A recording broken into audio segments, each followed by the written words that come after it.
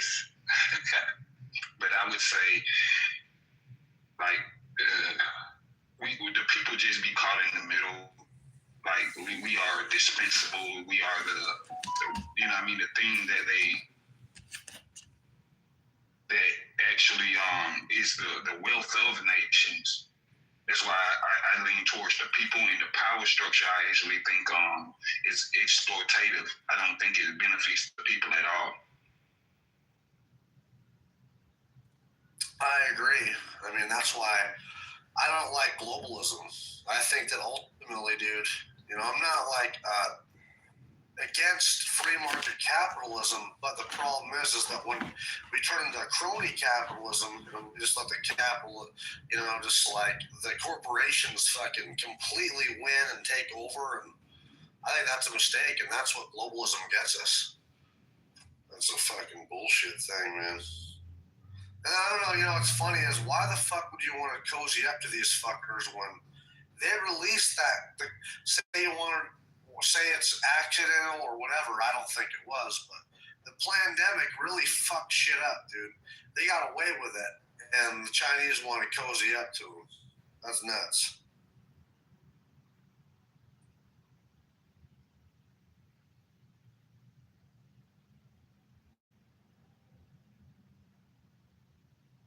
Ultimately, it's just gonna strengthen the globalists, you know, I think, really.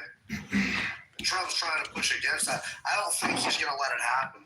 Dude, you're crazy, man. The Chinese are innocent victims too, dude. Bill Gates, Dr. Fauci, the World Health Organization, EcoHealth Alliance, all these F words that are in the government, they unleashed this bioweapon terror on us. They had the cure before the weapon was even released. It's a giant scam.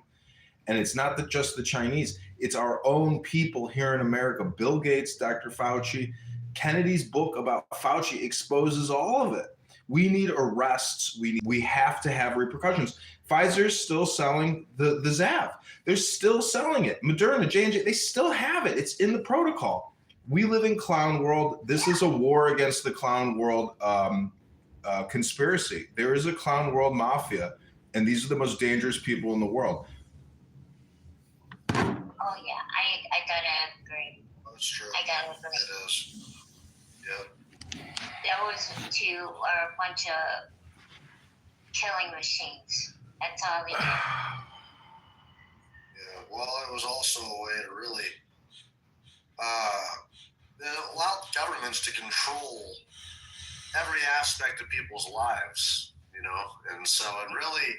It wasn't just the Chinese, I agree. It was definitely the globalists, man. That's a fucking, but people don't want to talk about that. They don't want to talk about it. It's sad. Well, I know that I never took that crap.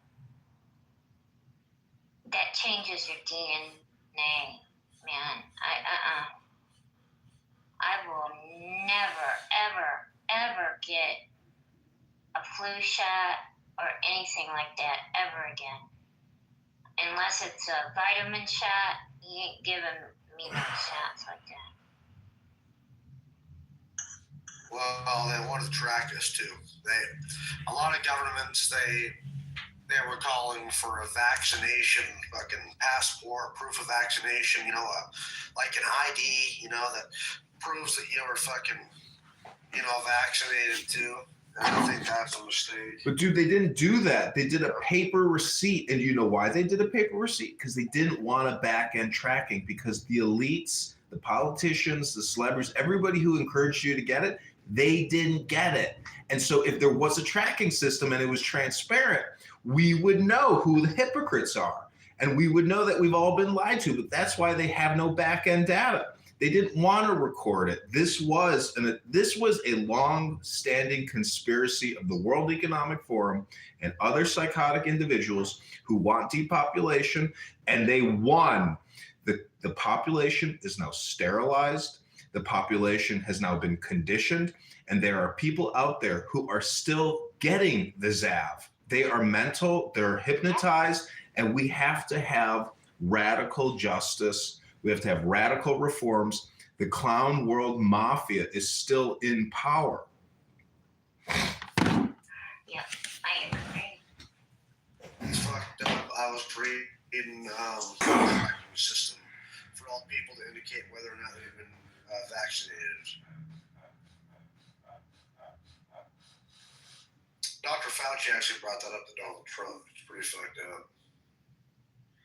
The Global Vaccination Action Plan called for ID technologies to track those vaccinated, conditioning people to accept the idea they would need to prove their vaccination and health status before being allowed by governments to engage in activities that heretofore were allowed by a free people without government restrictions, such as the freedom to travel.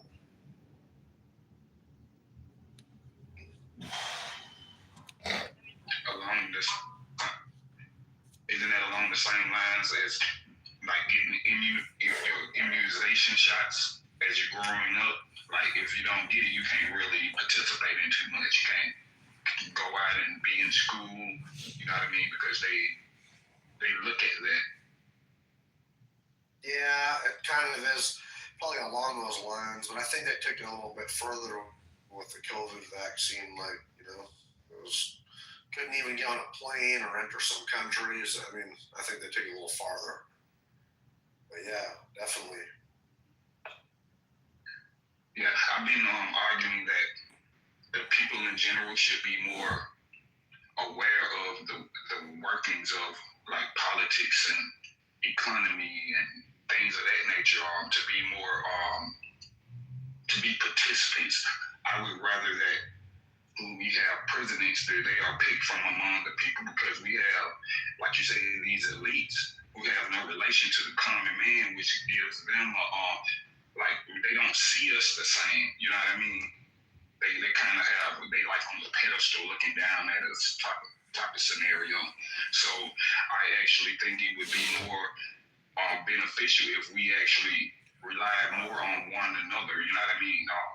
Pick someone among us, not these elite celebrities, these lineage politicians, right? Because they aren't concerned with the household of the common man. They actually want to hoard wealth for themselves and the people like the lobbyists and people who actually give to them. You know, if you understand what I mean, they don't have the protection of the people, which the government is like formed for. That's not, they actually exploit the people. That's something that actually bothers me, right? Like Elon Musk is, we call him a damn near a billionaire, right? A trillionaire, right? In that scenario, you have to put in context, right? He got his wealth from American R&D, right? American subsidies. So he's actually using the taxpayer dollars to accumulate his wealth, right? And then build a business to like drain the people. You know what I mean? All the wealth and stuff comes directly to them. I have an issue with it.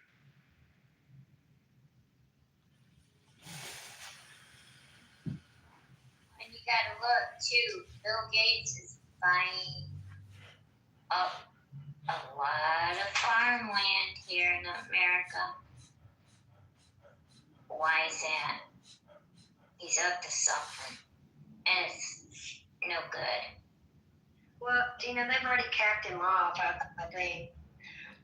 But he's buying up all that farmland so he can continue to plant GMOs, you know, so he can poison us. Also, just control the food supply in general.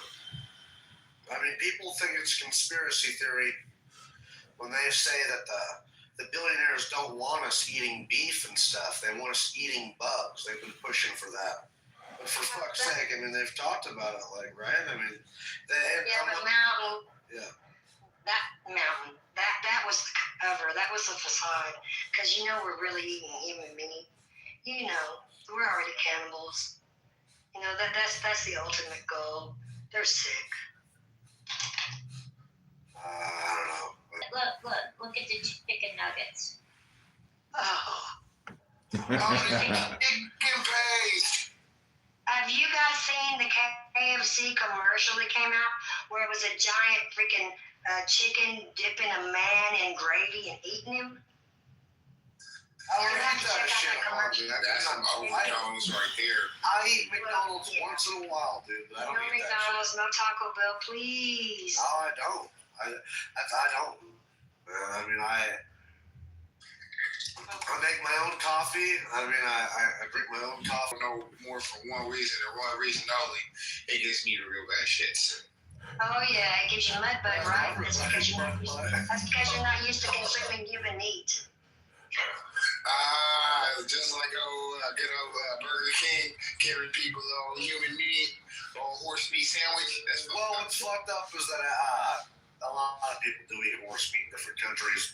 That'd probably be better, but really a lot of that stuff is proven to have plasticizers in it. Like, I mean, there's certain plasticizers they found in McDonald's food and shit. That's probably why you're getting mud butt. No, I don't know if you guys researched it in depth. When COVID came around, it had something to do with mad cow disease, and mad cow disease comes from cows eating cow. So I'm thinking that the dogs are eating dog and the cats are eating cat, and that's why they're getting sick. Plus the air. But I really did think that these fuckers are sick and twisted, and I fully believe they would go this far. So you really think that they're really giving those animals like a form of cornmeal yakum? Absolutely think they're doing it to them and to us. I mean, remember during COVID they referred to us as the herd? And I was like, oh, hell no. They're referring to us as a herd of cattle. And people were like, no, that's a... They vaccinated the animals. That means we're Owners cattle. vax their pets. Cattle, sheep. That's a big one they like to use. Turbo cancers are everywhere. It's in the pets because people injected their dogs and cats with COVID-19 vaccines because they were delusional and brainwashed. And now everybody's dying from turbo cancer. It's the #1 health crisis in the country. And the big pharma manufacturers, through their osteopaths, have products to help you with that. But it just kills you a little slower. So everybody has been infected. You can't talk about it. She's about 6'7", right? My dog has got lumps all over her because I go and get the vaccinations like the rabies, the heartworm. Those dogs my son has not a lump or bump anywhere on them. But my dogs, every one that I have taken to the vet and get rabies and all those other shots they give, it's like they're killing our dogs, especially the big ones. Now, after her, after Anna, if I get another dog, it's not getting shots. It might get its puppy shots, but that's it.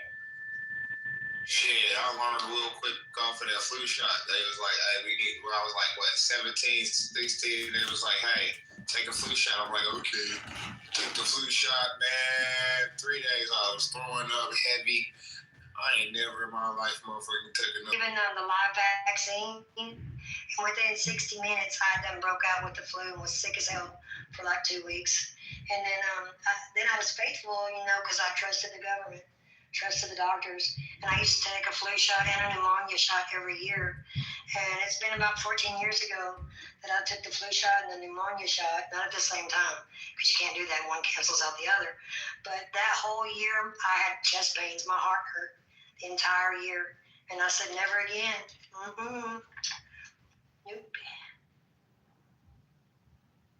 And I heard about that one lady, I don't know, I can't remember if it was a flu shot or if it was the H1N1 vaccine, but she took it and, she kind of what it was, her leg got all gimpy and her arm got all gimpy, and it only fixed itself when she ran, and then when she stopped running, she went back to being gimpy. It was crazy.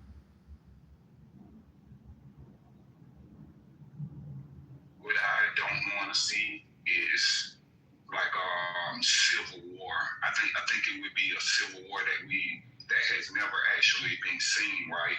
Like the people versus its own government type of thing, where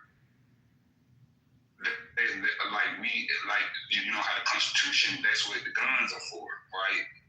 For the tyrannical government when it becomes oppressive, right?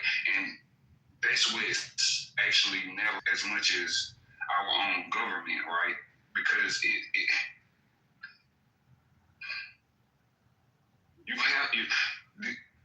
Civil War part, right, is we have other like legal avenues to alleviate oppressive government. This is what the Declaration of Independence is for. This is what the Constitution is for, right?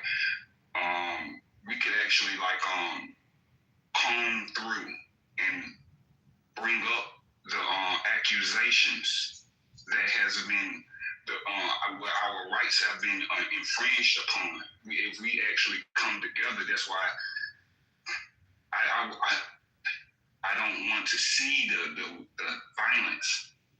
That violence brings everything gone, right? Everything falls apart, gets destroyed. So Go ahead. Taz, I'm not Tina. You do realize. I know, I'm sorry. Yes, honey. Mm-hmm. You do realize that every time we get a new president elected and he takes office, they run the emergency broadcast system, and then from there on out, every month for the rest of his presidency, it gets run for. We don't have constitutional rights because they're suspended during war or during martial law. So it's a facade that we have rights at all.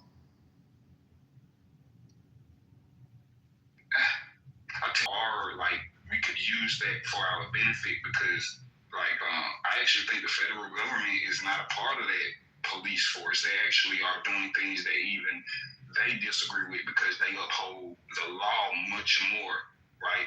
They believe that they take orders from the president, right? And if he like this is why they say ICE is doing things that goes above the parameters of the law. Right, they're trying to catch immigrants. They're also not distinguishing between the citizens themselves. Right. Well, Taz, the local police department does not serve the people. They serve the businesses. They're here to protect the businesses. But if you have a sheriff that's been elected rightfully by the people, he's the law of the land. The sheriff is the biggest law, in the country. I don't know if you know that, but sheriff trumps everybody. Yeah, I don't know that, and it's not true. Well, look it up. It is. I have looked it up. It's not true. It is true. If he is a well, hold on. Let's take a look at that for a moment. The sheriff. Tell you what, I'll wait till you finish. Go ahead, then I'll respond. What I was was, if he's elected by the people, then yes, he's the law of the land. He trumps everybody. But if they're just appointed, then no, they're not. All right. They're not voted in. If they're not voted in, Steve. May I respond now? Okay. So let's take California, for example. There are 58 counties in California, which means there are 58 sheriffs in California alone. So when you say that sheriffs are the law of the land, they are only arguably the law of their county. But all of the counties are under one governor. So what you said about the sheriffs being the law of the land is not even true for each individual state. Right. Maybe you want to go back and do your research. Well, I can tell you here in Texas, if you've got a sheriff that's been voted in by the people, they are. I don't understand why you don't get this. I mean, Everybody I know knows this. Well, let's find out. Let's take your Texas. Are you saying that all of the sheriffs are more powerful than the governor? No. The law. I'm talking about the law enforcement. They're over highway patrol. They're over the police, the local police department. Are they over the governor? Are they over the governor? No, because he's not a lawman. He's not a police officer. But what can the governor do? The governor can call out the national. You're not Clearly the governor. But that's not what I'm stating. You're misunderstanding. You stated the sheriffs are the top law of the land. That's exactly what you said. And what I meant by that, he's over the game warden. He's over the police. He's over the highway patrol. That's what I meant. But he's not over the governor. No, I never said he was over the freaking. Okay, thank you. So the governor is more the law of the land in Texas than each of your sheriffs, right? If the governor's going to arrest somebody, is the governor going to pull somebody over? It's a simple question. Well, Who has more powerful over the Is the governor a police? Is he a cop? Is he a sheriff? Governor is not police. The answer is no. Governor is not police. Controls the county, and the governor controls all of the counties. The governor can make one phone call to one sheriff's department and tell them to stand down. The governor can also call out the National Guard. The governor is more of a law enforcement person. And what about your state attorney general? Your state attorney general under the governor over the state is the most powerful law enforcement person in each state, the state attorney general. They are more powerful law enforcement than the sheriffs. Again, I love you to death, honey, but I strongly suggest. You totally misunderstood what I was saying. I was saying nothing. You know what? I'm going to drop it. Thank you, because I wasn't speaking about government officials. I was only speaking about the sheriff.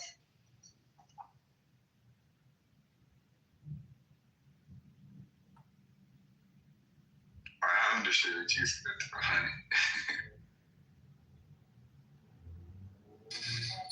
I wasn't stating anything about government. I was just speaking about the police officials in general. Just the police. Well, that's why I had said the police department, they're not there to protect the people. They're there to protect the businesses. Okay, well, that's a whole other issue. I didn't even address that issue. Yeah. I didn't even touch that issue. The only issue I touched is that the sheriff is more powerful than anybody else. That's all I touched. Well, she said the sheriff is the law of the land. I heard what she said. The sheriff is not the law of the land. I'm just quoting to you what she said. Okay, thank you. Because the sheriff is not the law of the land, because the sheriff doesn't make the law. I say I agree. I didn't say you did. I didn't say you said anything. I didn't say you said anything. Well, you got a little bit of bass in your voice and your chest. I got a lot of bass in my voice, so I'm not saying anything that you said. I'm telling you the way it is. The sheriff doesn't make the law. Okay? No, it's law enforcement. That's a different. Okay, and the sheriff is not the top law enforcement in the county or in the state. It's the attorney general. I'm not even on Google, but I can look up state attorney general right now. In fact, I will. I'll do it in Texas. The Texas attorney general, whoever the hell it is more powerful law enforcement than any sheriff. Honey, you want to go ahead and finish off what you were trying to say? Steve be trying. He's real, like, he want to be precise. He don't like not a wrong word, like you could, any kind of wrong stuff, Steve is going to correct you. I think that's all it is. Like, he ain't trying to be like an a-hole. We went through it too. Yes. Because I was tired. Yeah. He was taking. He gonna get you. Yeah. Steve is cool.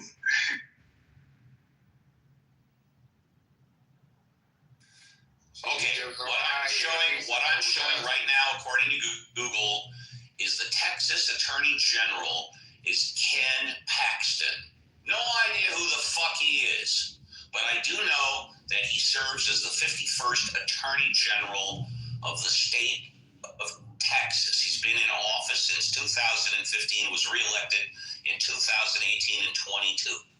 He is, by definition, the most powerful law enforcement officer over and above any of your sheriffs in the state of Texas. Now, honey, I'm not saying you were or we're not saying anything. And yes, you're right. When people start saying things, I'm going to clamp down on word sentences in meeting. But when it comes to most powerful law enforcement officer in Texas, besides the governor, I'm going to say it's Ken Paxton, who is the Attorney General. Now, if anybody wants to disagree with that, go ahead and attack my words, attack what I'm saying, knock me out. Here's my chin.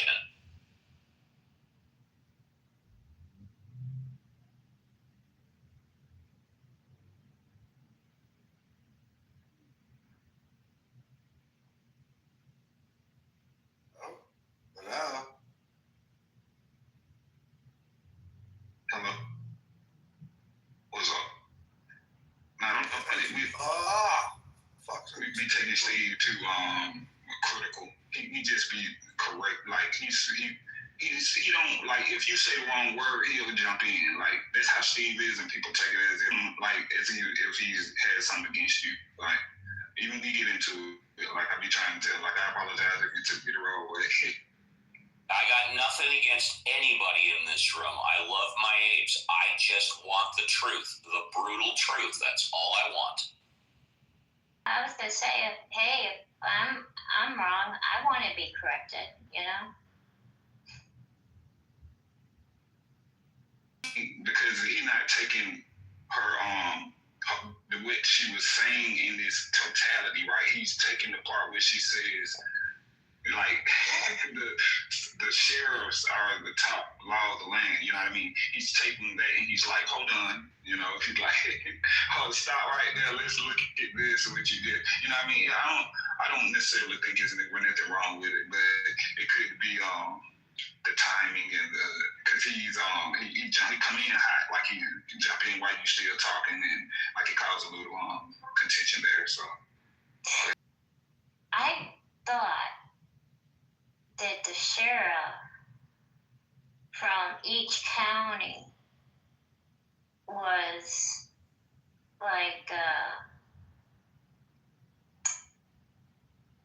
something like Honey said. I kind of thought that, but now I know for sure.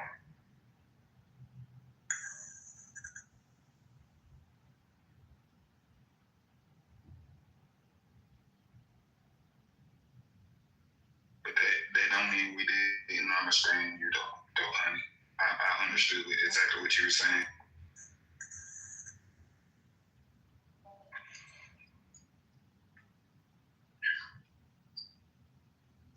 Alright, so I've got all the money together to go pay all these house payments.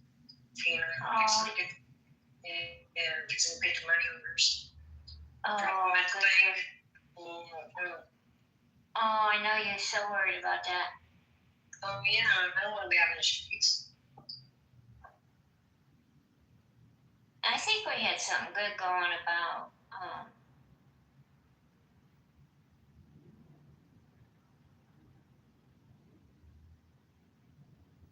these what do you call it, the shots, the flu shots, and everything else. I think that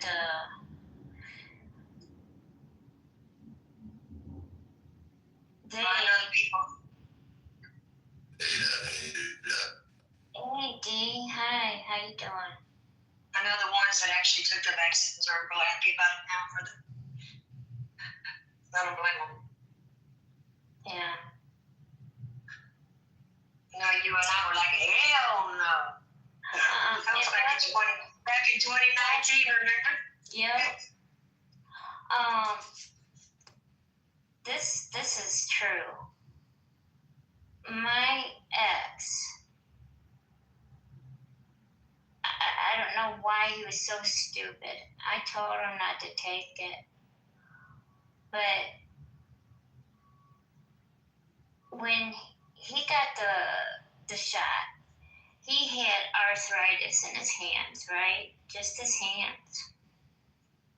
But after he took that flu or that COVID vaccine thing, now he's got arthritis all over his body. Now I found out that if you're sickly, like if you got bad heart or bad lungs or something like that, a condition. Even an underlying element that would have developed later in life. Yeah, right. Yeah. It would have killed me. If I would have took that shot, it would have killed me. Yes. Yep. I mean, look at me. I mean, I would have developed COPD like my mother did, in her late 60s, early 70s. But because I got COVID, and I developed COPD after that first year. Remember, it took me like a whole year to be able to breathe again. Yeah. How horrible it was. Yeah. Hey, honey, we good or are you pissed at me? Oh no, never. I would never be mad. No, I'm sorry. I came down too hard on you, and I do humbly apologize. I just got passionate about my civics. That's all. I'm terribly sorry. Yeah, it's okay. I mean, I guess I misspoke. I should have been better at describing what I was saying.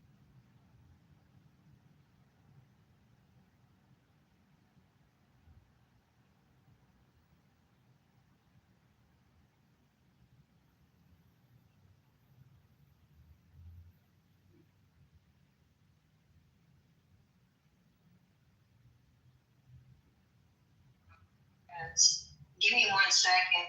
I want you to hear just a little clip, just a few seconds. And I want to throw something your way and tell me how you feel about it.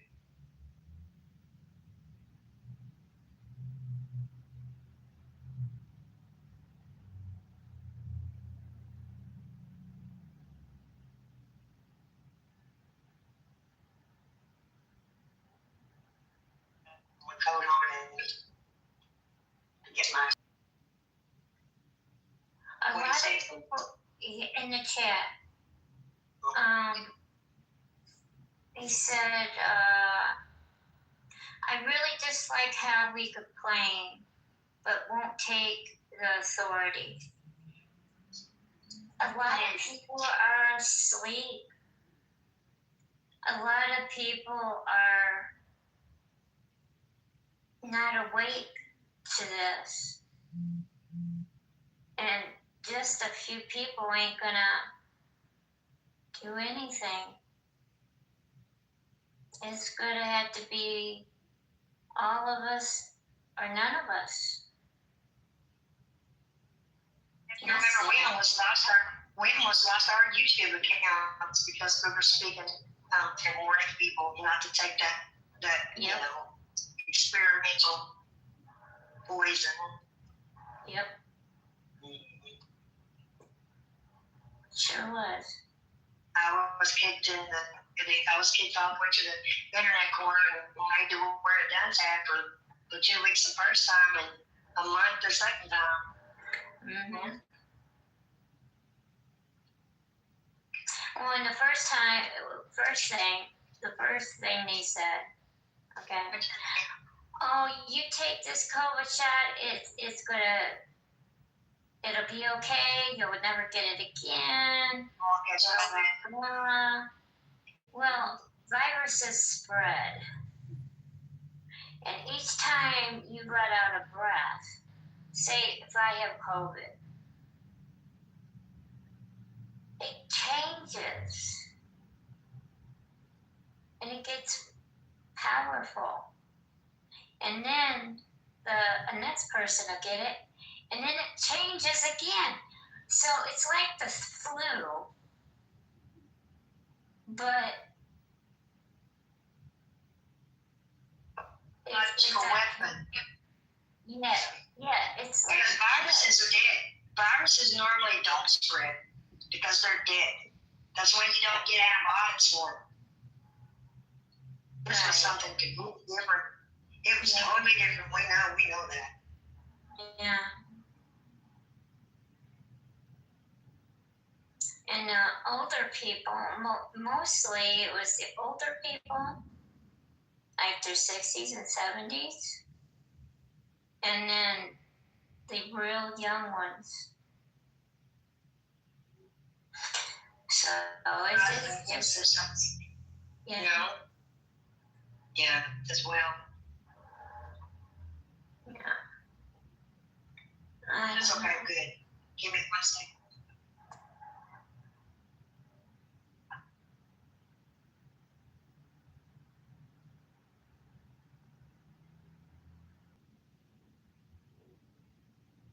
But what do you think about all this, Alex? Tina, what do you got? Good afternoon. So what do you think about all this, the COVID shot? Should they have taken it? I try to kind of stay neutral on the issue in regard to the vaccines. I think I understand I understand why people have some apprehension in regard to, because unfortunately, even during there was misinformation which was running around. There were a lot of people who were putting things. That's why even some of the platforms like Facebook and Instagram had to move, were forced to remove a lot of these people who were saying like really negative things. And I don't think that people sort of look at what exactly was happening across not only the country but across the world. As far as people were very afraid. There were a lot of people who were like living in fear. And I think that bred a lot of the conspiracy that it's like, oh my, what's happening for. There was a lot of misinformation. And I think there was a lot of people who weren't really, they weren't trying to pay attention to all of the facts with it. They just heard the facts that they wanted to hear and kind of ran with it. We see on the overall that the treatment, I know the vaccine was rushed. I know the vaccine had implications. I know that many individuals were adversely affected by it. And that being one part, but at the same time, this was necessary to get something out for it, not only for the purpose of individual health, but also because of economic reasons. And that, I think, only added to the hysteria that went around with it. Now, people say that, like it was bad for you and you shouldn't have taken it. And for it, I mean, each individual is allowed their own opinion and they have the right to decide what to do. But when we talk about it overall, when we say that, certain health objectives were set for the entire populace, the reason why was not only to address the possibility of spreading of the virus, but also to prevent more of the fear, the hysteria that was going on. So people were just like, oh, I'm not wearing no mask. I'm not, it's like, okay, I understand that accepting a vaccine, or at least understanding that it wasn't worthwhile to raise the hysteria around vaccines. Or if you didn't like the information regarding it, go look. Go find out. Go research it. If you thought that there was something that was better for it, go get that for it. But, I mean, at this point in time, they've increased in frequency over the last 20 years. And for H1N1, you talk about the situations in regard to Ebola, you talk about what's happening. As our world gets smaller, there are more things in it that we may actually have to cope with as far as medical. So I'm just like, I hold back opinions when people say like, oh, they're trying to kill you and all this stuff. I'm just like, okay, show me the data, show me the information for it, but at the same time, look at the big picture.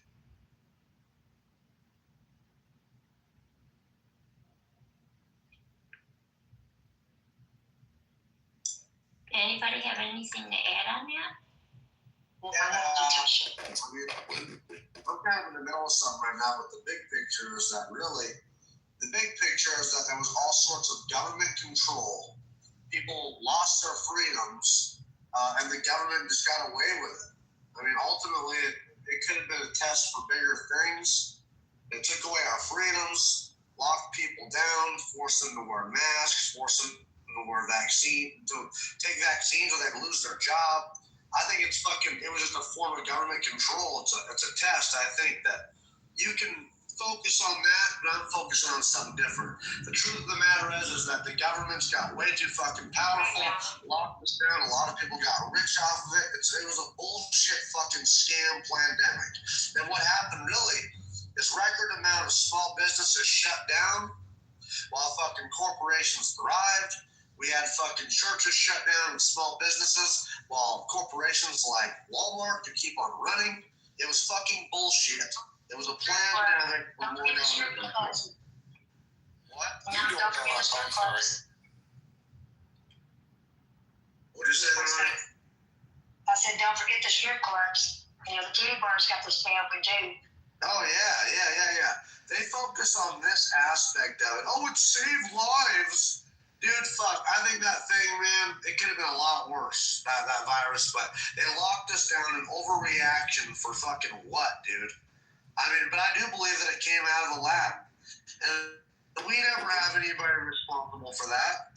I mean, how many fucking people died? How many businesses were shut down? How many lives were taken? Look into the numbers. A lot of them were cooking the books where people died of other illnesses, but they called it as a COVID death. So you gotta really look at those numbers, and you gotta be able to separate and differentiate, because you know the statistics are flawed on this.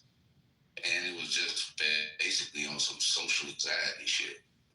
Yeah, COVID trumps everything. If you notice, flu went away, tonsillitis went away, you know, the common cold went away. Everything became COVID. Everything, you know.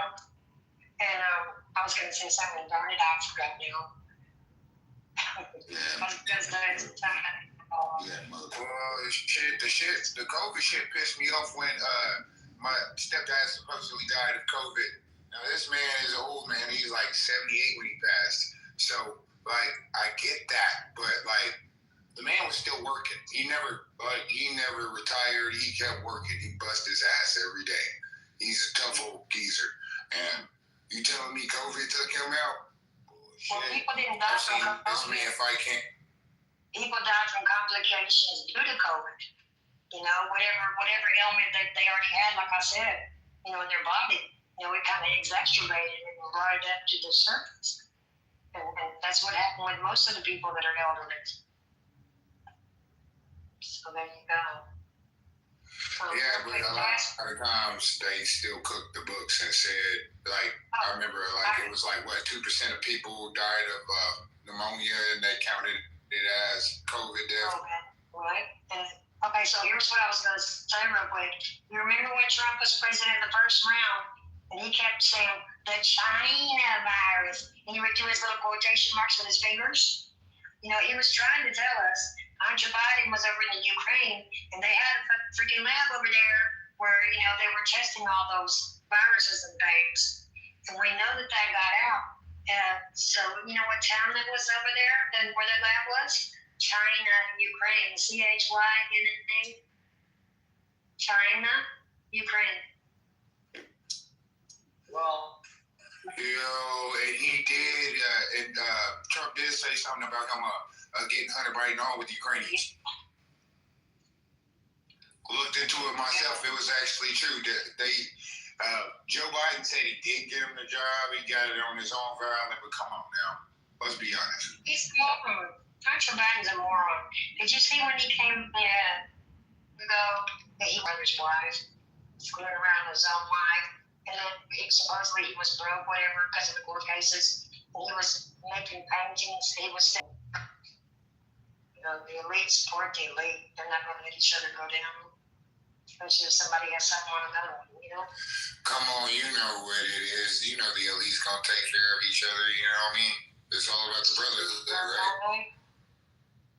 Mm-hmm. The lizard people going to take care of the lizard people. I'm joking. Okay, so Taz, are you there? If you're not busy, I wanted you to hear something real quick. It's about a few seconds.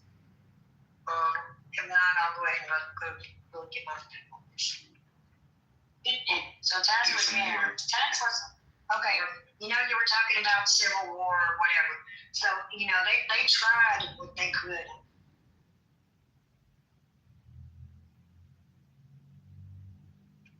Yeah, but So they touched the waters with the white people and the black people asked, and they realized that shit wasn't going to go nowhere. Now, I want you to hear this. Let me know if it's loud enough. Let's see if you hear these lyrics. I'm going to tell you something that it could be happening right before our very eyes. Okay, see if you can hear it.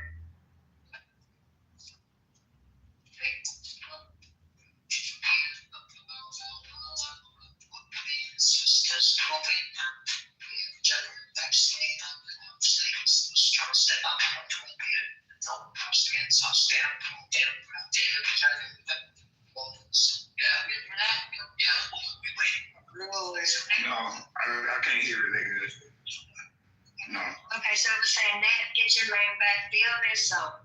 Native, get your land back, stomp your feet from the ground. And so there are these powwows that are taking place simultaneously with indigenous people.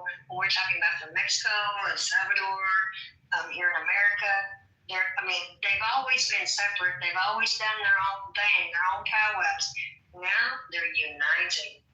So what if the word coming is not with black or white or Hispanic? What if it's literally the indigenous, the natives, now that they've rebuilt their numbers? What if it's them literally going to come back and get their land back? It's crazy. There's not enough of them. Yeah, no, you can't say that, man, because they repopulated like a mofo. And if you got all these indigenous groups uniting, They're not just saying. Listen to me, honey, be honest. This is where racism plays a big part in common sense. Them Indians are never going to get along. They don't get along in the Middle East, and they're not going to get along here. Okay, they still have got discrepancies. Yeah, I'm talking about America too. Like, listen to me, okay? My friend was a Northern Cheyenne American Indian.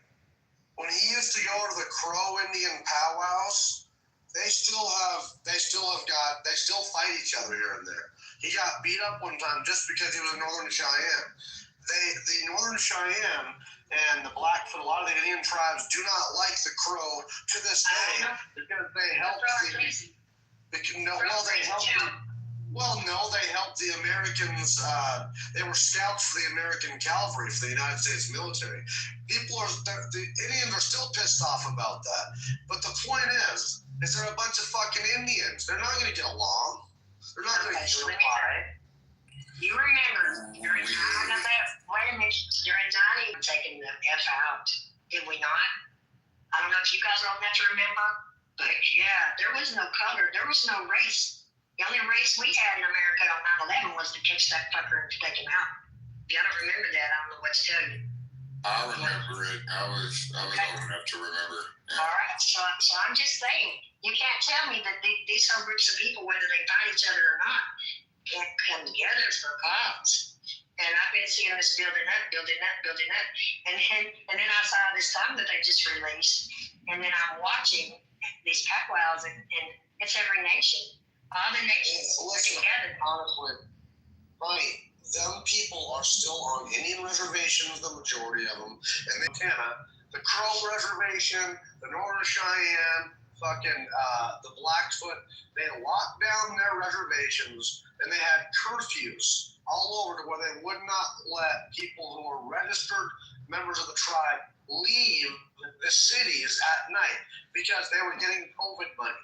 The point is they have no economy because the federal government put them in the worst places far from Afghanistan. The black people ain't got no chance of rising up.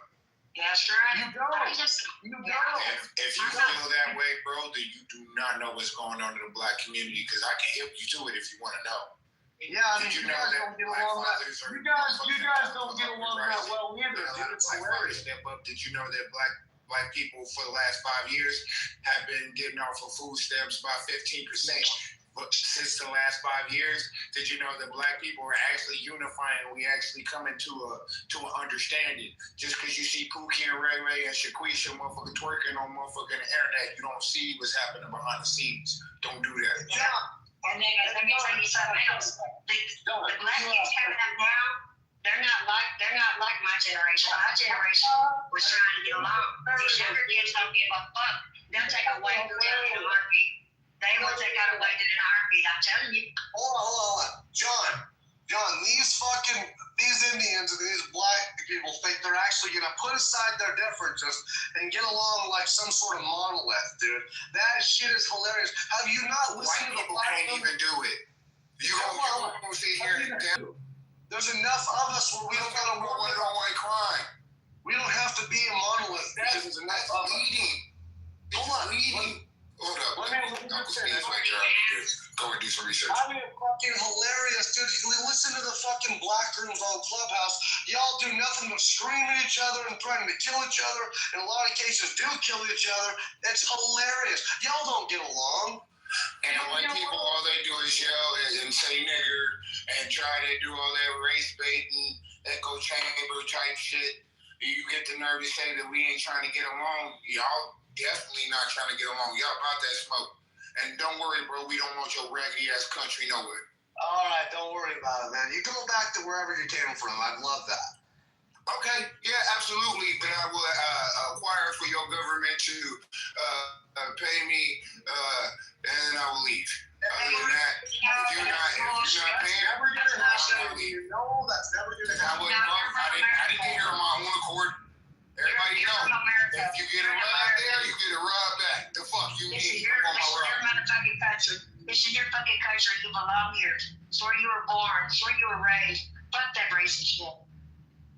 No, this country never really loved me, even though I served it, even though I did my best for it. We ain't ever loved Never you. loved me. It's cool. We ain't ever loved you. Don't even go there. Home is wherever you want to set your head at. Not everybody's that way, honey. Not everybody's that way. I'm just telling you. There's a lot of love out here.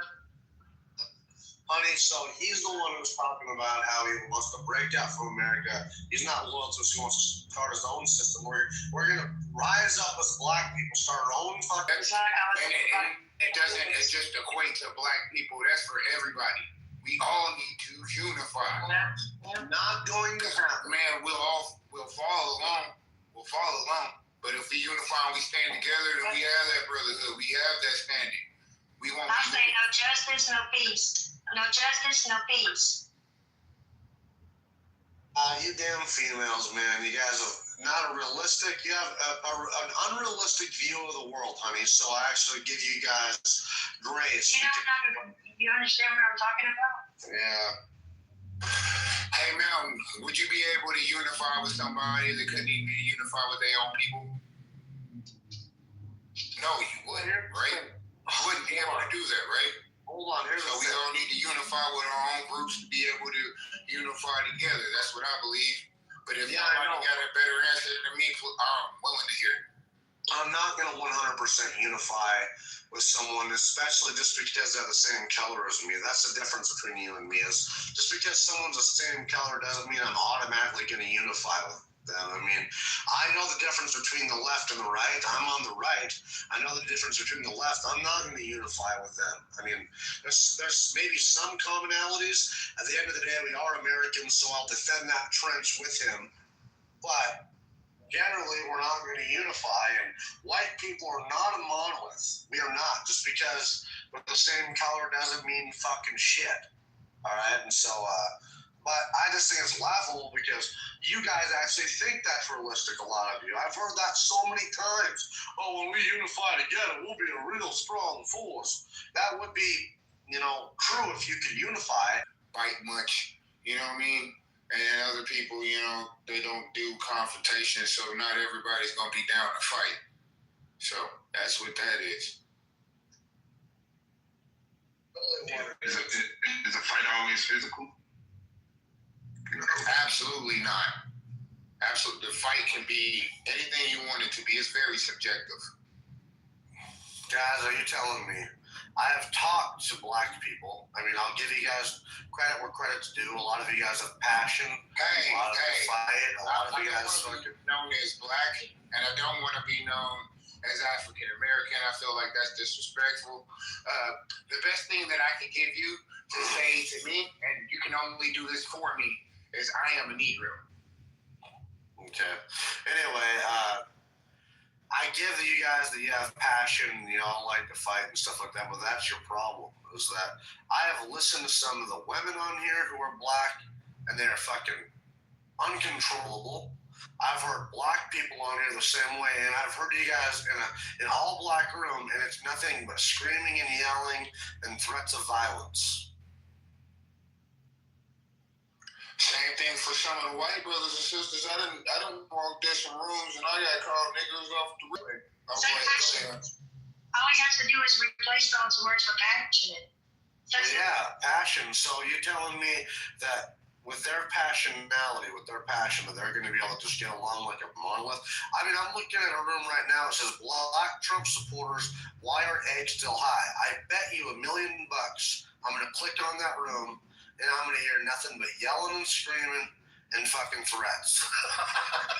I'm going to do it right now. I'll be right back. I'll be back in literally in 1 minute, and I'm going to confirm what I'm. And that's why you be losing right there. Whatever. Let me hear. Let me hear this. 39 people.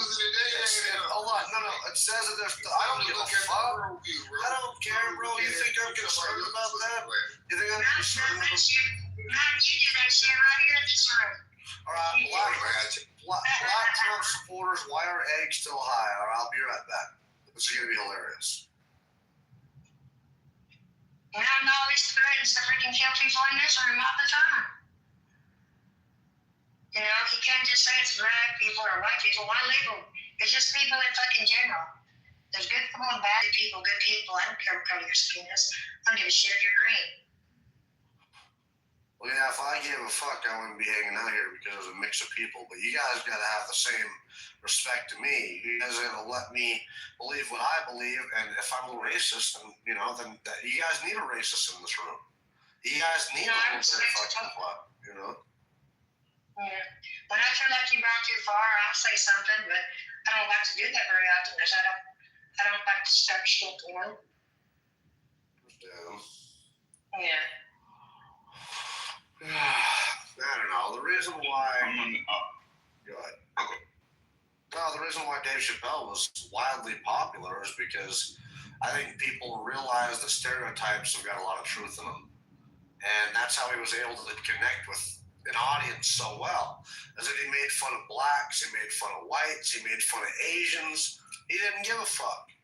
He was hilarious, unapologetically. You know, and that's why he was the best. And I still appreciate Dave Chappelle for that. Do I hate him for that? Because I know what he thinks about white people? No. Because he doesn't necessarily hate us, but he is racist as I am. And he understands stereotypes have got a lot of truth to them. I mean, you're probably going to find a fucking gas station owner is going to be an Indian. You're probably going to find a smart Asian person. You know, I mean, stereotypes are real. I think you've seen it. Wow, man. It's not racism, bro. It's actually acknowledging that it's hate on the other end, right? And not wanting to be a part of that because of the things that have happened. That's why you hear people talk about these things. It's not racism, bro. It's actually talking what is it? I actually consider it like trauma. Cause that's why he said, forget America, because there's a lot of blood in this land, shedding of innocent blood, right? A lot of just atrocities, masses. I mean, bro, it's like that's why the people fucking insane. They stuck in the race they development. You don't want to learn. You don't want to participate in what actually runs the house. You just want to fucking sit in your room and play the game. Okay. That's all American citizens want to do, right?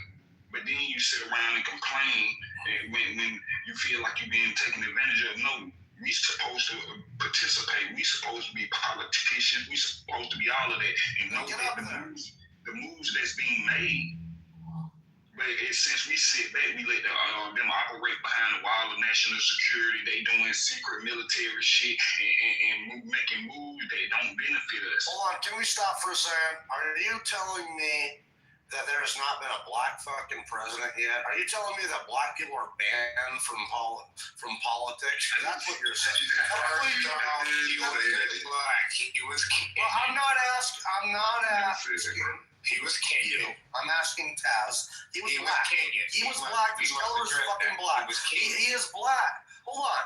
God damn it, dude. This is why I cannot have honest conversations with you guys. Bro, you know the two Motherfucker is JR. black. Do you understand the difference?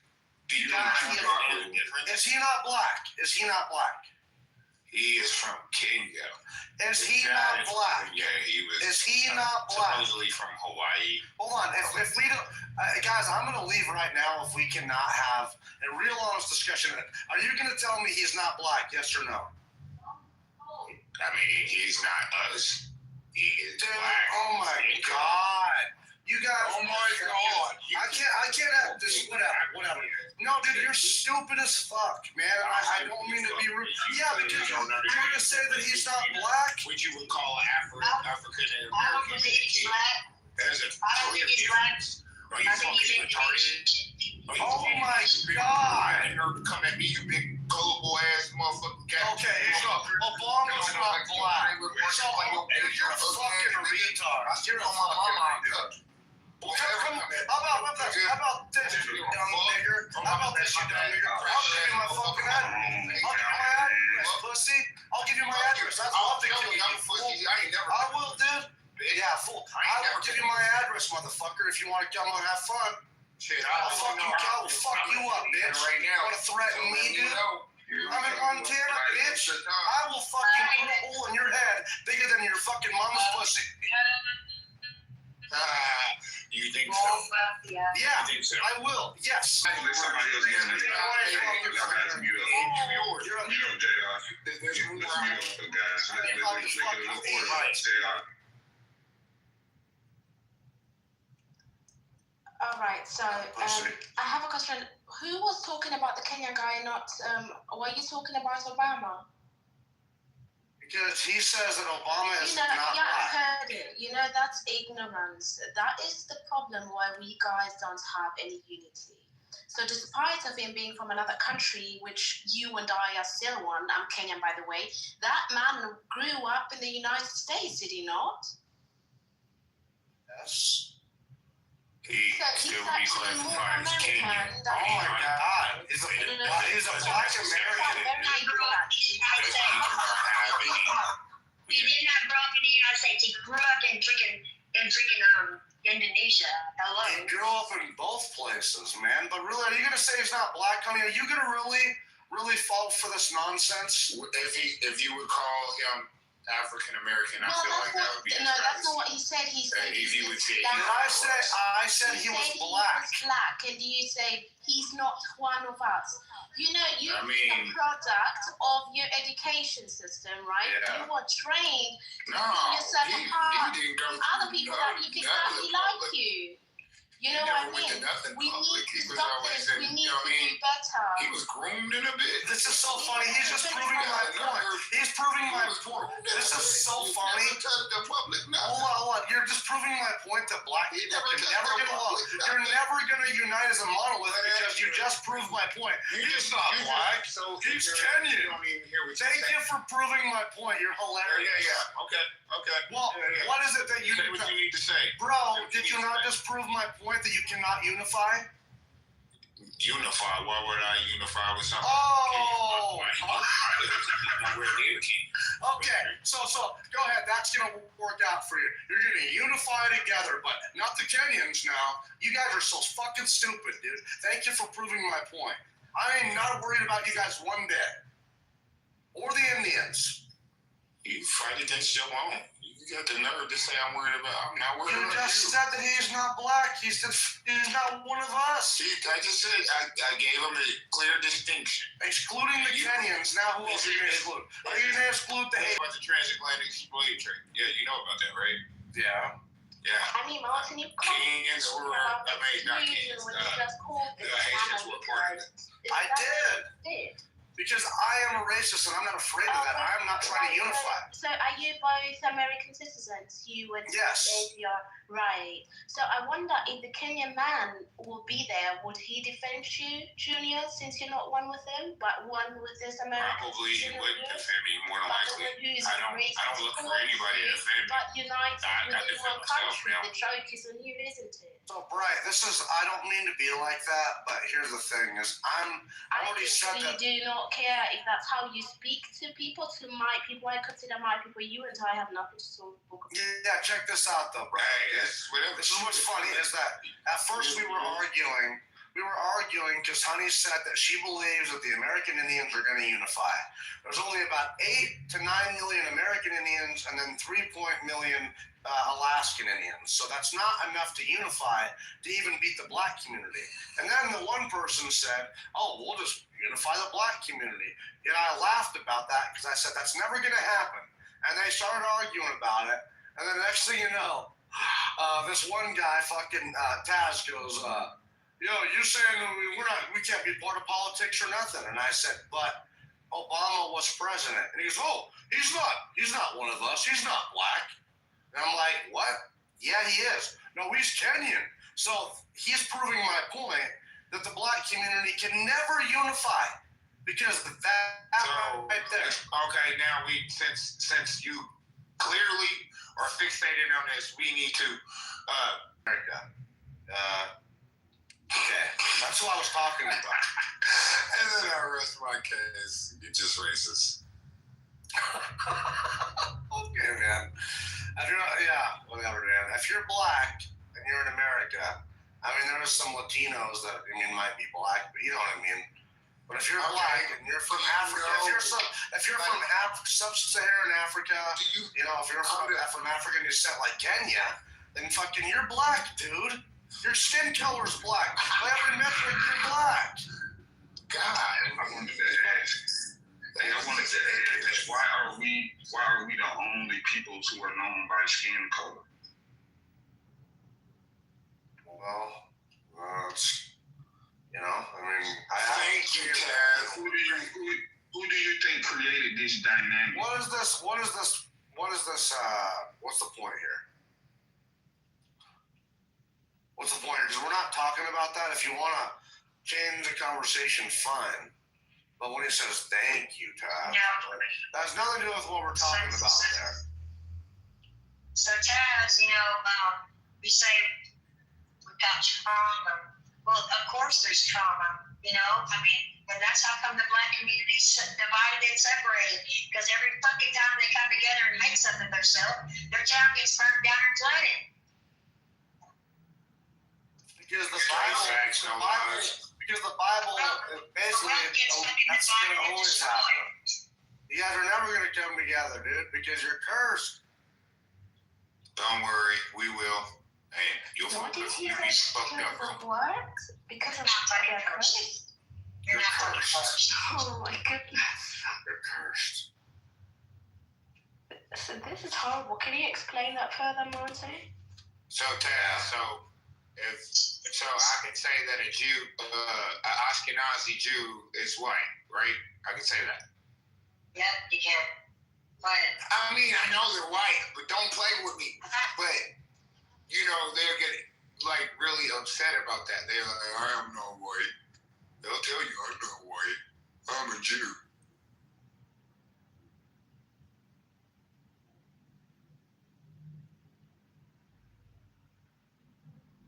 We can talk about this. How about this? And then, Check this out. Listen, hold on. We decided these things. We're gonna put curse Do you want me to say it? I'm trying to read it, but I got Taz coming off. You need to get together. I got Taz coming off the. Goofy motherfucker. You guys sound the same. You guys sound the same, so no big deal. But anyway, here we go. Fuck you. Okay, so Genesis 9:20-27. After the flood, Noah gets drunk. His son Ham sees him naked. When Noah wakes up, he does not curse Ham, he curses Canaan, Ham's son. Cursed be Canaan, a servant of servants shall be he. You understand? So you trying to say the son of? Is that what you're trying to say? Because Yeah, he's saying that we are from Ham. no, that's not accurate, my brother. Okay, do you need to go into this? Hold up, my wife's calling.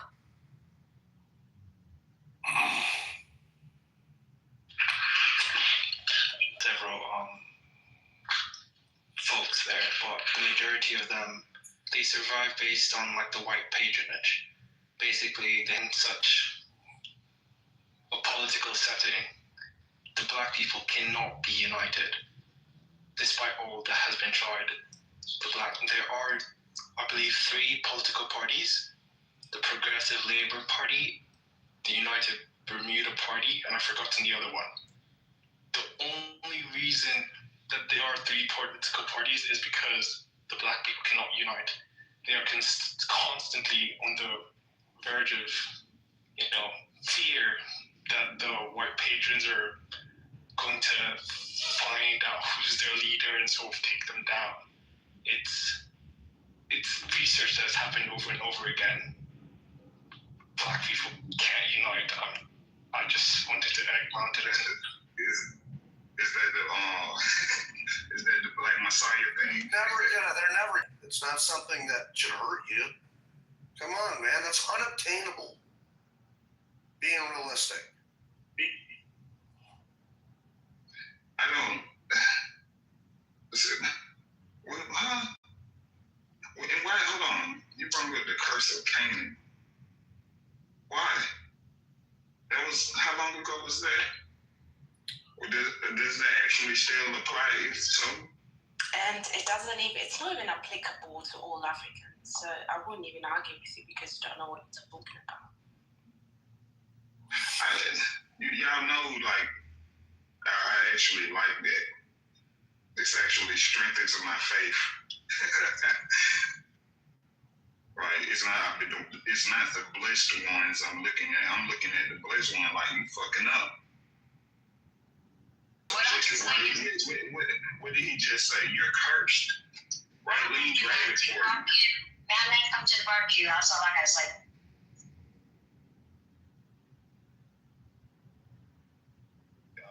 That's why I asked who created this dynamic, right? It is biblical. I be trying to get this across to people. This Bible isn't 2,000 years ago.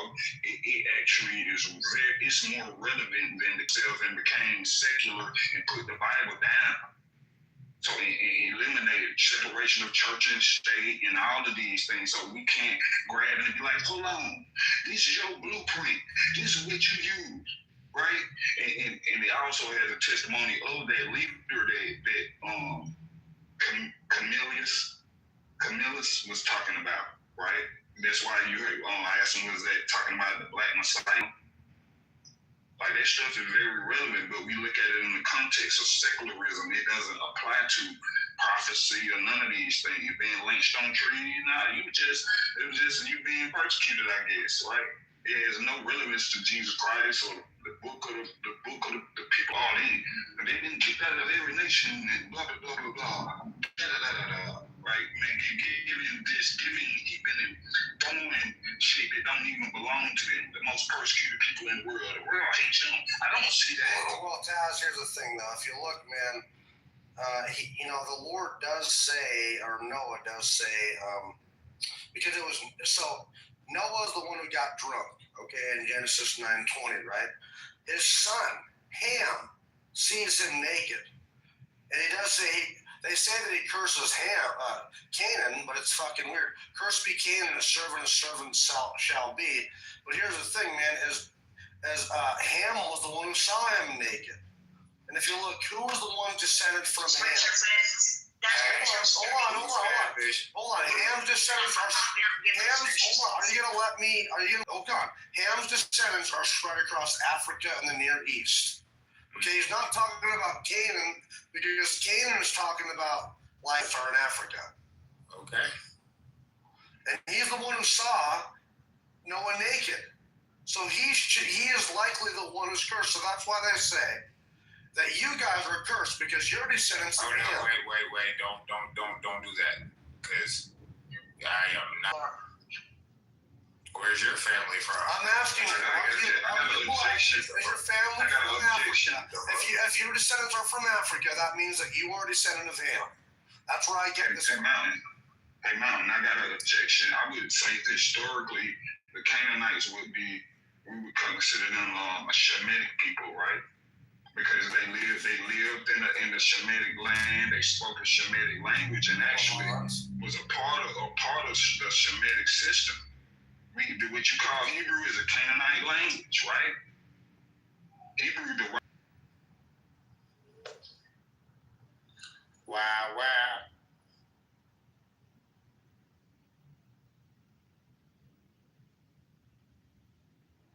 It wasn't just about the land; it was also the people, right? What happened to them in the Bible?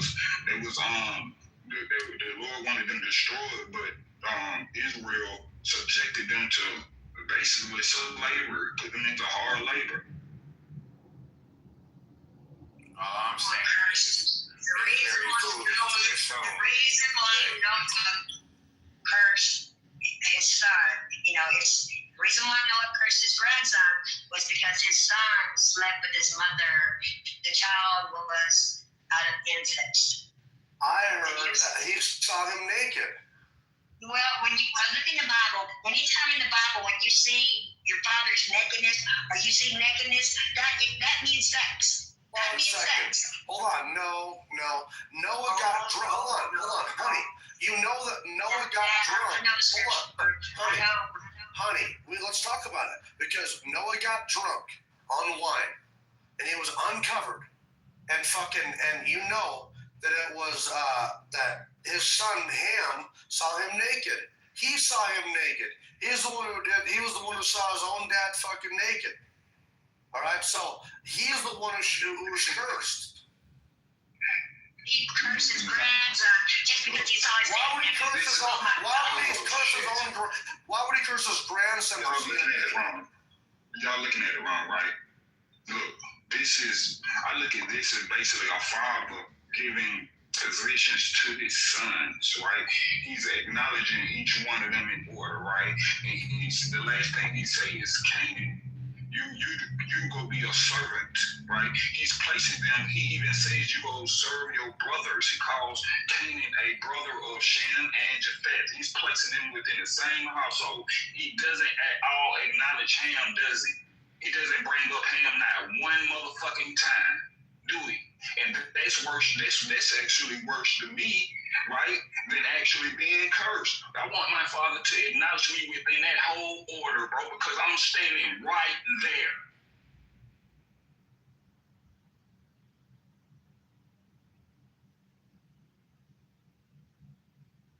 To him. I'm listening. He's go be a servant, and him that go be within that household. He places them together.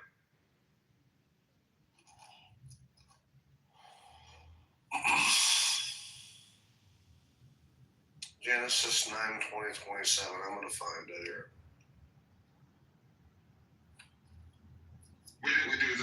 Is anything uttered about him? Does he acknowledge him? It's like Ham don't exist then. Let's look it up. In my personal opinion, I don't think we should be relating the Bible and political laws together. My main beef is, why are women allowed to practice law? That's why. That nigga troll. No, this is actually based on fact. It's like the first statement is that women are not to practice law. They're supposed to be elsewhere and stuff. Because once women are introduced into the mix, all this from racism to feminism and all the other in-betweens, they get messed up. The rules that happened that were made in the beginning no longer apply. So even racism and all this is sort of beneath all the water, honestly. If they're being powers that be just manipulating.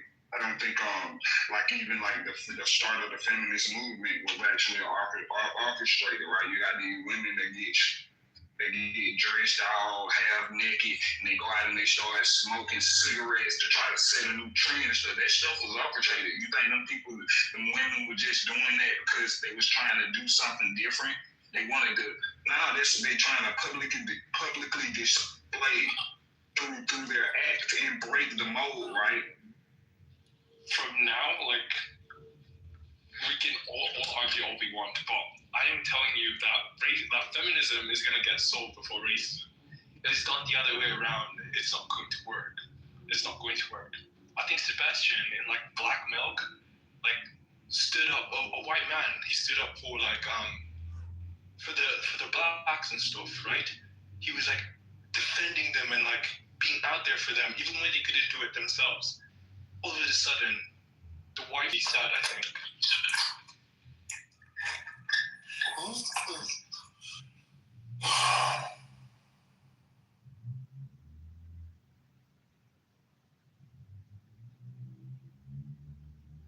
I don't know. I can't fucking find it, man. He's fucking wrong. Whatever you fucking just said, he's fucking wrong. He's fucking trying to brainwash you. Fuck. Now he's trying to find the curse of Canaan. Yeah. Oh, wait a minute. Here we go. 926. I found it here, actually. It was 9? That's why. Okay. Look this shit up here. Yeah, 9/20/27. Okay, that's why. Now I see why I don't book fucking throw names anymore. What'd you say? Oh, shut up, Ghost. Oh no, it's 25, sorry. It's alright.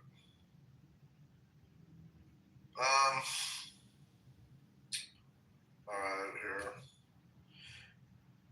Alright, now the sons of Noah who went out of the ark were Shem, Ham, and Japheth. And Ham was the father of Canaan. These three were the sons of Noah, and from these the whole earth were populated. And Noah began to be a farmer, and he planted a vineyard. And he drank of the wine and was drunk, and became uncovered in his tent. And Ham, the father of Canaan, saw the nakedness of his father, and told his brothers outside. But Shem and Japheth took a garment, laid it on both their shoulders, and went back and covered the nakedness of their father. Their faces were turned away, they did not see their father's nakedness. So Noah awoke from his wine, and knew what his younger son had done to him, and said, Cursed be Canaan, the servants of servants he shall be to his brethren. And he said, Blessed be the Lord, the God of Shem, and may Canaan be his servant. May God enlarge Japheth, and may he dwell in the tents of Shem, and may Canaan be his servant. And Noah lived after the flood 350 years, so all the days of Noah were 950 years, and he died. Now in this genealogy of the sons of Noah, Shem, Ham, and Japheth, and sons were born to them after the flood. The sons of Japheth were Gomer, Magog, and Madai, Javan, Tubal, Meshach, and Teres. The sons of Gomer were Ash, Japheth, Ribeth, and Togar. The sons of Javan were anyway. But yeah, kind of low. The sons of Ham were Cush. Hold on. The sons of Ham were Cush, Mizraim, Put, and Canaan. But look, where did Noah place Canaan? I don't think it matters. I just think, when he says he knew because you're looking at the curse. Right? I'm trying to put it in the context of a father, right? Say if he's giving out inheritance or duties and responsibilities and things of that nature. If I'm there, bro, I want to be mentioned, right? No matter in wet phrasing, right? I want the curse. It can be the God he mentioned, like with Shem, or it could be mentioned the spreading of the tents, the enlarging, right? I want to be mentioned. He didn't say anything about Ham. He didn't acknowledge Ham. Did he? Well, he did. He's right. So Noah woke from his wine and knew what his younger son had done to him. And then he said, "Cursed be Canaan, a servant of servants, he shall be his brethren." I don't know. I think that it does because I think Canaan was the son of Ham, wasn't he? Oh, my fucking goodness. What? Why didn't he say anything to Ham? Because Ham fucked up, bro. His father just left him out. His father left him out. That's what I'm telling you. Even the curse matters to God, bro. That's why it tells us our Lord became a curse for us. Why don't you understanding this? I don't know, man. I just, that's all I'm saying is I believe because you're not the order of Melchizedek, sir. Martin, do you understand what Taz is trying to say? No, I'm not really understanding. Okay, so he's basically saying the curse is directed towards Canaan, right? And the one who did what he did was Ham. So he's asking, why is he not mentioned, right? He did not receive any blessing, nor did he receive any curse, when that is actually relevant. He is completely cut out. So that is what Taz is drawing attention to. I feel like you don't really understand it. Well, I do. So you understand that Ham's sons, I don't think they were born yet, were they? I mean, it was Ham he was talking to. Because it was his three sons, so he can't be talking. Canaan wasn't even alive yet, right? I mean, or he was, irrelevant. The three sons, were Japheth, Ham, and Shem. It was Shem, Ham, and Japheth. You got that. They didn't have wives back then. They didn't have Japheth back then. It was only wives. Get that. Canaan did exist, unless he wouldn't be talking about it. Was the father of Canaan.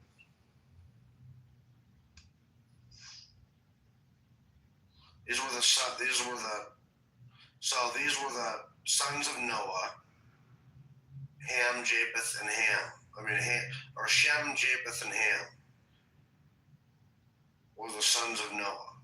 And then, but how would he know, right? I mean, I'm talking logically, right? Because he's talking about Canaan. So how can he talk about Canaan? How would he know the name? Well, it's not existing. Correct me, someone. I guess you're right there, but he was. So Ham was the father of Canaan. So he was talking about his descendants, basically. Mm-hmm. So that's Ham's descendants. Okay, but anybody descended from Ham. That's where people get that from. I'm not the only one. And I mean, they Hold on. But he calls Canaan, right?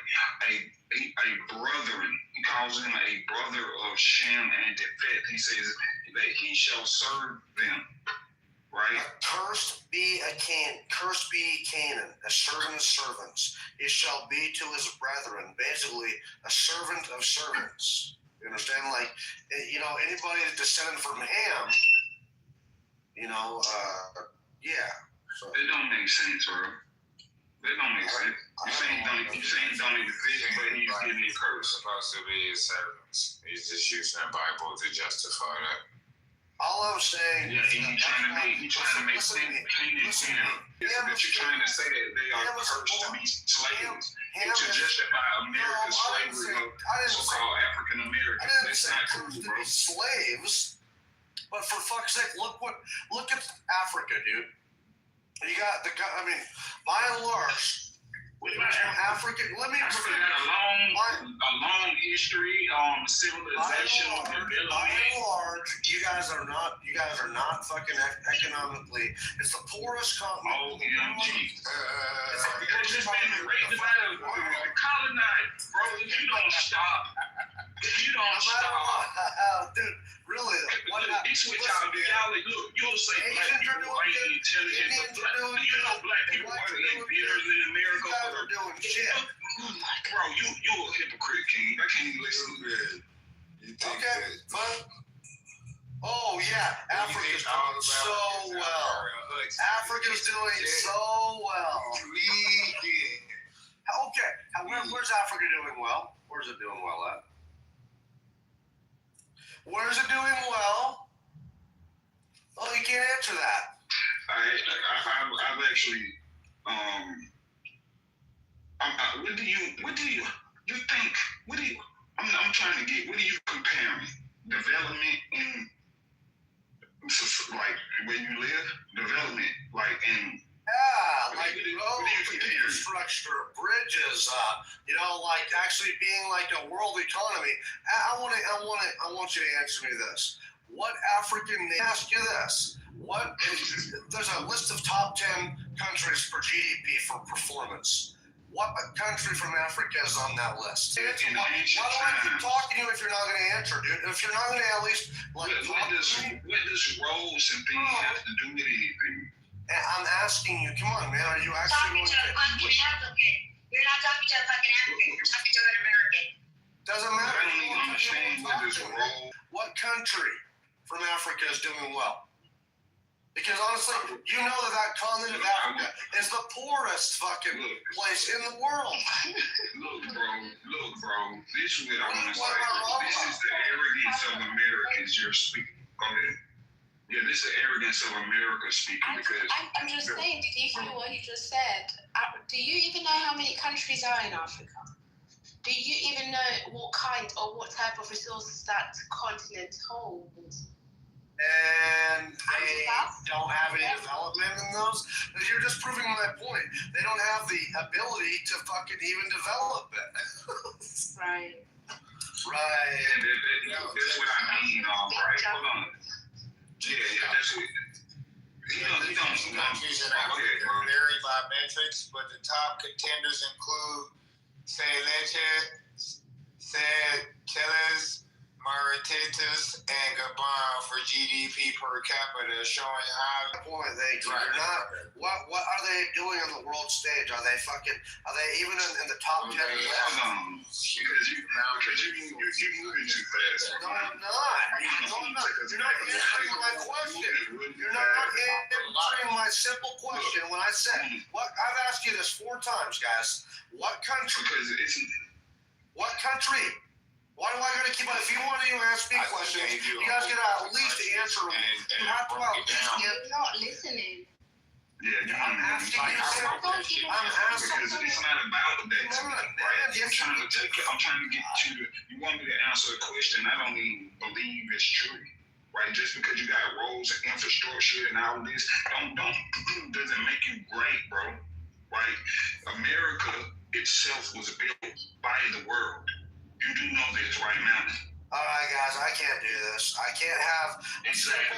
No, you can't. Right, that's why you kicking out, and that's why we kicking out immigrants now, huh?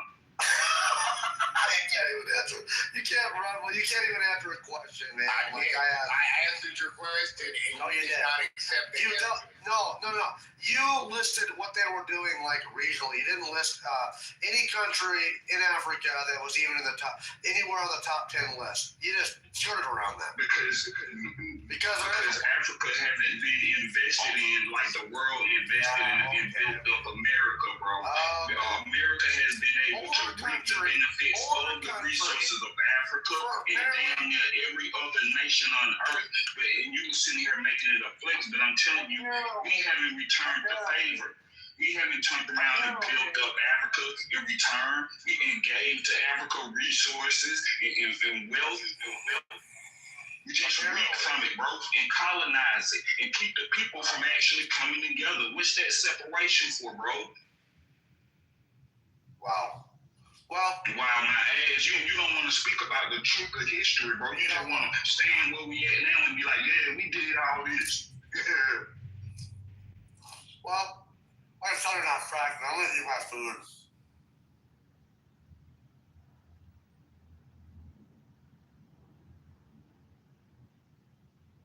Oh yeah, I was making burgers, bro. Got me some burger bun, some onion burger bun with poppy seeds. Sounds decent. Yeah, it is.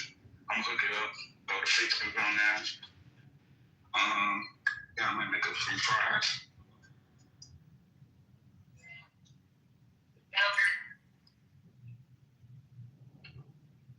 Man.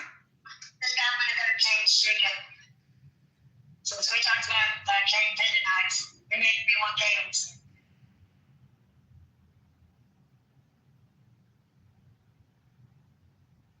I can understand you. You were really muffled, honey. With the top down, I said, since we talked about Canaanites, it makes me, I'm going to get some Cane's chicken. It made me want Cane's chicken. Yeah, that's right. Raising Cane's chicken? Yeah. Man, Brad be hitting. Yeah, they do, and they ain't got one around me, and I be mad. Me too, bro. Don't feel bad. Ain't no raising kids near me.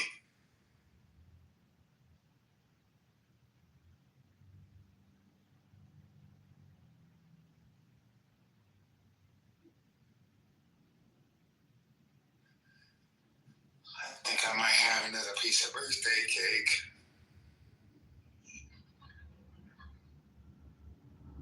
Oh, what happened? He did leave. Yeah, he do a white person rant that laugh. See, this is terrible. To be quite honest, I just feel sorry. I don't understand how you guys can have such people residing with you in one country, right? I mean, they are kind of embedded to the culture and everything. So how is it that they can have such a poor opinion towards black people? I don't get it. Like, seriously, it's so pathetic and absurd. I can't even grasp it. If it was someone living in Germany or someone else, but you can't be living with black people in one country, and that is how you're structured, and that's how your system functions. It's horrible. Listen, all of you should move on. Yeah, it's a part of the white supremacy, that power dynamic between black and white. I be trying to bring that up. Like, it's actually a social construct that they created. Like, that's why truth matters to me. I don't just want the blanketed terms that I had to classify myself, right? Especially if I consider myself a free man. You're just not going to label no damn color and tell me that's what it is. You're lying to me. That's why I ultimately want out. I want to opt out. Yeah. And even moving away from the distinctions or the unifying he was trying to do. But just the way he speaks, you can already see where he's classifying black people superior, that it's crazy to listen to him. I'm disgusted. I was trying to bring up the black inventors, all the black inventors that actually because I would say that white people are good at creating like destructive things, bombs and guns and ammunition and things. But like when it comes to actually life, like stoves and refrigerators and things, that actually came from like a black source. People don't know this stuff. No, they don't. Oh yeah, bro. I wanted to have a conversation with such a person. Oh, sorry. Go on, JR. I didn't hear you. You're quite loud. Nah, go ahead. All I wanted to say was they be hijacking. That's it, sis. Go ahead. It doesn't matter even having that conversation with him, because what kind of person would say that about Africa? I mean, I get that he's talking about the power, the structure, or maybe the political structure, but we know that all materials, all minerals, every goods that you can imagine, even though you can go further and further and further, but I mean, why would you even try and justify it to such a person? Because when you make such a statement in regards of its resources that build up the whole world, not only one country, like it contributes literally to the whole. I brought up that point, and he kind of like ignored it. That's why I say America actually reaped the benefit from the resources in Africa. The world invested in America to build America up and came over and developed and gave its peoples. You know what I mean? The world gave its people to America. So you can't sit here and say this like white man was sitting here picking the cotton and building a machine. Nah, you just sit on your butt, being the head honcho, right? Keeping it, hey, you get over there and do that, you know what I mean? The kind of being like, I'm the one who put things in order. I made you do this and you do this. This is why we got it type of scenario. If you look at history now, he's a freaking white man. They done took the cotton gin away from the black folks as well. That is him. No, I thought he was white, man. No, he was black. No, I did a book report in school and I had to draw his. Yes, because really, I mean, the power is unfortunately with the white people. Hence why a lot of historical facts, even if it's, you know, you have to align it or to the victory goes to the black man, you're not going to see that because it's rewritten. Even in the education system, you don't learn about the empires of black people. You don't learn about their invention. You don't learn about the good historical figures. You don't do that because they don't want to give you an idea that actually identifies with who you are. Even the early church fathers that were actually black, you don't know that. You know, people think that religion even itself was, you know, forced from the white man towards the black people. That's deep enough in order to know that. It's not common knowledge. It's something that you really have to sit down and find out. Yeah, sorry. Christianity existed in Africa before slavery. Exactly. Yep. I don't know. Hey, the Bible was formed. I'm sorry, man. No, I'm The Bible was for. I'm sorry. The Septuagint was formed in like that's the first like compilation of the Old Testament. It was formed in Africa.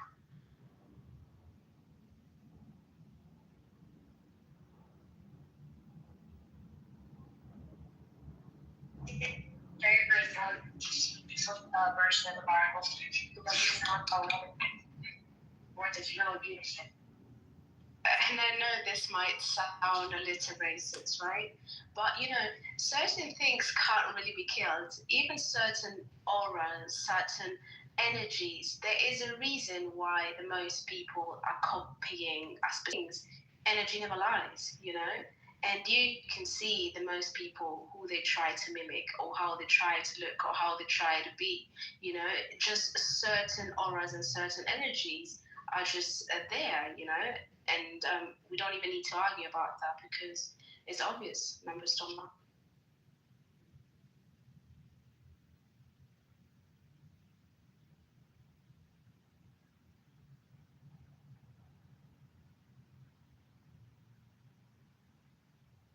It's a national thing, like being your national pride. You know how people get up and they say a pledge of allegiance, and if they don't see you stand up and kind of like that Colin Kaepernick when you took the knee, they'll let you if you know what I mean, because that's like their religion, that's what God has given us, right? That's kind of how they see it, and if you're gonna go against that, then something must be wrong with you.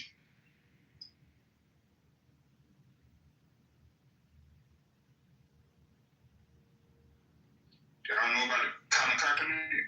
That was my dude. Even though I feel like he fell off at the end, they probably shut him up, you know what I mean? Where he was, all right, you guys got the point, bro. You just like, it just sound like. They used to kneel down. I think he was a basketball player. Is that who you were talking about?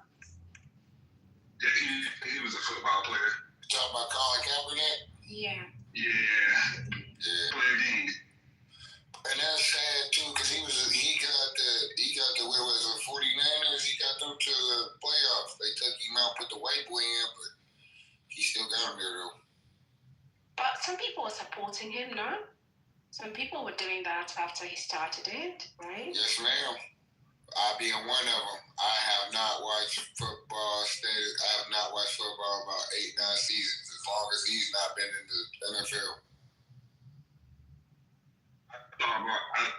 I started watching around that time. I ain't watched football in years, bro. I still keep up with my basketball and my wrestling, but I don't know. Same thing with my soccer, my basketball, and my mixed martial arts. Hell yeah. I know you guys don't like to hear it, but you all have to gather up and leave America.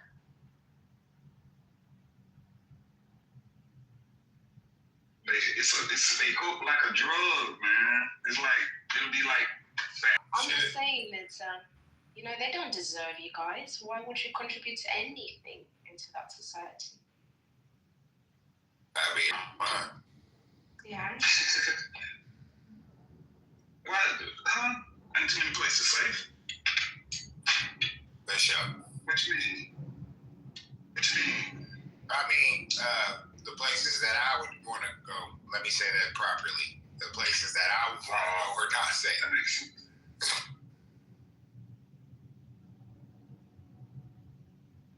I actually think like Black Americans should try to get together themselves and heal the world. Like, don't care. I think we should actually find those who care and want to heal and then proceed. I don't think we need all this stuff we have around us because it's actually a hindrance to being developed. We can't develop in this way. They keep us in arrested development anyway, right? The world has become subject to this atrocity. So we actually have to separate from all of these world systems, bro, and like build another house. You got to build another house. You take care of your people. You're not trying to just maximize profit. You're not just trying to get all you can, right? You're trying. First thing is to take care of those who need to be taken care of. Everybody contribute what they can. You know what I mean? Just like a household, but we sit here be like, everybody got a motherfucking pay. And a lot of people don't even contribute, but they become these wealthy moguls that we pedestalize. They become our fathers and influence the people who lead us into whatever. You know what I mean? Like, nah, we see that they doing it wrong. Why can't we come together and be like, all right, man, we got to do something else because they don't fell off. They don't care for the people no more. The people, like, and that's what it, like the Bible is talking about it, right? Jesus said, you go mourn when I'm not here because he our head. I'm here with you, yeah, you're rejoicing. But when I'm gone, guess what gonna happen? You gonna be mourning. Because you ain't gonna have that true head. You gonna be following whatever the fuck. So, yeah. It's the people fault, really. We're not as accountable as those that are actually leading astray on. That's the difference.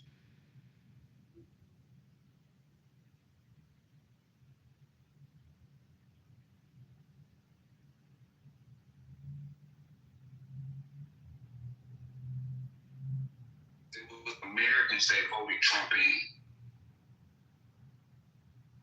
You know what I mean? Now you gotta face consequences or do something about it. Hell yeah. The Republicans, they wanted them in so bad. They damn near could have tasted it. And guess what? He fucking up again. I actually trying to form like a system like that, a household structure back your house. You know what I mean? Everyone would contribute what they could to get what needed to be done, right? If the floor need to be swept, you sweep. You capable of sweeping the floor, you sweep the damn floor. Nobody shouldn't have to force you to do anything, right? If you a cook, you love to cook. It's my passion to cook. I love serving people, bro. Right? And seeing the satisfaction that it gives them, it gives me satisfaction. Know that I please them. Right? And that's my first thing, not because I'm making money, bro. I learned to love my job. And that's what we gotta learn, love to help one another. Right? If the old lady crossing the street, just whatever you're doing, learn how to stop and be like, hey, come on, sweetheart, yeah, the traffic a little heavy out here. You know what I mean? We got to develop that heart again, man, because it's cold out here, bro. It's cold out here. Go ahead. It's hard to do that when people, like you said, it's cold out here. Like if I went to go and help a lady across the street, she's rip her arm away from me, say, I got it, freak ass motherfucker. Or maybe I try to help a woman in distress. I could get jumped. I can get jumped by the woman and the dude that was attacking her. So, like, you know what I mean? It's kind of hard to, you know what I mean, show niceties to people. You gotta get out of that mindset, though. You just gotta dive in, take a chance. You know? I do it all the time. I get hated on quite often. But you know what? At least I try. You know? fuck up or even killed, I'd rather just walk away from the situation. They got it. An old lady's not going to get you killed. Come on now. You never the fuck know. You never the fuck know. I think it's pride. I think we humans are very prideful, because even talking about helping someone, I think we need to change the perspective, you know. It's like a right, you know, what I have or how I am living, you know, like wholesome with dignity. I think that belongs to everyone, you know, and if everyone would have that mindset, we wouldn't be having these problems, but we have a lot of pride. You know what I do in love, right? And when people meet me in person, they truly see that in my eyes. And when I smile, I really smile. You know, if I'm sad, I wear it on my face. I mean, you always know.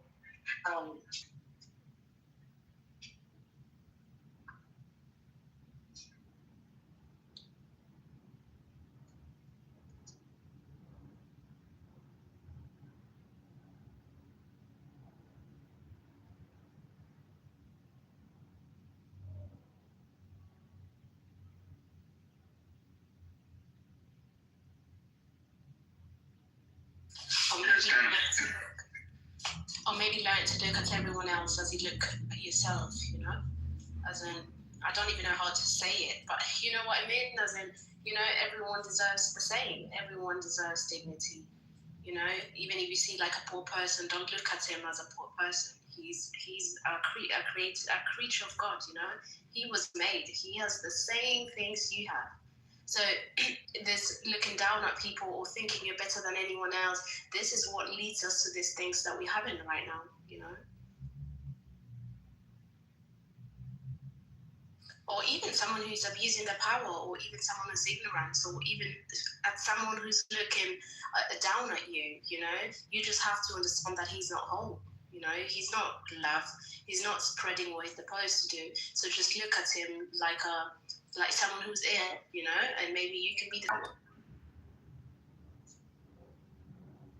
No, I was just going to say, the way I was raised to treat everybody good, you know, treat everybody well, because you could be easily irritating angels on the way, you know. Because you are everyone, right?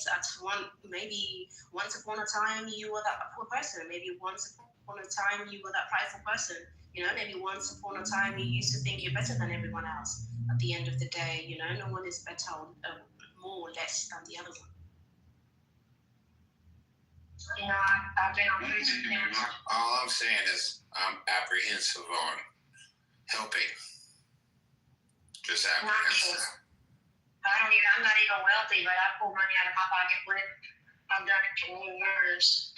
And I don't look back, and I don't think twice about it. I don't hesitate. You know, somebody needs my help. I mean, it may not be much, but, you know, there's some people I've never met before. You know, people I've just thought, you know, these are people. I'd rather, like, I've given a dope fiend $10 and say, hey, I just need a hit one time. There you go. You know what I mean? At least you were honest on your intent with that money. You know what I mean? But at the same time, motherfuckers are not honest with their intent with the money. They'll tell you, oh, I need gas.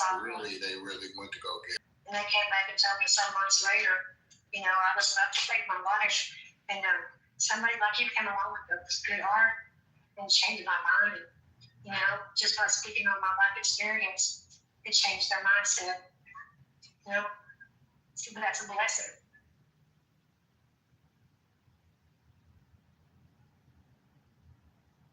I'm here to craft in the store. People don't get to turn me like I'm crazy. Well, just like I said, you know, it's not just cold out here, it's freezing. This was cold. Boy, and the jacket just won't do it, I'm telling you. Thank you.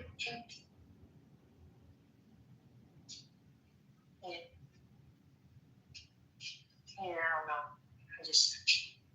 There's a lot of stuff out here that's not right. And all we do is sit around and bitch about it, you know, from our phones and our electronics, our technology. But what truly are we doing to change things? That's what I keep asking, you know? I mean, I remember when I was younger, we had a lot of the community, or the whole community would kick in. You know what I mean? So, like, if you needed something, the community would look after it. And we had churches also that had pantries too. So there was, you know what I mean? There was resources around us, but it seems like the resources are drying up. Yeah. And I don't know if that's by design or if it's really true, the fact that they are doing that. It's either that or half the people don't know about the resources. Yeah, Trump cut a lot of stuff back and off. Like, he cut it back on a lot of things. Like, a lot of people don't get as many with his food stamps as housing went down. Like, HUD. They went down. Like, a lot of stuff has been really limited to certain few. Jenkins from everybody. I hate that. I just hate that. Everything. Man, what a shock. Damn.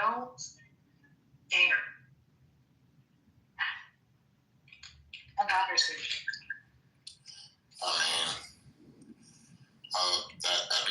That's the unfortunate truth, though. House, but if I were to get put out right now, I'd be screwed. I don't have nobody I can count on except for my husband. Yeah, they will cause a lot of other things too, like crime is gonna rise, theft, murder, a lot of things like Right. So that's what I say. People want to laugh in my face when I tell them, are you truly prepared?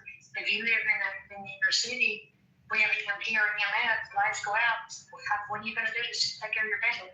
Because within 7 days, civilized people, and that's why I'm always looking out for the culture. Wasn't that a Twilight Zone episode?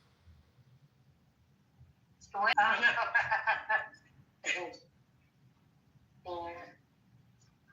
sound like the Purge.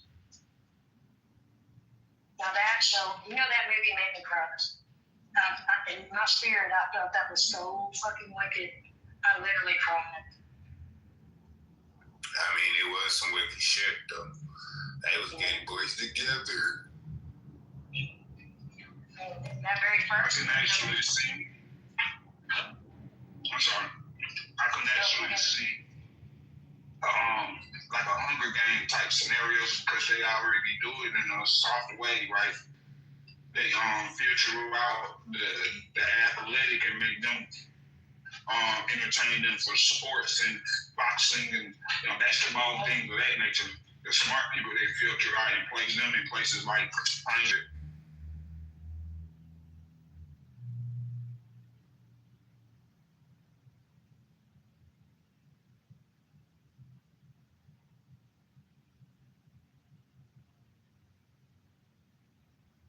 Don't get me wrong, I do believe in competition and stuff, but they use it as kind of like the same way the Romans use it, right? It was are you not entertained, to keep the people from actually seeing what we doing? And as long as we keeping them in a state of being entertained and keep them docile enough to where we can do what we want to do.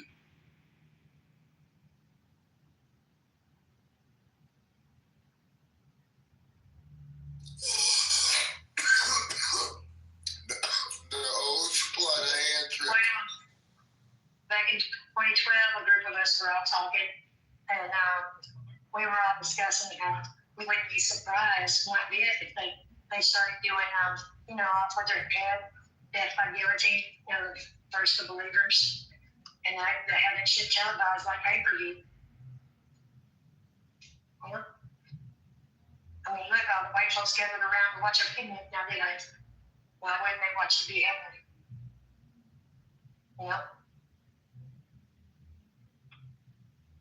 United evil.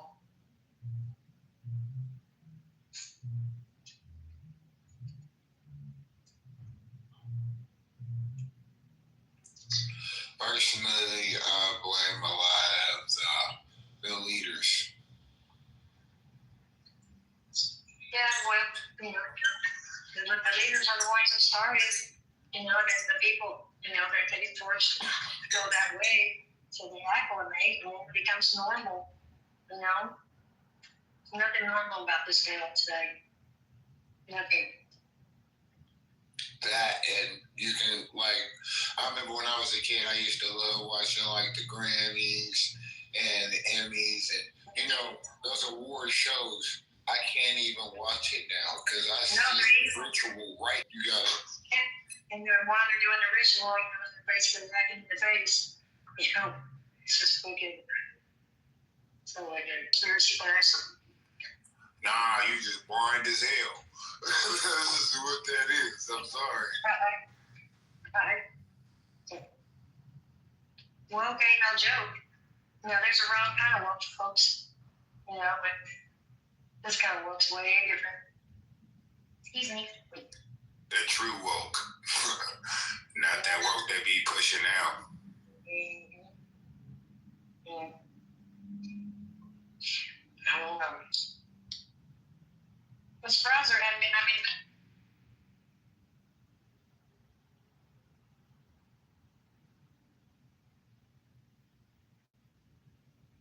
there haven't been that many people on here today. Just wonder what everybody's doing. Probably just chilling. You know how it is. Sunday, usually slow.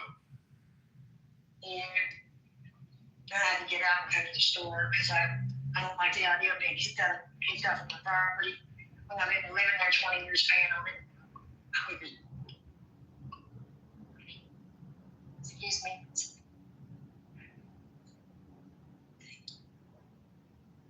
And I got to drive the store.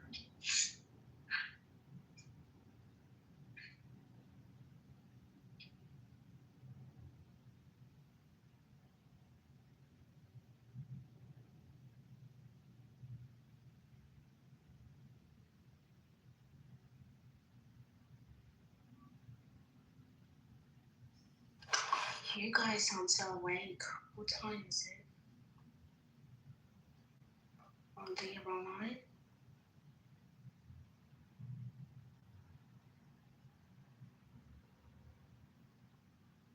I think it's 5:30 in the afternoon. I'm 6'20". For my birthday, my wife bought me this book. It's called Shakedown, Exposing the Real Jesse Jackson. I can't wait to read this motherfucker. Happy birthday. Oh, thank you. It was yesterday, but thank you.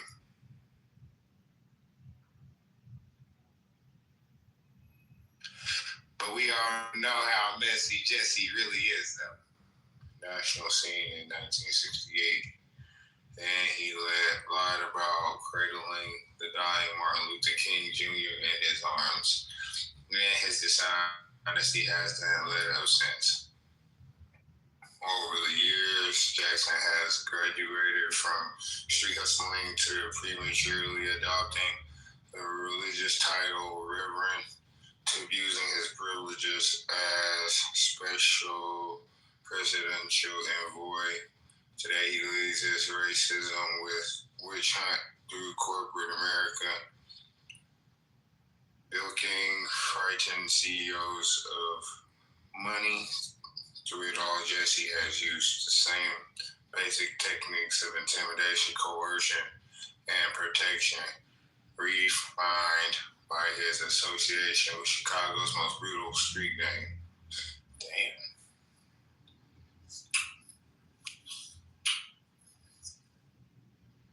Messy Jesse.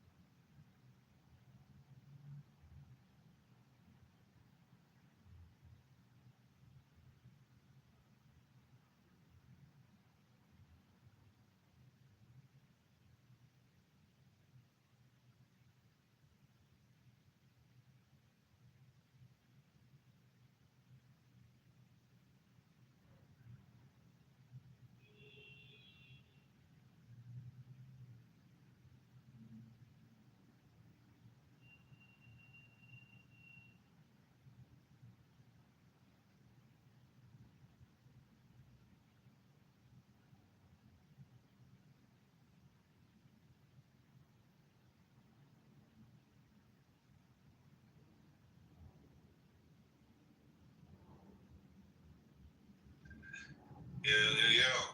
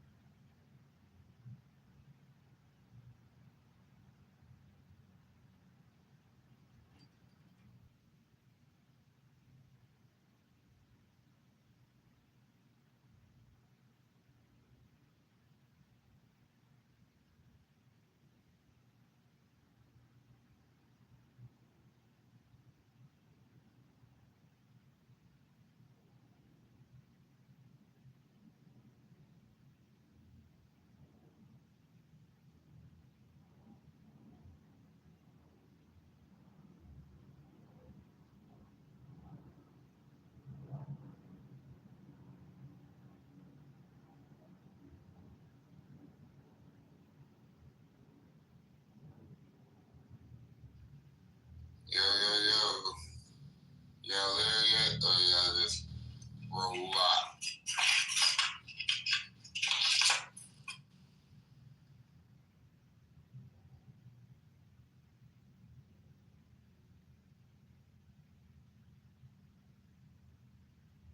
Just checking out. Yeah, I was just saying if y'all was there or not. I ain't know. Yeah, I'm still with you.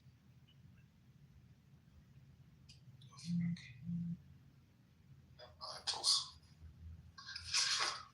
Shit.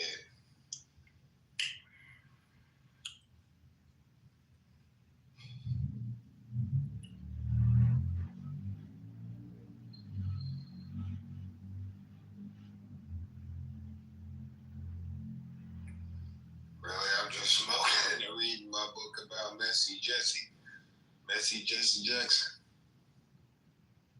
Damn, Messy Jesse Jackson. Can you say that 5 times fast?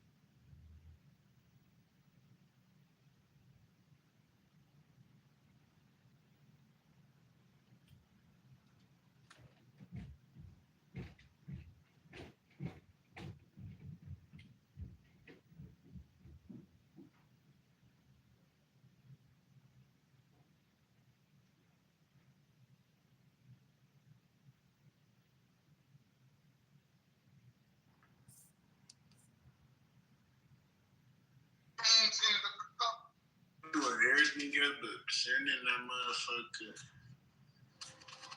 I'm finna get in Laura Goff. I'm gonna need that bitch before I log off.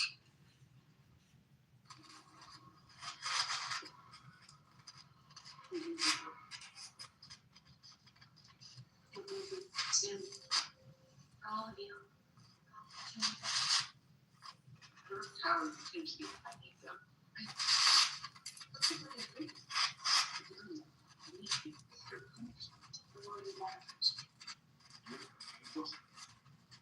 I'm an archangel sent to bring vengeance upon the evil and to lead the righteous to salvation.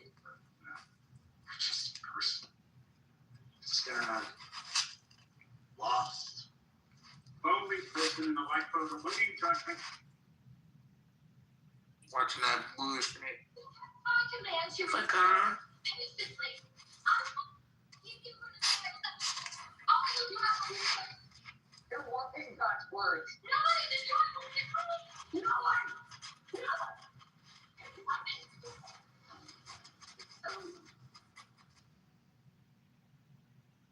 Erica, you weird. You observing us, bro. Ain't on some bullshit.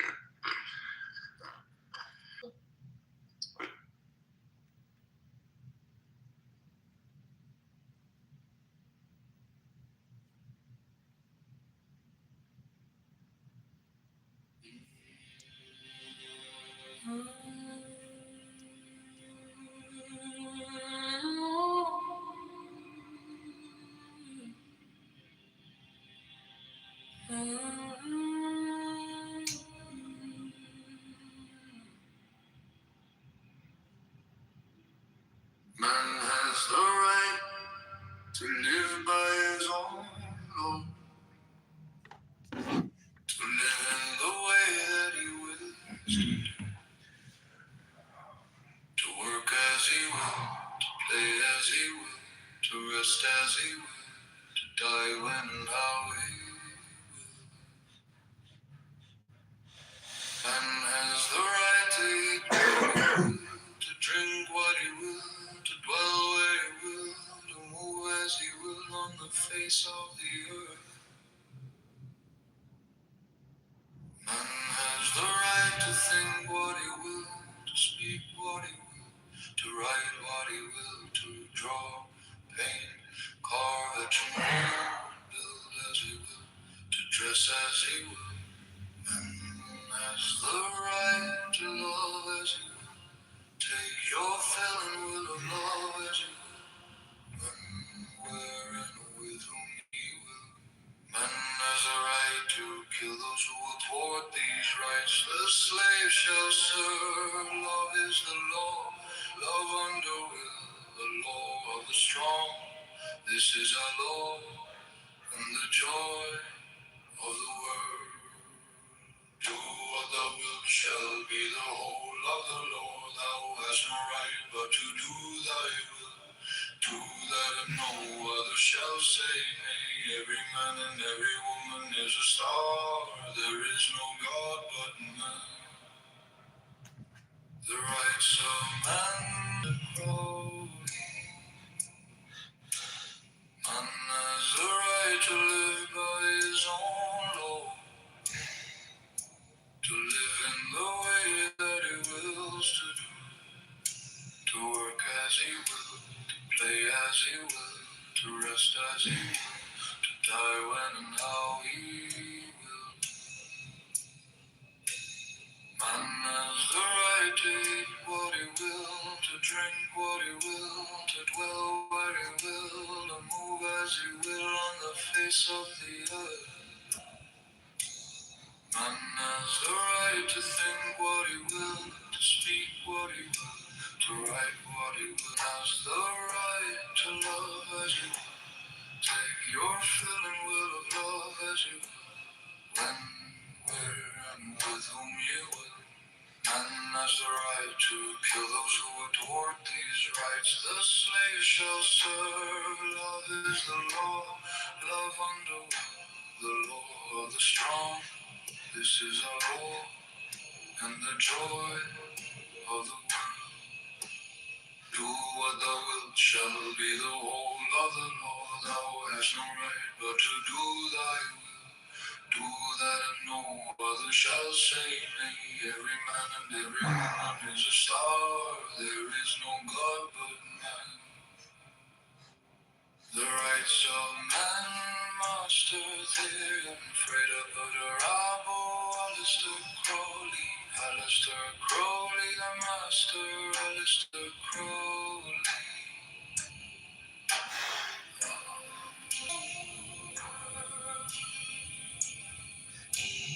Man has the right to live by his own law. He will, to rest as he will, to die when and how he will. Man has of the earth. Man has the right to think what he will, to speak what he will, to write what he will, to draw, paint, carve, etch, and mold, build as he will, to dress as he will. Man has the right to love as he will, take your fill and will of love as he will, when, where, and with whom you will. Man has the right to kill those who would thwart these rights. The slave shall serve of the world. Do what thou wilt shall be the whole of the law. Thou hast no right but to do thy will. Do that and no other shall say. In 6 months, you're not gonna know yourself. There is no God but man. The rights of man, master Therian, afraid of Rabo, Alistair Crowley, the master, Alistair Crowley.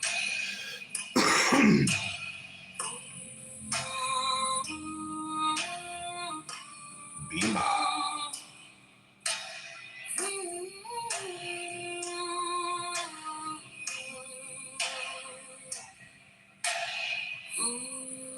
What up, Bima?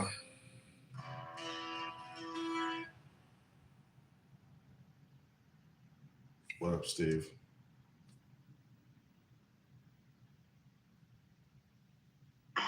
What's going on? What are you doing? I'm doing yoga. You want to do yoga on YouTube Live? Isn't that like a contradiction? Like, what is it called? An oxymoron? No, I do yoga actually when I listen to people on Clubhouse. There would be no way that I could possibly listen to it without my head exploding. That's an interesting way to stay calm whilst listening to Clubhouse. There you go. Link is above. An interesting way. You can watch me doing yoga live. I have a different technique, but same effect. I use alcohol.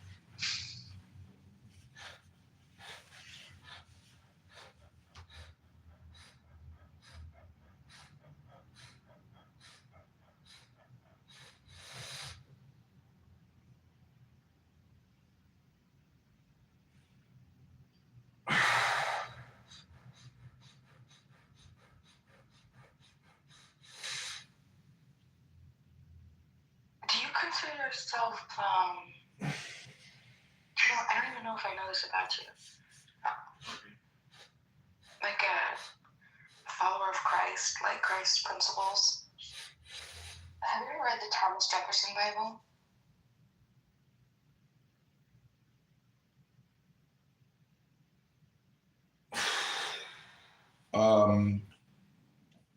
No, I have a book by Thomas Jefferson, but it's just with his writings, which is very interesting. No, just all of Christ's words written in red in the Bible is just kind of like extracted, it's compiled. Have you read Tolstoy? John, have you read Tolstoy? No. Okay. Which Tolstoy? Leo? No. I mean, which book? No. The Kingdom of God is within you? No.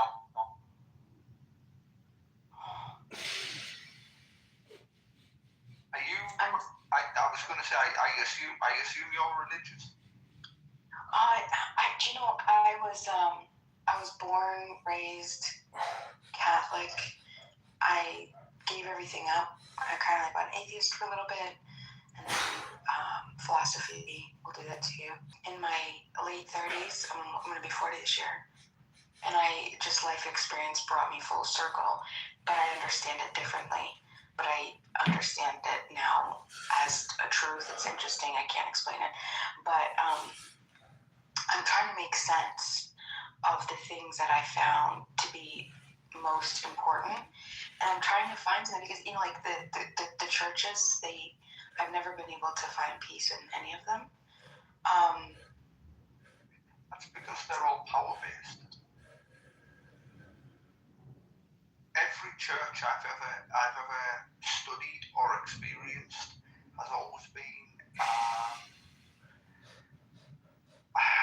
it's like a totem pole, and it's not about the God at the top. It's about how high you can get up that greasy pole for yourself, rather than as part of the religion. That's what I find with churches and organized religion in general, personally. Do you know, I'm not sure if that's it. I mean, I definitely see how...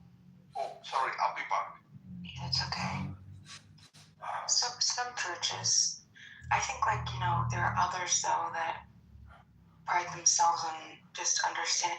It's the type of mentality that maybe it's because we're not perfect, and we've come together as imperfect people, and we're trying, maybe that might be it, which I'm sensing, and maybe my frustration in the sins of humanity.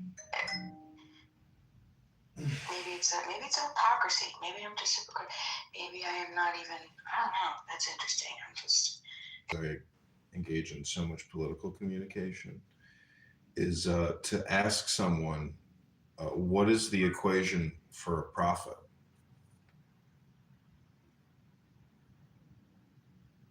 Do you know? It's just revenue minus cost of goods sold equals your net profit. So a lot of people. Okay, when you said profit, I'm thinking PROPHET. Yeah, I know. It's interesting how they're kind Was of. that a play on words? Was that intentional, or are you talking about PROFIT? Yeah, PROFIT, meaning that like economic philosophy is really how do you run a pizza shop and how much money do you make that year? Meaning that governance should have the same fundamental principles of running a business.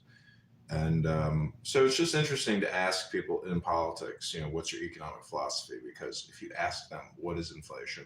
What's inflation reduction? What's affordability? They can't actually say, well, Congress and the Federal Reserve are inflating the money supply every year at 2.3 trillion or more. So that's not a real business. That's just borrowing for a pre-existing business. Anyways, we have a huge mortgage in this country. It's 140 trillion that costs us 1.2 trillion a year in interest, and we're still spending 7 trillion. So you have to look at this whole, a country of America as one giant mathematical equation, which is really nothing more than, actuarial science and accounting. But it's really just a field of study because it's like a civilizational empire. So I'm just saying that no matter how many political conversations you have, eventually you have to ask somebody, how do you run a business and how do you equate a profit? And if they can't answer those questions, you're not dealing with somebody of, rational common sense. They're just highly argumentative and hyper political. It's my opinion. Yeah, no, I agree with you there. I think, so this is interesting because now we're going to get into, what is it? It's not called financial theory, and I'm not talking about MMT, but I'm talking about like the philosophy of money. Do you think that people have higher morals if they're willing to put off a full payment? It was first we traded, and it was product for product, right? Or service for whatever service, or there was some sort of value exchange that was just equal, and we were okay with that trade.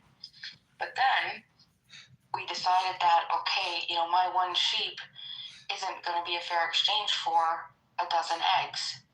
So we created a credit-based system. And do you think that if at the moment I only have a sheep and you have, eggs and I want a dozen eggs or I need eggs, and I say, well, you know what, I'm going to, sell and process my sheep in, 3 weeks when it reaches that age, and I can pay you the difference of what I owe you for your service of eggs. Do you think that is a more credit is a bad thing? Because I don't think that credit is a bad thing if it doesn't get out of hand, right? The borrowing, I think, started from a good place, but then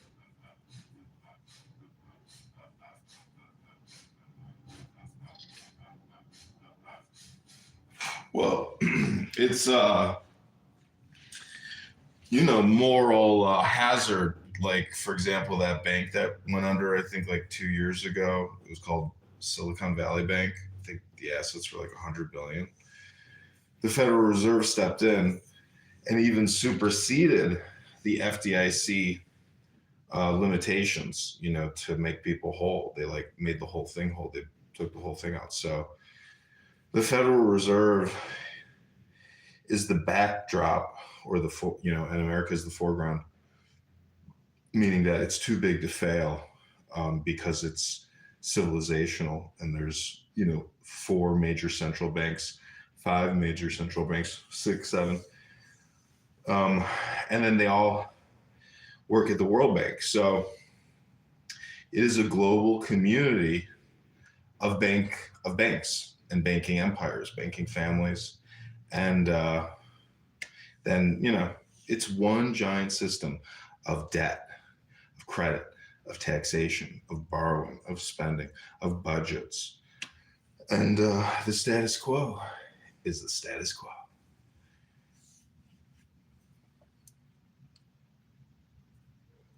how is money created in the U.S.? It's created through debt. Every paper dollar is technically a debt instrument. It says it right on it. This is an instrument of debt, payable, to all public and private debts. And then there are some U.S. currency that says this is only payable for public debt, or some of it says it's only for private debt, like throughout the history of the Federal Reserve and public banking. So you could spend a lot of time just studying banking, like the history of banking. You could spend a lot of time just studying the history of the Federal Reserve because it's so huge. They have offices all around the world. The U.S. Treasury window, the Federal Reserve went you're not in bank industry and went to go work as an economist and an analyst at the Federal Reserve. It's a career. It's considered an academic career, but it's just a communication scam. So it is a method of extracting wealth on your net worth. So whatever your adjusted gross income is, just take another 4% off because it's being taxed. Divide that by 365, and that's how much you're paying every day just to exist with the Federal Reserve in your life. That's the way the cookie crumbles. So do you support a gold-backed system, or do you support fiat? Are you MMT? What is your money philosophy? How would we fix? Because obviously if we stop borrowing with the current system that we have, it'll totally collapse the moment we stop borrowing. So well, I'm in agreement with Peter Schiff that we should take a poison pill and have multiple years of austerity and reclamation and repair, and a transformation into a non-privatized Federal Reserve, which is separate from governance with no oversight. So we would essentially dissolve the Federal Reserve and open up a new treasury window, and it would be managed by the United States Treasury, which is oversighted by we the people and our elected representatives. And we would dissolve the Federal Reserve Act of 1913.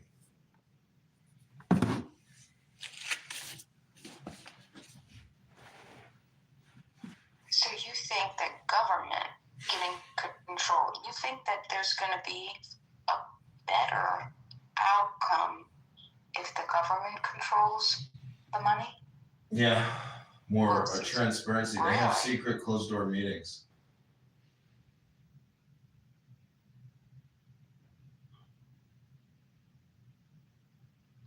I mean, isn't that what the government does now?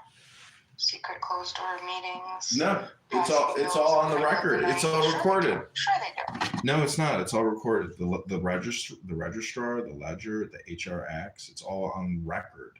Those are spending bills. But at the Federal Reserve, Chairman Powell corrected a journalist and said, "We don't give Congress fiscal advice, and we don't want monetary advice. So don't call or even tell us what your monetary advice policy is." They operate in the Federal Reserve, and this is what Trump is doing because he's bringing up Powell on criminal charges so he can replace him. Because if we were to lower the rate to 1%, it would spike the system so much. It would be a huge economic boom. So the question to you is, would you rather have more now, or would you rather be patient and over 20 years have what they give you? It's up to you to choose, if you could choose, but you can't choose.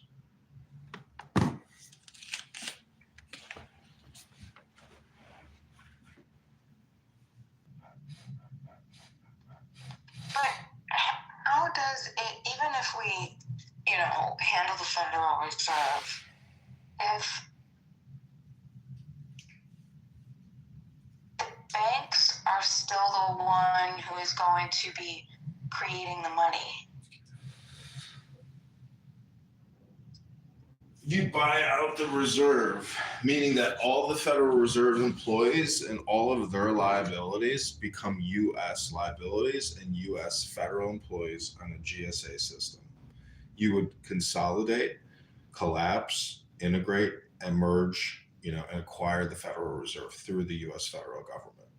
The Federal Reserve's autonomy and chairmanship, which is its own private banking confederation or Congress, would be dissolved. You have to look at the 1913 Act, and then you have to go to the Federal Reserve website, look at the history portion, look at their charter, look at their mandates, look at their objectives, and you have to say, okay, well, we will be assuming all of that through the United States Treasury. And henceforth, this is like, you can go to Grok and say, hey, draft an act to defund the Federal Reserve and merge and acquire it into the Treasury. And it'll write it up for you. Like this, we're not talking about something which other people at very high levels have not discussed. And, I'm just right. But I'm just still confused why you think that putting that power in the hands of government is going to fix anything when all it's going to do is to create another schism, but this time it's going to have to do with our monetary system, and it's going to be so unstable because whoever gets into power, whoever has the biggest gang to make their vote to push whatever preference at the time. And I mean, like, this is just gonna be at the whim, a constant back and forth. And I mean, I don't see how that could be. Because the schism was in 1913. We live in a completely unnatural economic system. We have wars nonstop because we're able to inflate the money supply. Problems that arise because of this unnatural schism, which is the Federal Reserve. It is a global octopus. Unnatural schism. No. Listen, I agree that they're. But the schism that I'm talking about is the philosophy of a group of people, right, coming together that are completely at odds. You have half the country. Look at the top 10 issues of Republicans and then the top 10 issues of Democrats. Do you realize that they're at complete and exact odds? At everything, with everything. You look at the economy, Republicans want to deregulate, tax cuts, tighter, lower the spending, right? What do the Democrats want to do? They want to do more safety net, more social programs, wage growth, unions, all of this type of stuff. Look at what's going on right now with immigration. It's a complete opposite. Republicans want,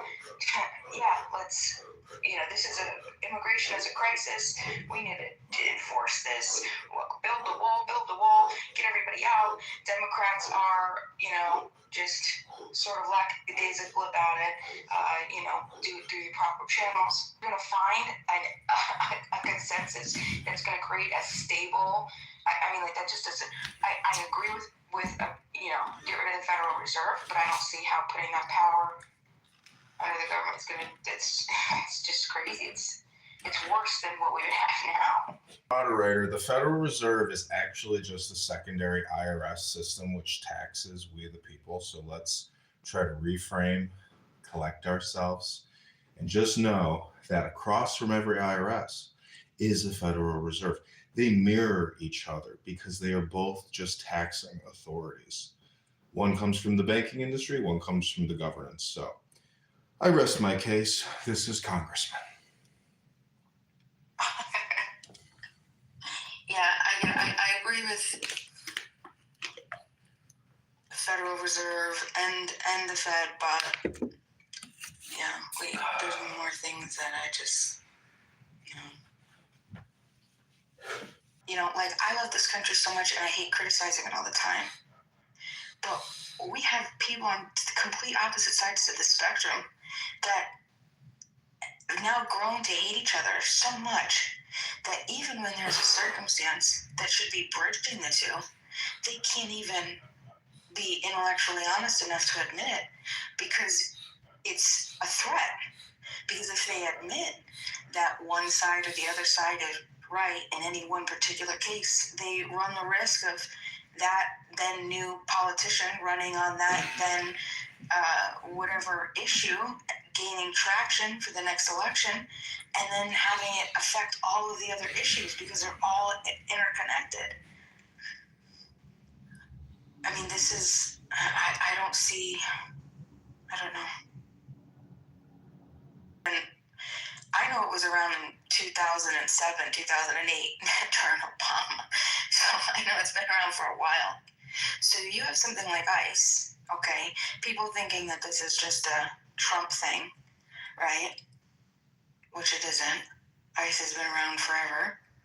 Well, not forever. At least the past 20 years. And you have Gestapo process, complete suspension of habeas corpus. These people are being held. They can't petition. They can't. People who have fought for the country, for the United States, being shipped out to countries. Crazy stuff. And we can, as a people, come together on that. I haven't seen one honest conservative. Normally, it's the liberals that I find to be overly dishonest. Because they're just so emotional, they can't articulate what they're feeling and their frustration. They just feel that there's a wrong, they get too emotive.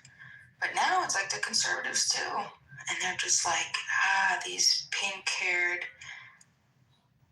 long, armpit-haired, pink, dusty, nose ring, loving hippies.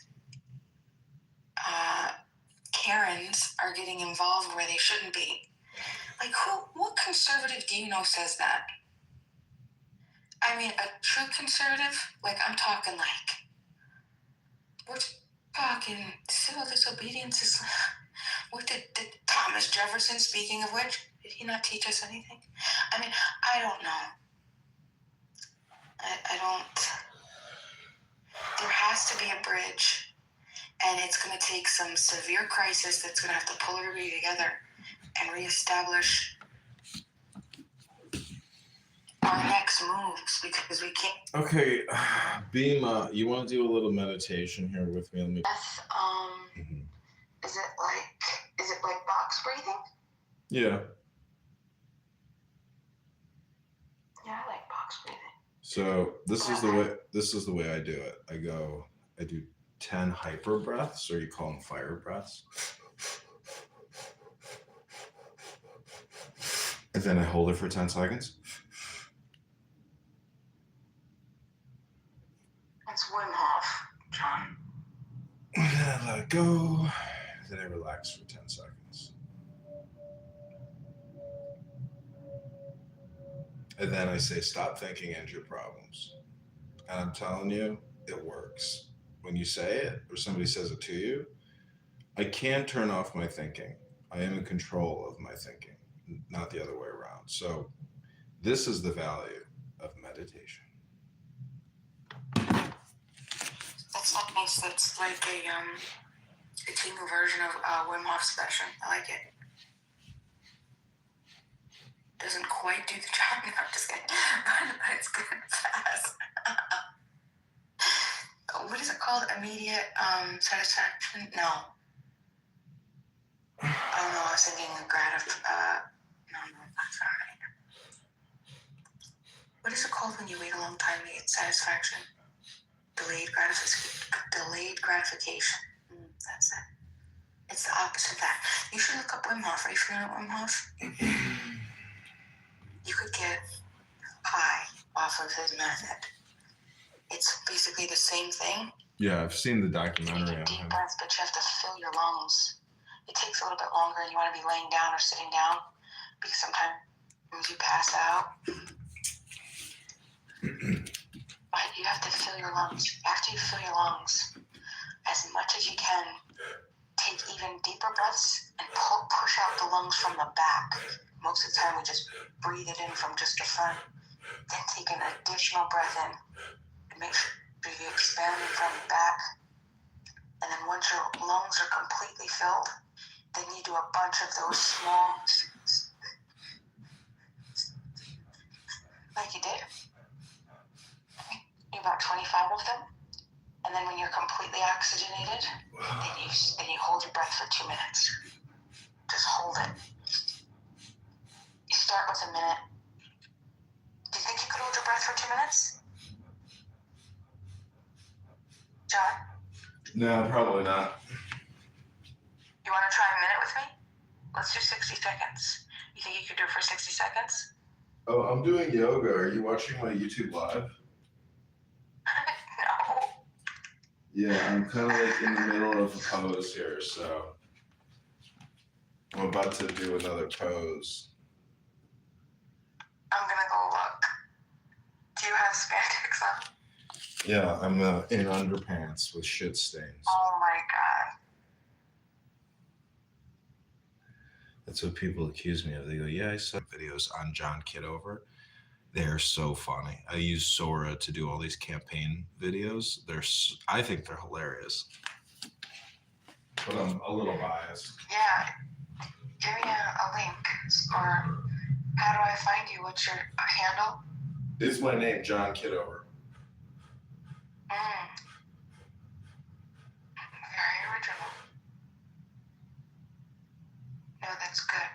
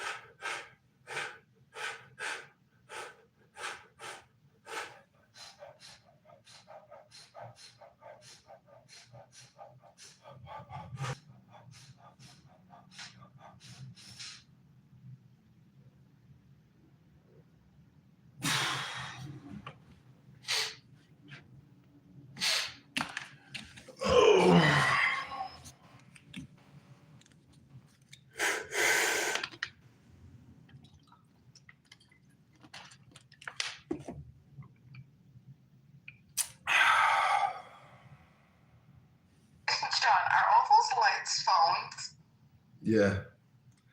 No, they're not. Where are they running? Like, what are they running? They're on YouTube Live right now. Are they running different rooms on Clubhouse? No, they're all on separate YouTube channels. Oh, I see what you're saying. So it's all just one thing, one same material, a bunch of different accounts? Yeah, I've got like, I don't know, 50 plus YouTube accounts. Oh my gosh. Dude, if I walked into your house and I would be so concerned. I'd be like, this guy's crazy. I'd be so scared. Girls that come over here, they say they like this room the most. Yeah, it looks like a peaceful room, but all the phones kind of are like, what is this guy doing? You know, it definitely signals possible obsessive something, and then it's like, how healthy is this? You know what I mean? Elon's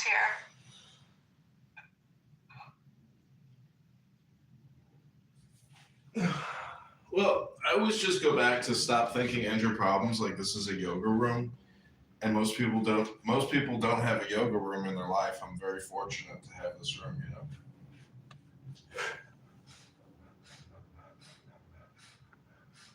Yeah, I just I'm working right now to my bedroom.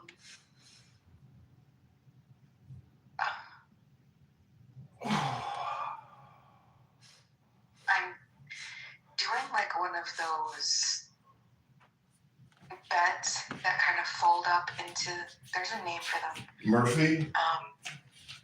It's like I don't want to say it's a Murphy because it's not like a couch Murphy. It's like the full bed folds up into what more looks like an armoire, you know?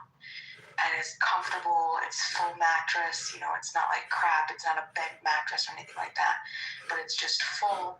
It goes from, you know, and then just folds up throughout the day. And I'm doubling my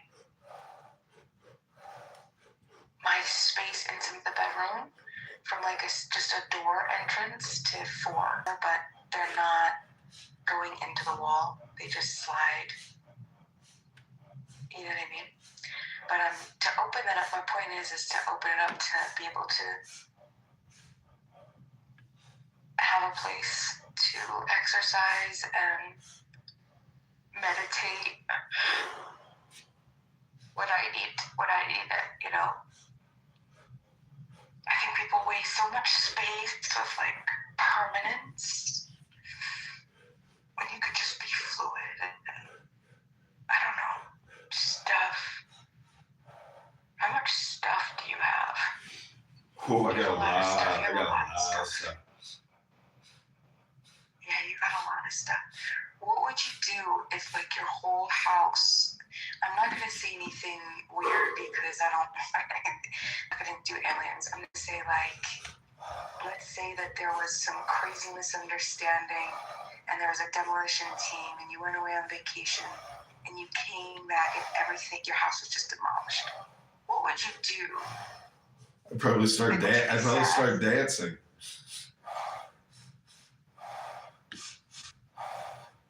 Would you be sad that all your stuff is gone? I could live without it. That's good.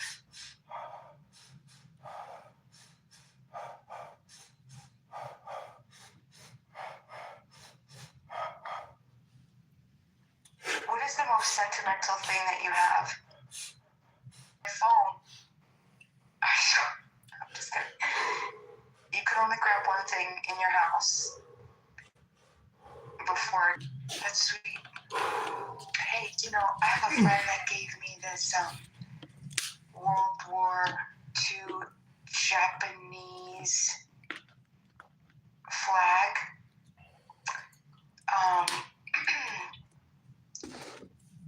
In their uniforms, they'd have family around them. They fold them up and keep them in their uniform. And if you know something happens, then it gets sent back to the family or whatever else. You know what I'm talking about? No. Okay.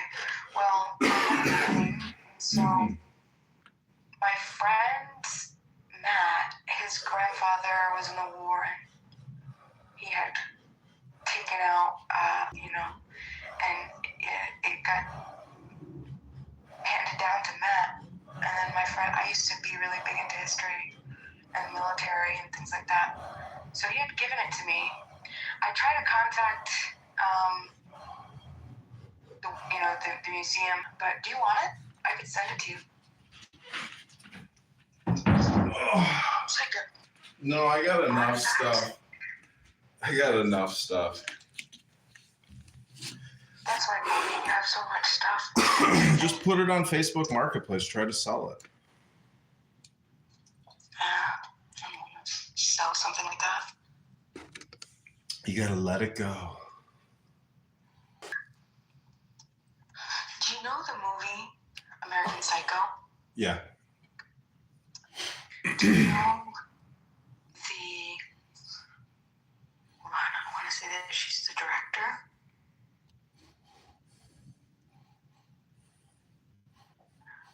Yeah, Mary Harlan, the director of American Psycho. Well, years ago, it was a place called Congressman, and they were really expensive. And I think it was off of Craigslist at the time. And this guy was selling it for like $800, and that was a really good price for the quality of what he had. And I was so excited, and I was just like, "Hey, would you come down a little bit?" And he's just like, "Well, I wanted to go to somebody. What are you doing with it?" And so he's like, "Well, I'll give you a break." He's like, "Let's meet up." So I was so excited that he was going to give me a break. Your Dulcimer Lucid story, or whatever the hell. Hold on, wait a second. It's like 6-7 degrees of separation. Like somebody who's listening to this is likely going to have some sort of connection to this guy and could potentially send this to him. Okay. So anyway, I brought him a piece of my pottery because I make pottery, a mug, and because I was excited and I was grateful that he was going to give me a break. And he then told me, which I will not tell the full story for the sake of privacy and for the sake of respect, but he told me a story about it, and then he gifted me the entire thing, and he didn't charge me anything. Yeah. What was it? A piece of clothing? What was the item? Hammer Dulsar was an instrument. A hammer Dulsar? Dulcimer. Oh. Dulcimer. I have to look at what this thing is.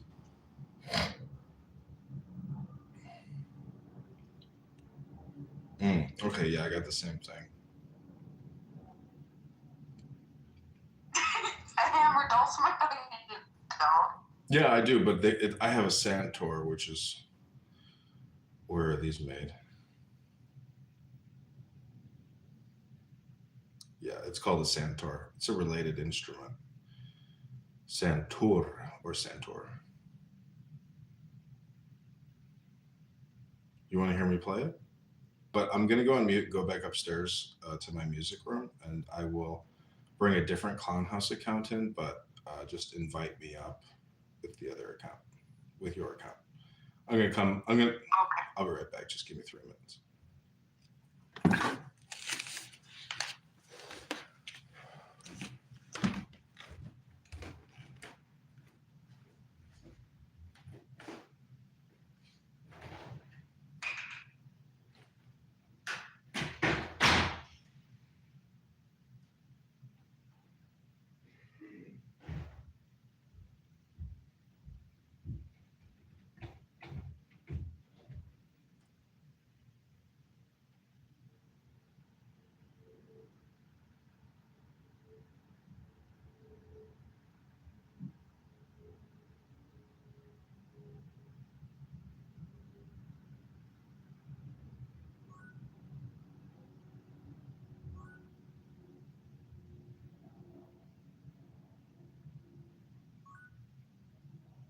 Okay, this is I'm walking to my music room here in my house. Hello, Mr. Santor.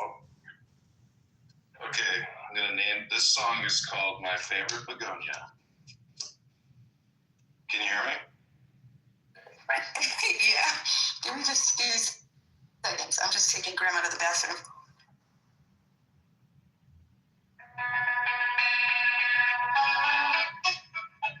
Oh, wow. You weren't.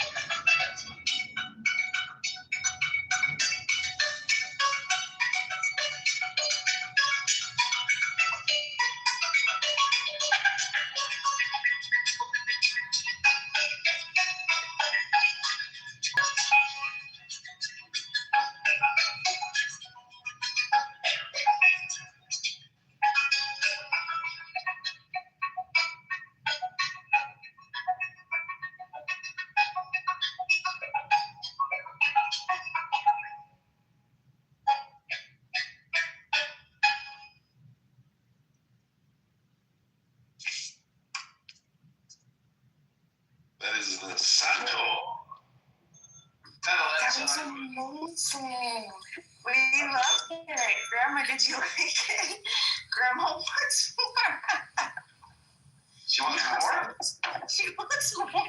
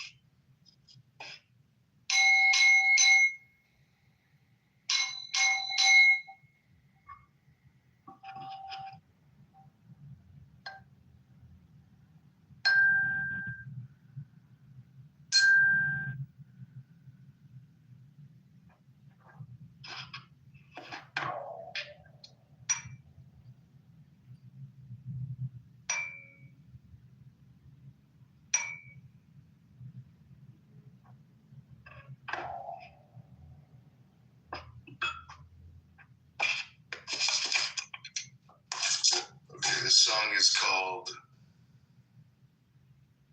Grandma, My Favorite Begonia.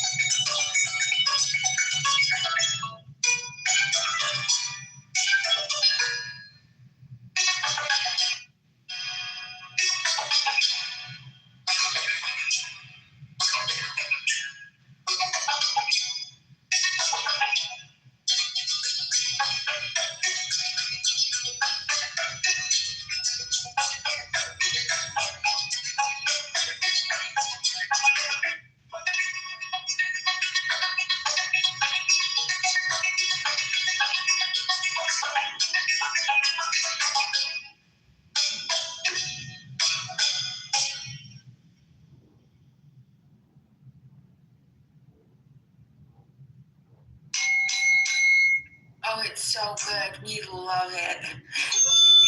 We loved it. Did you love it, Grandma? Yeah, we loved it. Whatever you're playing, you could just keep listening to it. It's so addicting to my brain anyway. I don't know. I could listen to that for hours.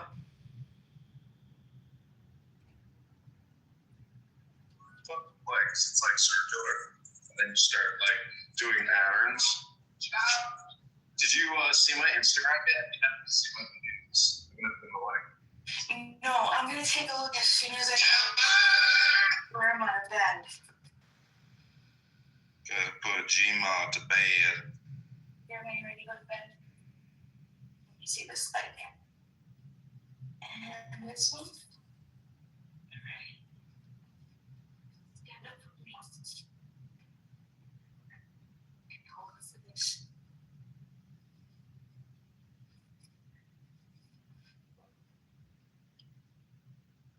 Just bring cover.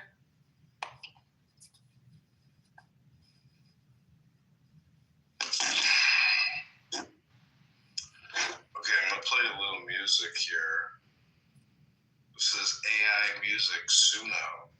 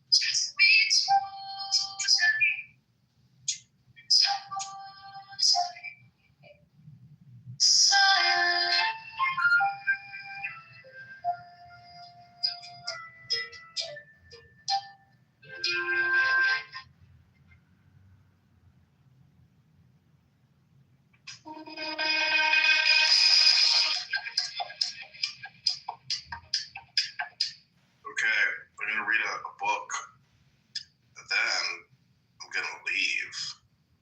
Nora, thank you for being here. Sarah, Bima, thank you for being here. Pick a number 1 through 30, Bima. I'm going to read to you from the sayings of the Buddha. We shall say number 27 for 27 constitutional amendment. Actually, I think 26 is as high as it goes. Really? I'm wrong. Yeah, 26 is the number 1. There is no 27. You went above it. You want 7? 7. 7-11. Number Arahant. There is no burning for him who has completed the journey, who is free of sorrows and all else, and who has broken off all chains. The mindful put forth great effort. They do not remain content in the household life, but leave their homes behind, just as swans leave a muddy lake, focused on deliverance and void. They leave no trace, like the path of birds in the sky. He who is free from obsessions, eating simply, clear-headed, focused on liberation, like a migrating bird, leaves no trace of a track in the sky. Even the gods delight in the presence of one who has freed himself from pride and mental obsessions.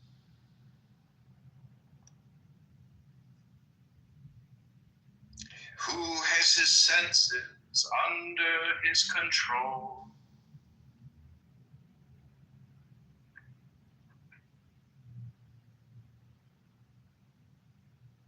Like horses trained by an expert trainer,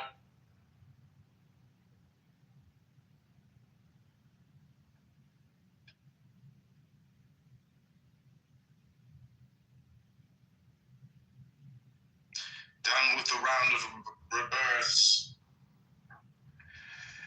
He is as accepting as the earth, as firm as a doorpost, placid of freedom, through perfect wisdom, peaceful and unshakable, is nonviolent in his mind, his speech, his action. Whoever is in touch with the infinite, free of attachment, desireless, is the highest among men. Delightful is the place where the saints dwell, be it village or forest, cavern or open field. Delightful are forests, where more worldly men find no joy, being free of the pull of desire. Saints who seek no worldly pleasures find delight in such places.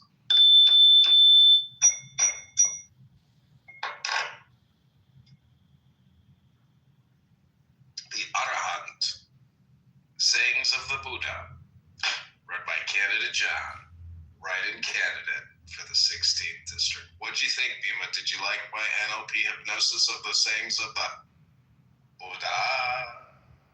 Yeah, I did like it. I like some of the messages in there too. Yeah, it's beautiful. Thank you for the reading. I followed you on Instagram, so I'm gonna go check that out. And I'll get back to you tomorrow with some feedback. Yeah, you can. I would love it for you to create me some videos. So what you do is you create a Suno account, and then you write in there John Avatar, which is really a lot of fun. I'm open to it, as long as it's not, insulting. You can mock me. I'm open to mockery. Do you know what mockery is, Bima? I think so. I think it's a joking mimicry. Mimic, and would that be like you mock? Is that right or no? Like when I think of mocking somebody, I think of like pattern, like doing whatever they're doing, like mimicking them, like the way that they talk, the things that they would say. Is that wrong? Here, listen to this clip from this really great movie. Have you seen the movie Rob Roy? No, Rob Roy? Yeah, it's an incredible film. Listen to this movie quote. This is one of the greatest movies. It's just a great movie, but listen to this quote. So, McGregor, I knew your father, an able man, wise one. You've taken on his mantle. That's the best time ever. So, how many men in the massacre? Master, not my lord, but some 200 souls live close by Craig Roston and are in my care. You are the prophet, provided so. What can I do? It is no great matter compared to your lordship's world. To know one's place, McGregor, in the order of things is a great blessing. And what terms can A fifth, lord. A fifth, you say? What is this man kidding that you offer such kindly terms? Am I not accustomed to a quarter? Run unsecured loans. McGregor has 300 acres of Craig Roston, more in common than I would have suspected, McGregor. £1,000 for 3 months, you say, and these acres of yours are security. And my oath. Yes. Tell me, is there something in what Killam says that you might have driven off my cattle and returned with stories of Tinker's Court and summarily executed? I have on my day thieves' cattle, lordship, but none that were under my watch. Is that what passes for honor with McGregor then? What passes for honor with me is likely enough the same as with your lordship. When my word is given, it is good. Well, you have to be congratulated on such cheaply bought nobility.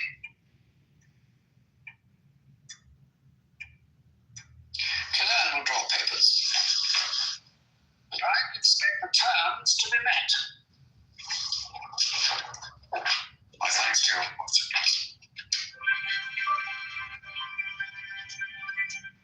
That's not the quote I want, but he's screaming at his nephew, are you mocking me? You're mocking me. And people on this app will not be mocked. There are certain people with their green bean perches and their houses and their topics and their patterns that they will not sing to the Buddha.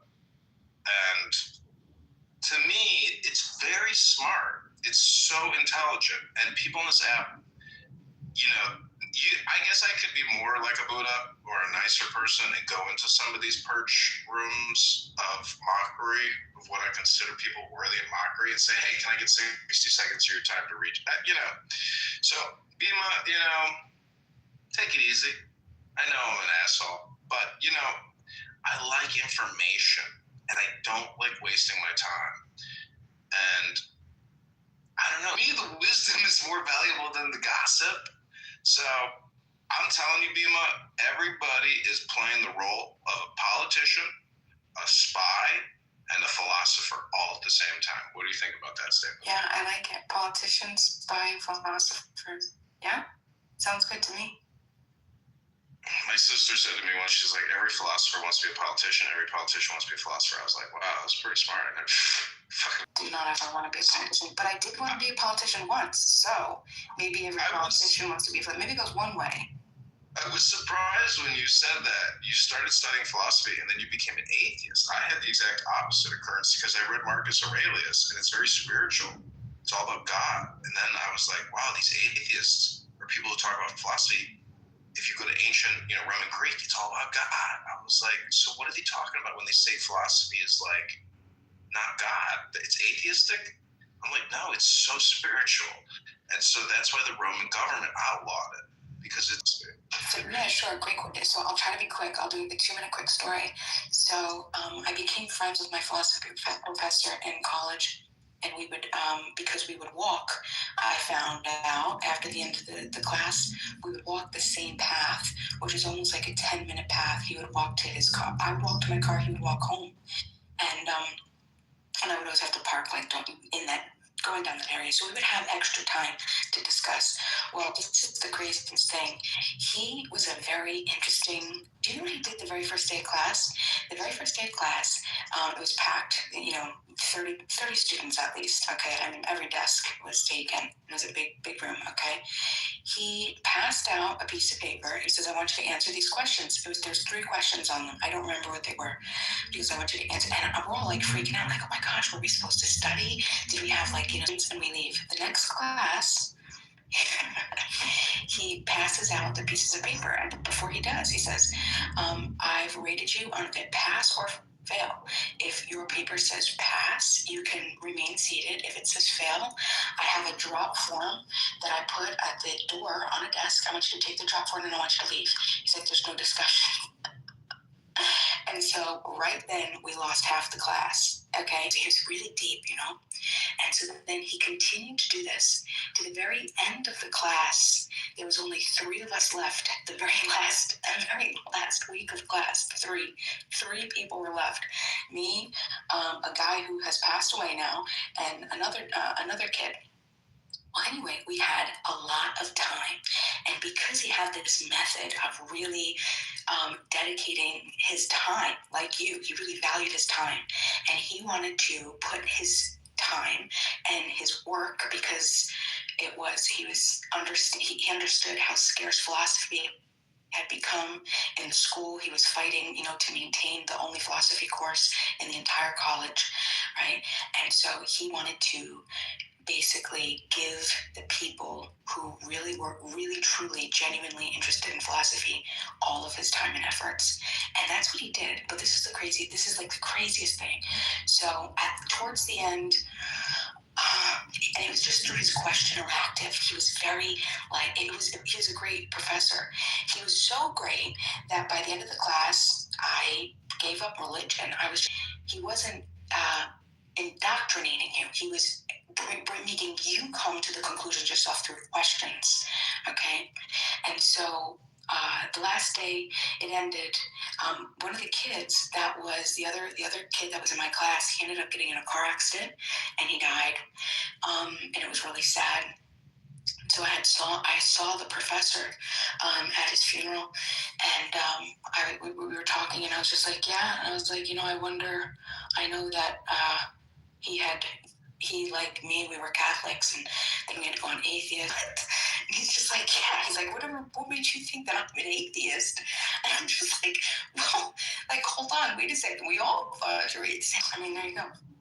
That's the end of my story. Oh, and just because this is an extra little bit of detail, I felt so bad for these parents. Do you know that they had lost 3 of their kids? They had lost one to a speeding accident, the brother, 2 years before, the daughter to cancer, and then the one kid that I had had the class with. It was just a rainy day, and he was going around a corner, and a truck was coming the opposite way. But the pain in those parents' eyes, it was almost like a numbness. Like, you ever see like shells of people, and there wasn't something like deep inside, but it was almost like they were just. But yeah, it was incredible. So I don't know, but that's the story. So philosophy, yeah, interesting. Have you ever heard the hymn to Cleanthe?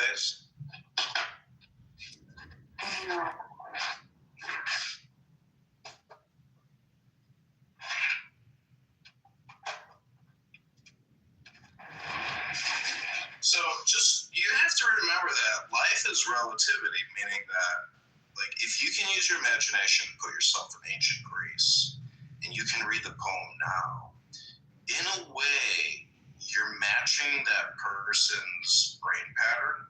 And it's just like a fun way to experience life. I think all these people who debate all these religious texts all day, they're not experiencing them by reading them out loud from Roosevelt and Annie on Broadway.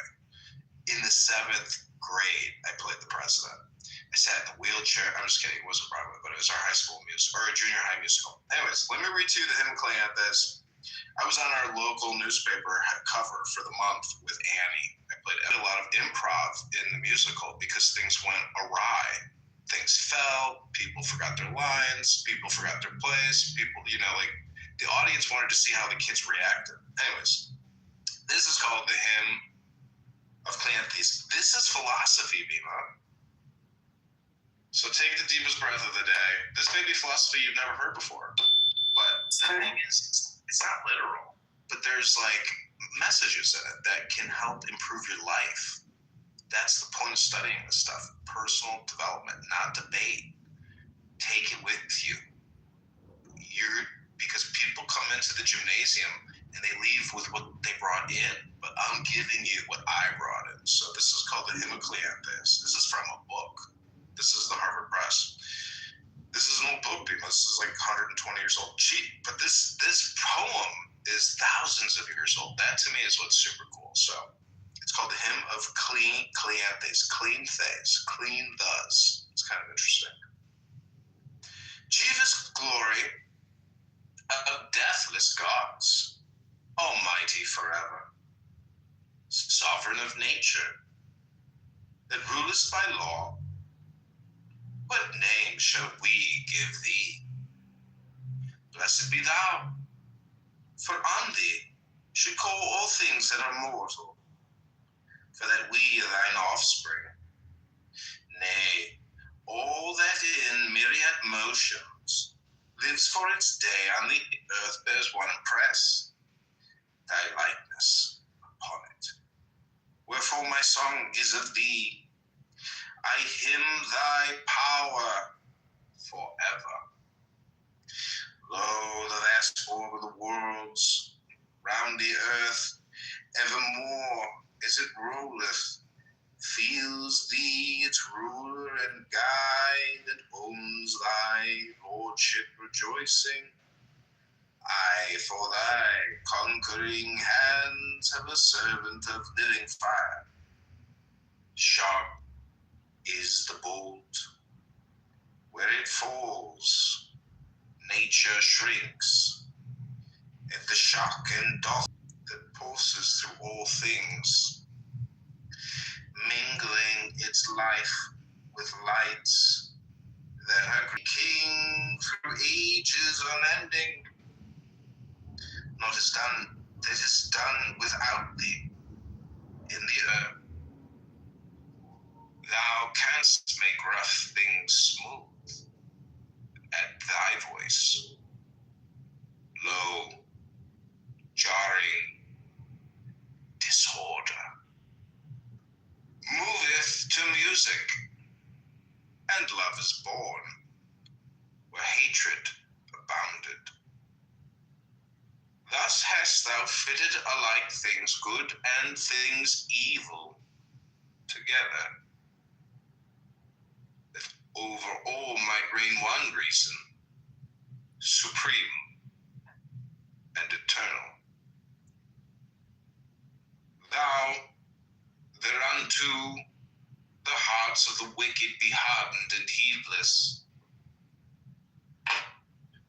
Woe unto them, for while ever their hands are grasping at good things, blind are their eyes, yea, stopped are their ears to God's law universal, calling through wise obedience to live the life that is noble. This they mark not, but heedless of right, turn each to his own way. Here, a heart fired with ambition in strife and straining unhallowed, there, thrusting honour's side, fast set upon getting and gaining, others again given over to lusts in dissolute softness, working never God's law, but that which warreth upon it,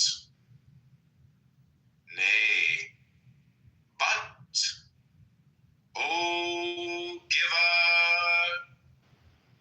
of all things good, whose home is the dark cloud,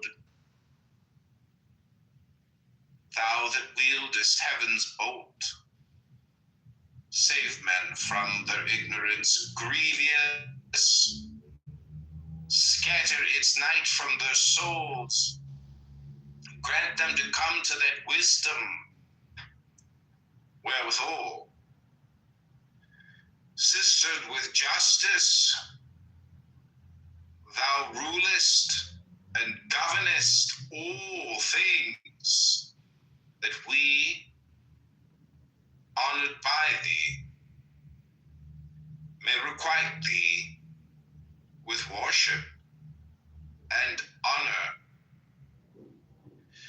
evermore praising thy works, as is meet for men that shall perish, seeing that none be mortal or God, hath privilege nobler than without stint, without stay, to extol thy law. So there's like a theme in these words that I see, by all these books. They're all manipulating the law and the will. It's what I just did was basically hypnosis, but it's a large language model, a universal large language model. So it's very smart. People aren't communicating this way. They're not transmitting this information on this app. This app is a entertainment. It's a profane, vulgar hypnosis. I just gave to you a very intelligent hypnosis. Would you agree? Did you enjoy it? That was called The Hymn to Cleanthes. I think it's the hymn to clean your mind. What do you think? I appreciate it. I'd like to read it. I was trying to find it to read along with you, but I couldn't find that translation. Yeah, I got this book. It's Plato, Epictetus, and Marcus Aurelius, the Harvard classics. And that is a short little poem in between Epictetus and Marcus Aurelius. This to me is like a very valuable philosophy book. And it's so smart, Bima. I don't think women will ever read this stuff. Therefore, I don't put a lot of trust in women unless they're in my book club. That may sound ridiculous, but there are women that claim, I heard this literally by Cora, Cora on this app who just had breast surgery. I do know Cora. Why are you exposing her details like that? Because I was asking her, are you going to get angry today? And she's like, can you just take it easy on me? I'm sitting here relaxing. I was like, oh yeah, sure, my bad. Okay. So anyways, she claimed that nobody needs to read Confucius. Nobody needs to read Lao Tzu.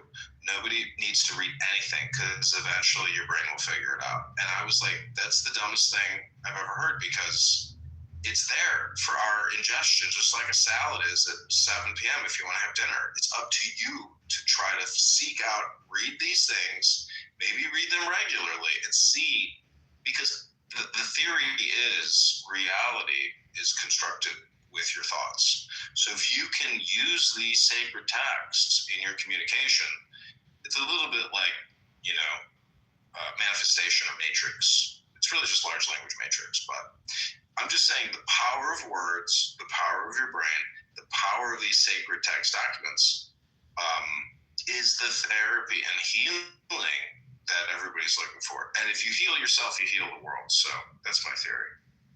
I like the theory. I am curious, though, because I found a similar experience that women don't like not only to not read philosophy, but most aren't deeply involved in politics, economics, history, these types of things. And my question is, do you think that this could have been because there was,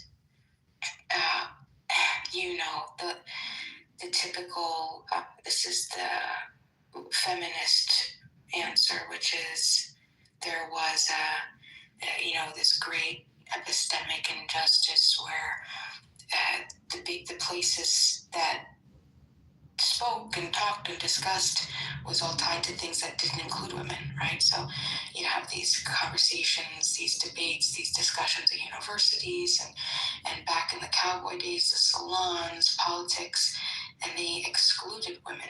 Do you think that if men led us women to value philosophy more, that then there would be a shift in that? Or do you think that women inherently just don't like philosophy and politics and history? Most women are in the now, so philosophy will take them out of the now, and therefore they don't want to engage in it because they would rather, fulfill their routine or their pattern.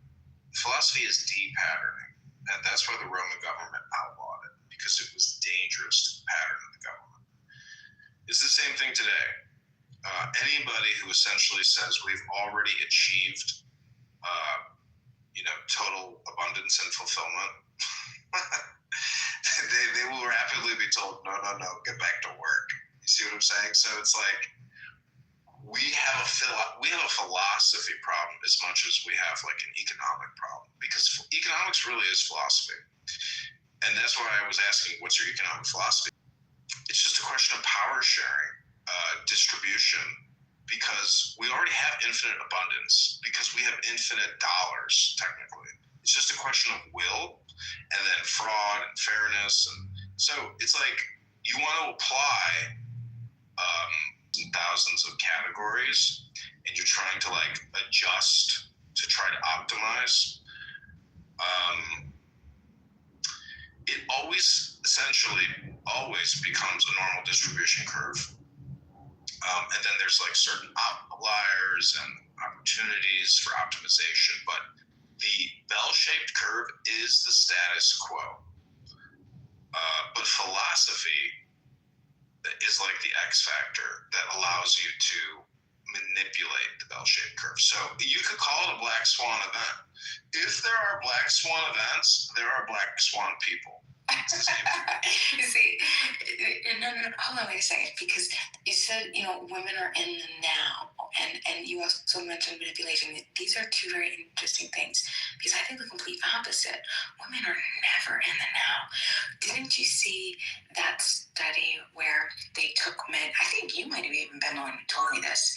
They took men and they took women and they put them in rooms and they asked them what they thought about for, the time, and the women were replaying all these conversations from the past in their mind, and men, they weren't thinking about anything. They were thinking about like something fun or a car or some new thing or something like that.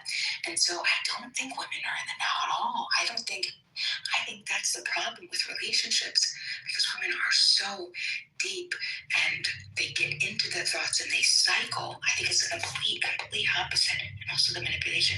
Have you heard that because of the evolutionary strength, the physical strength and the capacity that men have evolved to be, right, to have faster, stronger, larger, whatever.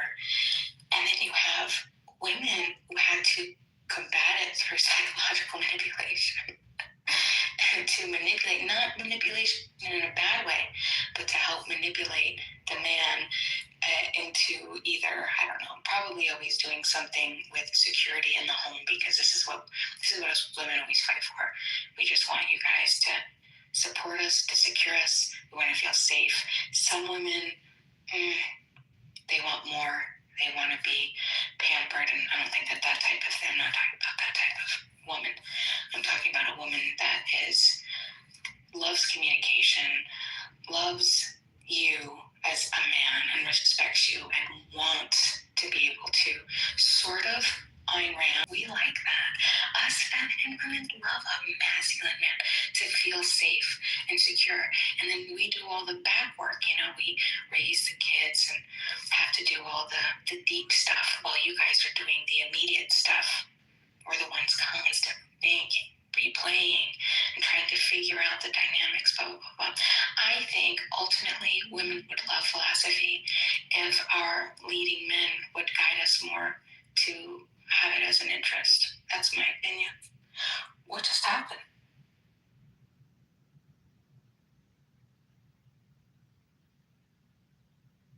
I'd like to read a little more Marcus Aurelius to try to demonstrate to you further. Are you still an atheist, Beeman? No, I'm not an atheist. So you do believe in the word God. What does it mean to you? Source, power. Source. Source and power is what the word God means too? Yeah. I would say source. Source then would be the equivalent to love. So source and love, and those are interchangeable for me.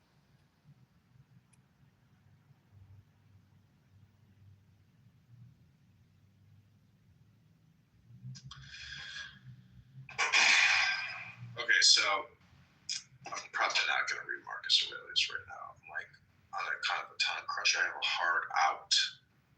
And do you know what the opposite of a hard out is? I hear her. I'm going to say a soft end.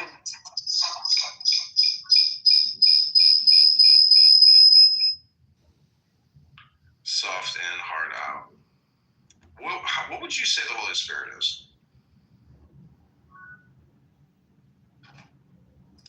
How I've developed my understanding of what the source is, what energy is, how energy transmute, how source connects, how we're connected.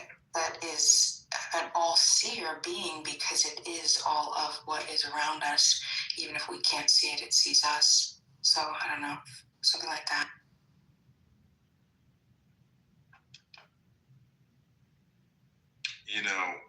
The Chinese have a philosophy of retreat under battle. So, meaning that, the question is, what is energy conservation to you? Because if you are energy, how do you conserve yourself for tactical deployment? So, it's like Jesus is a carpenter, meaning that you get a solid block of wood and you carve an object out of that in the same way that you are like a pot or a cup. You are what you put in it. So it's a question of self-molding, really, which is just personal development, or trying to, and certain esoteric books, they call it the genius effect. People are trying to achieve genius with their brain in some field. So how would you consider your brain achieving? What are you trying to achieve in your field? Like I heard Jerry Seinfeld say, whatever you're doing, try to do it better. That's your job, is to try to do what you're doing better. And I'm like, yeah, that's like a very simplistic way of framing it for you. So what are you trying to do better, Beam? My ultimate goal is to master a form of communication that enhances people's life. So whenever I talk to somebody, whatever I can offer them through anything I can offer them, maybe it not be a specific suggestion, recommendation, but just a way to communicate that improves and leaves us more whole and more feeling loved.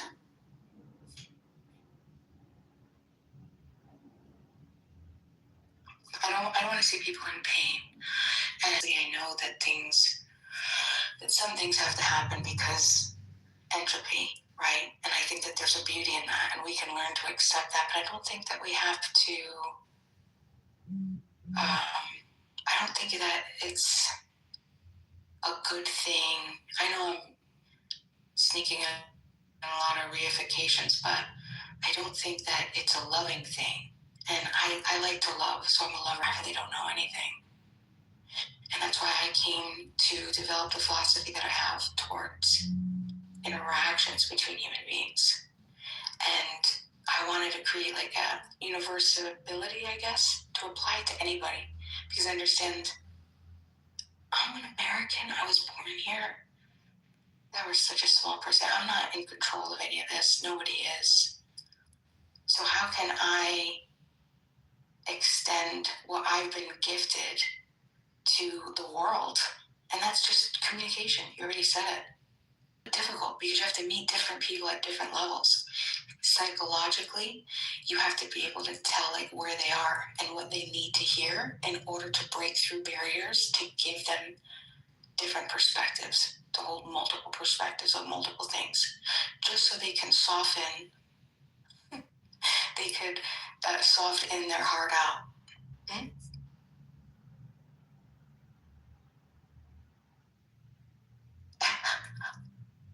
You know, there was this one, it was a news article, I want to say it was in the Financial Times. I could be wrong. Now, this was 20 years ago.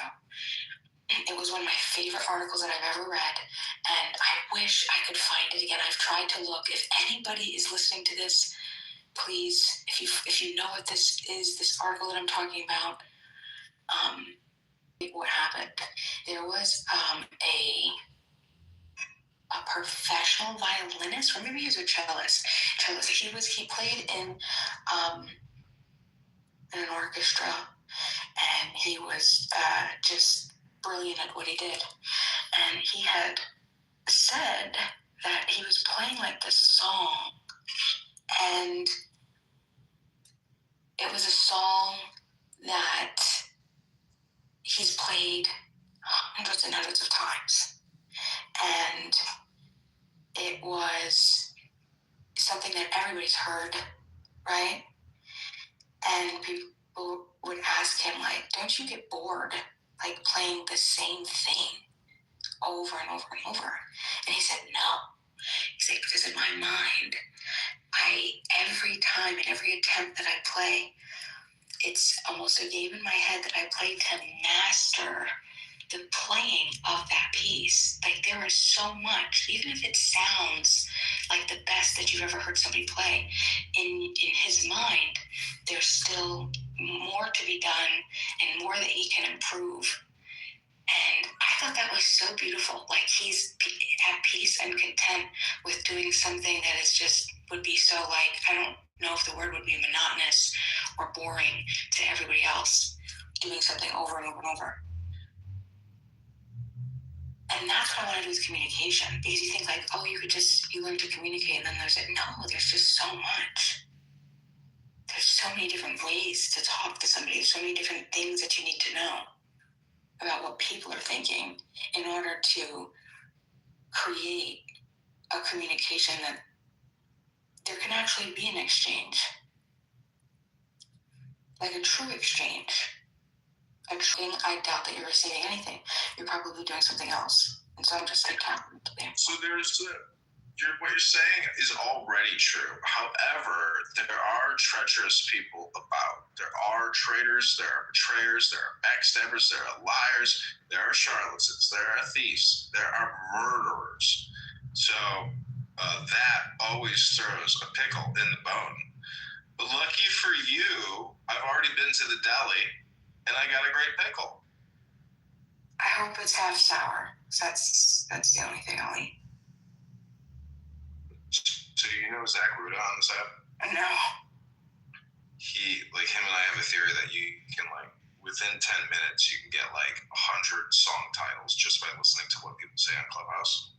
So when he talks, sometimes I'll just be like, okay, I'm going to create a song based on what you just said. Possibly.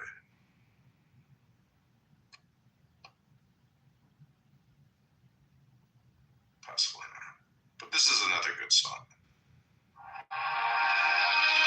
It's called I Invoke. I Invoke, Bima. Okay, this is Hypnosis ASMR with Bima, your ASMR hostess for the night. Oh, my spirit. A whisper of flame, a soft restraint by the sky. create. I call you. I see the dark fate. Though I fall, though I faint, though I try,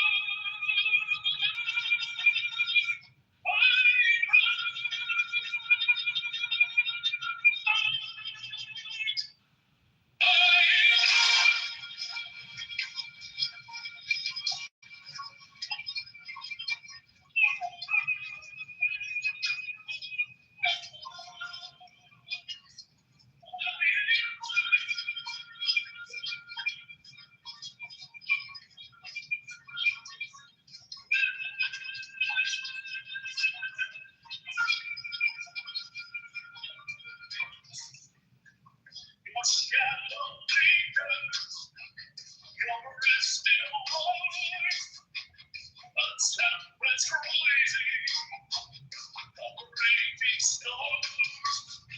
By the light, by the night, by the boundaries for I reach, I receive, for I do. The light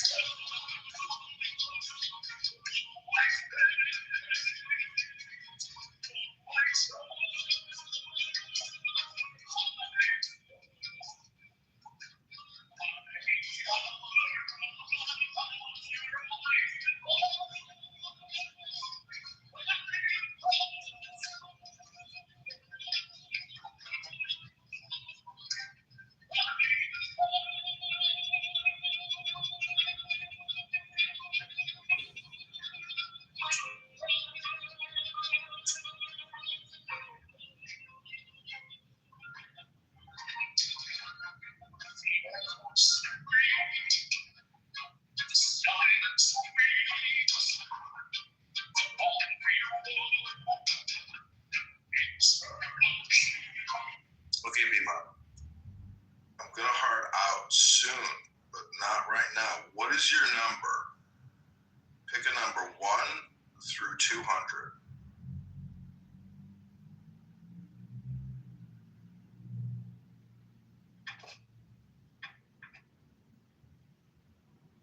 Hello? Bima, do you have a number 1 through 200? I'm gonna read you a poem very quickly.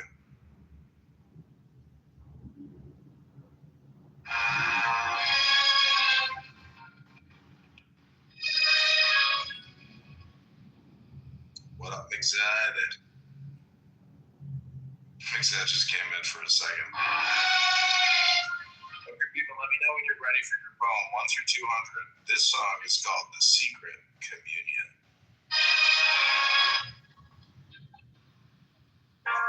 I can be sickly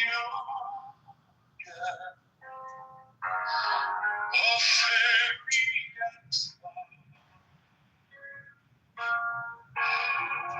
unspoken, the dust, the dawn, a secret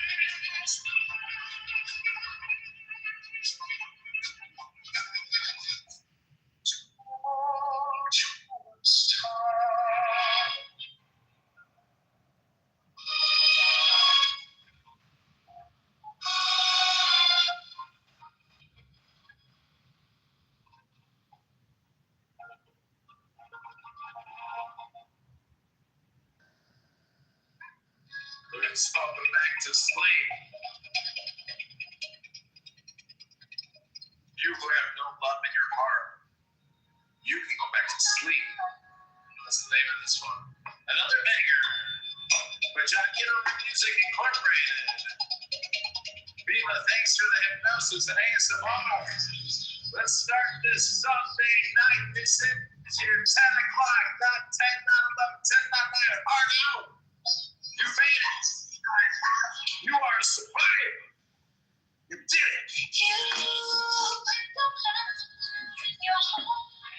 You can go back to sleep. Oh, you're here, Viva. You're here. All right, well, I'm going to read a poem to you. I'm going to just go to the 10th page, 10, not 11, 10, not 9. Couldn't give me a I'm straight watering answer. my begonias.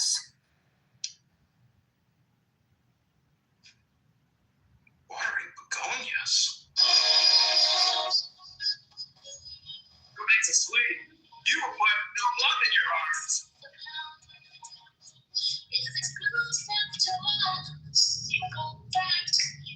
Go back to sleep, baby. You got no love in your heart.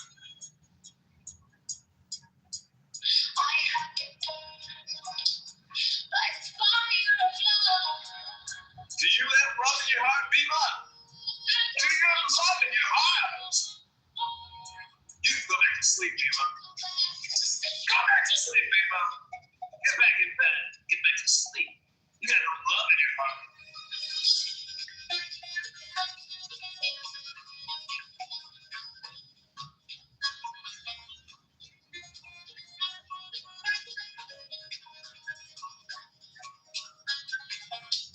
It says DJ Babe, let the games begin. One of you lucky Clubhouse users is the Trigger Man.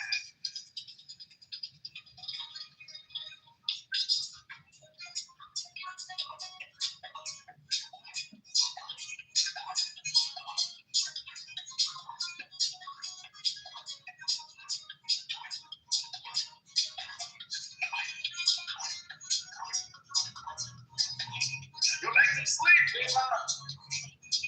We got no love in your heart. Viva, can you prove that you have love in your heart?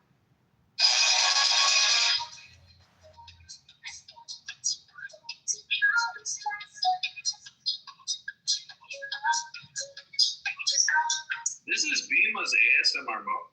Everybody, I just want you to know, this is an ASMR experience. Bima is your host for the rest of the night. Bima, you can come in and out, hard in, hard out, totally up to you. But if you want to host this room, I mean, it's yours to do with it what you will. It will run until probably 2, 3, 4 in the morning. And I hope you have fun with this experience, Bima. It's your opportunity here to do your own hypnosis, your own ASMR, your own NLP. Read whatever you want, but I would encourage you to read a book in this room. It will run till 4 a.m. today. Oh, that's exciting. Invite people to it as well, but don't change the title. Title's perfect. It's your hypnosis. It's the ASMR Bima experience. Make it, this is a commercial opportunity here. People make money with ASMR. It's very hard because it's so competitive. It matters. Pick the best, Bima. The Buddha says pick the best. And I love the best booty.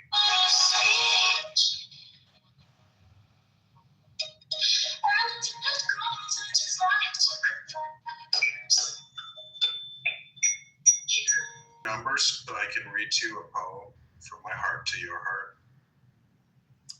Sure, my number is, are you ready?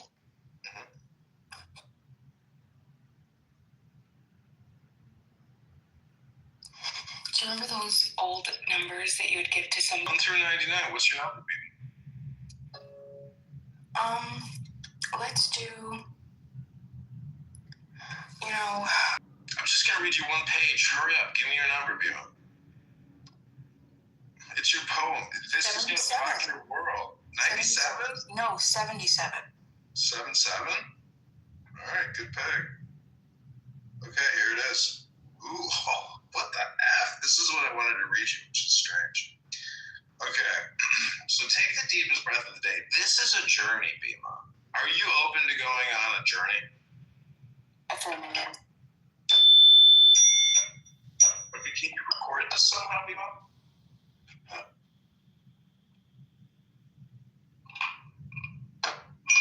The poem, you're really gonna like this because I think you deserve it. I'm not gonna have access to it. Wait, are you recording it? Yeah, I'm recording this. All right. Well, can you send me a recording? I really am watering my begonia. Like 10 minutes. Yeah, I could in 10 minutes. Yeah. Okay, if you could record it, because it's a gift. This is like $1 million poem. I'm telling you, it's called On Waikiki Beach. Have you ever been to Waikiki Beach? No. Yeah, this is the poem. You don't even need to go there once you hear this poem, but the poem is the gift. It's a very rare poem. Very rare. It's from the master. Do you know who the master is? Yourself. The master? Yeah, you could say that. Basically, because you can absorb it, but the poem is an absolute treasure. It's called On Waikiki Beach. Can you record it somehow? Can you stop the watering and somehow get a recording device? Recorder. Yeah, I just told my poor, stream. my beautiful Dindui. The begonia Dindui is one of my favorite begonias. The begonia Dindui. And I just told it, oh my gosh, look at that leaf. If you could, I wish you could see what I see right now through my eyes. It's beautiful. Okay. Can you somehow figure out a way? Yeah. Because I want to give you a gift. I want you to listen to it, and then I want you to play it back to me. Okay, I'm gonna do it. Give me. Okay, you got this. Because what the whole goal here, Bima, is for you to play back what I'm giving you, and then the comprehension and the understanding is the real cream, the real cherry on top of this pie cake. This is a delicious, scrumptious, incredible 5-star Michelin poem of extreme delight. I've texted this room to multiple people, Bima, so they know that it's happening, and I hope they show up. But they might not show up. But time is limited because I have a hard out. And as we've discussed, the difference between a soft in and a hard out, time is limited. So you have been put on the clock at 3 minutes that somehow you'll be able to record the poem so you can play it back to us right after we read it to you. Again, it's from the master. You're not going to want to miss this masterful poem from the master. We've identified it. 77's the number on Waikiki Beach. This is the vacation you'll never get to take, even if you had $60,000 to drop on a vacation, which would be a very nice vacation. Most people in their lives will never spend $60,000 on a vacation, but this is $1 million vacation. That we can guarantee you, because it's from the master. All right, we're ready to go. You can record now? Yeah, we're ready to go. My begonia. This is page 77. It's a 2.5-page poem. It's called On Waikiki Beach. So just take the deepest breath of the day. Focus on your heart center. Imagine yourself on a beautiful beach in the tropical Pacific, surrounded by flowers, birds, and the ocean. It's called On Waikiki Beach. Upheaved from chaos, through the dark sea hurled, through the cleft heart of the amazed sea, sprang mid deep thunderous throats of majesty, titanic, in the waking of the world, spring one vast mass of spume and molten fire, lava, tremendous encyclopedian charactery. Hawaii, here she stands, queen of all laughter's lands, that dance for dawn, by tranced and leisured noon, dreaming through day towards night, craving the perfumed light of the stars' lustrous and the gem-born moon. Dewy with clustered diamond, the long land swoons to sleep. The sea sleeps and yet wakes beyond. Here in the crescent answers the love song of the lilied stream and moves to bridal music. Its rhythm of pain, its jeweled heart of love. Sun waved the eagle wing of the air of feathered spring, royally sweeps and span of moonlight, reaching over the gray lodge, man's bride, the light of the sweet land. Are emeralds ever a spark of this clear green, or sapphires hints of this diviner blue, or rubies shadows of this rosy hue, or light itself elsewhere so clear and clean? For all the sparkling dews of heaven fall far crystalline, fixed, forgotten as a star forgets its nebulous virginity, are set in all the sky and earth and sea, shining with solar fire, the single-eyed desire of scent and sound and sight and sense perfuses, still and lambent light of the essential night, and all the heart of me is fate and muses, as if forever doomed to dream, or pass in peace, Lethean adown the grey Lethean stream.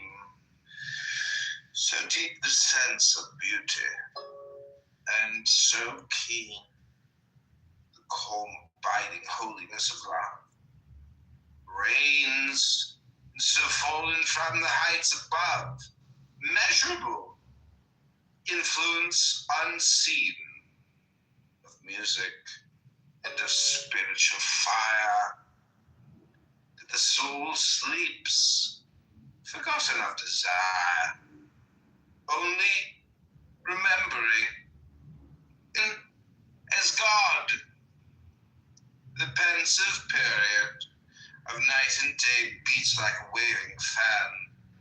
No more, no more.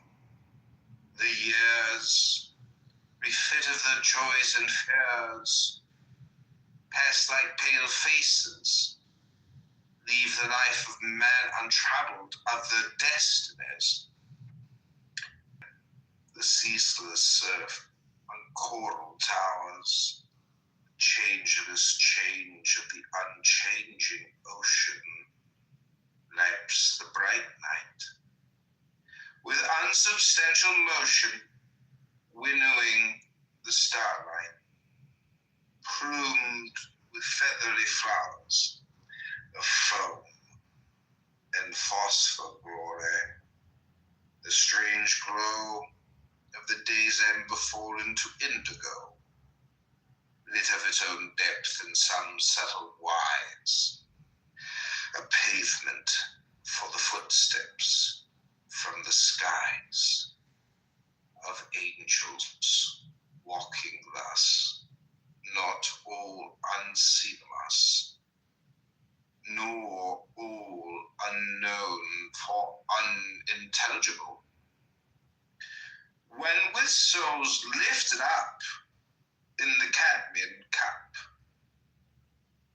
as incense lifted in the thurible, we know that God is even as we, light from the sky, and life on Earth.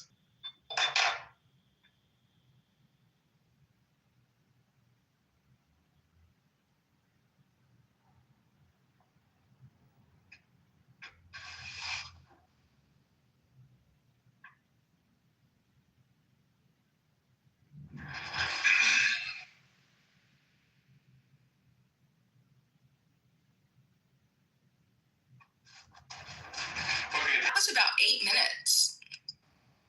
Was it? Wow. Okay, I want you to play it back to us, but to just like refresh us, take a deep breath, have a little drink, and I'm going to play you a little flute song.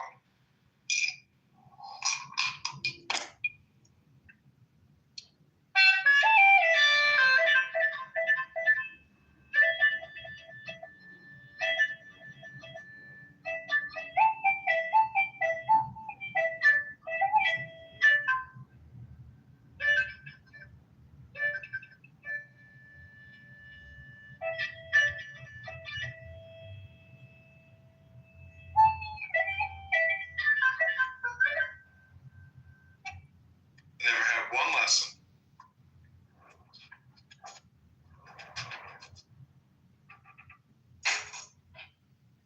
Okay, this is one more little musical instrument before my heart out. Here we go. Oh my gosh. I injured my finger playing this drum like 2 weeks ago, and it feels like I have a splinter in my finger because I was banging on it so hard. And if I hit a certain part of my finger on the nook of the joint, it's like extremely painful, but it's gotten better. I honestly thought I had like a serious problem. And then I played this drum one day and I realized that playing this drum was what hurt my finger. I couldn't believe it. I was like, oh my God, I thought I had a sliver. I thought I had a piece of metal or wood in my finger, but it was that fucking drum banging on this thing. You would, you should, you got a hand pan? You need to do the hand pan. Yeah, I got a hand pan. I have a, what is that thing called? I'd love to get a hand pan. What key did you get it in? The hand pan I have is actually at the top of an oil barrel. Oh, you got it from the original. Like, who did you get that from? Some music store on eBay. Oh, okay, never mind then. Yeah, the other one I have is called a space drum or a pan drum. But the space drum is like an octagon, and then the pan drum is like a concave versus a convex. Do you want to hear it? Mm-hmm.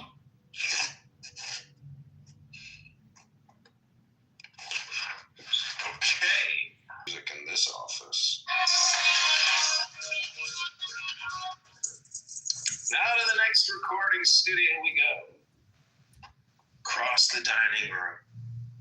Across the living room / massive king master bedroom into the music room. We enter the holy sanctuary where I keep my pan drum and my space drum. Here we go. I very rarely come in here, but now we shall experience the pan drum. Here we go. Or this is the space drum.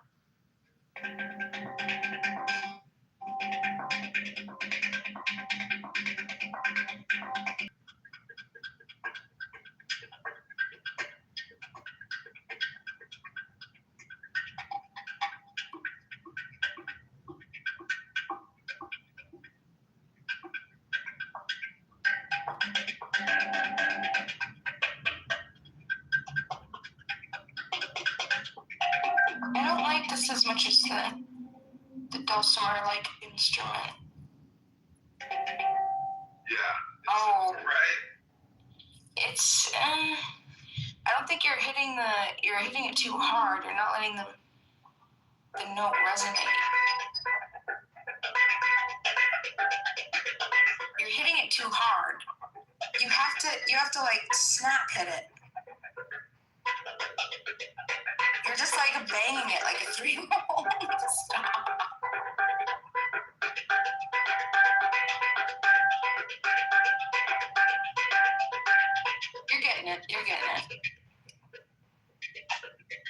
This is the top of an oil drum. It's a compressed oil drum top. I love it. Or similar top. But I have the.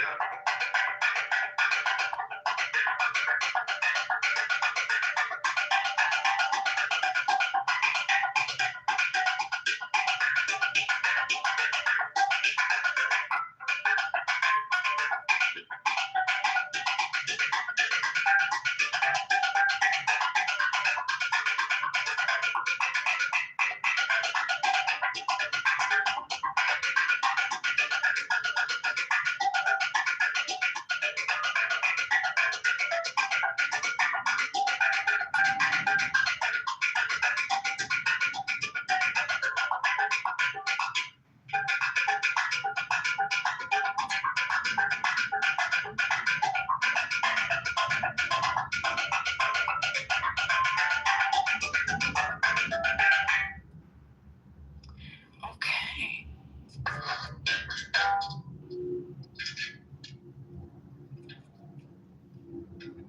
Best part of that It's a nice piece. was when it stopped. You got a violin here. Oh, do you do like? Could you do vibrato or? No, I've never even. Actually, it doesn't work because the top won't hold the peg. There's two taunt. It's too taunt on the violin. It's too taut. You have to tune it. You have to change out your strings. What are you doing? I can't. The peg slips when you try to tighten it. Yeah. Right. So there's solutions to that. You need to get new strings. Do you know what a Korg is? No. C-O-R-G? K-O-R-G. It's an EDM synthesizer. I have it in my hand right now, but the battery. Really? Yeah, it's like a handheld EDM synthesizer. It's got like hundreds of like different.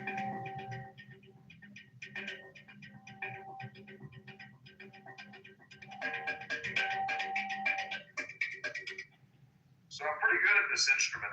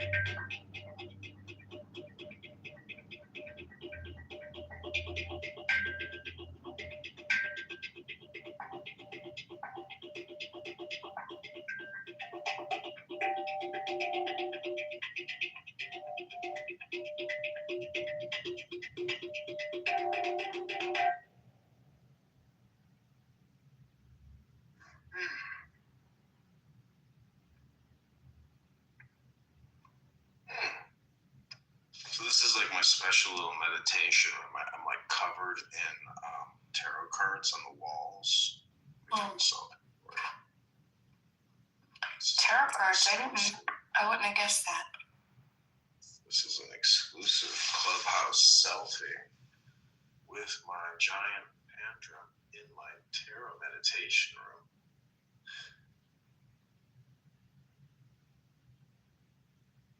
Oh, that's a good one.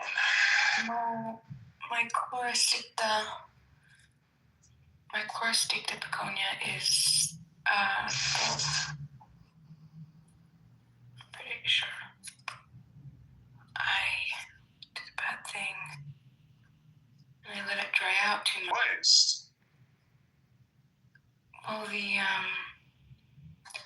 terrarium begonias, they're tough because sometimes you only water them like every 3 to 4 weeks. It depends. Interesting. You have to keep the humidity high. Well, anyway, this one terrarium begonia, I tried really. It's dead now. It's gone. But a positive thing, my begonia amphiox. Okay, my begonia amphioxus. This begonia, let me tell you. Have you ever just seen a thin green? Imagine a blade. This looks like a blade, a little sharp, like those sharp throwing. The backdrop is green. The frame of it around the edges is red, and then there's red spots. It's the most fascinating begonia amphioxus. And this thing didn't do too well months and months ago, and I was down to about 3 leaves on this thing. And it came back to life, and it exploded. It exploded with life, and I'm so proud of it, because I thought it was a goner for real. But it's back. It's back. The begonia amphioxus. My very first begonia is this begonia here, and this is a Harmony's Red Velvet. Let me tell you something about this begonia. This is a Rex begonia. But what's fascinating about this begonia is not only it an absolutely gorgeous leaf, it looks fake. It looks like it's AI. It doesn't look like it should be real.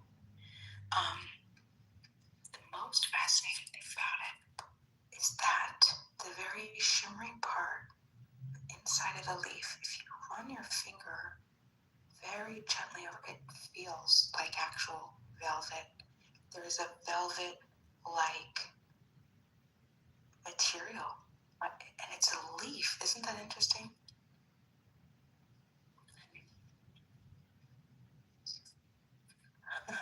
And this guy, Derisive, he just came in here.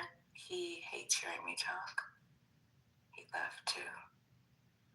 He gets frustrated and got snatched when he hears me talking. He leaves, and then he messages his people, tell me when she stops talking. Can't stand listening to her talk. I don't want to hear about the guns. I don't want to hear about how we have no more. Sorry, you don't. Moralless creatures. The darkness. Goodness. Oh my God, it's gorgeous. I wish you could see what my eyes see. You know, photos do it no justice. There's no way that I could capture the beauty of this leaf. You have to see it in person. It's a must. It's the only way. So everybody come to Bima's home.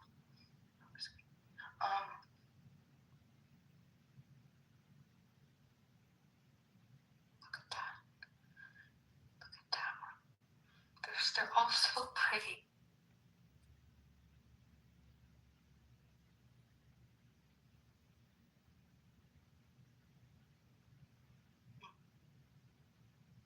That's Tinkerbell. Is that a Harmony's? I don't remember if Tinkerbell is a Harmony's begonia, but Tinkerbell is, what a gorgeous begonia. So the Tinkerbell, imagine, now you are gonna learn today about the begoniaceae. Yay. This particular begonia is a very light green, a light, beautiful green with light white spots, polka dots, polka dots. Now the most fascinating part is the leaf is, they're angel, they're like angel wings. Imagine angel wings, a left and a right angel wing. And that's what the leaves are shaped. They're either born a left or a right angel wing. And they're light, beautiful green, white spots. And then imagine that the wing starts to fold inward, right? It curls around the edges. And the slight curl is a beautiful, I want to say it's a salmon color. I want to say it's salmon, but it's a pink. Is it pink? Would you say pink? But it's like a pink. It's the lightest. It's salmon. It's definitely salmon. And that's the underside of the leaf. Isn't it fascinating? It's a beautiful dark green leaf with white spots. And then the back is a deep burgundy. Oh, it's gorgeous. Beautiful.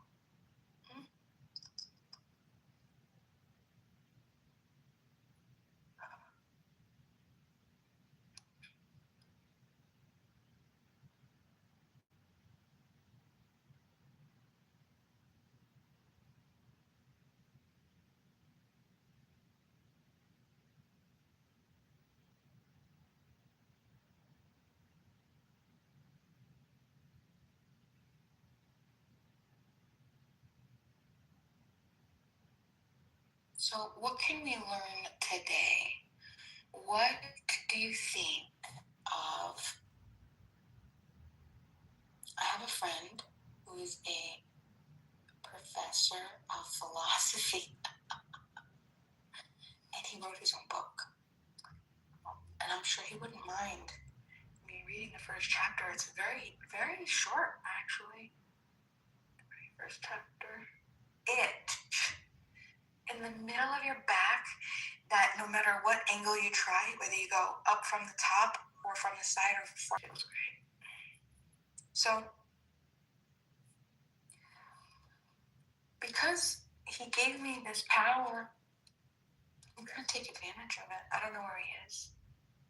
I don't know where your host is, folks. He's gone. He's gone down by the seashore.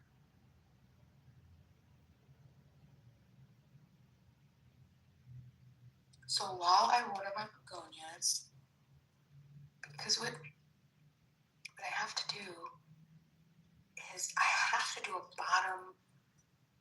bottom feeding, I guess.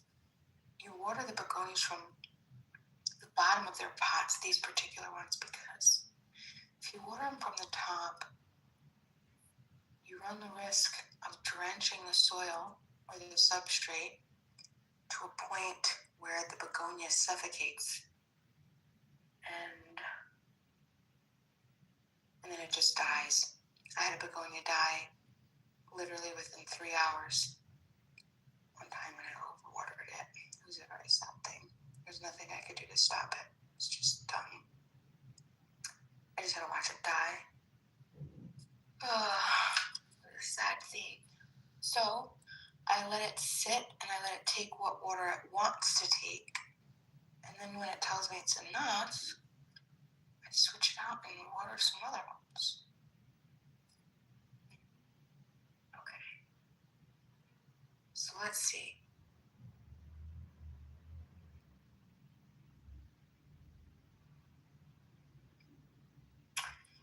Practicing to read. Got a crystal ball. I don't think that's what he says. I don't know what it is that he actually says in that song. Okay.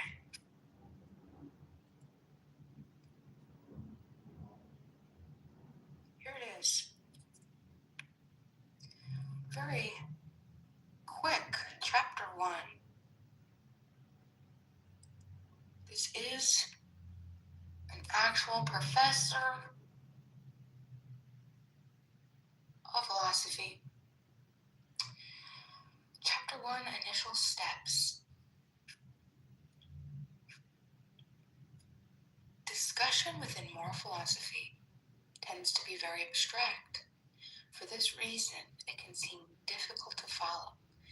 In this text, we shall begin with the definitions of certain terms, the understanding of which will greatly facilitate a grasp of the abstract concepts in the following discussion. So, question numero uno. What is the difference between morals and ethics? Do you know? Anybody? Do you know? The terms morals and ethics are often used interchangeably, as if they meant the same thing. This conflation exists even in professional literature. However, here we're going to treat these terms as significantly distinct. The term ethics derives from the Greek ethos, which means habit.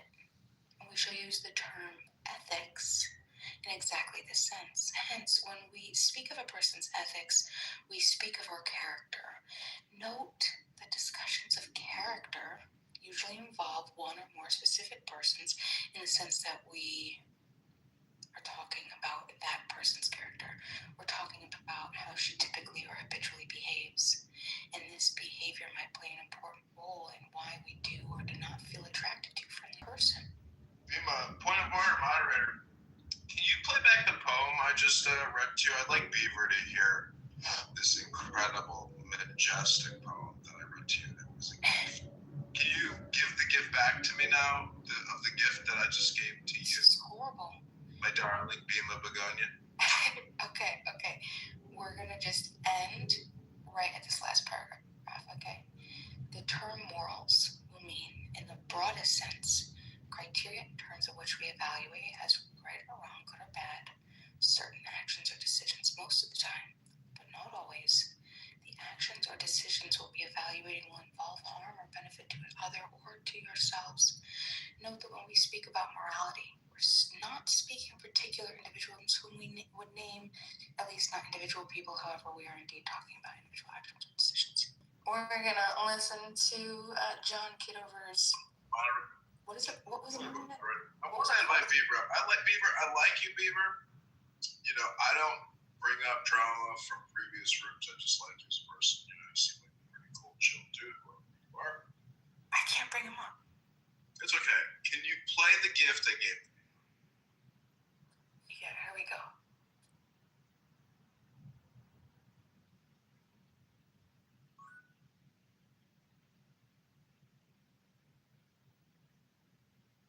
Play the gift I gave you. Yeah, we're preparing. 8-minute poem, Beaver. Welcome to, I hope that you just had a soft in and you have a heart out, because knowing, you know, when you basically it comes down to scheduling, you're in love with it. I'm in love with Bima. Oh boy. Okay, so Beaver, do you have love in your heart?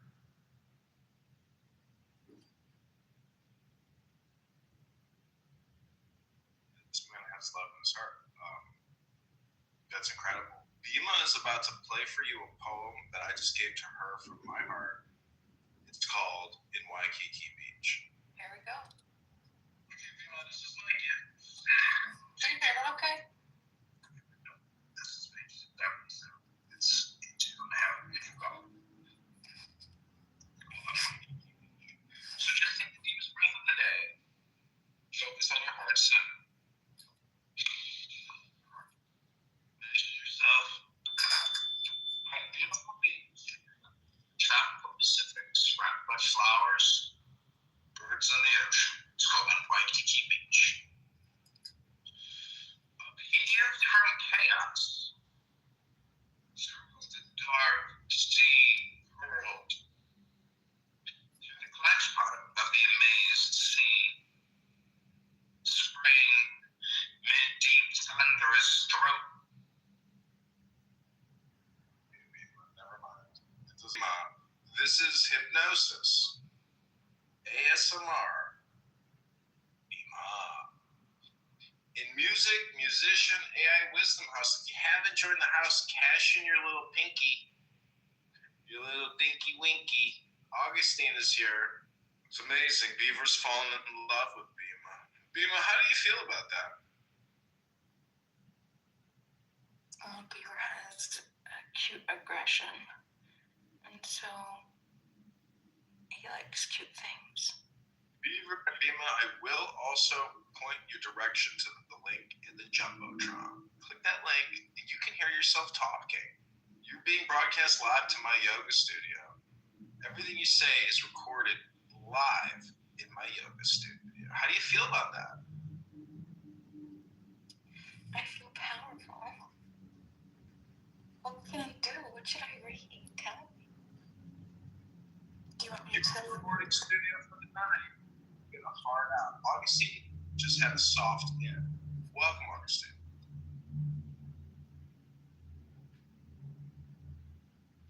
How you doing? Great. How are you doing, Augustine? Not too great since the Bears lost, but I'm good. Live in Chicago, Augustine? Yeah, I do.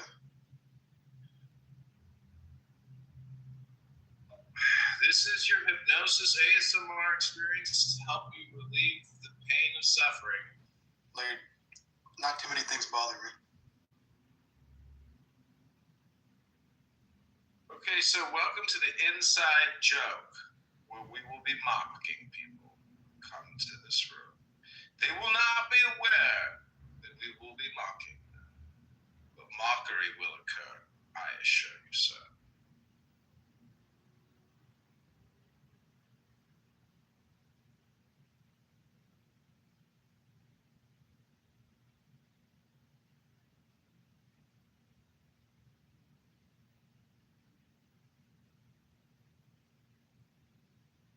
Many people know me psychology, but I had a couple books on some of these, so I figured I'd two or three things out about a bee queen and her cohort of drones that serve her. She has a special, ladies and gentlemen, let the games begin.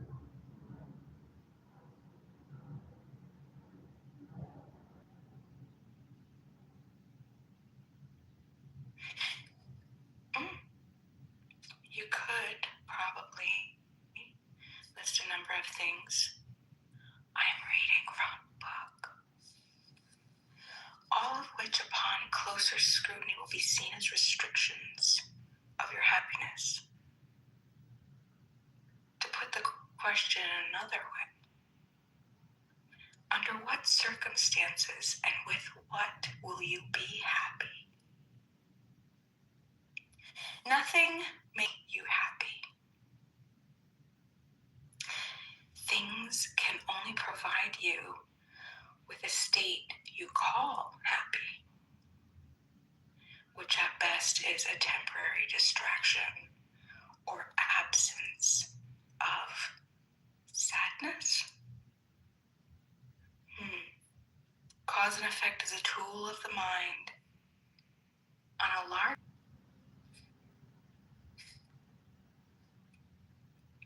like other elements of the mind, cause and effect on the surface seem to make sense and be useful after all. If there were bugs on your potato plants, and within days the leaves died, God forbid, it may be useful to figure out how to keep the bugs away before planting the next crop and find out if the potatoes live. If you're the only potato producer and there's no other food, then this is a matter of life and death. The mind will seldom admit it, but for the mind, everything is always a matter of life and death. So you get a pesticide and you kill the bugs on the potatoes. You get potatoes, but your pesticide runs off and kills all the fish in your lake. You've now traded potatoes for fish. This is not a trade you meant to make, but as a result, you control those bugs, the potatoes and the fish. What appears to be good, anything that is dependent on one perspective is not real and is food for the importance of the mind. Anything that is dependent on one perspective is not real and is food for the importance of the mind. Anything that is dependent dependent on one perspective is not real and is food for the importance of the mind. Hold still, you little critter. You dig your heels into the fresh dirt in an attempt to make the cow slow down. Finally, she does. You wind the rope around her legs, flip her over. In this position, as she bawls, you brand her. Horrible, you horrible human being. Now the cow belongs to who? To you. When you purchase the property, you get a deed, a piece of paper, letting you and other people know that this little piece of dirt is really yours, bought and paid for. Cause and effects, either way you personalize and legitimize your illusions. They are the way you convert what really isn't into what really appears to be so. They are the way you convert what really isn't into what really appears to be so. They are a tool to turn your limited perspective into general perspective so that you're justified in holding it. They are your brand, your stamp of reality.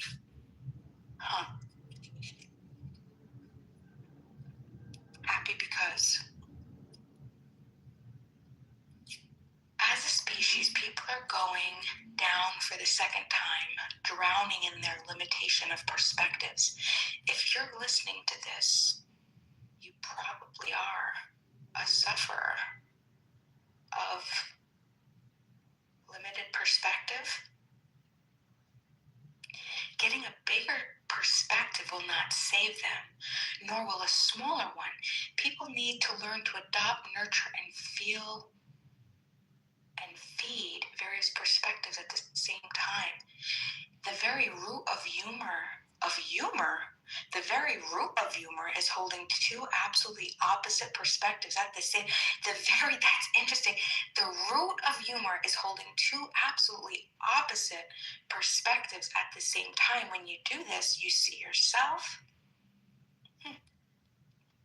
Most people adopt a perspective and hold on to it. It looks like this. Imagine you're standing there, and in front of you, you see a box. As long as you argue for and attempt to prove or validate your perspective, you lock yourself into a price. Your mind gets consistency and the illusion of control. Remain standing in the same place, and things will look the same to you. Cause and effect is what lets you know where you stand based on something outside yourself. If you can adopt, hold, and nurture, if you can hold and nurture your present perspective, think of a political issue. If you can hold and make an argument for your position, your perspective, can you equally hold the opposite of that present perspective? Interesting. When you do, it looks something like, you walk around. So now you see two sides of the box. Two sides of the box. You're on one side of the box, or on the other side of the box. Since nothing is real and everything is an illusion, then we can simply complete the magic of this picture by removing something unreal from it. Now, imagine yourself looking at the box on one side. Imagine you're holding the perspective of yourself looking at the box from the other side, and now remove the box, and you have two people, yourself, looking at yourself.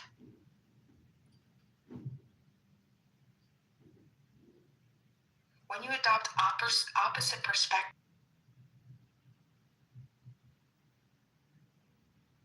Let me ask you a question.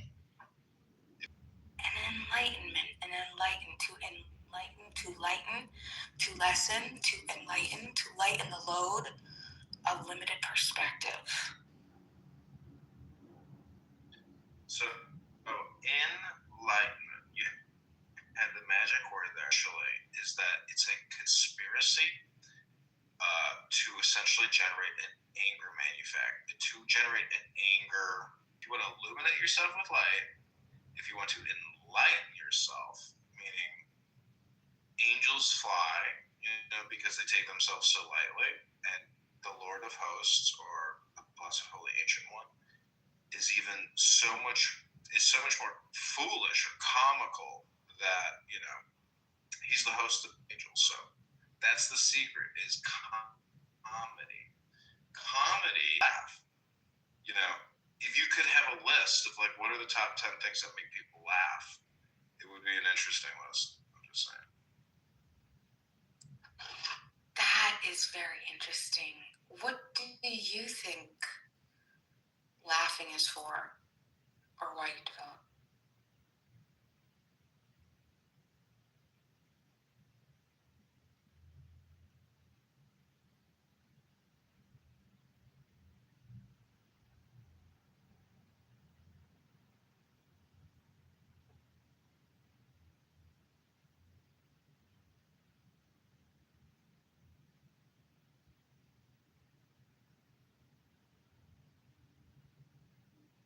Okay, this is the prompt I just gave Greg.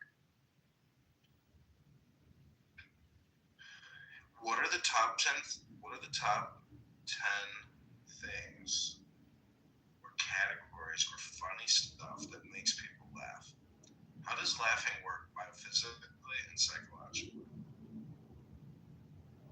Let's see what Greg says.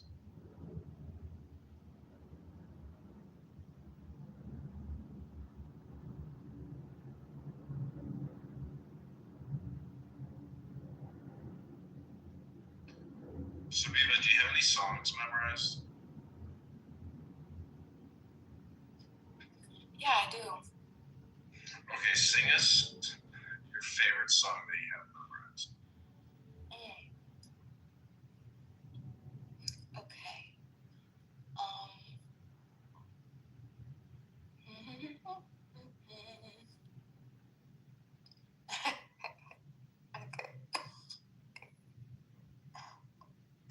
It goes like this. Oh. Oh. Hold on. Hold on. I'm working out. There's a bright golden haze on a meadow. There's a bright golden haze on a meadow. The corn is as high as an elephant's eye. Don't remember. Next, good question. Too much distraction. Do you hear? It's 12 o'clock at night. 12 o'clock at night. There was everyone. PTR, because I'm looking at it and my eyes look blurry. What does your PTR say to you? What does it mean to you? How does it make you feel?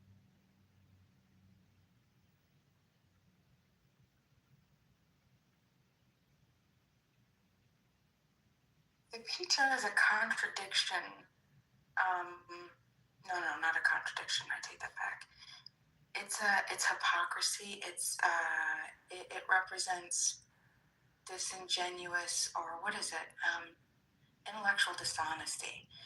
You have people that are so blinded by political parties and political identity that they can't be objective in looking. Bima here has been hosting a room. Thank you for being here, Mark. Please, Bima, let's give Mark a little space to say hello. How's your night?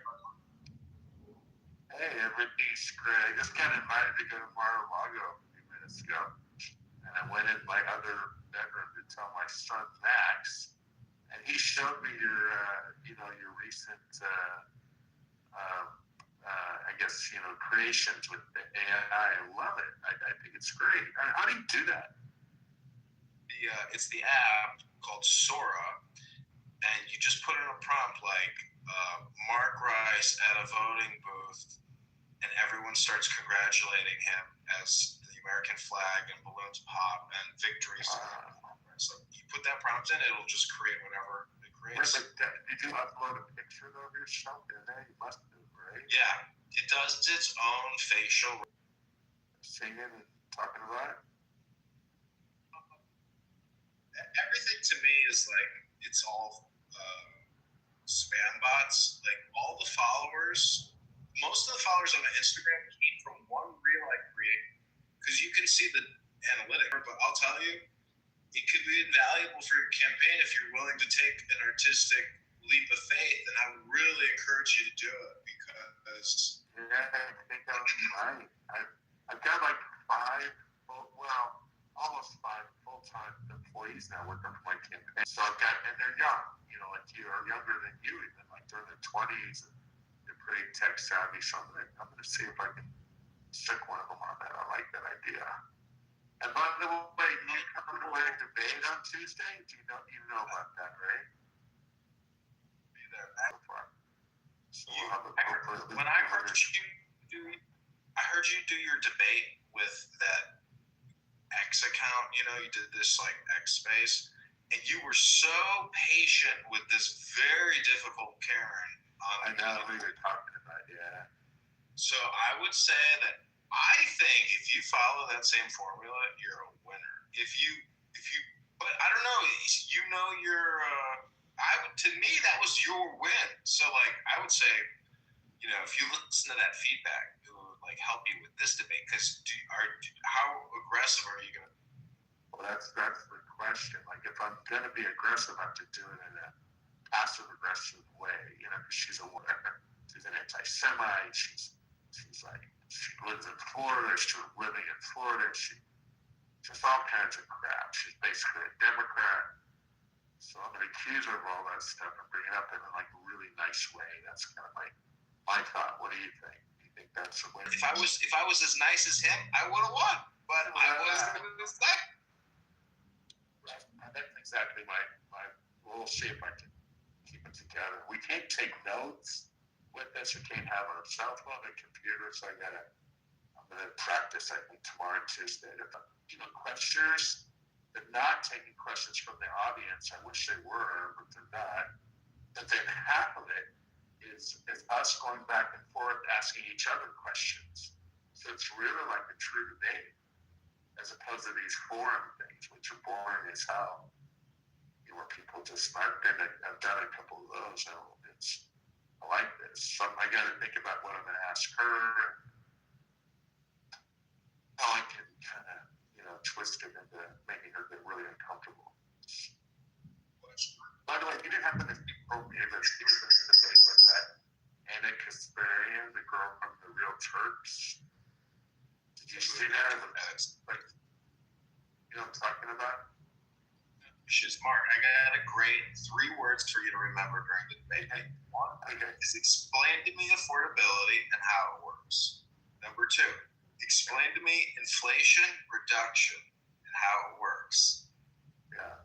Inflation reduction. If she can't even explain to you inflation reduction or affordability, she doesn't even understand economic philosophy. She doesn't even know how to run a business. So that's it. All right. See, I thought I'd ask her questions about her. Like, for example, I was at a forum that she was at, and she has 10 kids. She adopted 3, and she put 1 up for adoption. It's kind of crazy. But anyway, she hired foreign au pair to take care of her kids. And Republicans don't like that. And then the second thing she did is she supposedly ran a business, but really it was her husband's business, which I'll say when I started my business is I'm the founder, you married yours, but in any event, you, instead of hiring American workers, I'm America First, you hired Indians from India to work for your company. Can you please explain that? Like, I think Republicans don't like that. Offshoring jobs and hiring foreign workers to set them there. Of course Republicans like that. They like it when it's their business. Right? Well, right. That's her story. But I think the audience will be pissed because I was at a forum with her and they were grilling her on that. She didn't have any good answers. So, and I'm the opposite. I've never done any of that that I know of anyway. This Pearl Davis, who's a pretty famous influencer, is a total anti-Semite, sings songs about Hitler and Jews and this and that. She was in a debate and this Anna was kind of smoking her, and she just went like dark. She just didn't say anything for like a minute. She just sat there in silence. It was like really awkward. It was like cringeworthy. So Max thinks that, you know, that's the mob. You guys aren't familiar with that? You didn't see it? It was kind of in the on the internet.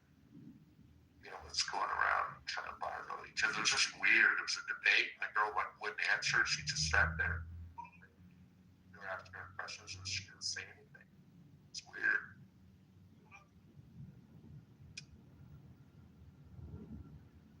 Did you see that debate? Well, I was there. Oh, I see. You're talking about, okay, at the Pickwick and Park Ridge.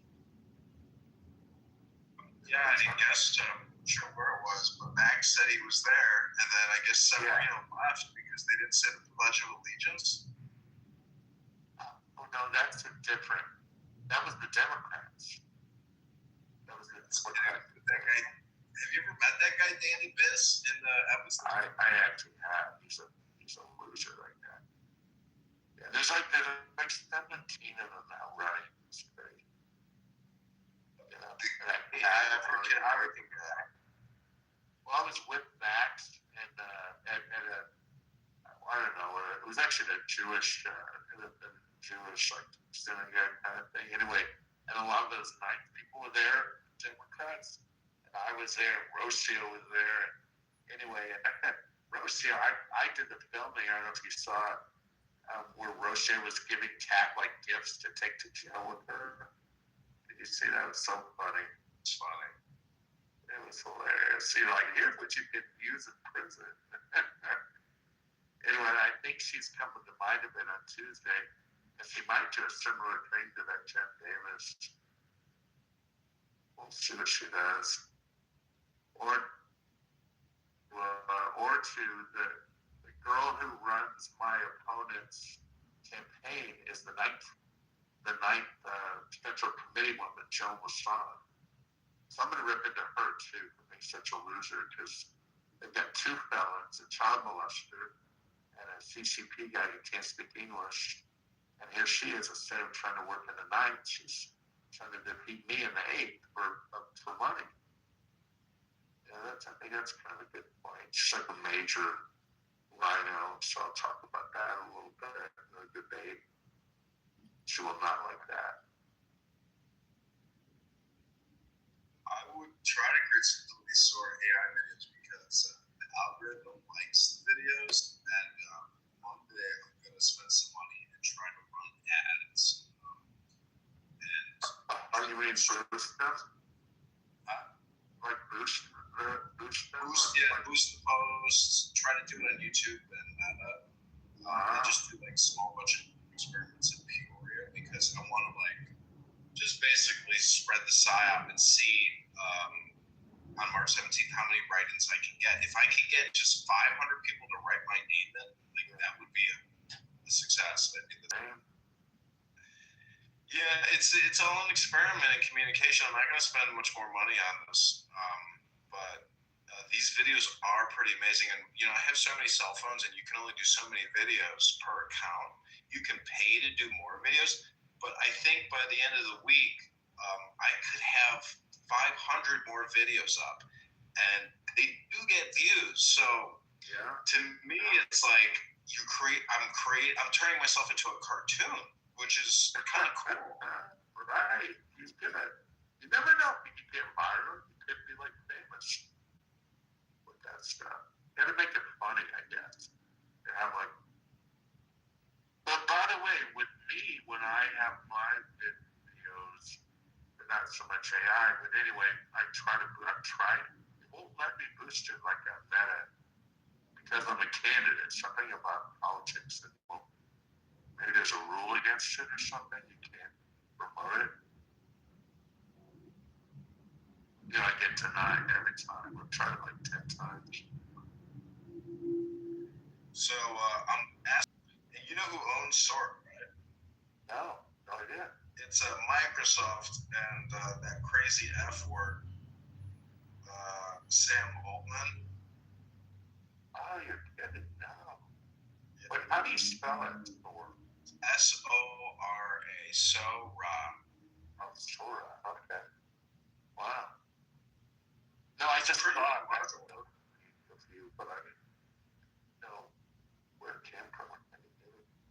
What's cool is if you create, say, 10, the most you can knit together on a YouTube short is 25 clips, which is pretty cool because then you have like a 3-minute video. This is like an advertiser's dream come true. I mean, to be able to come up with this creative outside to independently do, you just can't do it. It's so expensive to do. It's unbelievable. Yeah. You would think it would be really disruptive. It's amazing. I just saw the one where you're like a football coach at a stadium with people chanting your names and stuff. I arrested Darren LaHood in one of the videos. I threw him off a hill of corn. Oh, that's funny. I haven't seen that. That's funny. That is funny. Some prompts think about some prompts. Crazy popular online now. It's huge. You need to do is send them out a ghetto bus tour where they bring you in an armored car through the ghetto, and then he could do surveying. Wait, so here's the problem. I also talked to James O'Keefe. They were both at this little thing I was at. It was like a private thing at a little hotel in Palm Beach. And anyway, the problem is, are you familiar? You should know about this, right? It's something about dual consent or something about Illinois. Like you can't film the way James O'Keefe or Nick, they do their things. You can't do that in Illinois. Is that right? You can do it unless somebody wants to do it. That's the whole thing. If you have money to lose and you're going to go surreptitiously film, you open yourself up to a lawsuit. But as far as like what the law says, again, you're running a risk if you're going to, but do not in surveillance. those other states. If those states don't have that rule, you can do it apparently. If you're like in a public space. Mark, if you've been defamed, if you've been besmirched, you've been liable. That's the whole thing. There's no lawsuits for recording you and putting you on YouTube. That's what they were explaining to me, that in Illinois there's some law against that. That's specific to Illinois. That's defamation. That's different, right? I mean, that you can get sued across the board anywhere if they want to. The whole point of defamation is you can show damages, and so if you just, anyways, because if you're bringing this up, they won't do it. They don't want to go in Illinois. They want do you know James O'Keefe actually showed me, but it's actually part of like his little presentation. He's had it's ridiculous, like 20 lawsuits. And the amount of money he has, he's never lost really, but he's being sued by a former $6 million. He's being sued by a former CIA officer. He's being sued by a former CIA officer. Yeah. He was throwing all the different lawsuits. He has like a spreadsheet throwing each one. He puts them on the wall, right? He frames. Well, I don't know about that, but he had a PowerPoint that he was showing how expensive it is because it's ruined the guy's life, really. It's like bankrupt, and even though he's successful, he's spent so much money on lawyers. I'm sure that F-word, N-word that he filmed talking about Pfizer's evolutionary ambitions, with the COVID-19 zap. I mean, that guy, I'm sure still works for Borla. I guarantee you that guy still probably works for a big pharma. But no prison time, no arrest. If you. Yeah, right. They get away with it. He actually was showing the group I was with, Max ran against Schakowsky. And Schakowsky's husband is Robert Kramer, who did go to jail, but not for anything O'Keefe did. O'Keefe exposed him, remember, for he had been in the White House 600 days in the Obama White House. So he practically lived there, and he exposed him. And he lost his job. He had to quit, or he got fired the next day after the expose came out. But he was talking about that they were hiring illegal aliens to go vote, and they were hiring mentally challenged people to go disrupt Trump rallies, like the dirty tricks guys for Obama. Oh, I was in Chicago. Big things. I was in Chicago when Trump came to give his speech at University of Chicago, downtown. Yeah. And, not University of Chicago, University of Illinois, Chicago. I remember that. But then they canceled it, right, because of that. They had no security in place. It was just a total joke. It was unprecedented. Yeah. But it did feel like paid agitators. There were paid agitators there, outside, inside. He exposed that on video, and it was staged. Well, and they tied it to Clinton, and supposedly it really hurt Hillary's chances in the election. So I saw this clip of Ross Perot talking about how the United States is going to lose its manufacturing base in this debate with Clinton, and Clinton is sitting there giggling, and then sure enough, Perot loses, and Clinton does exactly what Perot was describing. Yeah, I voted for Perot. I think it's genius. He was right. Giant sucking sound. Remember that? The giant sucking sound. That's all the giant. Yeah, I mean, he's kind of like basically Ron Paul. I mean, it's the same person. Yeah, right. But I was talking to somebody about the Federal Reserve today and the IRS, and I used to work at the IRS, and it's interesting how the Federal Reserve is right across the street, downtown Chicago, because it's like it's a mirror, because they're both technically taxing agencies. The Federal Reserve with its inflation and everything, and all its monetary policy, it's just another IRS under a different type of monetary, policy. Yeah. So shut them both down. Liberate us. Mark, this is the craziest thing I ever saw at the IRS. They have what's called Taxpayer Assistance Day. In downtown Chicago, at the Federal Building, there is a line of 3,000 African Americans begging to essentially eliminate their tax debt. And they go and they talk to an employee at the Taxpayer Assistance Center. But they just market it as like a day to get help. But the line around the building is terrifying. Do they get up? Do they actually do it? They let them up? I don't know. My point is that the people are not in compliance, and they are fucked up. They're there because their lives are fucked up because of that. And they're there to try to figure a way out. But maybe it's like a ritual, because maybe they do get the redress that they need if they show up and wait in line for 8 hours. Yeah. Have you thought about, you, me, Max, some of us, we're in a perfect spot to go, uncover the corruption that's in Cook County the same way Shirley did in Minneapolis. It's got to be there, right? Just go to Frank Winkle's Instagram. Just screen record her Instagram. That's all the evidence of corruption you need. That the mafia Don Preckwinkle is in power all these years. How? No, but how do you see it on her Instagram? It's her life. She's not a fiscal conservative. She's a taxologist. Oh, right, but I mean, follow the. A lot of it is concealed and hidden because they just open and close. There's a lot of hardcore fraud out there. Yeah. Man, I'll tell you. I figure they donate to Preckwinkle. The fraudsters or the mafia, they're getting the money and then they're contributing a good chunk of it to all these politicians that provide cover for them. Well, it'd still be easy for us to just follow them. You see the money, minority-owned fronts that are fake.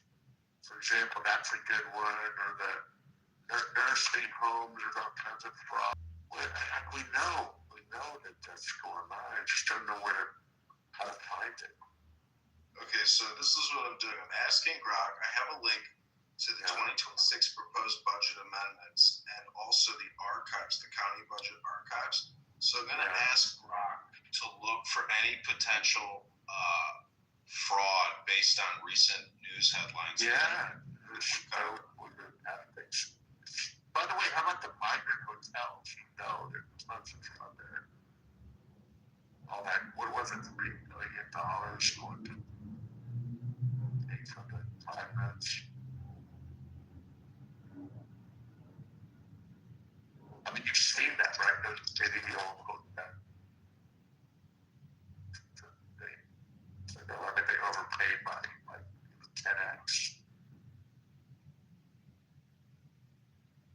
I'm just going to say, related to recent scam headlines or related to the migrant invasion. I mean, I've heard about people like in Highland Park and Glencoe that, you know, it was a big windfall for them. They own like shitty hotels or big warehouses, you know, they stuck with all the migrants, or they didn't even, or how about the COVID? Remember remember how they had big, like hospitals set up and they never even used them? I guarantee there was tons of money paid out to owners of the real estate, people providing all the whatever.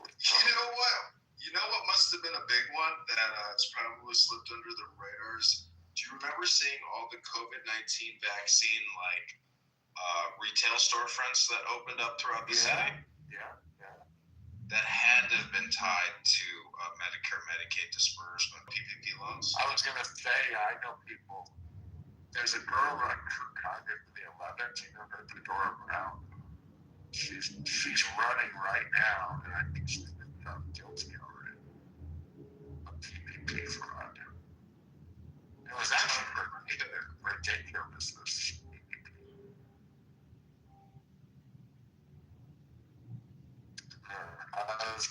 When I think that nigga pled guilty, he's part of it. And she'll be at the debate tomorrow. They have an 11th debate tomorrow. Plus, there's also a governor's debate at a gun place. And you know about that? It's not that far from here. Like, there's a place, Elgin or something. It's a GAT gun. Do you know what that is? I don't know where it's at. I think it's like in my district. It's like near where that Stannis Village is, I think, around there. Yeah, pretty sure that's where that is. Anyway, so I was going to go to the 11th and go to the governor's thing. Just to check it out. So who are you going to endorse for governor? It's a good question. Who should we? I don't know. I figure if Bailey wins the primary, we're all screwed. And, you know, I can't stand Eric Delmar. We're mortal enemies. But he's so unpopular that if he was at the top of the ticket, that would just kill everybody down ballot. So, and he's leading by a lot, I'm sure, right now. I know Cecilia really well. That's crazy. Did you hear what happened last week when they were at the Three-Headed Eagle? I thought this is all in my district. And they kicked her out. Did you hear about that? No. Oh, I saw the video of her, screaming. Yeah. Isn't that funny? They kicked her out, and I think they kicked out Danny Shuri and some others. Anyway, so then I was at a different event down the street at Cecilia, it was in Dundee. And Cecilia went from being kicked out of there, she came to my event where I was speaking. Like Ted Dabrowski, there was a bunch of candidates there. And they tried to kick her out of there too. I mean, she's 25 years old. I feel bad for her. She didn't do anything wrong. Well, what are you doing the rest of the night? Yeah, I went out last night to the Emerald Island here in Edison Park, and it was a lot of fun, and I'm sure there's a lot of people out. Sunday nights are Sunday night. Like, it's snowing outside. I'm like, I don't want to go outside and shovel and brush my car off. That's a drive to the bar. It's really cold. Really cold. So wait, how was West Palm? Holiday, everything's closed, so I guess it's like Saturday night. How was West Palm Beach? You were there for like a week. Yeah. For 2 weeks. No, a different thing. I was in 2 or 3 days, and I just got invited. I'm going back to Mar-a-Lago on. But I'm meeting all the right people, and they're saying all the right things. And, you know, I can't count on any support in Illinois, so I got to get it from out of state.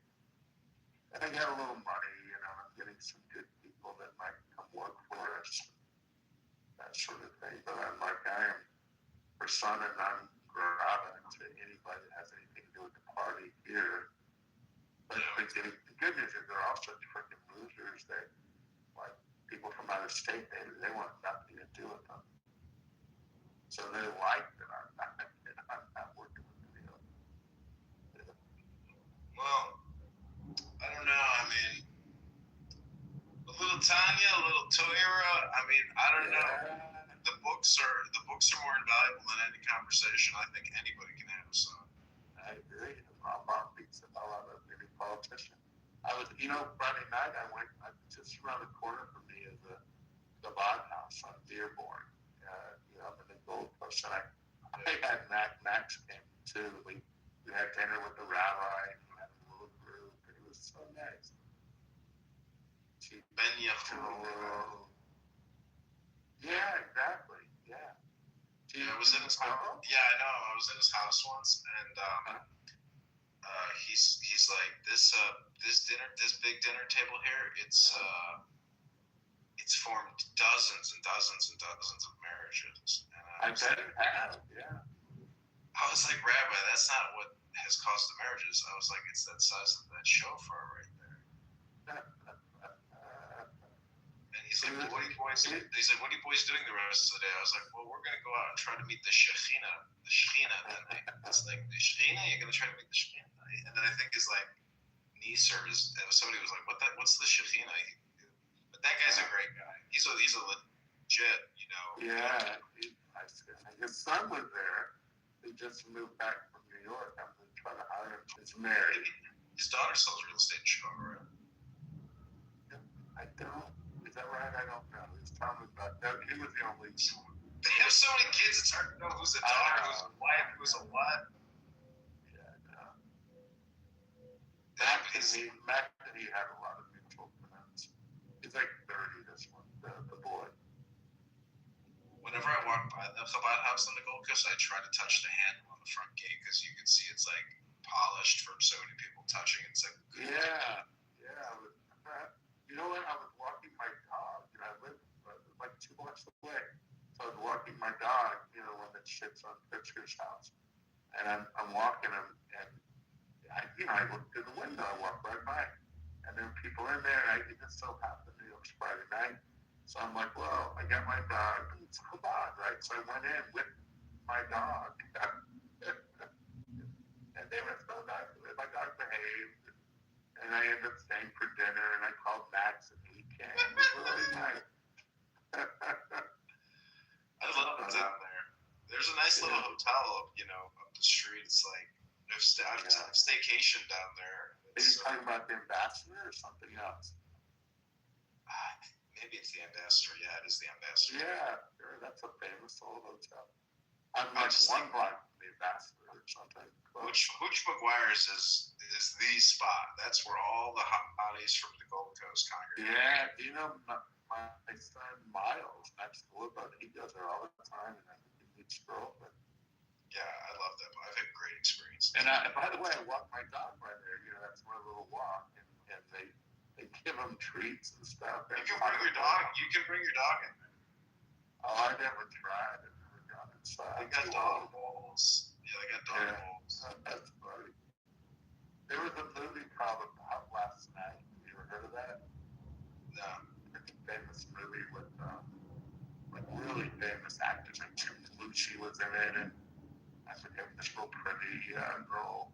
I forget her name. But anyway, we were in Chicago, and they played that 10-inch softball, and they're hanging out on Rush Street. It's kind of cool. Yeah. Did you go to Tavern at all since it reopened? Yeah, sure. That's my little walk. I go to I stay up late just because of the wind and stuff. Do you know I live on Lakeshore Drive. I'm on Lakeshore Drive, so I could go. Our host. It's very interesting. Yeah. No, I guess that's the triangle, right? Tavern. Yeah, they moved across the street. Yeah, they moved across the street into the hotel. I think it's the Thompson Hotel. Right. That's my energy customer. That's I knew that. But I went there. a while ago. Wasn't that long ago? It was, I don't know, October or something. And there were like professionals in there. Like obvious looking professionals. Do you go to the Union League at all? No. Then that's what I know. There's just a guy there or something. Yeah, it's a members only club. Do you know a guy named Chuck Lawless from Mesero Financial? I think so. No. I know some Mesero people, but not him. He recruited me out of high school to go to the Citadel, and he left Mesero Financial recently and started his own wealth management firm that's doing pretty good. And but I was on an architectural river cruise with him and classmates and other alumni. And he starts telling me he's reading a book by Rabbi Lazer Brody called The Garden of Amunah, and I couldn't stop laughing. I've read the book. Yeah, I was like, and I've met Lazer when he's come to Chicago a few times. Yeah, I met him in Los Angeles, and speech, and it was very interesting. He's a soldier basically. Yeah, they're that's not nice. You might like that. I think it's great. But it's like they sing and they kind of do drugs. Drugs? No, not the Lazer Brody. Well, what do? They do something. Or they get drunk, I guess. I don't know. I've never partied with them, but they do those. Carl Bach. I don't think he's a Carl Bach Minion person. I think he's a very orthodox guy because he's part of that the Breast Lovers. With right. Well, their leader is Shalom Arush. Do you know who Shalom Arush is in Jerusalem? I know the name. I don't know the name. That's the guy that Lazer Brody answers to. And he runs this big nonprofit for the Breast Lovers. Right. His name is Rabbi Shalom Arush. They're like, come on, they're in the middle of the street and trying to get people to join them, and they're always dancing and singing. Yeah, they're Nachmanites basically. Yeah. Not on the Nachman. They're the Nachman people. No, like Nachman. That's like their Rebbe, right? That's the Rebbe, yeah. No, I know a lot about it, and I honestly I've heard the Lazer and I met him and stuff. I even bought some of their books. I think that one you mentioned, I think I did read that one. I read a couple of them. This late. And then you really cool things with the soldiers too. But when you're in Israel, you just can't miss them. They play really loud music, and it looks like they're having a good time. But it's young. Yeah. I'm way too old for that. It's all young. Yeah, there's a saying that followers of the Rebbe say Rabbanu Shalom 1,000 times, even though they can't recite 1,000 pages of Torah. It's just master of the universe. Yeah. Well, I'm looking forward to your debate. If you have any ideas for me, feel free to run this. And that's Amy Jacobson, from Dan and Amy.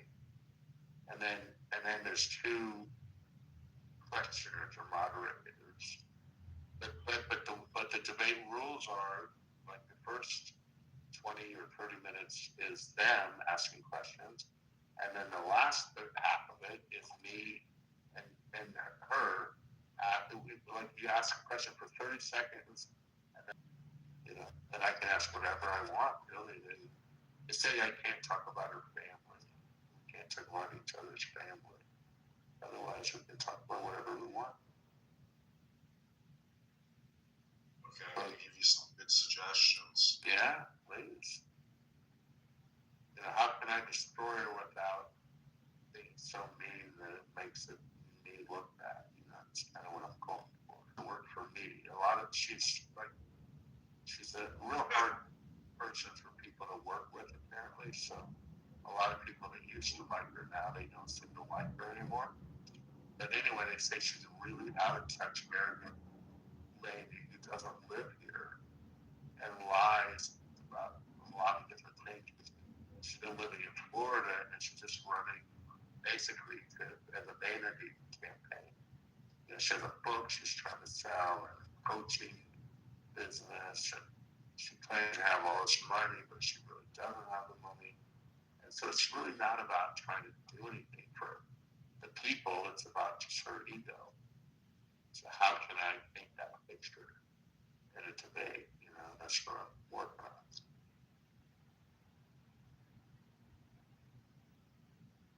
What's her name again? Jennifer Davis. And her daughter is Earl Amanda Davis. So her daughter's all over it. She's quite good. She made overwhelming support. What's that? Jennifer Davis. This U.S. term limit says she has overwhelming support. Wait, what do you mean? It's just the way that his website. But she and I both signed a pledge. Is this like the endorsement of the thing where she said she signed it? Let me ask Rock a prompt here real quick. They don't endorse candidates. Tell me 10 controversial or bad opinions and takes from Jennifer Davis's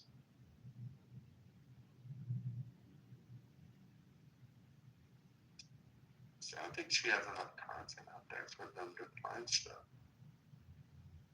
I don't see that much out there.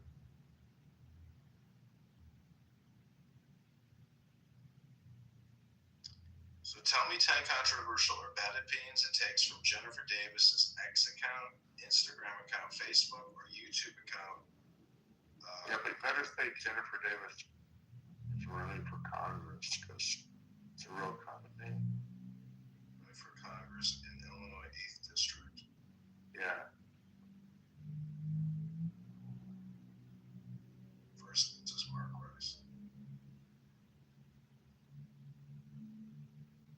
Do they have anything? I bet I'll say it can't.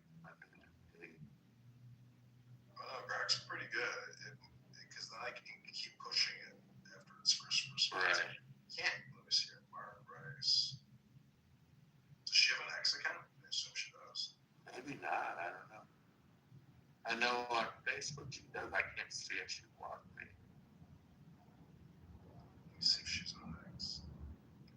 Jennifer Davis, 8th District. Is she active on it? And Max told me she doesn't have any. Yeah, she's got 293 followers.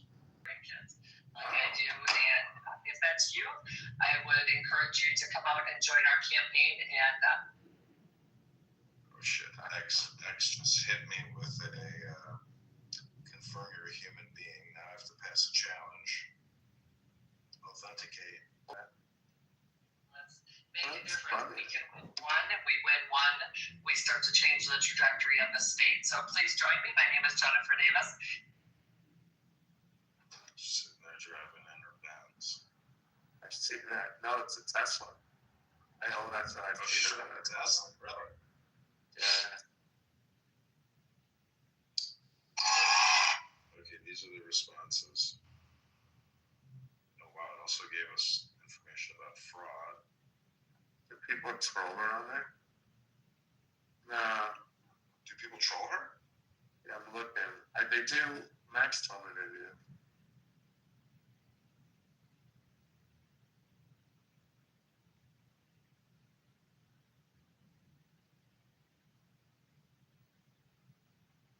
Wow, one day ago.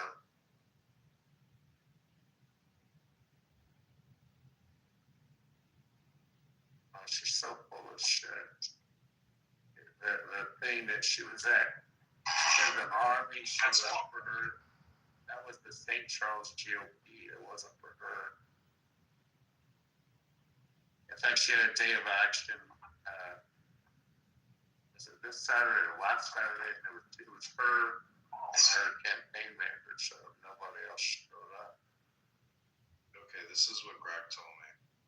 Based on research from Jennifer Davis's Davis for Illinois Aid website and other social media, here are 10 statements that could be viewed as controversial.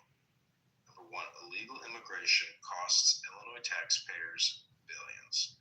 2, criticizes Chicago leaders for demonizing cops and coddling criminals. 3, calls for deporting criminal aliens and prioritizing skilled legal immigrants. 4, accuses CTU of 1,900 days of stonewalling audits. 5, blames Mayor Johnson for shrugging off teen violence as kids being kidded. 6, says CPS squanders millions on junkets while students fail. 7, criticizes Democrats for 40-day government shutdown. That was November 13th. 8, proposes digital dome to protect kids from tech harms. 9, claims high taxes cause population decline. That was recent, January 2026. Number 10, supports expanding fossil fuels for energy. That's not controversial. That's her PR. Yeah, but that's not her, right? She's like the opposite of that, I think. So. No, I think that's her. Well, she thinks that building a digital dome is the way to manage society as opposed to like personal responsibility and intelligence. She's just I do this for the first time. It's funny. She said she has an endorsement from a guy who said he endorsed me as well.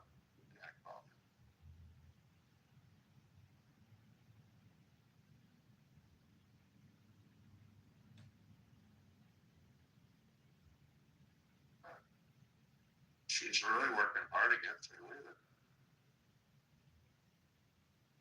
Putting families and freedom first.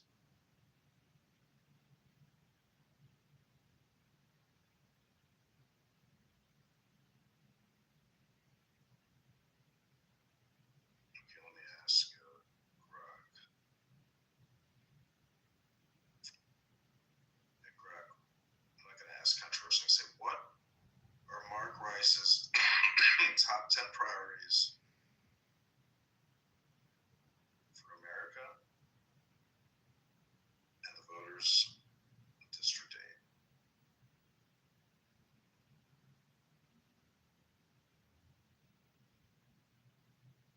Never said this before. I should have looked at this before.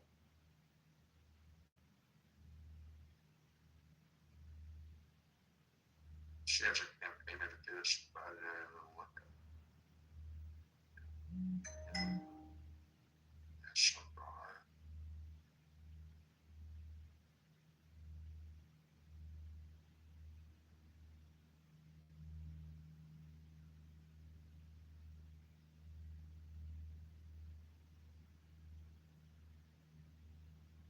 Yeah, I don't know if you want to do the sword stuff. It's like, it turns you into a cartoon. But I just put in I said throw a politician off a mountain of corn, and it made a guy look just like LaHood. I know crazy. They use like black, white, racist in all the videos to like make it socially, woke. But it's an amazing. It is an amazing AI output. It's a lot of fun to play with. I have to accept that I am worthy of being mocked, and I don't. I think self-deprecation can be, in my position at least, not even being on the ballot. You're on the ballot, maybe it's not like your position, but to me, at this point, I'm just trying to get people to say, I want a Republican ballot on the touch screen. They literally have to spell my name exactly correctly, even just to get a register, for the ballot. I heard they did it. As long as they just have the intent. Like they could just say your first name. Can't they? I would be willing to bet that it's got to be the exact spelling. Well, Max is telling me that this Maxwell guy, that Max might get it, that they have to stay at full name.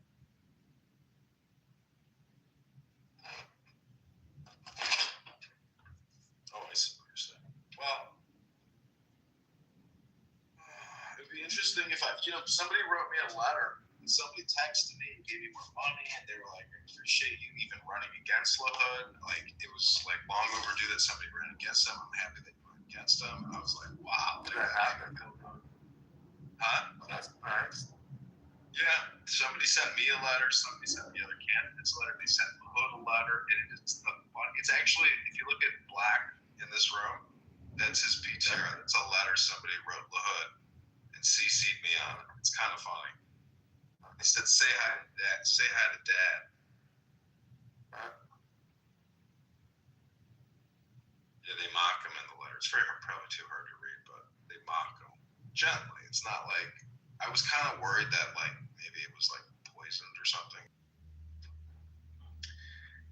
Okay, this is what it says about you. Based on Mark Rice's campaign website, Ballotpedia Chicago Sun-Times questionnaire, here are his top 10 stated priorities for America and Illinois. 8 voters. Number 1, strengthen the middle class by cutting taxes and spending. Number 2, reduce government waste, corruption, and impose term limits. Number 3, protect constitutional liberties from overreach. 4, secure borders and enforce immigration laws. 5, combat crime, drugs, and human trafficking. 6, address inflation and high costs for families. 7, promote economic growth and job creation in Illinois. 8, achieve energy independence and fair trade. 9, support allies and peace through military strength. 10, increase government accountability and transparency. Oh boy, and talk about how bad it sucks. What we can do to actually change it. Well, I would say that this app is actually a complaint app that I myself and many other people for years have just come here to essentially collect our complaints, and record them. And I mean, I read books on this app, play music,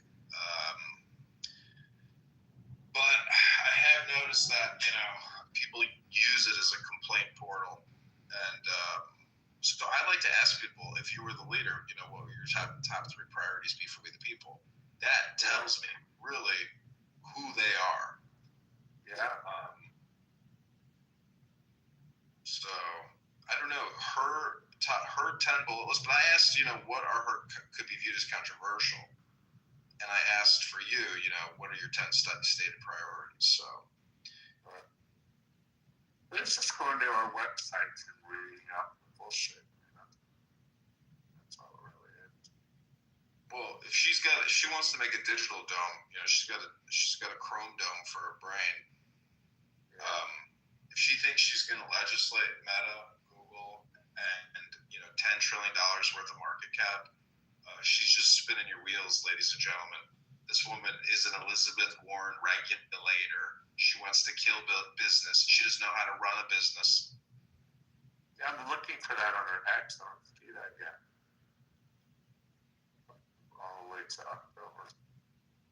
Max kind of saved me because he told me that LaHood was a gun grabber, and then he showed me the WGL-TV news article saying that he wanted to raise the minimum age of purchase. And so when they interviewed me in Peoria, they said, you claimed, they didn't even realize that it was from the same people interviewing me that they had published this. So they're like, oh, that's us. I was like, holy shit, that is you guys. It's an issue. But to Republicans, the Second Amendment is so sacred. Yeah. But Max gave me that little tidbit. I never would have said anything about it myself. Yeah. That's good. I never would have found it. Because Max just happened to see it in the news. Yeah, I can't believe he is being from Kitover and all that. He's got to be worried himself, in my opinion, because the liberal whack jobs on the left view him, as this pro-Trump MAGA extremist. Yeah. Is there a Democratic it? Yeah, Paul Noli. I debated him, and I wore my meta glasses. I recorded him screaming at everybody. He's another liberal whack job, but he's a union, manager steward. But he would need president to rectify him, right? I think it's like an R plus 20. Yeah, LaHood. I mean, he's gonna sweep it for sure. Yeah. He's gonna sweep it up and go. You'll see him at Mar-a-Lago. I mean, you've met him. Like he's a family. He's got 3 kids and a wife. Like I'm not trying to. I think I'm trying to fight for America, and America is just families. So it's like I don't have anything against the guy personally. God bless him and his family. I'm fighting for him, fighting for his family. I mean, that's all we're doing. Who he's best friend with in Washington? Like, did he hang in his life, hang out with? Who? Raja. Well, maybe because they're young. Well, they're both from Peoria. Raja's from Peoria. Well, they're both totally aligned corporately. I mean, actually, they're right. They're 100% aligned. Their votes are totally correlated, and they view themselves as intellectual opposites, but fiscally identical. I mean, that's the nature of the beast. But I'm not against the spending per se, but when you see that the fraud is such an epidemic, and that the Somalis are caught just was it 1 month? Only 1 month they got caught with 700 million, or was it like over 2 years at the airport in luggage? They're taking the money out of this country, flying it to Dubai, flying it to Somalia. It's like we're getting ripped off at scale, and I mean, it doesn't even seem like. See, the problem is Medicare, Medicaid is a $50 billion fraud ring annually, 60 billion, maybe 100 billion. And when you're talking about 50 to 100 billion annually, and it's just going to keep going because there's no real safety guards, like they will pay out. It's terrifying.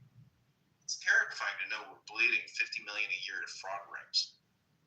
Yeah. It's like crush it at all stakes. Like be merciless, relentless, totally, total transparency, and demand it.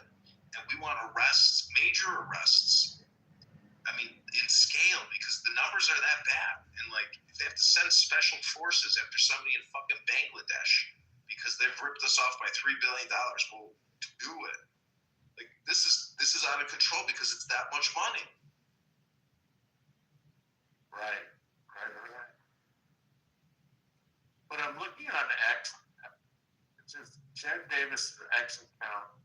I guess she must have comments turned off. And to see if there were comments, where would you see that? You have to click the individual post itself and then scroll down. I do that, and then there's like a picture at the bottom, and there's like a heart, whatever. There's no. She's got no comments on her first post. Yeah, maybe there are some that I click that show up. One day, Governor Harvey showed up for her. Yeah, she's got no comments. Total lie. The GOP often had a backing of that. She's pretending like that was her volunteer. Well, so the way that I clipped the 9th district debate, I would be better off actually not attending your debate, but if I could film it from my studio, I could clip it and not make her feel uncomfortable or anybody else feel uncomfortable. But if I can just speaking in public so we can capture her true essence, because most people will expose themselves as being, hypocrites and obnoxious. Right. But recording her in person, like, even if I'm seated correctly, if I'm just like continually recording and it upsets somebody and they say, hey, put your phone away, like that, I mean, but if you have a full video of it, then you can go back and clip it regardless. But to clip it quickly, is nice because then you can just like, do the work and forget about it. But to spend a lot of time on it is a lot of time. But yeah, recording her will be invaluable. And if you want to push her buttons so you can try to get a clip out of her, you just need something to trigger her. It could be, definitely do. That's what I'm trying to do. yeah. It's just how you'd want to do it, to what extent on the spectrum of disorder do you want to cause within her brain with regards to what you say to her, like depending on maximum, whatever I can do. I'd love to melt down and cry and shit herself. That'd be great.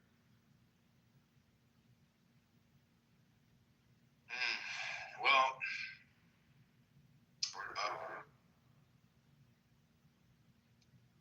you don't want to belittle you don't necessarily want to mock, I suppose, but like, anyways. When I'm asking her questions, her responding to things, I want to say whatever I can to get her out of her comfort zone, have to talk about things that she doesn't know about or that she's told me aren't prepared for to defend herself. They're a little bit wacky. Like they're both, one's a felon and the other one's kind of older. And he is only running because she's paying him to run, so that there can be another guy on the ballot to help take votes away from him. Well, I would say there's probably a lot of like daycare fraud and Medicare, Medicaid fraud happening in Elgin and in Chopper. Yeah. So if you wanted to, you could hire a private investigator to go around and like pull a Nick Shirley and just like start recording everything. I'd love to. Wouldn't you? I'd like to, even if I wasn't running for Congress, I'd like to do that. I think that'd be great. Well, what are you going to do it all around the fucking whole state? It's everywhere. I'm just saying in your district, at least. Right. Obviously, yeah. Right. Well, focus on my district. Yes, you'd have to figure it's pretty complicated to figure out what federal money is being funneled through the state of Illinois for what, and which ones of those might have the highest chance that it's total fraud, and then go investigate, go drive like Nick Shirley did to all these places, see if they're real or not.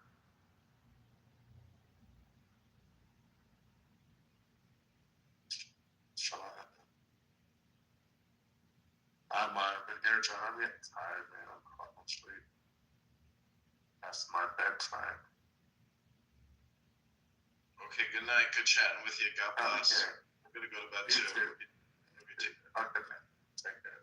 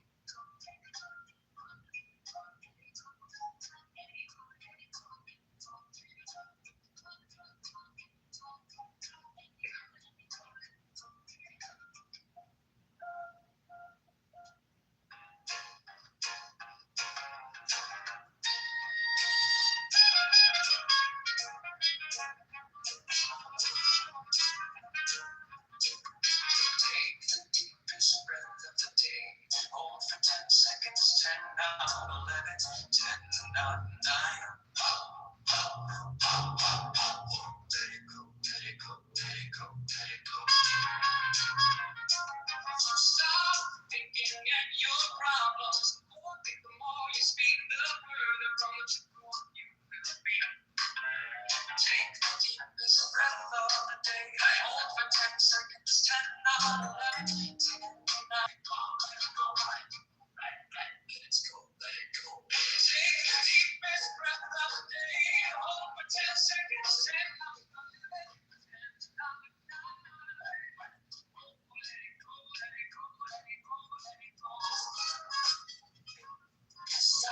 thinking that your problems, the more I think, the more you speak, the further from the truth.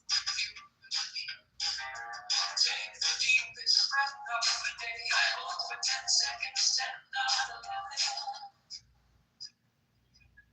10, 9,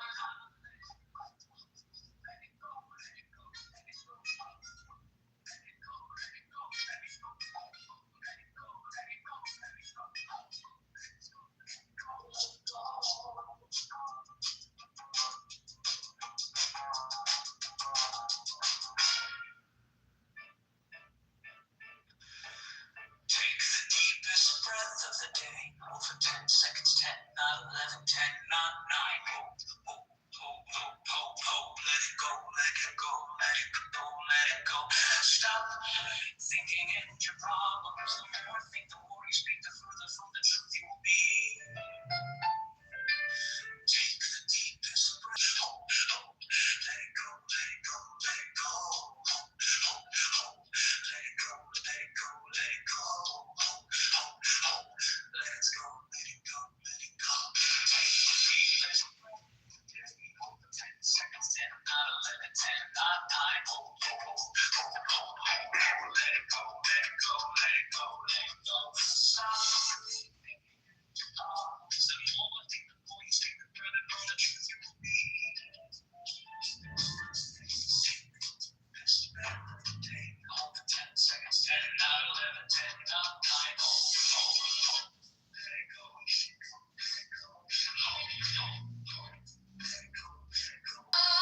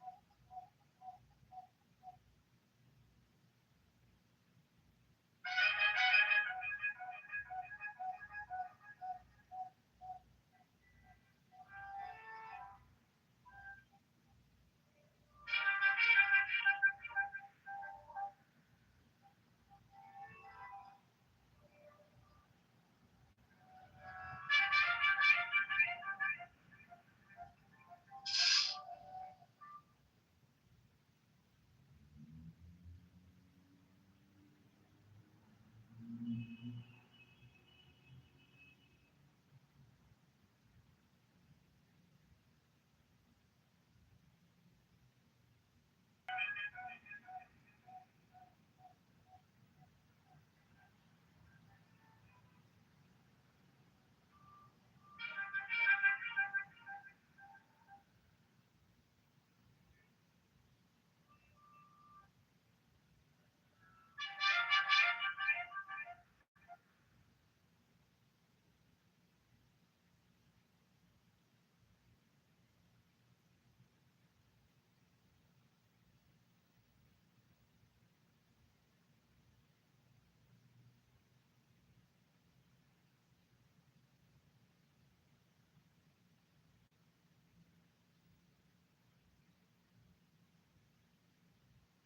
we do with politics that protects the people. Time to plant something honest. We're talking about we're candidate for Congress now.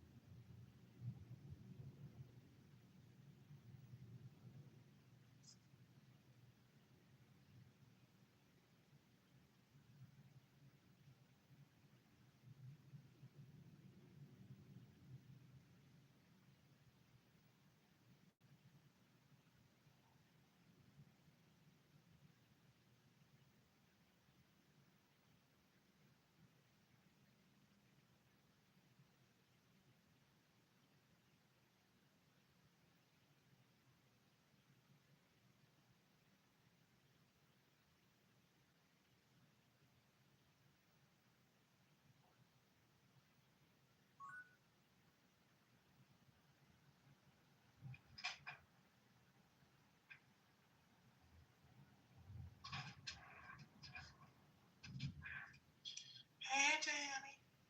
How are you feeling? I know you're so proud of that 4K. How are you feeling? Sick.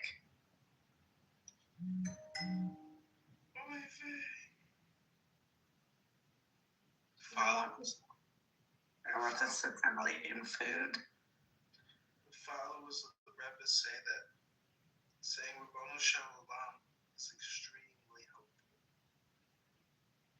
I had to do the Misha Barach for Lil Haiti. I haven't heard from her in a week. Lil Haiti is in the hospital.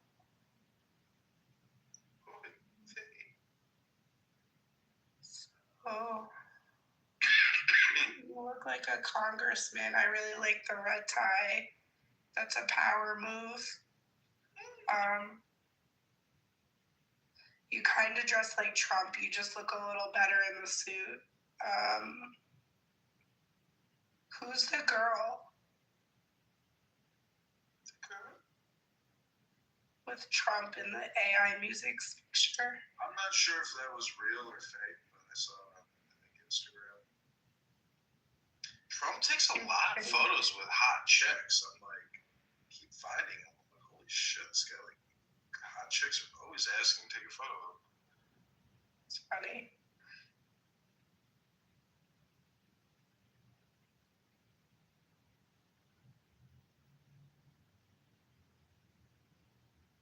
I'm gonna go to Taco Bell.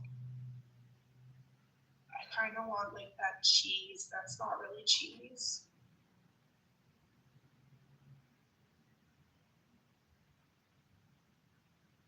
It's 2 a.m. What does IHOP have for snooze? Clam chowder is so gross.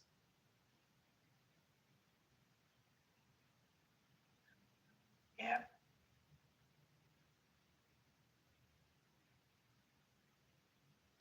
I'm building up a Taco Bell sauce collection. I'm gonna make it into an art project. They would always give me so many of them, and I wouldn't even use them. You know what? Nowadays, they don't really give the sauce if you don't ask. Or they ask you, and I say no.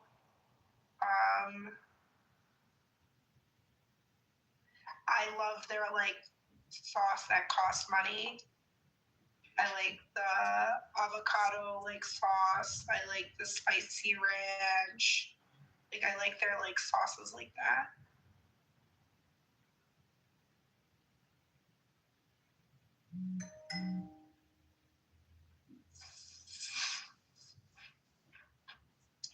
Well, take good care of yourself tonight, because the way you take care of yourself tonight is the way you're gonna feel tomorrow morning, if you know what I mean.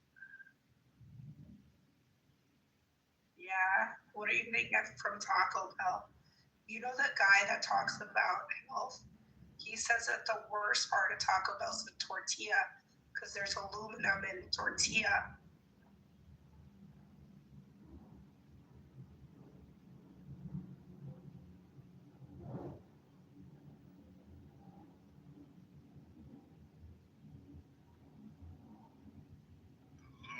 Tortillas. I saw a video today of somebody took molten lava and poured it on top of a McDonald's like double whopper, Big Mac, whatever the fuck. It didn't even burn through it. It just like it couldn't even penetrate the bun. It couldn't penetrate the meat. It's just like molten lava falls off of it. So it's like human stomach acid. It's so powerful.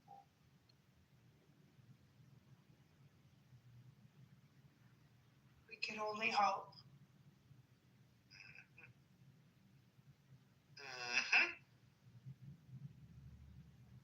I lost my credit card twice in 2 weeks. I don't even have one. I'm so broke. Oh God. Danny, you really got to, you have no choice but to focus your mind on your, optimization. Everyone is challenged with the same rules. So there's ways to challenge your mind. Spirituality and reading these sacred texts is one way to focus your mind for optimization. So never poo-poo reading sacred texts. If you have the time, it's basically, a way to connect with the source power, because you're technically energy. Say is energy conservation. How you use your energy is very important. So that's what life is, really.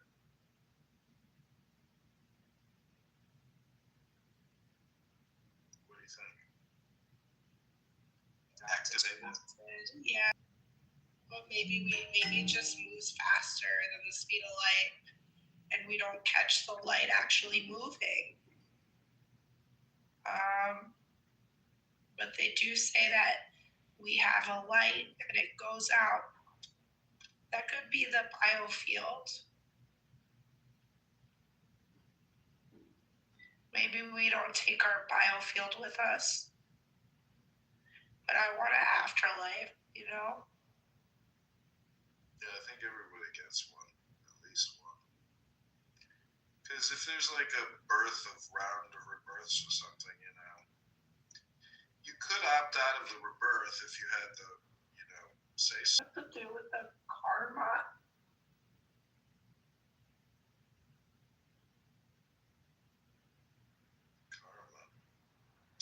Karma is like your action, and what you're doing right now is important because you're talking to me because I'm important and you're important.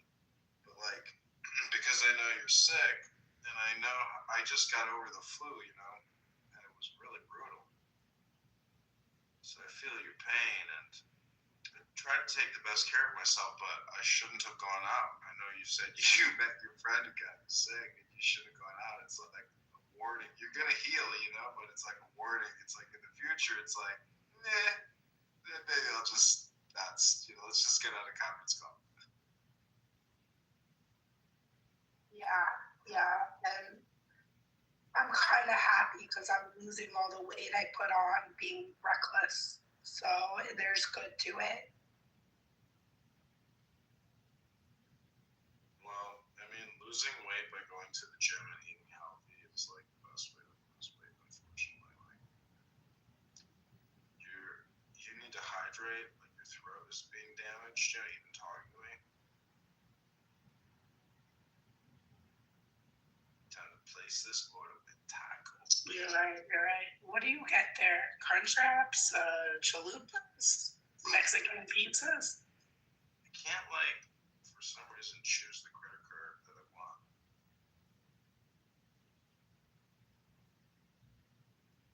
Should I try PayPal? I always have trouble paying for Taco Bell, so I haven't used the app in months. And I used to Dipping burritos, the steak cheesy dipping burritos, and the creamy jalapeno sauce. Oh! Only 206 more points needed to my next fucking bell, bitch. So we got the volcano quesarita. We added guac, jalapeno peppers, tomatoes. We got the cheesy bean and rice burrito. We added black beans and onions. Thank you for your Taco Bell order. Get it at the drive-thru and track it. I always add the pickled radishes to mine. Is that what they are? Or? What the fuck? Where's my... Okay, so we also got the classic stacker, and we added jalapeno peppers, onion, and tomato. We got the avocado, verde salsa packet. We got the mild sauce packet, the high sauce packet, the fine sauce packet, and the Dio sauce and the creamy jalapeno sauce. Oy, man! Is it kosher? Can I, if I was in Israel right now, could I order Taco Bell or Bona Shalom? I don't know. I don't remember seeing no Taco Bell in Israel. Taco Bell.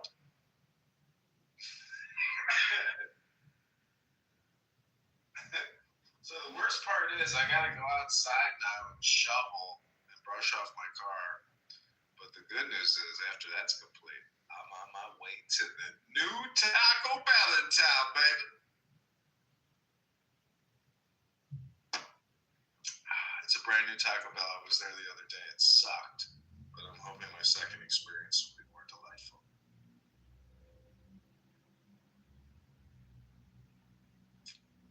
So I've been posting to Sora, this AI video app, and I've been posting them to Instagram. They're super funny if you want to check it out. If you have Instagram on your phone, just go to John Kitover, follow me, and then retweet one of my, repost one of my Sora videos, and then create a Sora account, of course. I don't want to waste all the water. Do the facial facial recognition on Sora and then let anybody create for you, and then I'll put you in one of my campaign videos. Daniel Nero's here. Maybe he could read us about my 266 signatures as a writing candidate for Congress. Daniel, great news. I'm going to Taco Bell to pick up an exquisite dinner. Only $20-something. Super excited. Danny left us. Too bad. He ain't got no big. Don't give no big no lip to Daniel Nero. Oh, it's been a long day, Daniel. The Chicago Bears have lost. Tragedy. The whole city is just grief-stricken. All these political people were saying, we gotta crush the Rams. And then they lose, and then everybody's joy goes out. But last week, or 2 weeks ago, was wild when the Bears beat the Green Bay. That was like a pretty amazing comeback. Auto start. So guess what I'm gonna do right now, Daniel? I'm gonna auto start and get the warmth of the car going. So that way, when I'm waiting at the drive-thru to pick up my Taco Bell from Young Brand Foods Incorporated, I won't have to sit there chilly-willy. I'll be warmed. I'll have the heat of technology warming my bosom. The heat of leather seats on my tuchus. The heat of a leather seat on my groin. The heat of a leather seat on my legs. And then I gotta find my car keys there. I'll be right back. I'm gonna leave you with a little music from the 16th district. And as a writing candidate, I want to thank you for coming here. Go to John Kitover on Instagram to see all of our latest pseudo videos. You're gonna love the AI videos of John Kitover. I've turned myself into a cartoon. Wait, that's not we got feedback. Feedback, I tell you. That can't work.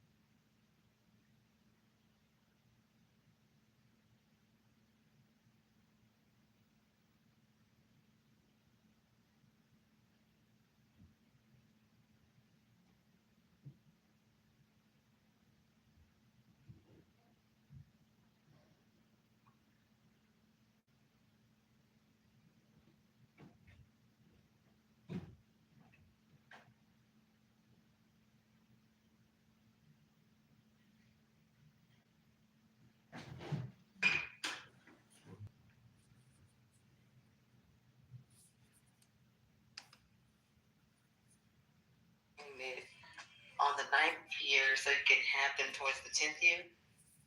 Genetics in general, right? So somebody being really, really good at a sport, or people being really, really good at a specific sport, right, isn't going to spell out the entirety of the genetic foundation, right? We're going to have to talk about the specifics, and people talk about fast twitch muscles. I think some of y'all were mentioning that earlier and all that, right? Yeah, we can talk, right? Yeah, thank you. And that's fine if we talk about specifics here and there. There are probably some specifics that are particular to white people as well. There are probably some specifics that are particular to Asians, right? Some specifics that are particular to South American Latinos, Central American Latinos, so on and so forth. Certainly the case for people like in Ethiopia, certainly the case for people in Bolivia, for sure, for the heights and all that, right? So there's plenty of stuff all around. You have to get some averages, though. There's got to be some sort of collective conversation instead of picking and choosing. And lastly, to respond to what you just said, Don, I never said y'all don't know about genetics, so don't take that personally. That wasn't what I said. I want to make sure that's not taken the wrong way. You might be able to have that conversation, but I'm saying that wasn't what y'all was talking about. Y'all over here going into fucking Mansa Musa and shit, random ass historical figures and shit like that to talk about genetics, which is not the level that we should be talking about if we're going to talk about action. If we was talking genetics, it's before war, to track guns, to track science, to track computers and all that smart stuff y'all talking. Because one thing white people did was they did use their brain to do a lot of the things they did, but that because they were genetically inferior. You know why they looked at people like Christopher Columbus. When he first seen black people, he said they look physically strong, but they look like they can make great slaves. You feel me? So they did think we were dumb. They did play us like that, but that has nothing to do with physicality. If you were just to put 10 black men back in the days with no training against 10 white men in a room with no training, who you think gonna come out of there? And I ain't talking about just fighting. I'm talking about sport, anything. Yeah, I'll go toe-to-toe with you. Yeah, we'll go toe-to-toe with you. No, white people can go toe-to-toe with you too. That's why I said not fighting. I ain't want to start that conversation. Oh, you didn't want to fight? You're talking about fighting, aren't you? You're talking about fighting, aren't you? No. I said not about any kind of sport.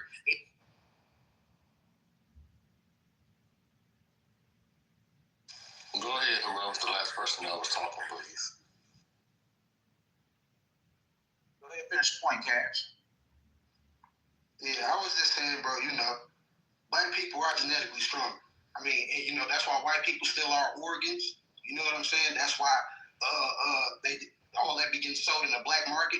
You hear about Latinos and black women getting stolen back in the day because they were selling organs. One of those presidents was Thomas Jefferson. I don't know, one of those presidents had his slaves' teeth in his mouth. You're talking about George Washington. George Washington, he had his slaves' teeth in his mouth. You know what I'm saying? They always looked at us like we were superior.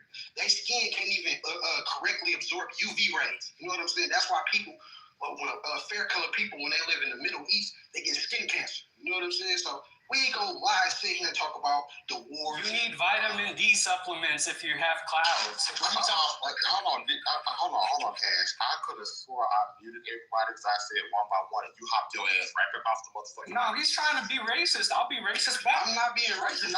This is fact. Hold on. What you're not gonna do is you're gonna let him finish speaking. When he gets finished, you can talk. If you don't like it, you can take your ass down to the goo. It's either or. I speak when I want to speak. Send me to the goo. I speak when I want to speak. I sure can. Send me out. I most definitely can. Now, I'm not trying to be racist. Hold on just a second. Hold on. Again, we've been saying this for about the past hour. If you're going to come on stage, you can talk.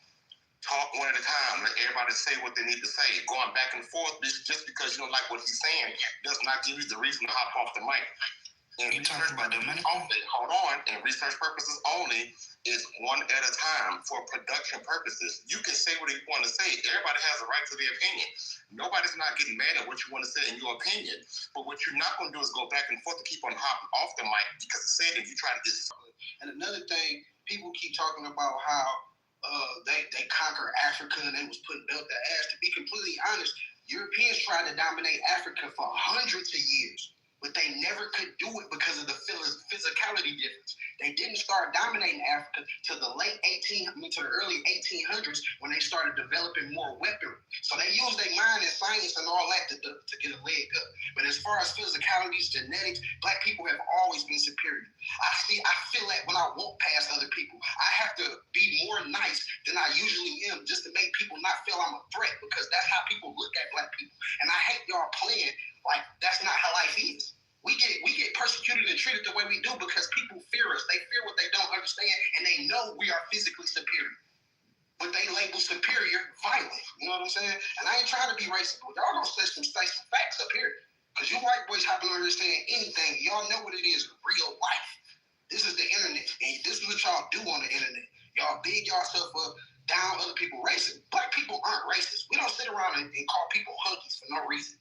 Y'all do that. Like you have to hear talking about he landed with 20 niggas. Bro, we can talk about 20 hunkies that got smacked. Look at Jake Lang. He just went to Minnesota preaching that white supremacist shit, and they kicked his ass. You feel me? So like, we on the same tip, bro. But as far as physicality, stop playing. You know it. Now, Mark, if you want to speak, you can go ahead and say what you have to say. Thank you for letting me speak. I am a racist white man, but I do have some positive things to say about Black people. When it comes to like spiritual choir music, I would prefer Black people music. And we did yoink Maduro. Come on, you got to give us credit for Maduro. We yoinked Maduro out of Venezuela.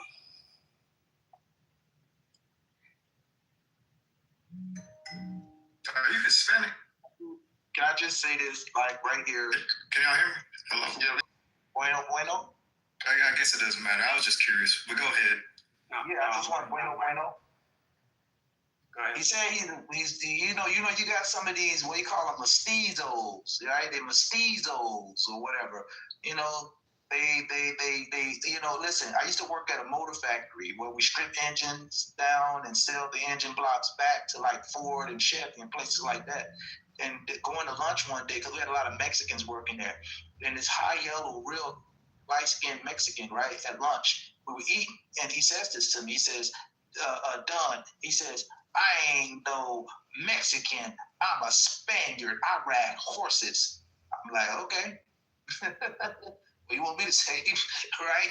I'm just like, okay, you a Spaniard, you ride horses. That's your story. You can tell however you want to. The NIA run fast. They're very agile. They their twitch motions are like superior, if you will. Okay, and all these different things. Now, and again, it doesn't represent all of Sub-Saharan Africa, of West and Central Africa. Now, obviously, some of that came over here with us because you see the sports that require a lot of that, like basketball and football. We tend to dominate those sports. So that's the only point that I was making. I was just saying, listen, if you look at one thing, you can say like our genes, we have superior genes in that regard. That is that we were blessed with the genes. I'm not saying superior from a standpoint of like we're better than people. I mean that those genes, they give us a superior edge within that sport. So loaded, superior, man. But if you want to say we were blessed with those genes that allow us to jump faster, jump higher.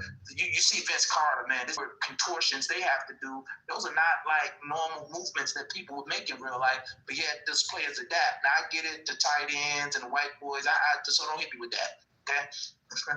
All right, so that's all I was saying. I don't want to take up too much. One question I had towards Mark, which was a wild thing for you to say. You said you're a racist white man. Why are you racist? I'm curious.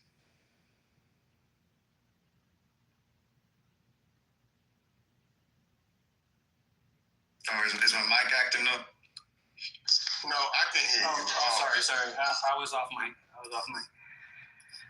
Why do I say I'm racist? Because I think all races click up. I think Black people are very racist against white people. I think white people are racist against blacks in every other type of different direction. And if it comes to who's superior, I don't think there's one race that's superior because you have to ask on what dimension. I think Black people are superior on several dimensions, obviously, but like on average, music better, dancing better, white people better at maybe building civilizations, building temples, cathedrals, businesses. And so we all have to compensate for our weaknesses, and we have to appreciate each other for our other strengths. That's why I'm racist.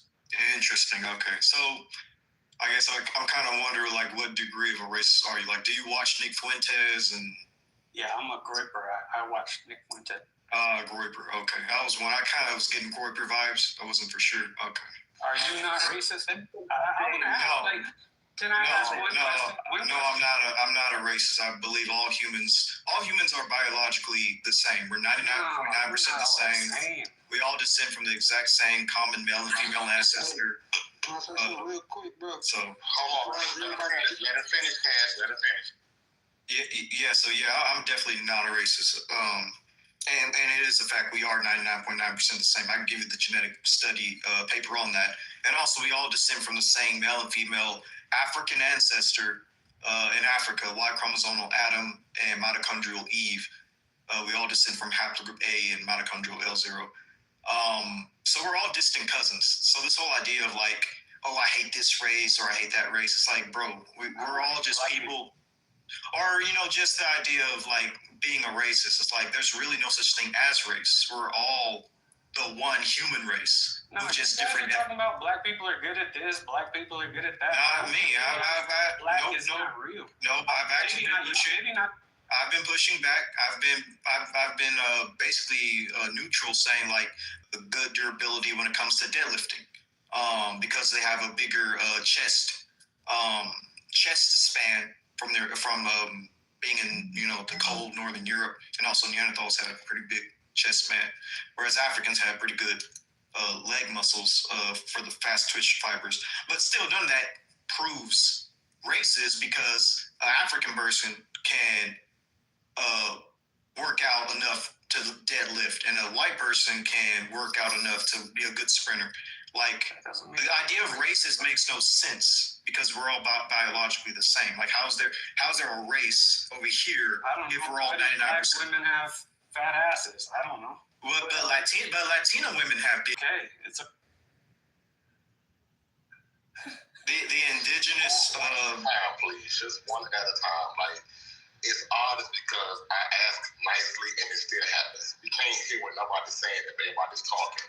If I'm not mistaken, the Green Sahara was speaking, so let him speak. When y'all want to speak, go afterwards. Like, come on, y'all. Yeah, the indigenous, I'm talking about like indigenous South American women.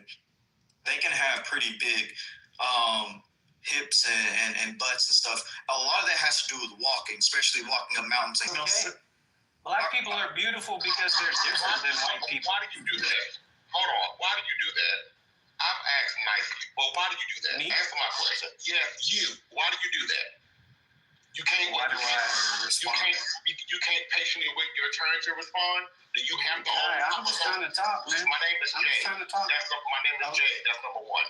Two, you can talk one at a time. Like, I have to keep asking the same thing over and over again. Like, I don't know what's going on. Do you have a rule where when you're done talking, you say, I'm done talking? No, we don't. We usually, when they get finished talking, somebody's talking. I'm trying to be nice. I actually am. No, you're not, because you just said it in the chat, I have to come. I'm trying. Sorry, sir. What do you want me to do, sir? I'll go ahead and let him go. If he wants to go so bad. But the only reason I'm saying this right here is because when he was asked to say something specific, it was very spaced. Whenever he had to say, it was very gapped in whatever he had to say. I was nervous. No, don't get nervous now. Because at the end of the day, when they were speaking, now you got everything to say. When someone asks you to say something, everything was spaced in between. I'm not understanding. Go ahead and talk now, since you're nervous. Go ahead and talk now. Calm down, Jay. No, I don't have to calm down. I don't like y'all, so go ahead. You don't like y'all? Who's y'all? You people, your kind. You people, white people. See, that's what I'm saying. That race is okay, man. Just because I'm racist doesn't mean I don't love black people. Maybe I love black people more than you do. Do you love black people? You know, that whole thing about when you said... Wait, when you said that black people... Wait a minute. That whole thing when you said when you said that black people make music and white people, we build cathedrals and temples, well, you might need to go to Africa and look at all the magnificent temples there that black people built, expertly carved using stone, okay, that are still standing, okay, that are based on the highest level of mathematics. And this was long before. This is when white people were in caves still. Like you people were still in caves when we were building these magnificent temples. So this idea that black folks don't build temples, that's just incorrect. Okay, that's what's wrong with huts? What's wrong with cave? That's not. Well, you said, well, you guys build music, you guys do music and stuff, and we build temples. I'm like, no, we build temples as well. Okay, we build giant temples. Okay, we build pyramids. Okay, all right. Now, another thing. Another thing, and I'll try to be quick, is that say, when I look at those Native women, I'm just be honest, them butts be flat. Them Asian women, they got them flat butts, my man. Okay, when you see them ones that mix with black, that's when you start seeing them shapes start to come in. Okay, look here, my baby mother's Puerto Rican. Okay, all right, let me tell you something. She got that black in her, man. Okay, she's that black Puerto Rican, not them light skin. She's that black Puerto Rican, and they got that black in you. Okay, that's when them hips start to pop and that shape start to come in. When I see them Native ones, yeah, I'm not listening. Somebody like that. I'm not saying nobody like that. Do me a favor, right quick. Let me speak on that right quick. In all honesty, if you see Asian women or white women that have flat butts, they're not concerned about that. That's not their beauty state. And they're okay with that. That's not how they feel. You have a lot of white women that if they have a big butt, they don't want to have a fat butt. They're okay with being svelte and petite. They're okay with that. So it's like, and it's honest because in black culture, black women like being curvy and shapely. They love that. And that's okay. And it's okay when you have white women who don't mind not having that. It doesn't make it any kind of different. I mean, if white men like that, they love it. Black men like shapely women, that's fine. But it's like, that kind of thing, that kind of shit kind of gets me. And also, when I say I don't like y'all, I don't have an issue with all white people because there are some nice white people, but there are some that really can get to the point, but just in general. So let me clarify that. Let me clear something up real quick. I wasn't saying that to say that they was. I want to clear something up. I wasn't saying that to say that they was concerned about it, Jay. I was saying that to say because the brother was like, well, they got that too. They got that too. Like everybody has everything. No, everybody doesn't have everything. Some people have certain things. And I'm not saying as if well, if you don't have this, then that means you're lesser than. I'm just simply making a point that some people have one thing, some people have another thing. And just, with that thing, I agree with you that some of them, they don't care. They like the way they look. And I'm not hating on that, okay? If you look at it, you like it, I love it. But some of these white chicks, they going out of their way to go get a BBL, fam. And you got to, come on now.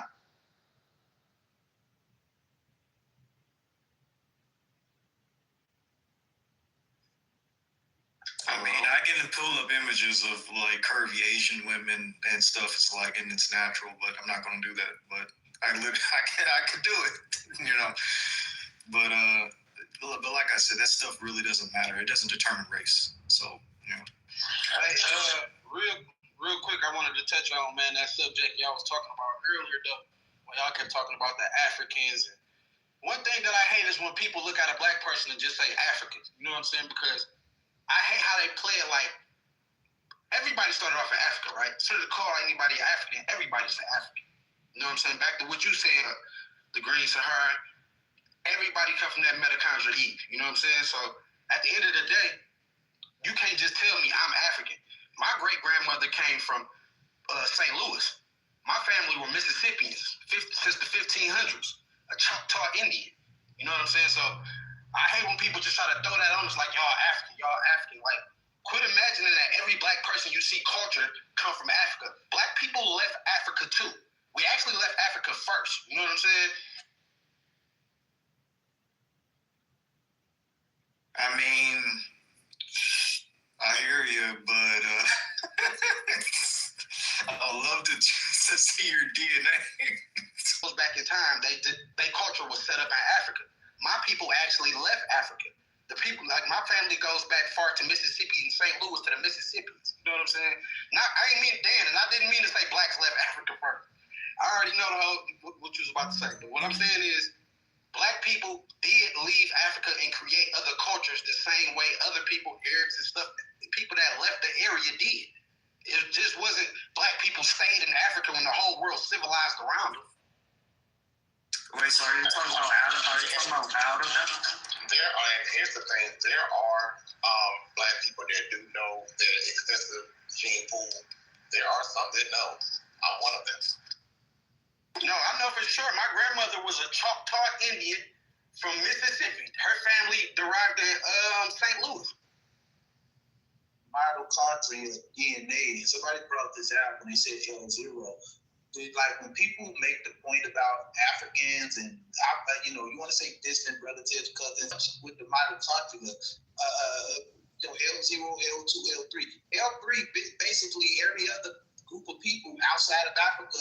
That's where their lineage comes from. On the mitochondria side, it comes off of L3.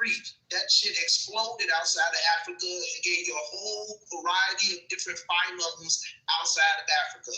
On the mitochondria side, go look it up. They had the whole tree, and it all from that one L3. So just that alone gave you everything else you see outside of Africa coming from the mitochondria side. So when people say, well, it all goes back to Africa and people came out of Africa, sure. Did they go places? Did genetic mutations happen? Okay, did things like that happen where skin pigments? You know what I'm saying, with the OCA2. The SLC45A2, and all that stuff. Sure, that happened. Blue eyes, kicking, whatever. Okay, that all happened. You see the different hair textures come into play, lighter skin come into play, eye color come into play. All of that stuff, nose shape, environment. But it all started with people walking out of Africa. Dark skinned people with tightly coiled hair walking their ass about Africa. Okay, that's where it came from. Okay, it started with that. So we just have to not act like that wasn't where it was, okay, and where it's.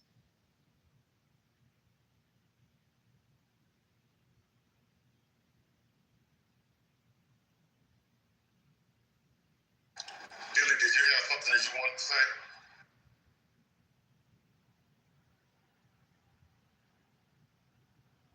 That boy Billy look mean as hell in his profile picture. Dang. Random shot.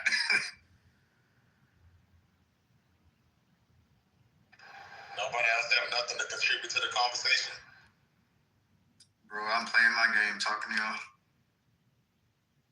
Let me find out. Y'all done got quiet. I can't believe it. Y'all been chit-chatting for about the past hour and a half. Now everybody been quiet. All right, well, so let me add in something. Go ahead. Go ahead, Mark. No, I have a question. What do you guys think white people are superior at?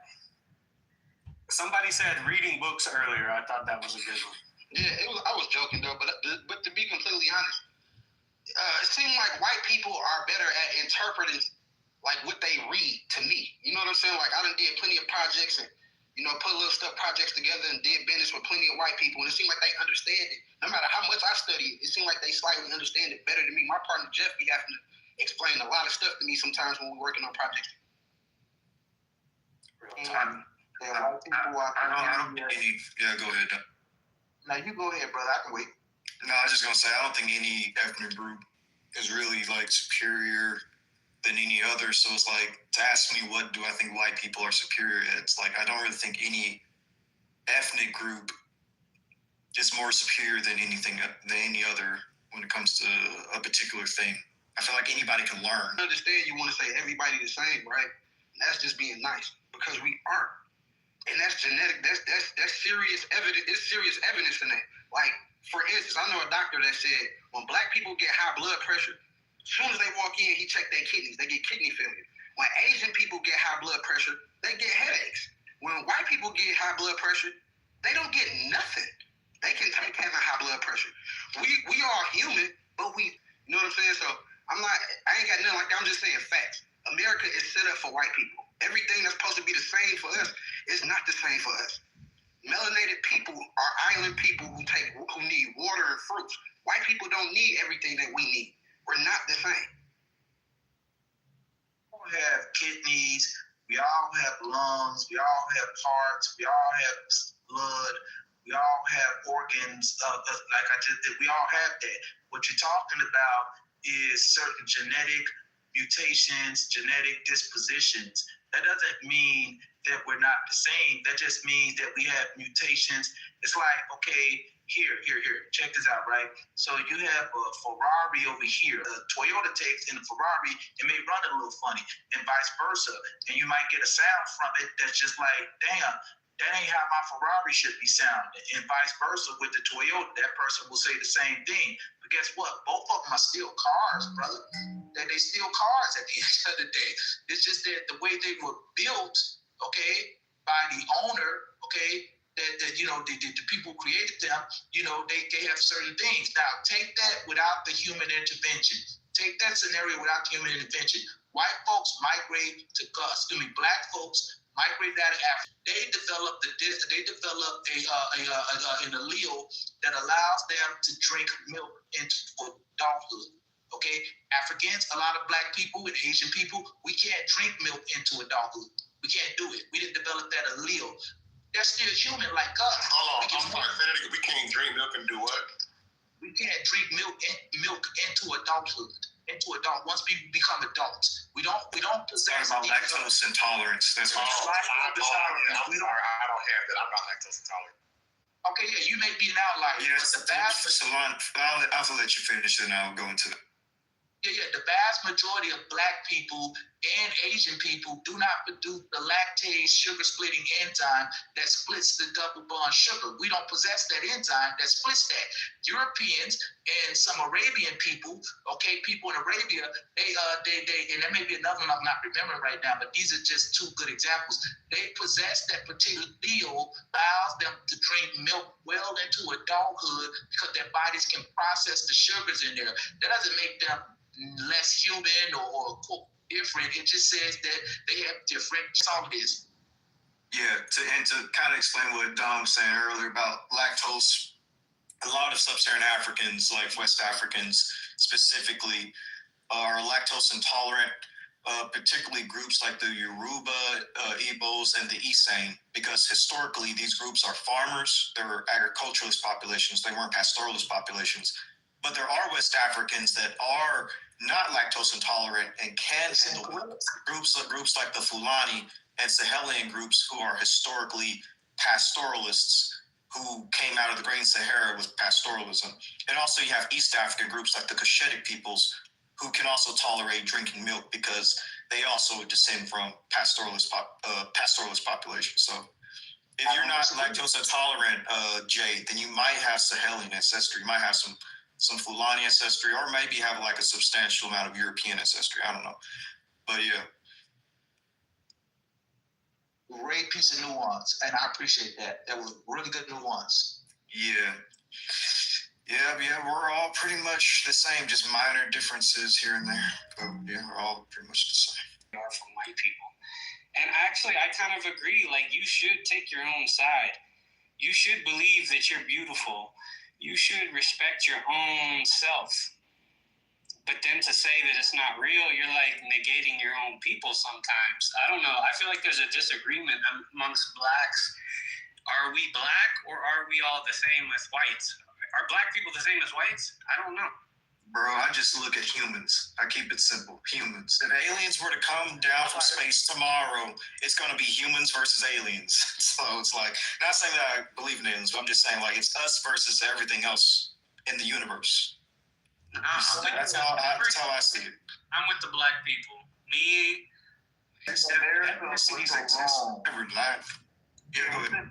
We've been in America for so long, and we're in a unique situation that we've been in America, and we had to like rally around our, based on our history. A lot of us do feel we're unique. Remember, when black people's some measuring stick, if you will, how scientific is it? What is your methodology, right? This is what we're asking. But it's just listen, check this out. I don't mind if anybody saying, well, I think my race is the shit, and I think my race is better. What I'm saying is this here. Let's not do it in bad taste. Let's not do it to where we're looking down on other people, because everybody's going to big up their race. And you shouldn't be made to feel like, bad for bigging up your race. Because guess what? Ain't nobody else going to do it. Okay, as much stuff as black people catch in America, black Americans are expected to be perfect in everything we do. If we blink the wrong way, oh, see, look at you, and one black person do it, everybody else get charged with it. Well, look how these blacks are acting, but it's two black people, and they say, look how these blacks, right? So black people saying we're better than other people. I mean, listen, again, it's subjective, Mark. Okay, everybody does it. White folk have been doing that in America for Lord knows how long.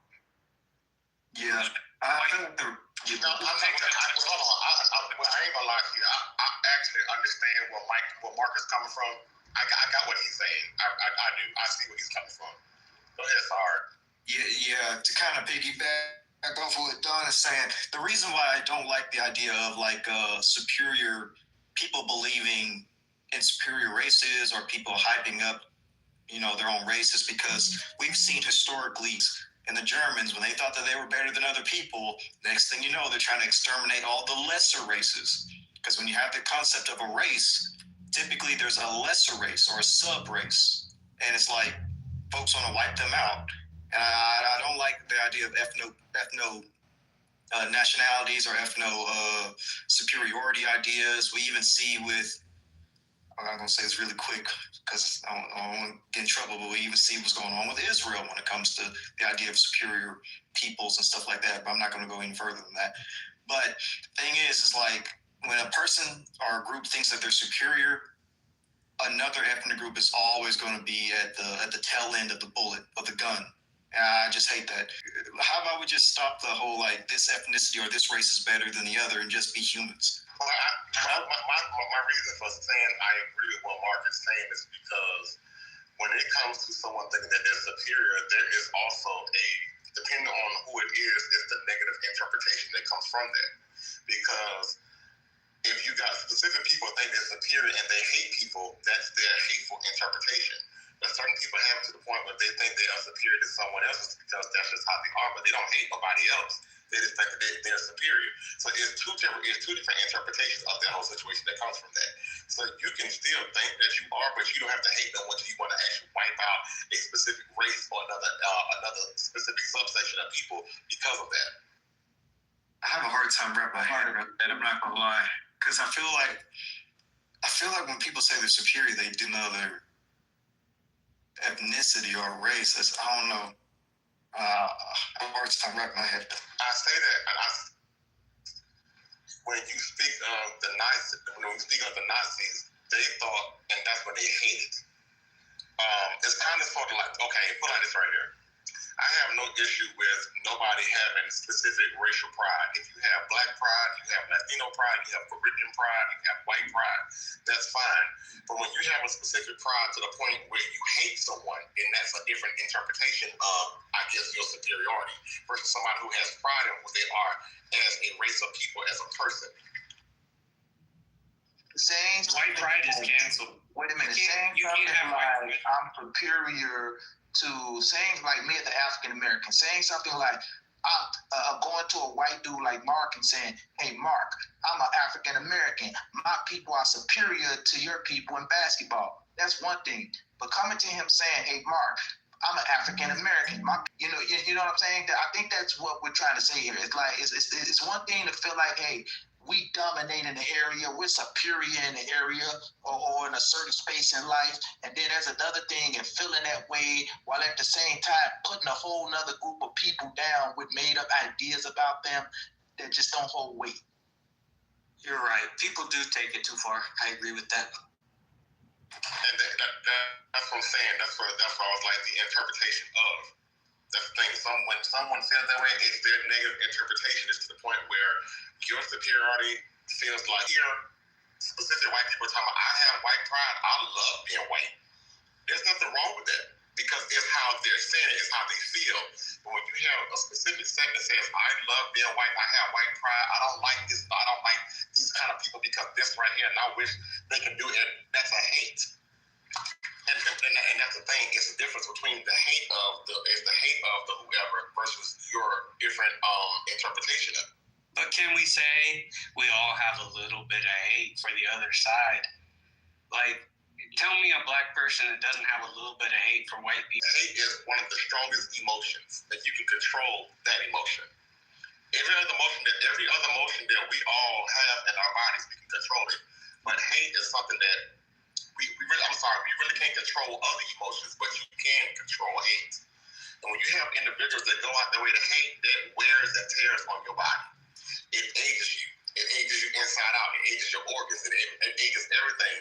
Once you let that go, you can hate and do all the other kind of stuff and sit there and say, I hate white people. I'm not about to do all that. So I can say I'm not a lot of people that but you can have a lot of other people that have that same specific feeling. I don't hate anyone. I'm not going to give all the energy. Yeah. What's AJ got to say? And also, we'll say the same thing. Like, I don't, biologically speaking, they're mostly white, and they even look phenotypically white. I'm not going to hate my niece and nephew because they're white.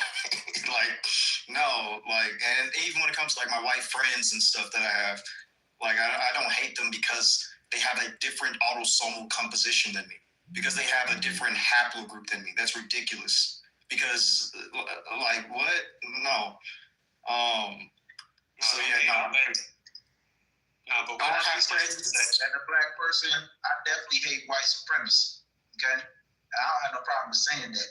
Okay, I'm well in control of my emotions, but I make no hang-ups about that. I don't hide it.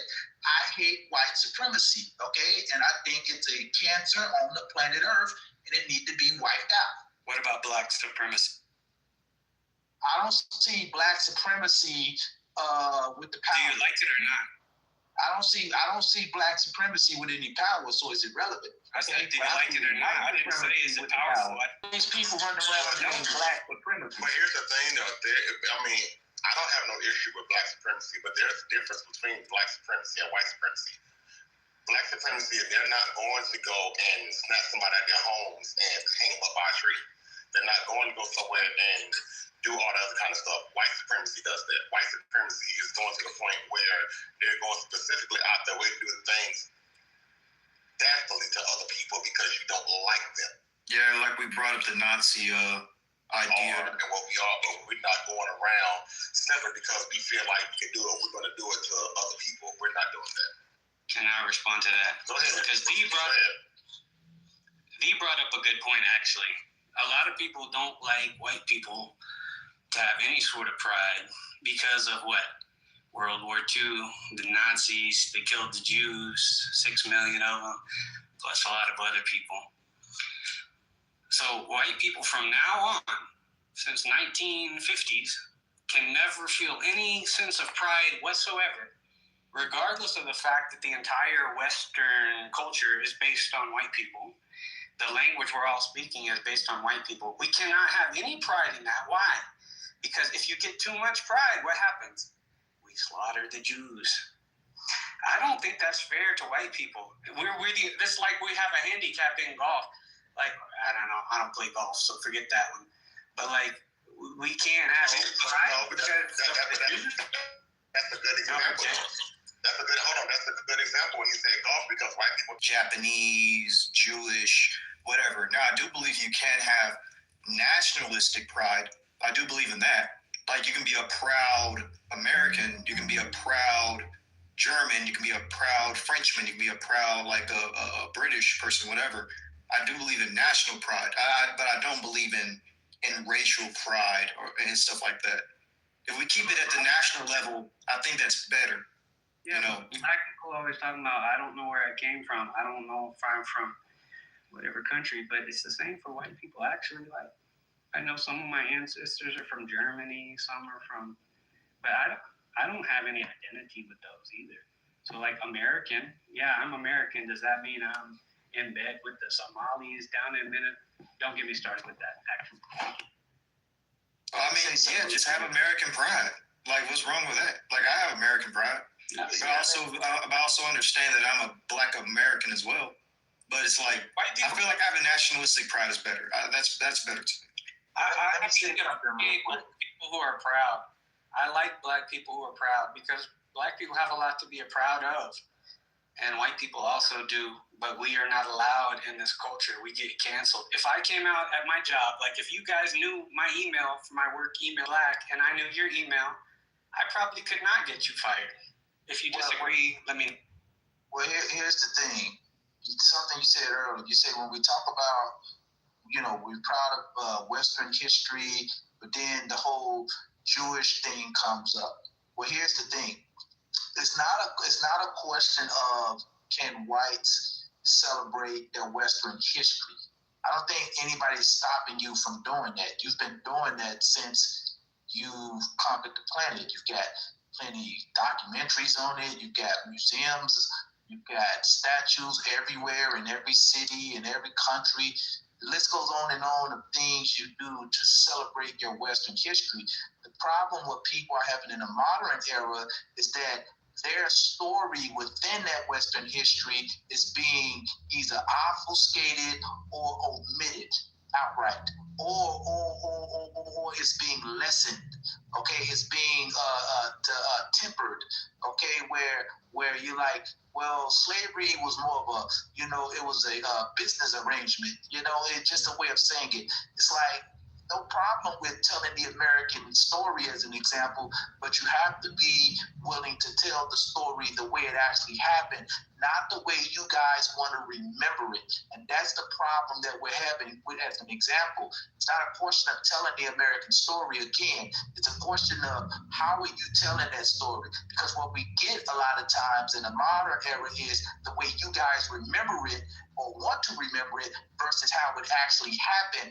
And then when the blowback comes, it's like, oh, well, we can't be proud of being white. No, nobody said that. What we want you to do is tell the truth, okay? The painful truth, but nonetheless the truth. That's a good argument. Why don't you tell me how I can be proud of being white? And then I'll say that. I mean, I can probably answer that. Like, I have no issue when it comes to white pride. I think it's when you want to, do your different traditions. I don't think anybody has an issue with that, because in Europe, various still practice their own traditions. Belgians still wear their traditional clothing during different festivals and stuff, and y'all still have Ural festivals and during Christmas time and stuff. Y'all actually do practice your European traditions in various European countries, but you don't call it white. You just call it by the actual ethnic group that you belong to. When it comes to, I'm from Murfreesboro, Tennessee, man. I'm not from Germany or Ireland or none of that, man. I'm from Murfreesboro, Tennessee. What do we call that? I'm proud to be Murfreesboro and Tennessean. No, and black people can be proud and white people can be proud, and we can be proud together. Actually, it's okay. I mean, I guess, all right, so you're a good perspective. I mean, just proud of being American. I'm black and I'm proud. I respect that. That gives me a good feeling in my heart. If that gives you a good feeling in your heart, put one in the chat. I'm black and I'm proud. I'm black and I'm proud. I'm black and I'm proud. Okay? What can a white man say? Can we say that? No. I'm German, Murfreesboro, and I'm proud. I'm a specific region of Germany. No. I'm white and I'm proud. Okay? And my kids, they're whatever they are and proud. Okay? Well, you have to understand the legacies. Here's the thing, because you're white. Wait a minute. You're a white American. You're a white American. So you have to understand your legacy in this country. The legacy of whites in this country. You see, you guys are just looking at it from the standpoint of right now, today. Well, I'm white and I'm proud. Okay, white power, black power, white power. Here's the thing. White power was lynching. White power was burning down businesses and homes and things like that. Okay, black power was. Wait. Just let me land the plane. Right? Wait. Okay, that's what I'm saying. This is the point that I'm trying to make to you. Black power was the struggle to fight against that for self-dignity, self-respect, agency. You know what I'm saying? To control our own destiny, our own lives, to make a way for ourselves, to get it right, to build it up. Here's the thing. Now you take that right now today. All of that, all of that history. Okay, when you say white power, now you may mean what you're saying right now. I don't mean it like that, Don. I mean it like I'm just proud of being white. But you have to realize that history don't magically go away in 2026 when you say that word, man. So when people see you and you take white power, they're gonna look at you funny and say, okay, who the fuck is this dude? No, I'm proud of Black people. I read Up From Slavery. Booker T. Washington. Thank you. You like that one? You like Booker I T? did like it, and you know what? That motherfucker was not a victim. And I'm not a victim, and I'm not an oppressor. I'm just who I am, and I am proud of who I am. Everyone deserves to be proud of who they are. If you disagree with that, then you're anti-human. I hear an auto. Yeah, you're choppy as heck. You're auto buff. You might need to move to a different Washington was an accommodationist, man. He was an accommodationist. You know, he was. That's true, but what do you have to say? I'm full of shit, but are you full of... Y'all go ahead. Who was it? Don? Go ahead, Don. Finish talking. Black folks need to just take the jobs they're giving you right now. You know what I'm saying? Something beats nothing. And to a certain degree, he kind of had a point, but then to another degree, he was passive, and he really wasn't about, fighting for real, lasting change. And he's not my cup of tea. I'm a Marcus Garvey guy. Okay, him and Du Bois had the back and forth. Then Du Bois and Garvey had the back and forth. I'm more of a Garvey guy because that was officially for the last hour in Mountain Time. What do you guys think about MLK? Great man. I believe in integration.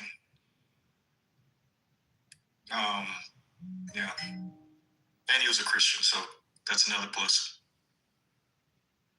Biased, man. You biased Christians. Hey, man. Hey, he was a good leader. That's all I gotta say. But no, I also agree with integration. Like, we all need to come together, work together. Like I always say, if something were to come to Earth to destroy us all, we will work together then, so we might as well start working together now. I agree we need to come together, but we all need to come together at an equal footing. And even though white people were the oppressors back in the past, and maybe today, I don't know, you can't expect somebody to come into the table as a lesser, especially if that person was previously the superior. You gotta respect somebody who's coming with power, I know Black people say, and somebody said, I said earlier, 20 niggas came down and scooped in my using the N-word wrong. I'll say that's my point, is I'll say what I want to say, okay? Shut your little white ass To be fair though, Mark, I think there does need to be, like, you're talking about mutual respect. So with mutual respect, if you know like a certain word is a slur or whatever, it's probably best not to say that word, even if you feel like it's just a word. Like, in order for someone to respect you and you to respect them. If a Black person says nigga, who stops them? If a Black person says cracker, who stops them? Nobody. Zero people. Hold on, let me explain something. Now you got a little racist. Go ahead. No, let me explain something. So the hard part about it is we didn't create the word cracker.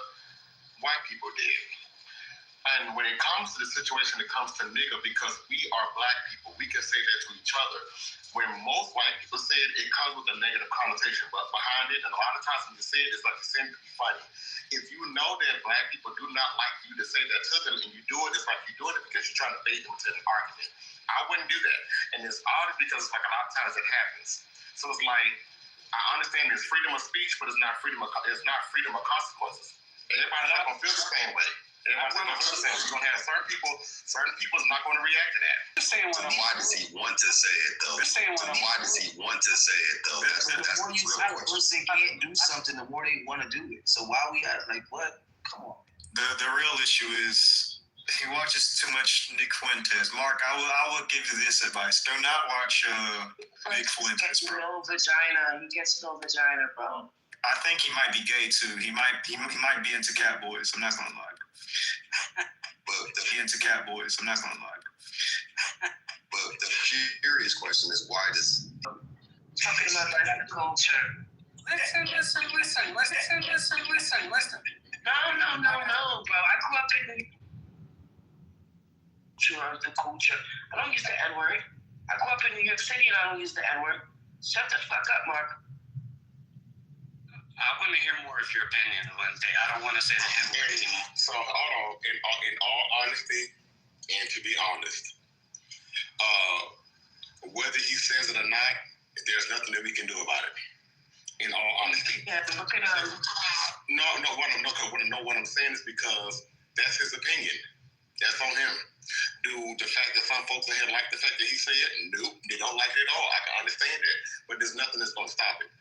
So, I mean, in all honesty, what is there for us to do about it? Well, the reason why I asked that question is the curiosity of it is that I believe that most people are envious of and obsessed with Black culture. Yeah, for sure. You just said you wouldn't say it in real life because you get beat up. Yeah, but there's a lot of things you wouldn't say in real life. I would say to you, okay, right, we're on the talking guy. No, go ahead, Cypher. I think again, y'all, one of the things.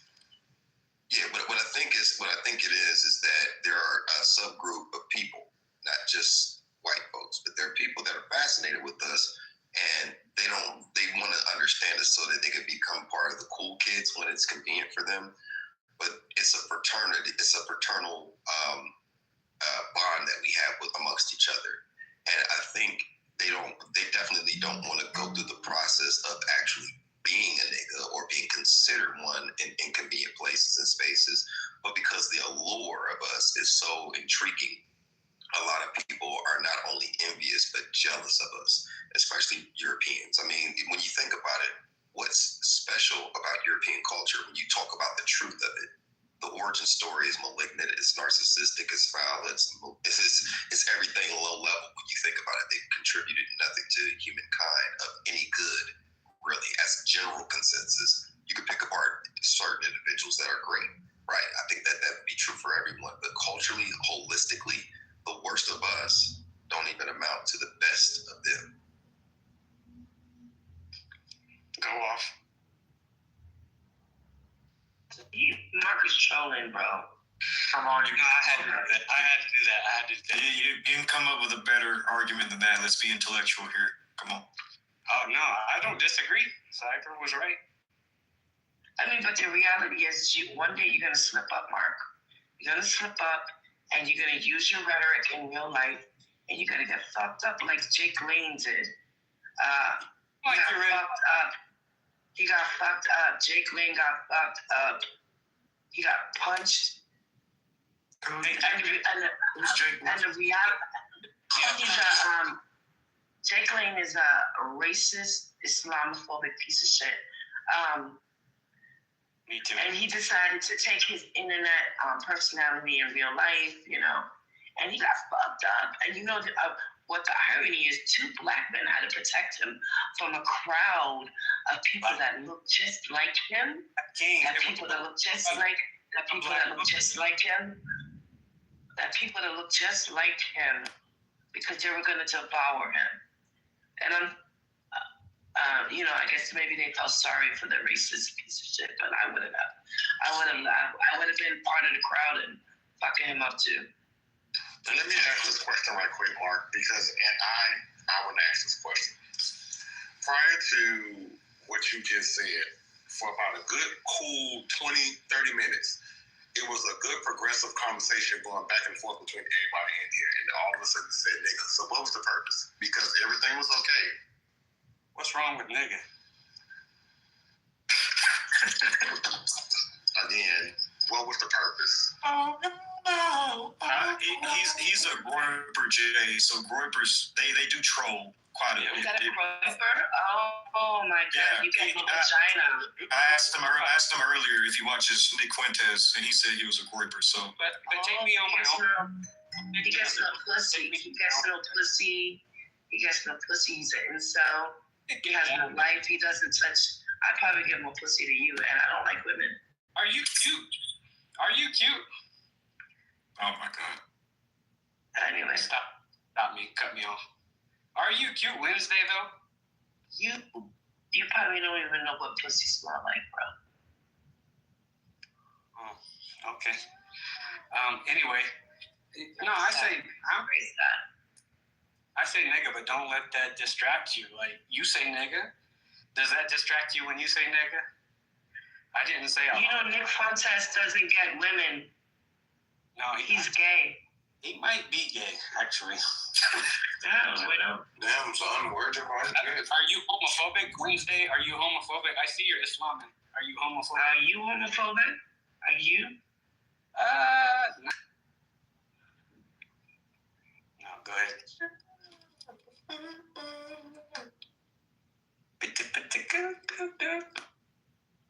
Tell us your fantasy. Sound like that's your fantasy. I'll tell you, since I'm a real nigga. Is the trans? Jay, you know, when. No, I don't, and we're not going to pivot to that. We stay on topic to what it was. I'm on mute.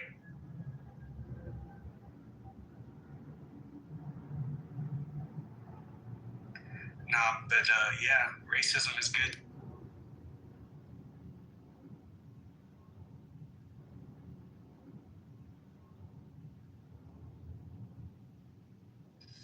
Jeff, you got something? Cool, man. Shit not cool, man. I'm trying to tell you, Billy, man. Shit not cool, man. Okay, man? You know what I'm talking about, man? Do you see what I'm saying? This is like when you say nigger, man. This shit's not cool, man. Cool, man. Yeah. Boys, this shit's not cool, man. Don't, bro. Yeah, who's the supreme race? It don't fucking matter, bro. We all fucking human. Be equal and be real and be nice to each other. Are black people or white people? It don't fucking matter, Billy. Read a fucking book, Billy. Get a job, man. Listen, Jeff. You need to fucking listen, man. You quit fucking being fucking racist, you motherfucker. You have a serious You're problem. fucking playing with... You're not fucking Mark fucking Wahlberg, you motherfucker. Y'all are getting on my damn nerves. These motherfuckers, y'all are fucking nerds. You're fucking racist, man. This class is... You guys like Ye, or do you think Ye is racist? He's having mental issues, so it's like, it's kind of hard to judge. Well, I don't know. He's having a mental breakdown, so it's kind of hard to decipher everything about. Hey, man, let's talk about how Johnson retired, man. How you guys feel about that? You gotta put Jeff in the goo. No, you gotta put your ass in there, you fucking racist motherfucker. Yeah, I've already established I'm racist. What do you got to say, Jeff? That shit not cool, bro. Like, for real, man. I don't think that shit cool. Are you racist? No, I am not. Why not? We all can be cool. Like, that don't make sense. That's exactly what it is. I agree. Like that dude must have. I don't know. What? I'm chill. No, I mean, probably other than the racist part, like, you know, but that shit not cool, man. That's like the one unchill. Like black people is really cool, dude. Like, seriously. I didn't say black people aren't chill. I said, are you racist? I'm not saying chill. I'm just saying, just personality-wise, color-wise, everything. Like, gang, we are really cool people.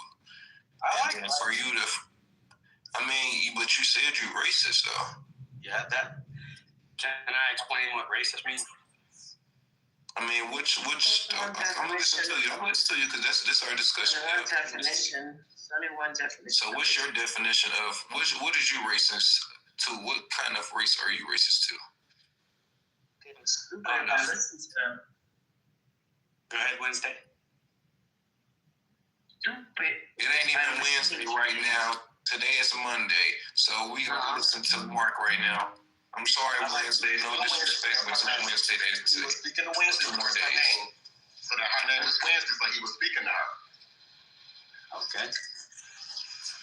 No, but what do I think by racist? Yeah, I think racist means the races are different.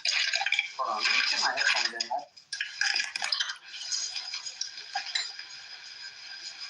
Hold on one second. This is gonna be good. It's gonna be wicked. I think everybody needs a belt whooping.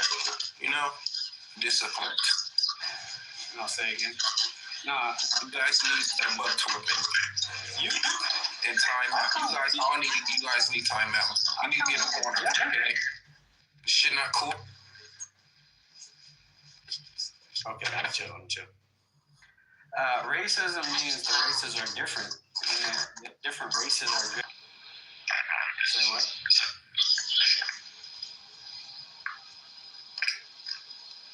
Okay.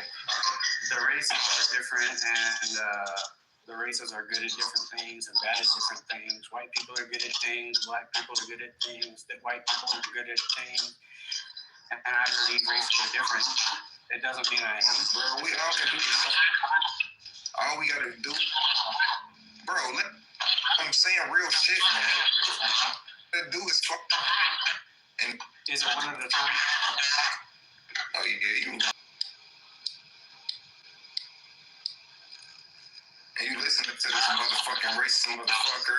He ain't even teaching you guys nothing. I'm teaching you guys something. Like, come on, gang. Go somewhere else. Again, he's trying to. I ain't saying I didn't like it. It's just the fact that he's talking first. Let him speak, and then after he's done, if you don't like it, then you speak after him. He was speaking. We speak one at a time in research purposes. It's been said. John, you know this shit ain't right, bro. Come on, man. Who hit you with a brick in your dick, nigga? J.J. Okay. Jeff, you gotta check yourself, man. Cause a real nigga speaking right now, actually. And what I wanted to say,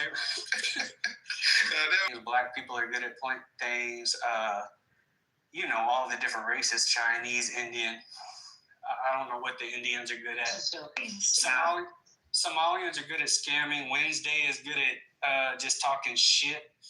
But you said Chinese is a race. I didn't know Chinese was a race. Yeah, Chinese is a race, and but we all have something that. Go ahead. Chinese is a race. No, but what I'm saying is, I actually think black people are beautiful. I don't know if you guys realize how beautiful you are, but you're different than white people, and I think you know that because you say black pride. I'm black and I'm proud. This is the worst shit ever, bro. Just say something. Communists. Let him finish. Just let him finish. No, black people are beautiful. Actually, I actually think black people are beautiful, but you're different than white people, and you know that you're different from white people. That's why you always talk about white. Oh, that cracker. These motherfuckers, these cracker, these rich ass motherfuckers. I hear how you talk. in here. What is this? Can I finish or go ahead? Well, I'm gonna be honest with you. If y'all thought I was the mean one, that's the other one. That's not true. I'm nice. I'm nice. Corey, send me down to the. I'm a lover boy, Mark. I don't send people to the goo. They send themselves there. Girl too. I'm a lover girl. You sound cute, Corey. What's your? My name's Corey. That explains it. That is so sweet. Yeah. Oh my God. I'm not gay, but I recognize a cute ass voice. Lord have all the mercy. All the mercy. But listen, black people are beautiful. Can one person say white people are beautiful? Can one person say white people are beautiful? You can't say it because you are the racist. You're black and you can't. Right, no, I heard you. But I'm saying, why would you be able to say it if it's not true? You know what I mean? Like, it's not true. Oh, okay. I think there is attractive white women, though. So, maybe. But then you look at their thumbs. That's debatable. Then you look at their thumbs. What if you white passing like me? Wednesday, you sound kind of cute, actually. I don't know Wednesday. I don't know what you want to do. It's not my fault. My people were colonized. No, I understand. Yeah, But we can you get outside colonized and get you. some sun a little more? What do you say to colonized? No. I don't like the sun. Okay. Well, see, that's got us in this pale position, you know? I like that. But as long as you keep your black card That's on, how you steal things up. As soon as somebody starts trying to try you, you pull that black card out and you say, "Excuse me, I'm just white passing," and then I have bro. I wanted to beat up Mark. Well, let me season this thing up a little bit. Oh my God, did I come in here and make you guys not beat up Mark? I'm sorry. Keep it going. I mean, I think Mark cool other than that racist shit, man. Like You're that shit. racist. I think all black people are racist. Hold on, man. Do you want me to get this belt off of my pants to whoop your ass with? You want Mark? this, Do you want some discipline? uppercut? Oh my God, Jeff, I got that same true religion joke. That's crazy. See, man, that's what I'm saying, man. Like, you know, designer. All I want to hear is black. Man, Mark, what you like to do, bro? Racist. What you like to do? Why Other than being racist, what you like to do, bro? Let's see your hobbies. Let's see your personality. What you like to do, bro. You gotta go first. No. If you ask, you gotta go first. I work at a school. I can be a construction worker. That's my backup career job. To make music. Yep. So what? You know. What kind of music? I can sing. I can rap. But other than that, Let me hear you sing. Usher. I just basically explained what you just told me to explain. So I'm asking you. I just asked you. Hold on, Corey, real quick, man. Corey in the house. Okay, hold on real quick, Billy. So back to Mark Wahlberg, the other guys. Okay? Mm-hmm. The other guy, Mark Wahlberg. So you're not gonna sing? Oh, Mark, tell me. I see. I was just playing, but for real. I'm happy. For real, because that's how you could tell I your see personality. because No, because we really talking about real shit right now, guys. We can play it in a minute, okay? No, we're not. Mark, just wait. Hold on, John Morant. Okay? Ja Rule.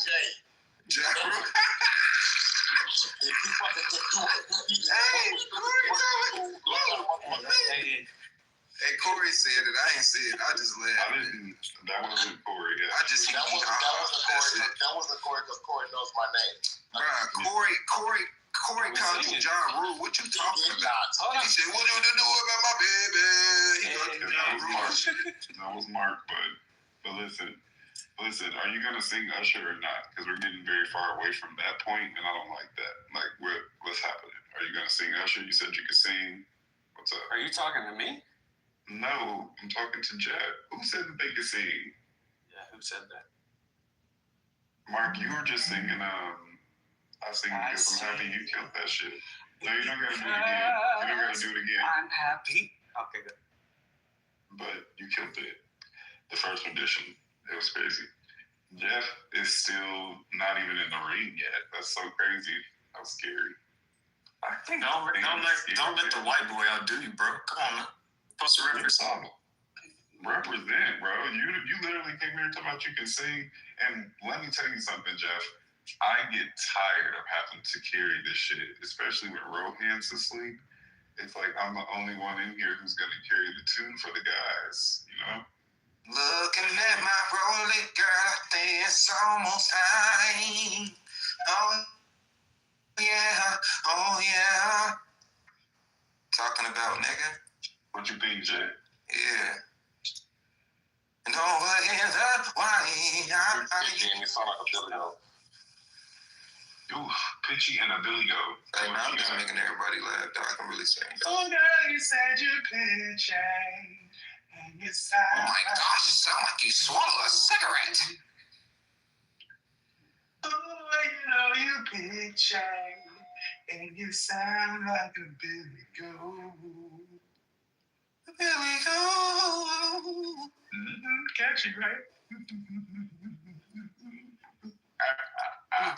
You're talking about a Billy Goat. I guess yes, you got it on your coat. Whoa, whoa, whoa. Now, hold on.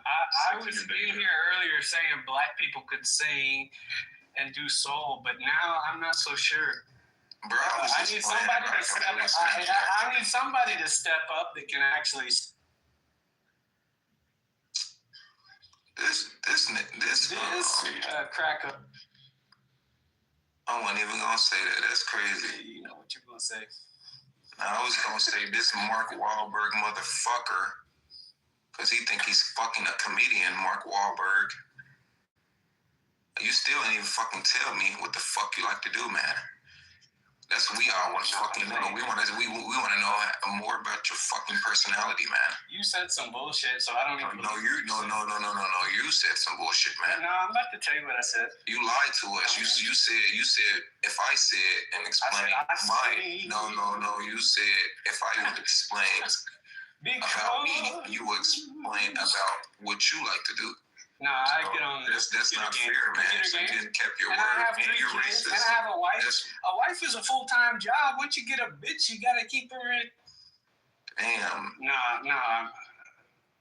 I'm on mute.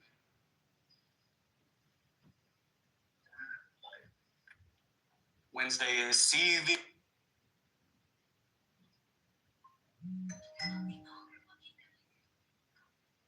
No, but women are good. You have to kind of keep them in check though, because when they feel like they have power, it's gone too far. You gotta back it up and be like, excuse me. No, you treat your queen right, and you let her know like we in this together. It's we us her, and it's not a me myself. I'm a BOSS. That's crazy. One at a time, y'all. What you mean one at a time? I'm saying real shit, man. I'm letting you motherfuckers speak. That's what I just said. No, you did, because you still talking over us. How you let us speak? I muted. You let us talk over us, man. Mark, is this guy talking over us, man? I know y'all better stop talking to Jay like y'all crazy. No, go ahead. Corey, if you're not singing, don't say shit on this mic. Okay? You don't cut your motherfucking ass I off. know you like your lips around the mic, but don't make me snatch that mic from out of your hands, all right? Your gnarled fingers. Stop playing with me, okay? Hold on. If you're not James Brown or Michael Jackson, you're not touching this motherfucking microphone. I sing okay? Because you're not the king of pop, Unfortunately, I love the passion, but unfortunately, bro, you really can't sing. And I know you think you just... No, bro, I can really sing, bro. You really can't, bro. I'm sorry. Do you got any music that you dropped anywhere? And you sound like Kurt Franklin thinking you can sing, huh? All the people say. Everybody say. Get the fuck out of here. Y'all both sound like y'all drunk some whiskey. Fuck out of here. Y'all think y'all can sing. Y'all is crazy. Y'all sound like y'all swallowed some Listerine. Like that's what y'all sound like. What is you talking about? Go ahead and sing again. Like, fuck out of here. No, you sound like Fiona off of Shrek when she was trying to sing to the bird. And the bird exploded. Your mama. Hold on. You want to fucking line at us, Mark. So do y'all think that black people have superior genes? I didn't hear y'all say shit about that. It's been lit. Probably that bulletproof fucking coke you got on, man. Rehearsing Thriller. But that's Resident Evil coke, man. No, sorry. That's the man in black coat. Oh, she's not in here, but Fro styled this outfit for me. She also got me the tie. It ain't down. Oops. Honey. Nah, you is fresh though, okay? I was just joking, bro. I ain't gonna lie. You look like Jim Jones and shit, you know. If he was going on his court date. Thank you, we stay fly, no lie. No lie. You know this.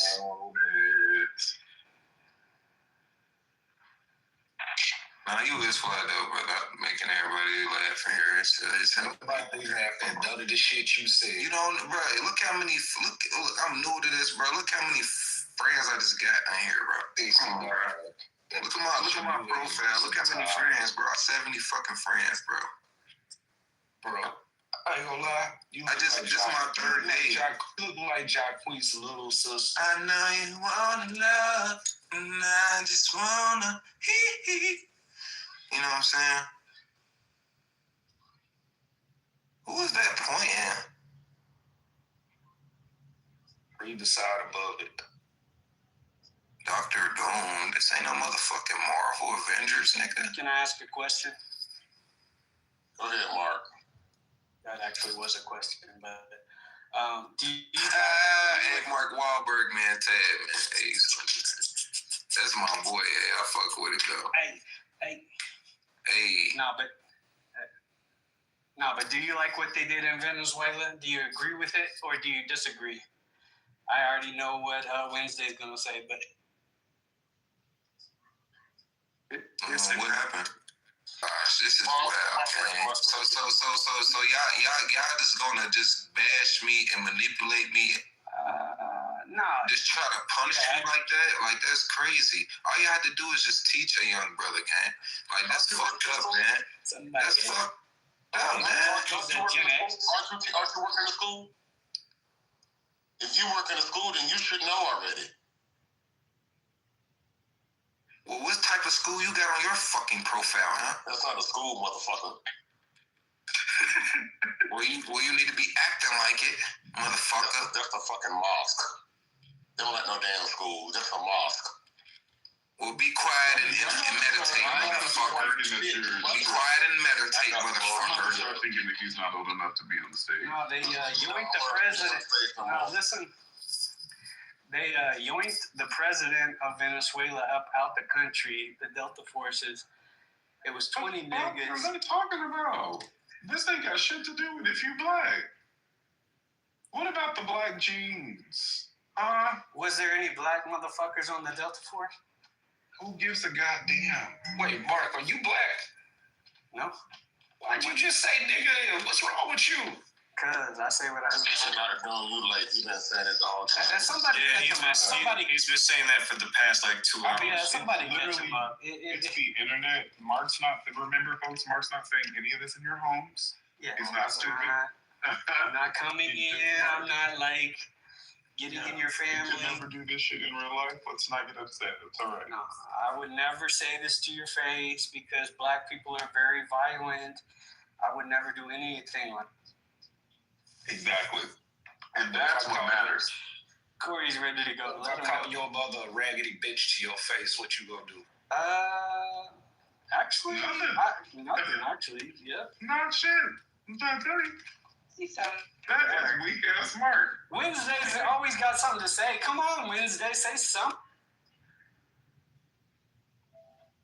No, the reason why I keep calling out Wednesday is because I feel like women exist behind the protection of men. Hold on. Women exist behind the protection of men, but then they want to reach out and hit somebody like they're not protected. So as long as you expect that you're protected by a man, go ahead and say what you got to say.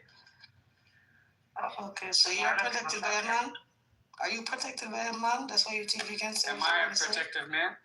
Are you protected by a man? Am I? No, I actually am protected by a man. I'm protected by. That's why you think you can say what you want to say on him on the stage. Actually, I can say whatever I want to say because it's the internet. Nobody can stop me from saying anything.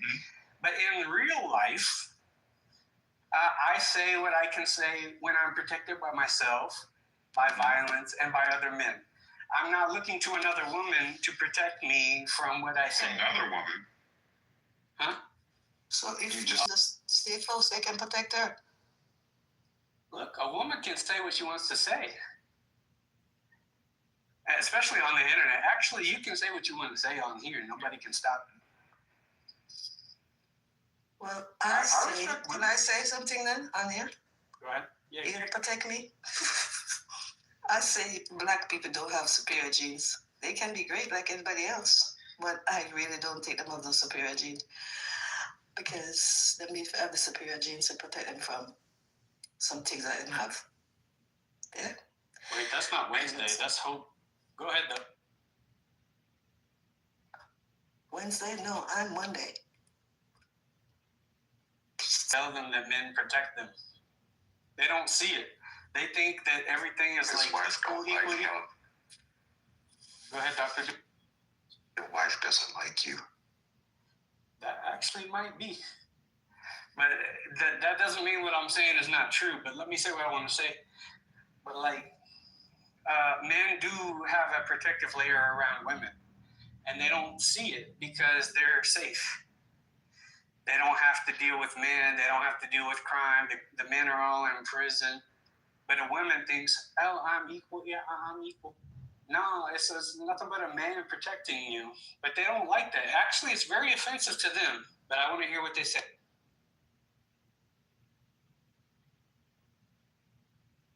Nah, it's too hard. That's a hard topic. Do you like the French?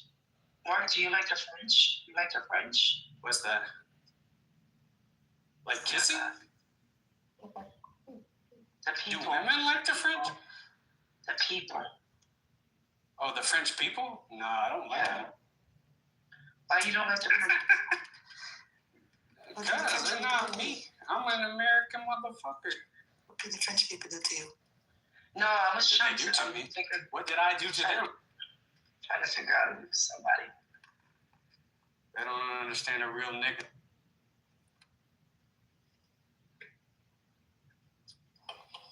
Nobody's gonna stand up. Nobody's gonna say it.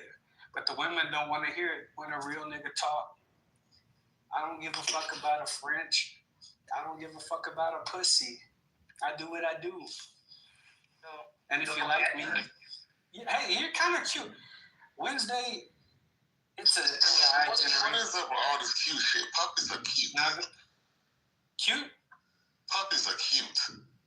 I like cute bitches. What is all this cute shit? Can you speak to it? To be honest, Jay, are you gay or straight? That's none of your business. But let me talk as a straight man. I like cute bitches. This is corny. You sound like a lean man. You sound like a lean. God, you. Oh, Lord. Anyway, change the topic, because you don't sound like you're moving straight now. You sound like you're moving lean. I'm moving what? Hold on, what language was that? That was funny. I spoke English. That was English. You don't know one. What did you say? I understand. I said you don't sound like a straight. You sound like you're moving lean. Moving lean. What does that mean? Are you from Jamaica? Straight. You're not moving straight. You sound like you're from Jamaica. You got 3 kids and a wife, and you're a groiper? Oh my gosh. Hell yeah, B. B is a real nigga. He understands what time it is. I don't care. She's from the island. By the way, I'm bilingual. I speak 2 languages fluently. You don't know nothing about the island, so we don't do that. Yeah, but I speak 2. If your language is not being taught in Harvard and other universities, you can't talk to me. I speak 2 fluent languages. You sound you need to go to Harvard so you can learn my language. You sound pretty as fuck. I mean, I'll take the pretty, but you can keep the fuck. You sound pretty, very pretty. Thank you. Keep the fuck for your wife. You know, she needs to earn it. Yeah, well, that's between you and her. Ja, you sound pretty too. Don't kick me. Don't kick me, Jay. His name is Jay, first of all. What's the top? Yes, actually.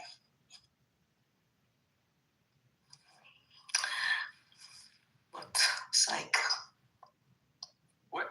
No, but seriously, what island are you from? Nanya. Nanya, goodness. What island? Please don't do it. John, it's not horrible. Very. Horrible is not the word. You might have to go to ChatGPT to find the word. Oh, it's okay. It's in chain down between Florida and Venezuela, where we nabbed the fucker. We took the president. We put him in jail. You speak French now? We motherfucker nabbed that mother. So, or maybe you want to go to the bathroom.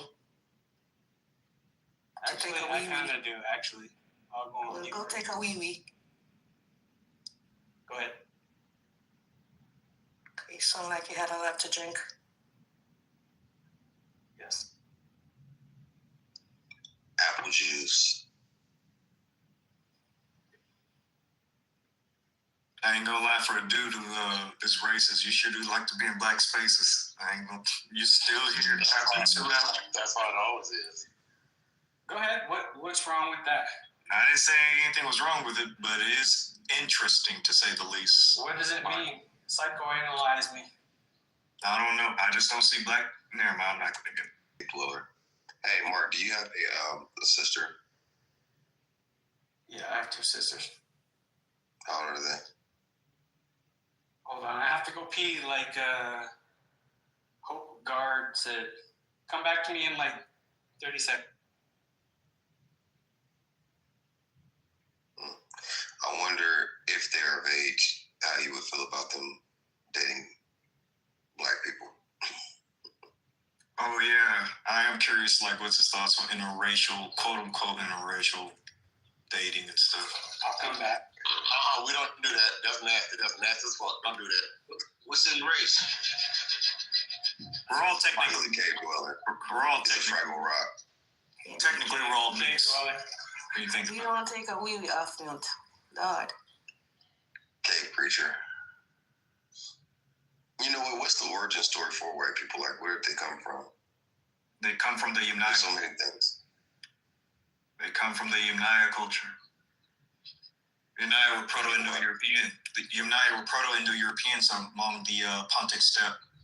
Like, they don't got no history, bro. I thought they came from Fraggle Rock. Stop. Fortunately. they're a mixture of like. Maybe they were cursed. They lost their million to survive. They don't got no history. I know your ass get other people talking the right way. Unfortunately, white people are just black people who lost their melanin on the way of survival out of. I lost a lot of melanin. Happy 2026. A lot of melanin. Hey, big up you. Yeah, they lost their melanin on the way out of their mainland. Maybe they were cursed and that's why they lost the melanin. No, everybody got talking curse words. Everybody got melanin. We dig. It's all type of shit. Okay, I'm back from pit. Go ahead. What you were saying, Hope? One by one, y'all. Right, but don't piss me off. What was the question? Go ahead, Hope. How would you feel it? Sorry, no, I was just saying, white people is just black 1,000 years ago when they left them first yard. I don't know why they did it, but they did. They like to explore. And so they left. And during that time, a lot of them died because when you have too much melanin, it doesn't serve you when you do that transition. It didn't serve them during that whole transition to find, I don't know what they were looking for, but yeah. So that's what it is. It took them about, 6,000 years or whatever it is, some enough years. But they survived, and then they turned white. So they're your brothers. I don't know why they got so mean. Maybe they need to, I don't know, but yeah. We did get kind of mean. Why did you get so mean? They have recessive genes that dictate their creativity. Listen, the only thing that's just, let's be fair. The only thing that is recessive is anything become recessive, right? Because listen, please, just listen for a second. She had a white neck. Remember what I said? It's not recessive. Remember what I said? You be quiet, Mark. Remember what I said earlier? They're just your brothers, man. They just lost their clothes. I'm sorry, they lost their melanin. They have a little bit. That's why some white people can get a tan when you put them in the sun. You know what I mean? They're not albino. That's not a thing for them. Some of them can be albino. Black people can be albino. That's another genetic defect. But I don't know why they got so mean. It had nothing to do with losing melanin. I was joking when I said that. Maybe it's the cold. We have to clench their teeth. Like Germans. I truly think that some of them are from like the Edomites, and I think some of them were an experiment, a science experiment that went wrong. And that generally speaking, Let him finish. Okay, go ahead, Eddie. Yeah. So what I think happened is a mixture of these two things. That some of them are like they refer to as mankind. Like I don't think that some of them are genetically human, because even according to even their Scientologists and their theories of their origin story, they came from different star systems or some other shit. And yeah, their natural origin story is evil. It's never been a humanitarian effort. Like they destroyed the earth. They have killed animals. I mean, some of them are good people. I'm not going to sit there and say, like Mad Max and the Thunderdome. You know what I mean? They're the only culture on the planet that has a dark age and a medieval age. Like, and then they never washed their bodies. You know what I'm saying? Like, think of the House of Versailles, the mess hall, where that comes from. The original slaves were Slavic Europeans, modern day Ukrainians. And then the white on white violence has been always pervasive. That's the reason why a lot of them spread from Europe. They come from cold climates. It's dark. It's, not fun to be in. And I don't think that there's any commodity that comes out that region that the world depends on. So if you're coming from that bloodline or that change point in history, I don't think that there's much to be proud of. So of course, kidnapping, raping, malignant torture, all of the shit, and basically absorbing other people's culture and making it their own, I think was their only choice or chance at greatness, which is fading out. Oh wow, that's a lot. Do you remember what I said earlier about white people being black people until they change over time, right? I think some of them came out of the mainland and spread, but then some of them were science experiments out of a cave. Like I do believe a little bit of that Yakut story. And a lot of them that mixed with fallen angels and shit, or whatever you would call them, and that they were cursed, generally speaking, especially if they come from the blood of Ham. So I think that they were doomed from their genesis. So what do you say about the people that today didn't leave the never left the mainland? They're still there. The mainland of where they say people, because I'm working with the Outer Africa theory. I'm not gonna lie to you. That's it's the closest. Africa would have been the centerpiece. If we're talking about the Pangea theory, all that stuff together. No, I'm not talking Pangea. I'm Pangea. No, I'm not talking about Pangea. I'm just talking about when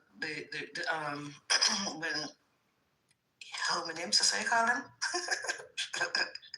When they first came about until they become what we are today. That's what I'm talking about, not Pangea. Yeah, no. I was saying Pangea because I believe in that theory, but the centerpiece of Pangea would have been what they call Africa today, right? And I think that they did leave out from certain parts of the world and went to different climates and different chambers and shit. But I think that they were always kind of cursed. I mean, generally speaking, not holistically. I'm not going to sit here and say all white people are evil or anything, but generally, if you group us all together, I can't. I struggle to find a worse culture, a person of darker nature. Well, isn't that the same that they use the Bible to say? Hold on, Mark. Isn't that the same thing they use the Bible to say about black people? Genesis 9:25, that the footnote said that that the curse couldn't be applied to black people because those that were cursed were Caucasians, which were Canaanites. Right? That's the 1983 NIV book. And that would make sense because remember the story where I think it was Moses or one of the, I think are you gonna keep talking shit? They had put their hand. Don't do that, Mark. Now, come on now. When's he coming off mic? We were having a back and forth. I'm sorry. No, but so shit. No, it's okay. Okay, preaching. So when the gentleman put his hand out, it was black, and then he put his hand back in and pulled it back out, it was white, and he was like, "Oh, I've been cursed" or whatever. So the lack of melanin is an indicative of a genetic recessiveness. And the genetic recessiveness is the reason why they can't keep on beat. They're not, they have to use science to align with any level of spirituality. Like if you ever go to a white church versus a black one, the energy is different. The cooking is different.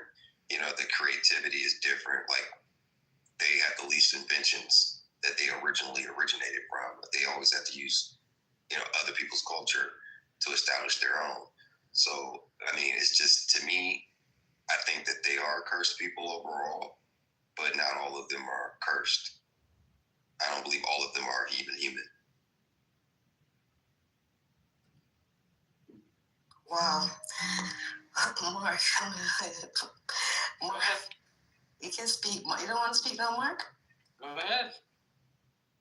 I mean, I could speak to it unless you have something to hope. Well, I was just going to say one thing and then shut up. And then you can go. You said they're not human. I mean, that's a stretch because we see to deliberately running around having babies with not human people and making not human children that we call biracial. Yeah, go ahead. That's something. Yeah, the Green Saharan. But I don't know if we're still joking or if we're being serious with this conversation of the origin of, I guess, white people, or what would actually be the proper terminology would be Indo-European people or Western European people. Because we do have, like, scientists have analyzed the human genome. There was the 1,000 Human Genome Project, as well as ancient remains throughout the world that have been analyzed, and we have a pretty good idea for how most human populations have popped up on the world. And I can actually break it down, but I don't know if we're joking like about this whole Edomite, non-human hybrid stuff that's in. No, it's not a joke. It sounds like There's a joke. a lot of niggas that believe that shit. They're anti-white. Well, everybody has weird ideas. Everybody has weird ideas. You hear them laughing, but they believe it. I do know some people do believe in some weird stuff, but I wasn't for sure. Israelites. I wasn't for sure if Cypher was joking or not. And, Nick. See, and you know, so like there is a theory to that makes a little bit of sense, but two, like what the Moors did, the reason why they had harems and everything else, a form of warfare is what they would call mass miscegenation. So if they wanted to change over, This is not available. Hey, you gotta find. They have OnlyFans. So the thing is that Nigga, shut the fuck. That is the that's the reason why some of these people would miscegenate with them in close proximity. Even if you study the story of Ashkenaz, they were Black Indo-Europeans that white folks assimilated to. You know what I'm saying? So it's a deep, rich story, but I'm still unconclusive about it. But generally speaking, what I believe thus far is what I did say. I stand 98% by everything I just said. 2% of that was a joke. I mean, we can go all the way back to out of Africa, or I can just give you where they descend from the past 15,000 years. But they would descend from essentially a mixture of Caucasus hunter-gatherers that live, in the Caucasus, and a mixture of Eastern European hunter-gatherers. These two groups would mix. That would create the Yamnaya culture, and you can type this in on Google, YAMNAYA, Yamnaya. These are essentially Proto-Indo-Europeans forming in the Pontic Steppe and the modern-day country of Ukraine. And they would spread from there going into Western Europe, and essentially would become Western Europeans, like Celtic peoples, Proto-Germanic, Proto-Celtic, Proto-Italic. This happened around the time of the early Bronze Age, about 3,000, 4,000 BCE. The Y chromosome that they would have carried would have been like haplogroup R, R1b. And when they go into Europe, they would admix with Western European hunter-gatherers, indigenous Europeans that were already there. And then another population would migrate into Europe, Anatolian farmers or early European farmers, as they're sometimes called. And the mixture of those like four groups sort of create the modern European genome. And then also you have another set of Europeans go east. And that's where you get your Indo-Iranians or Indo-Aryans, if you might be familiar with the Aryan invasion of India. But they'll go out there. And also you have a branch of Europeans going to the Middle East. They go into Anatolia to create the Hittite peoples, Hittite civilization, because Hittites are Indo-Europeans. So yeah, like there's not a big mystery as to where Europeans come from. They're descendants of the Yamnaya culture, Proto-Indo-Europeans. So the reason why they have Neanderthal admixture, when humans migrated out of Africa, a group of early West Asians, because the term, I'll get into the terms later, but a group of West Asians migrated into Europe roughly 45,000 years ago. And these West Eurasians, which are like very ancient ancestors of Europeans and other West Asian peoples, they were the ones that directly admixed with Neanderthals, or Neanderthals, as they're sometimes called. And again, this was 45,000 years ago, and I think Neanderthals died out roughly, I'm going off the top of my head, I think 30,000. Yeah. And so, and the people who directly admixed with them were people who carried haplogroup I. That is not the dominant haplogroup of modern day Europeans. So the Asians up there near Siberia, and they migrated westward into Europe, and then they admixed with Europeans that were already indigenously there, and that's how they acquired Neanderthal DNA from the original like Western European hunter-gatherers that were already there. Like if you look up Chatterman, the dark skin individual from the UK, dark skin with blue eyes, he's a Western European hunter-gatherer. His ancestors were the ones that directly admixed with Neanderthals 45,000 years ago. And so modern day Europeans mixed with his people and acquired Neanderthal genes. Hopefully that didn't confuse you, but. Well, when I studied some of their origin stories and their beliefs, their origin stories are that they were created. They had a creator, and some of them, even the more new neo-science, like the Scientologists, believe that their ultimate god was Zod from a star system 75 light years away from Earth, and that story of it in of itself. You know what I mean? And then when you see how they show up in the culture, human culture, it's like, well, how is this indicative of a human? And there's a distinction used biblically, even between the words man and mankind. And it's even been used in modern times when they supposedly landed on the moon. And these are my theories based off of what I know today. I'm not going to sit on these things and say that I'm a specialist. And even if I were to subscribe to what scientists say, I do know that they do change theories all the time. And I would have to have a certain level of faith to believe that what they're saying is true. But when I look at the historical references, some genetics, which I don't really lean on genetics, I think genetic arguments when it comes to origin stories are weak. But historical references and a myriad of other things, including some genetics, I think paint a clearer picture for me. I'm not an authority on the conversation, but from my studies to this point, it does make a little bit of sense. So when you add science, history, and the biblical scholarship together, that's where I draw my opinions from. Some links to everything that I just mentioned, so y'all don't think it's coming from me. Like this comes from credible sources, peer-reviewed sources. So I'll do that here in a minute. And I'll even probably change my PTR and show a map of what I'm talking about. But yeah, just give me a couple of seconds to grab everything. While you were talking, I was Googling some of that, and I Googled the Maya cultures and the Edomites. And I was just actually doing a cross-reference on that stuff. So interesting talking points. I appreciate the information, brother. Oh yeah, anytime. Yeah, I studied this stuff. I think he said Edomites are the Hittites.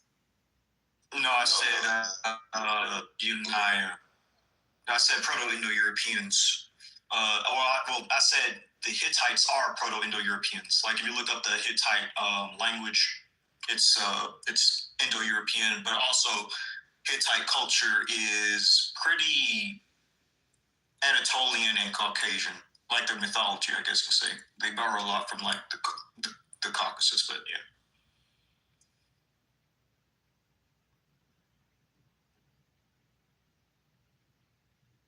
Let me grab those sources and post them in the chat real quick so that y'all can look into. And by the way, Yamnaya is spelled Yamnaya. I spelled it right earlier. I had to double check.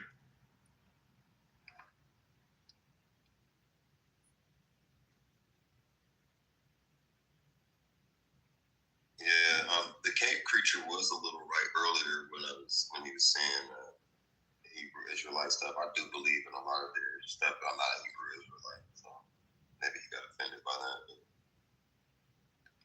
I think that they're on to something. Posted a paper from Nature, if y'all are familiar with nature.com.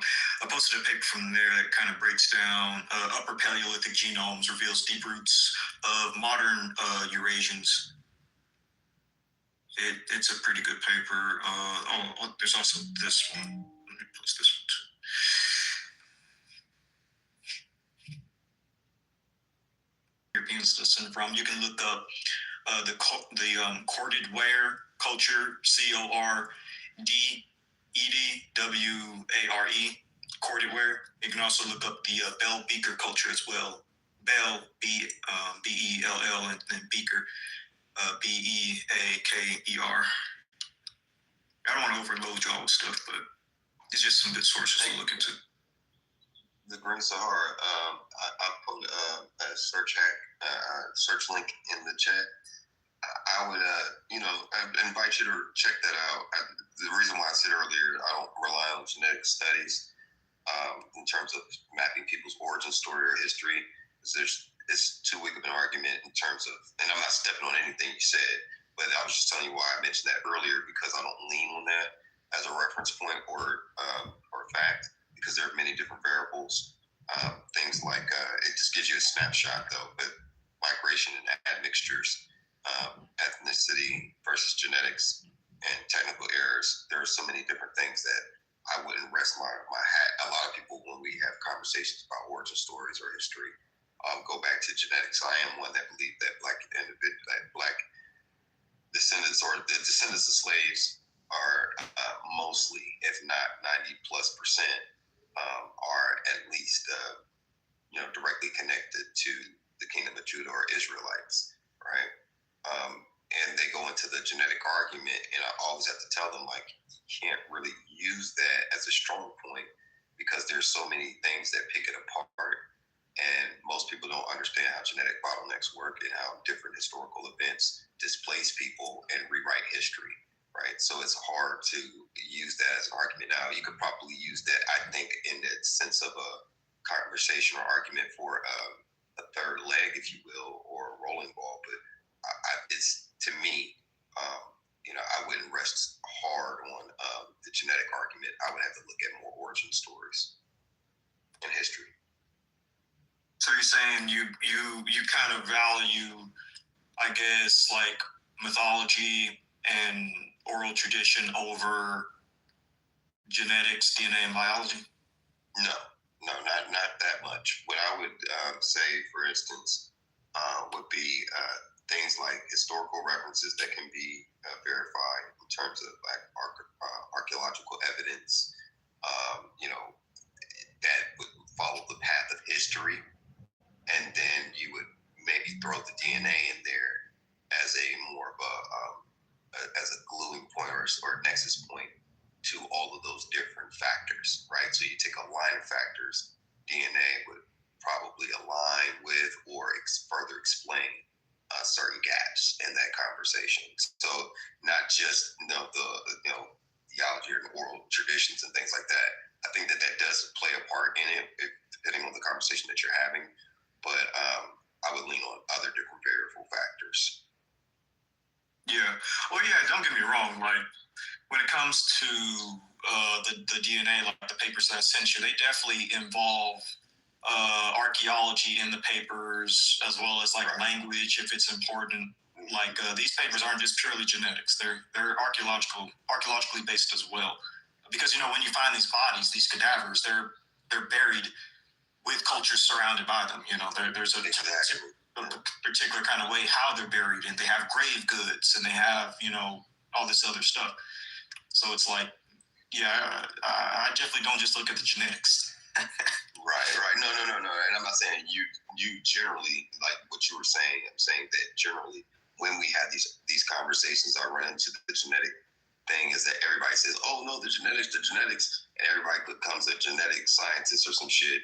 And I'm like, well, that's hard to use as a standalone in most arguments because of the factors that I named earlier. But I'm definitely going to check out what you sent in and put in the chat, though. That's, interesting information. Next to folklore, I would say folklore would be under genetics. Interesting. Okay. And yeah, I was kind of reading what you had sent me. Are genetic arguments for ancestry unreliable?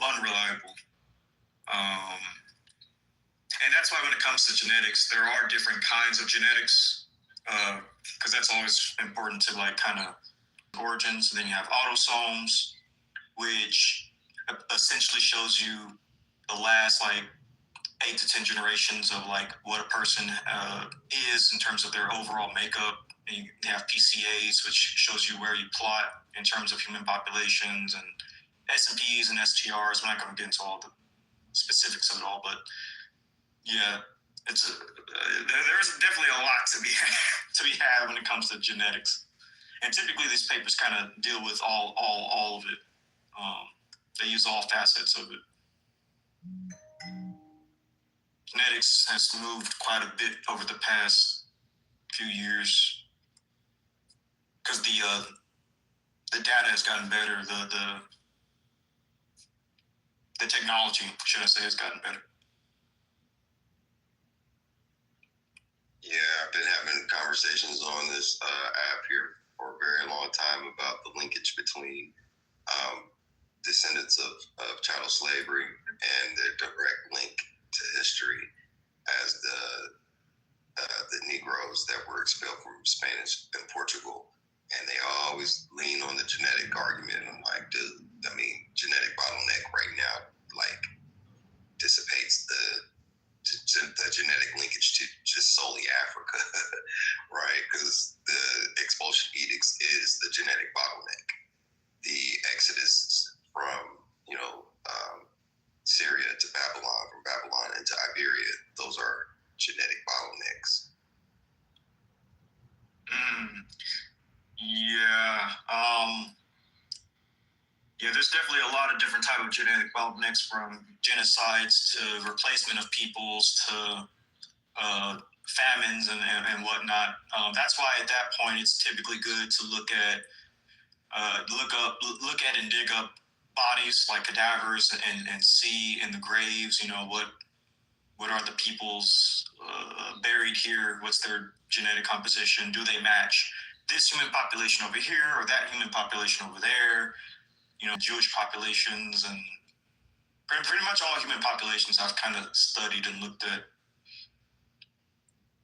It's definitely interesting stuff. Oh yeah. Well, in the Levant, near some of those ancient burials grounds where they were talking about the Hebrews, where they were thrown, they found a lot of their skulls, and not a lot, I think all of them in those specific regions. And I have to go to a specific features and skulls that would have been, in Iberia, that would have left the Levant, went into Iberia, from Iberia into Western. I think the biggest argument for that's outside of genetic studies is the Manuelian doctrine, or what is it called? Let me see. I'm pulling up, because I have it in my footnotes. Yeah, hold on. Because there's some books that I've gotten into that just really unpacked it and made it make a lot of sense. But I'm going to pull up the actual evidence to have a few more as well. All right. the skulls you're talking about, I'm assuming you're referring to the Lachish remains. Yeah. So what's interesting about like the term dolichocephalic? Do you know what that means? Dolichocephalic. The term off the rip. I mean, I can't think of the exact definition of it, but I know that it's related to the Negro skull features. Yeah. So. Okay, so yeah, a dolichocephalic skull is essentially a long skull. It's an elongated skull, and the dolichocephalic skull is not just indicative of like West Africans. It's like also found in Australian like Aborigines, and it's even found in like Mediterranean peoples, like North Africans, like even the modern North Africans, and it's even found in Nordic people too. Like the dolichocephalic skull is just indicative of a long skull compared to the brachiocephalic skull, which is like a round skull.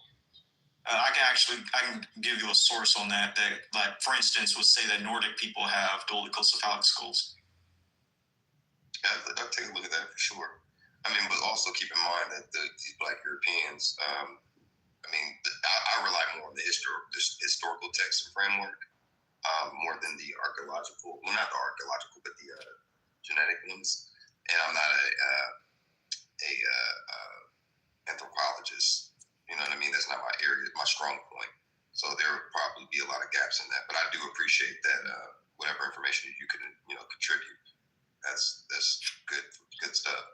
The reference point, though, what I was going to say was the right in front of me.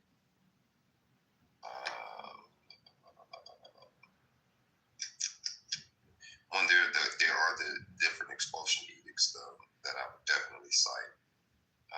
But let me pull it up. The Manuelian Accords.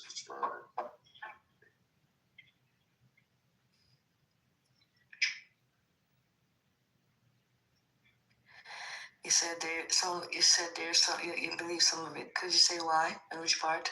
When you finish doing that part, I just because you've gone so far. Yeah. I just want to see why you give the Jacob story so much credence, but then I don't know if you have pushback for the Outer Africa theory. You know? Yeah, no doubt. I'm skimming through this real quickly. I've been going back and forth with this conversation for a while and been building on it. By the way, I put the source in the chat for dolichocephalic skull when you get a chance. Corey. I appreciate that. Is Corey awake?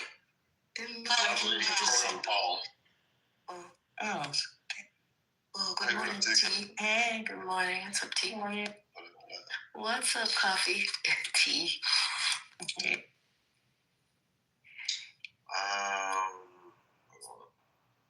Let me go into that.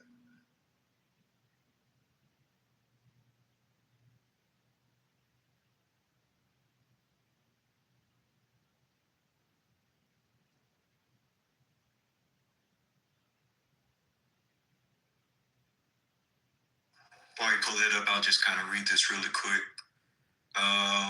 When they call it the dolichocephalic skull. But dolichocephaly is characterized by the skull width reaching less than 76% of the skull's breadth. It was widespread in many early humans, including Cro-Magnons and Neanderthals. So yeah, Neanderthals also had dolichocephalic skulls. But dolichocephaly is very common in many tropical populations today, especially throughout Africa, India, Australia, and New Guinea. Here it appears in all climate zones, from rainforests to deserts, but not all groups are on average dolichocephalic. In Europe, a few areas of Spain, southern Italy, Scandinavia, and Great Britain have traditionally been dolichocephalic, although European dolichocephaly has recently increased. In America, it appears in Inuit as well as in Lagid groups in East Asia. Dolichocephaly appears only sporadically, more frequently only in the Ainu. The Ainu are the original population of Japan. But there's a map that shows you where dolichocephaly is typically found in the source that I read. Got you. Oh, and also the name of the legal document is called the Manwellian Ordinances. And yeah, let me go ahead. All right. I'll let you hear exactly what they were saying. In 1512 and revised in 1521. While they served as the general law for the Portuguese Empire, they are specifically significant to the history of Black Jews. Black Jews typically focuses on three key historical areas. One, the 1497 forced conversions in Sao Tome. The most direct link between King Manuel I and the emergence of Black Jews in West Africa begins with his 1496 decree of expulsion, which was transformed into a forced conversion in 1497. Deportation to Sao Tome in 1493 and again under Manuel's reign, approximately 2,000 Jewish children, ages 2 to 10, were taken from their parents, forcibly baptized, and deported to the island of Sao Tome off the West African coast. The first Black Jews, most of these children died, but the survivors grew up on the island, intermarried with West Africans, and formed a unique Afro-Portuguese community. This group often maintained elements of Jewish identity or crypto-Jewish practices, practicing Judaism in secret, while being legally classified as New Christians under the Manueline laws. 2. The legal status of the Nakao, the nation. The Manueline ordinances laid the groundwork for how the Portuguese state viewed the New Christians, conversos. This legal framework followed the Portuguese as they settled in West Africa as lencados, unofficial traders. Racial and religious intersections. As these Sephardic New Christians established trading posts in places like Guinea and Cape Verde, they integrated with local African populations. The Nakao identity, despite the laws requiring them to be Catholic, many of these Afro-Portuguese individuals identified with the Portuguese Jewish nation, Nakao. In the eyes of the law, and later the Inquisition, being part of this nation was seen as both a racial and a religious category. 3. Influence on communal ordinances in the diaspora. The term Manuelian is sometimes used by historians to describe the legal mindset of the Portuguese Jewish diaspora. When these Sephardic Jews, including those of African descent, moved to Amsterdam, London, or the Caribbean, they created their own community, Negros and mulattoes, within the synagogue. In 17th century Amsterdam and later in Suriname and Curaçao, the community passed ordinances that restricted the rights of Black Jews, often prohibiting them from being called to the Torah or holding leadership roles despite their Sephardic ancestry. Summary table. Impact on Black Jewish history. Event/law. Impact on the community. 1497 forced conversion. Ended legal Judaism in Portugal. Led to the new Christian class. Sao Tome deportations. Created an Afro-Portuguese population with Jewish roots in West Africa. Purity of blood laws. Integrated into the ordinances. Shifted Jewish identity from faith to bloodline. Limpeza de sangue. Colonial expansion. Spread Sephardic crypto-Jews into African trade hubs, leading to further intermarriage and cultural blending. Would you like me to look into the specific 1627 or 1650 Amsterdam ordinances that dealt with the legal status of Black Jews in the Sephardic community? Why are we listening to this? I was just doing the connection and nexus point for the historical references, utilizing the law, the color law that was issued by Manuel, and who he expelled and where they went to. So it paints the whole picture. You sound like he's talking about Black people. So like he's talking about African people who come from there and probably sound like they were in, I don't know if they were in servitude or what, but they somehow intermix, end up with the bloodline of the Sephardic Jews. When they left with some of the ways and they find themselves in West Africa. These are African people of African descent. However, they mingle with Portuguese or people who are from Jewish, Ashkenazi, whatever you just said, Hasidic or whatever. They were small, very, very, very small. But go ahead. No, so I was saying that those people that they expelled, the original portion of that they were Black Portuguese, and they were also known as Negroes. And there's a distinction between those that were sold into slavery. They were not called Africans; they were called Negroes. How did they become Black Portuguese? They were talking about Where did they come Black from? Portuguese. They would have came from the Iberian Peninsula. And then they call them Black Portuguese and Negro. Yeah. Like the Yayas, the Yaya family is a direct line linkage of those who the Yayas became the Lord of the Negroes, and they have their roots in the Jewish Encyclopedia direct all the way to David and Solomon through Yathaniah and Zerubbabel. So what I just heard, was that from ChatGPT that I just heard? No, that would be anti-Semitic. I don't subscribe to ChatGPT. No, that's Google Gemini. I use Google Gemini and Claude. Okay. Can you send me this? Well, I guess it's not a source.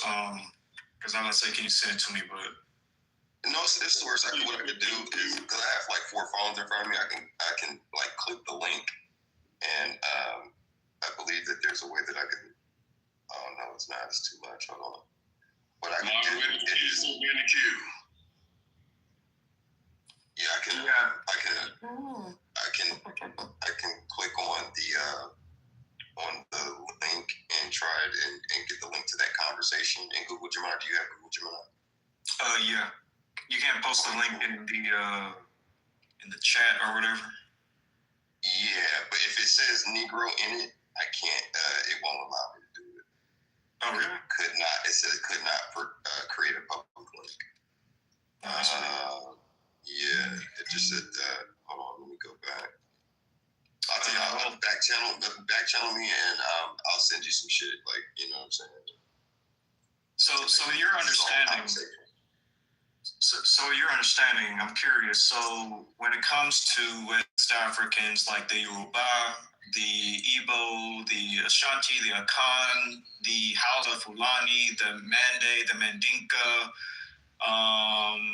like, who are they, like, in your worldview? Are they Israel, Black, Portuguese, Sephardic Jews? So no. I wouldn't say Sephardic. I wouldn't say Sephardic. I would say they would descend from from the Negroes, the expulsion of Negroes that went into Africa. That would be a little bit different.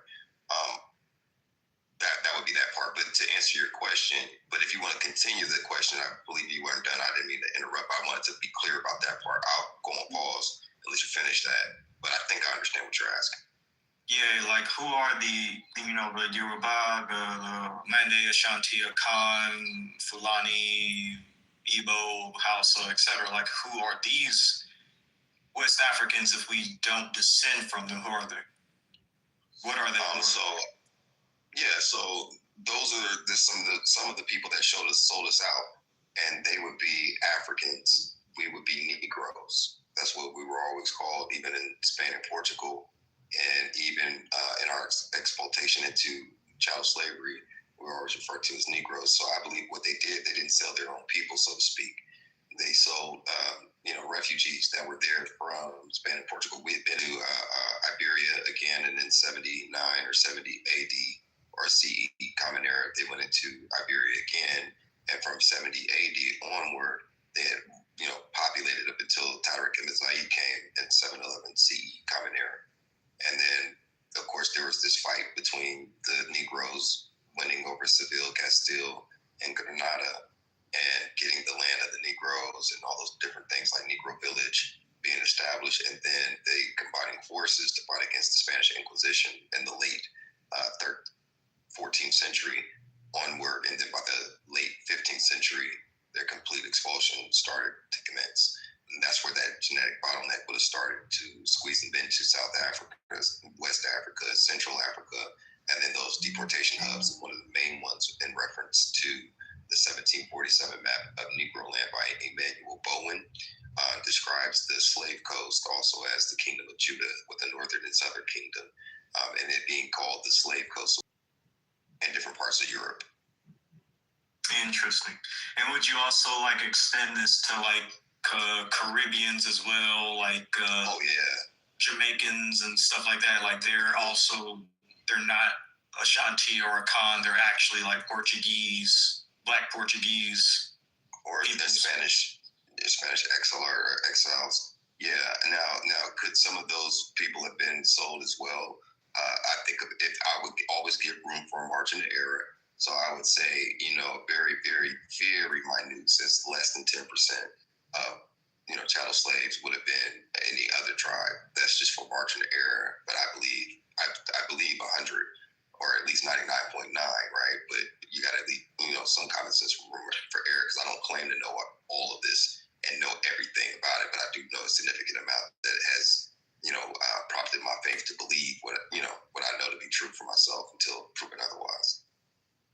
Okay. And so, just to be clear, you would say that we have no relation, we're not related to Yorubas and Igbos and Ashantis and Akans and Fulanis and Hausa. We're not. Those are our people. I wouldn't say that those are our people, but I wouldn't dismiss the admixture, because it did say, even in the source material, that there was some mixing going on. That's the difference between Luangos and Degradados and Lasados. There were different mixtures at that time, and of course, if they had been there, and there's about, in Negro land alone, in that area of what they call the Kingdom of Judah or Wida, there was 143 different villages, and people that were already indigenous to that region, they probably mixed with them too. So is there a mixture? For sure. But generally speaking, their cultural identity, it doesn't necessarily dilute because of that event. You know what I mean? If anything. But when they get stripped of their name, culture, and everything else, and they come over here and were forcibly molested and or bred together with different things, then that would, make us uniquely Negro versus African. So would you say, like, in terms of mixing, would you say we are biologically more Israelite or more Yoruba, Ashanti, Ghanaian, and Mande and Fulani? And if you're not, and you have migrant parents or, grandparents or whatever, you might come from those or indigenous tribes of West Africa or displaced, there's Somalians in America. There's, America's a big mixing pot. And then keep in mind though too, that would be the house of Judah, that direct linkage. You have 11 other tribes, and there were also some here in Americas that were Israelites. Believe what the Israelites are preaching. I don't agree with their, I'm not religious, for one, and then two, I'm not going to say that their approach is the best at all, but generally speaking, I think that they're probably the most accurate.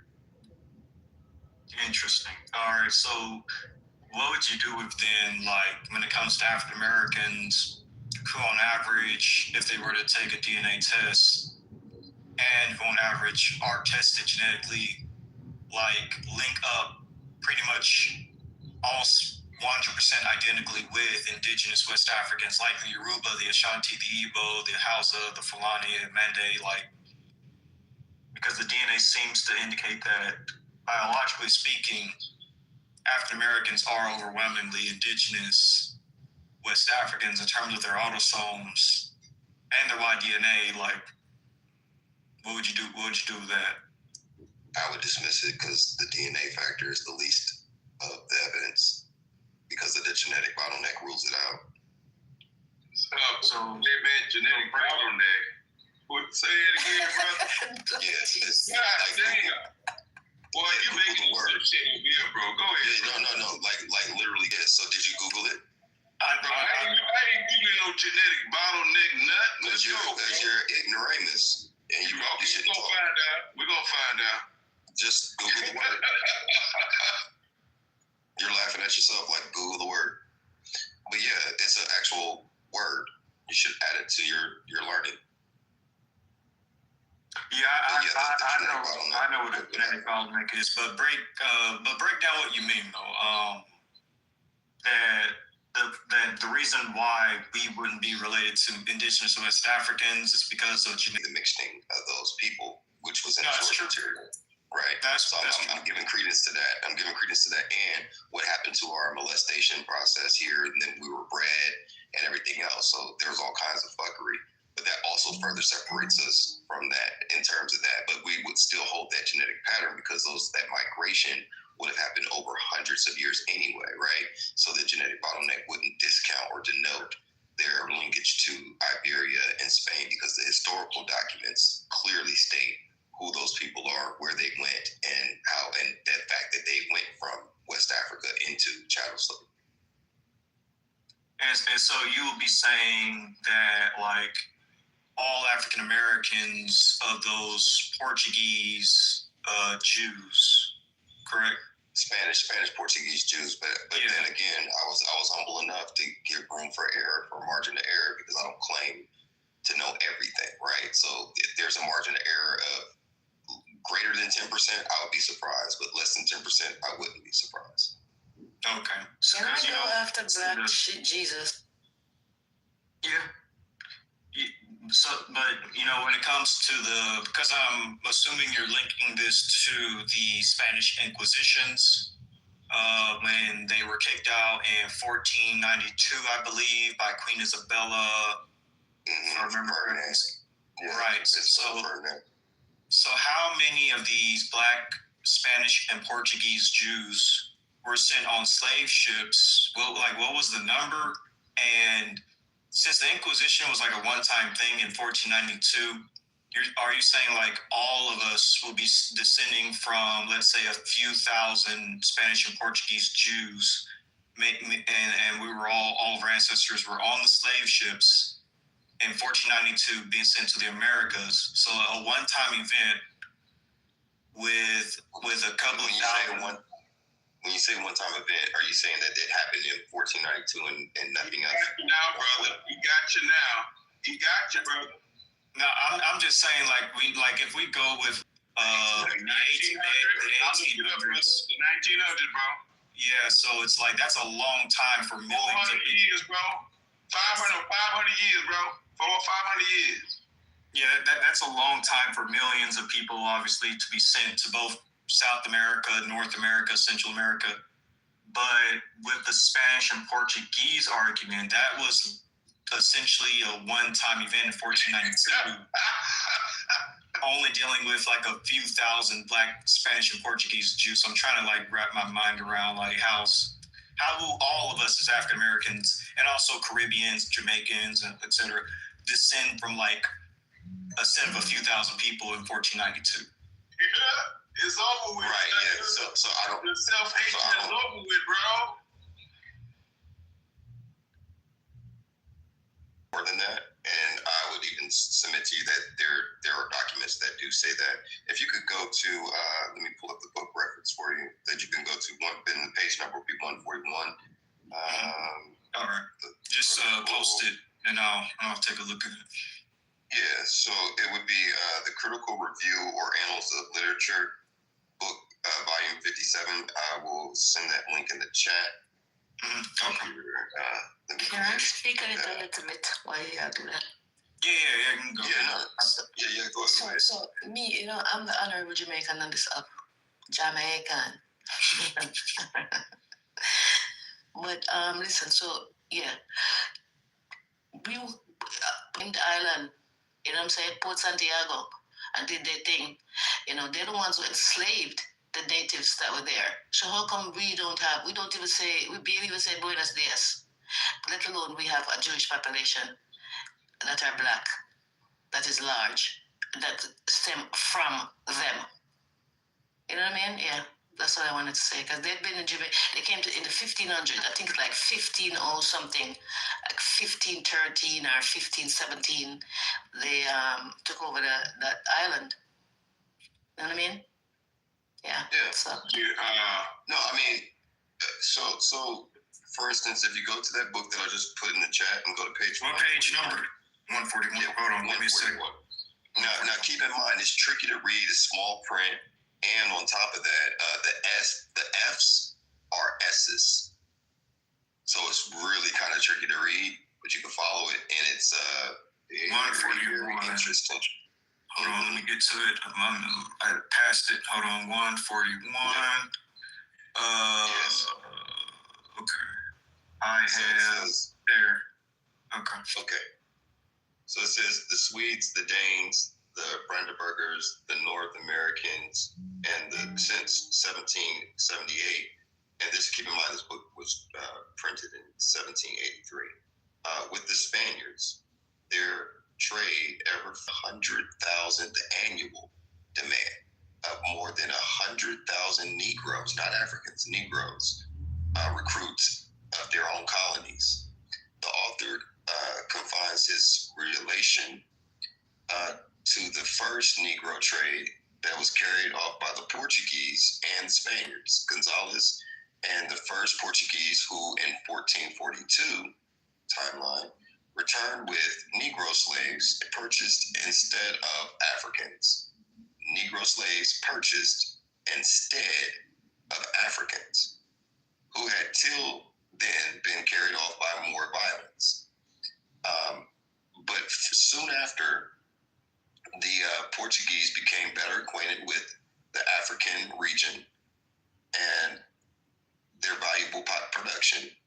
Prince Henry founded the first Guinea company that settled factories and fortures, and Arguin trade soon increased to that in 1455. Not less than 700 or 800 Negro slaves were annually exported to Lisbon, Spain. The length of Portuguese in 1471 discovered the Gold Coast, which is also referenced in the 1747 map of Negro land. And ever since, the intercourse between the Portugal and Guinea was continued. The Portugal endeavored to exclude other nations from Guinea with the wealth and this is the reading the writings. With the rest of the European navigators were, in spite of the papal bull and all the reports,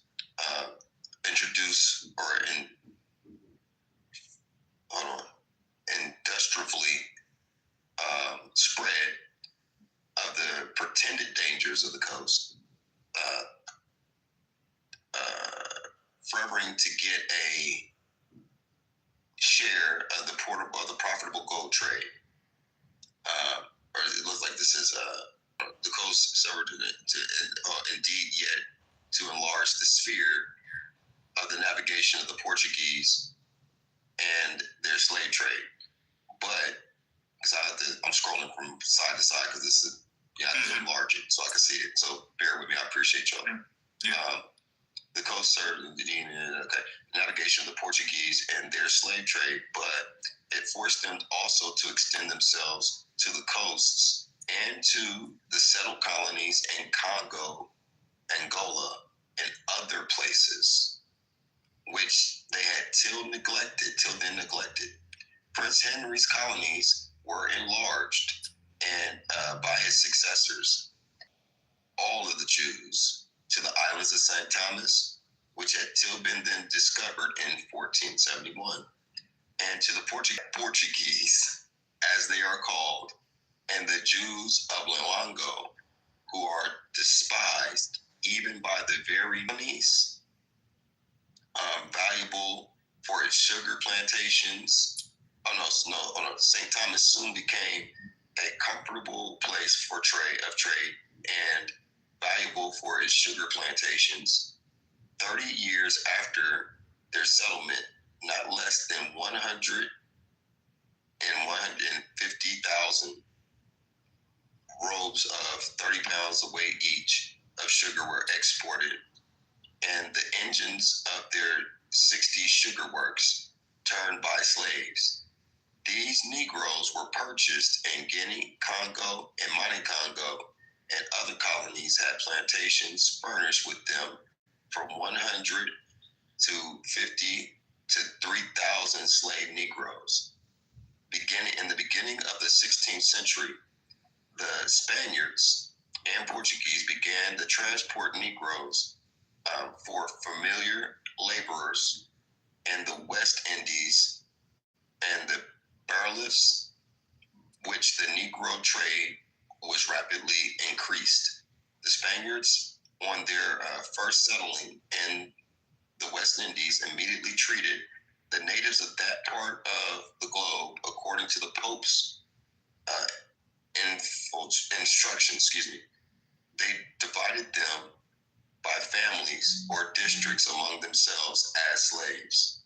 And then you can keep going. It goes into further detail for several pages to what happened, but it also started off saying that over 100,000 slaves, Negroes, were annually shipped.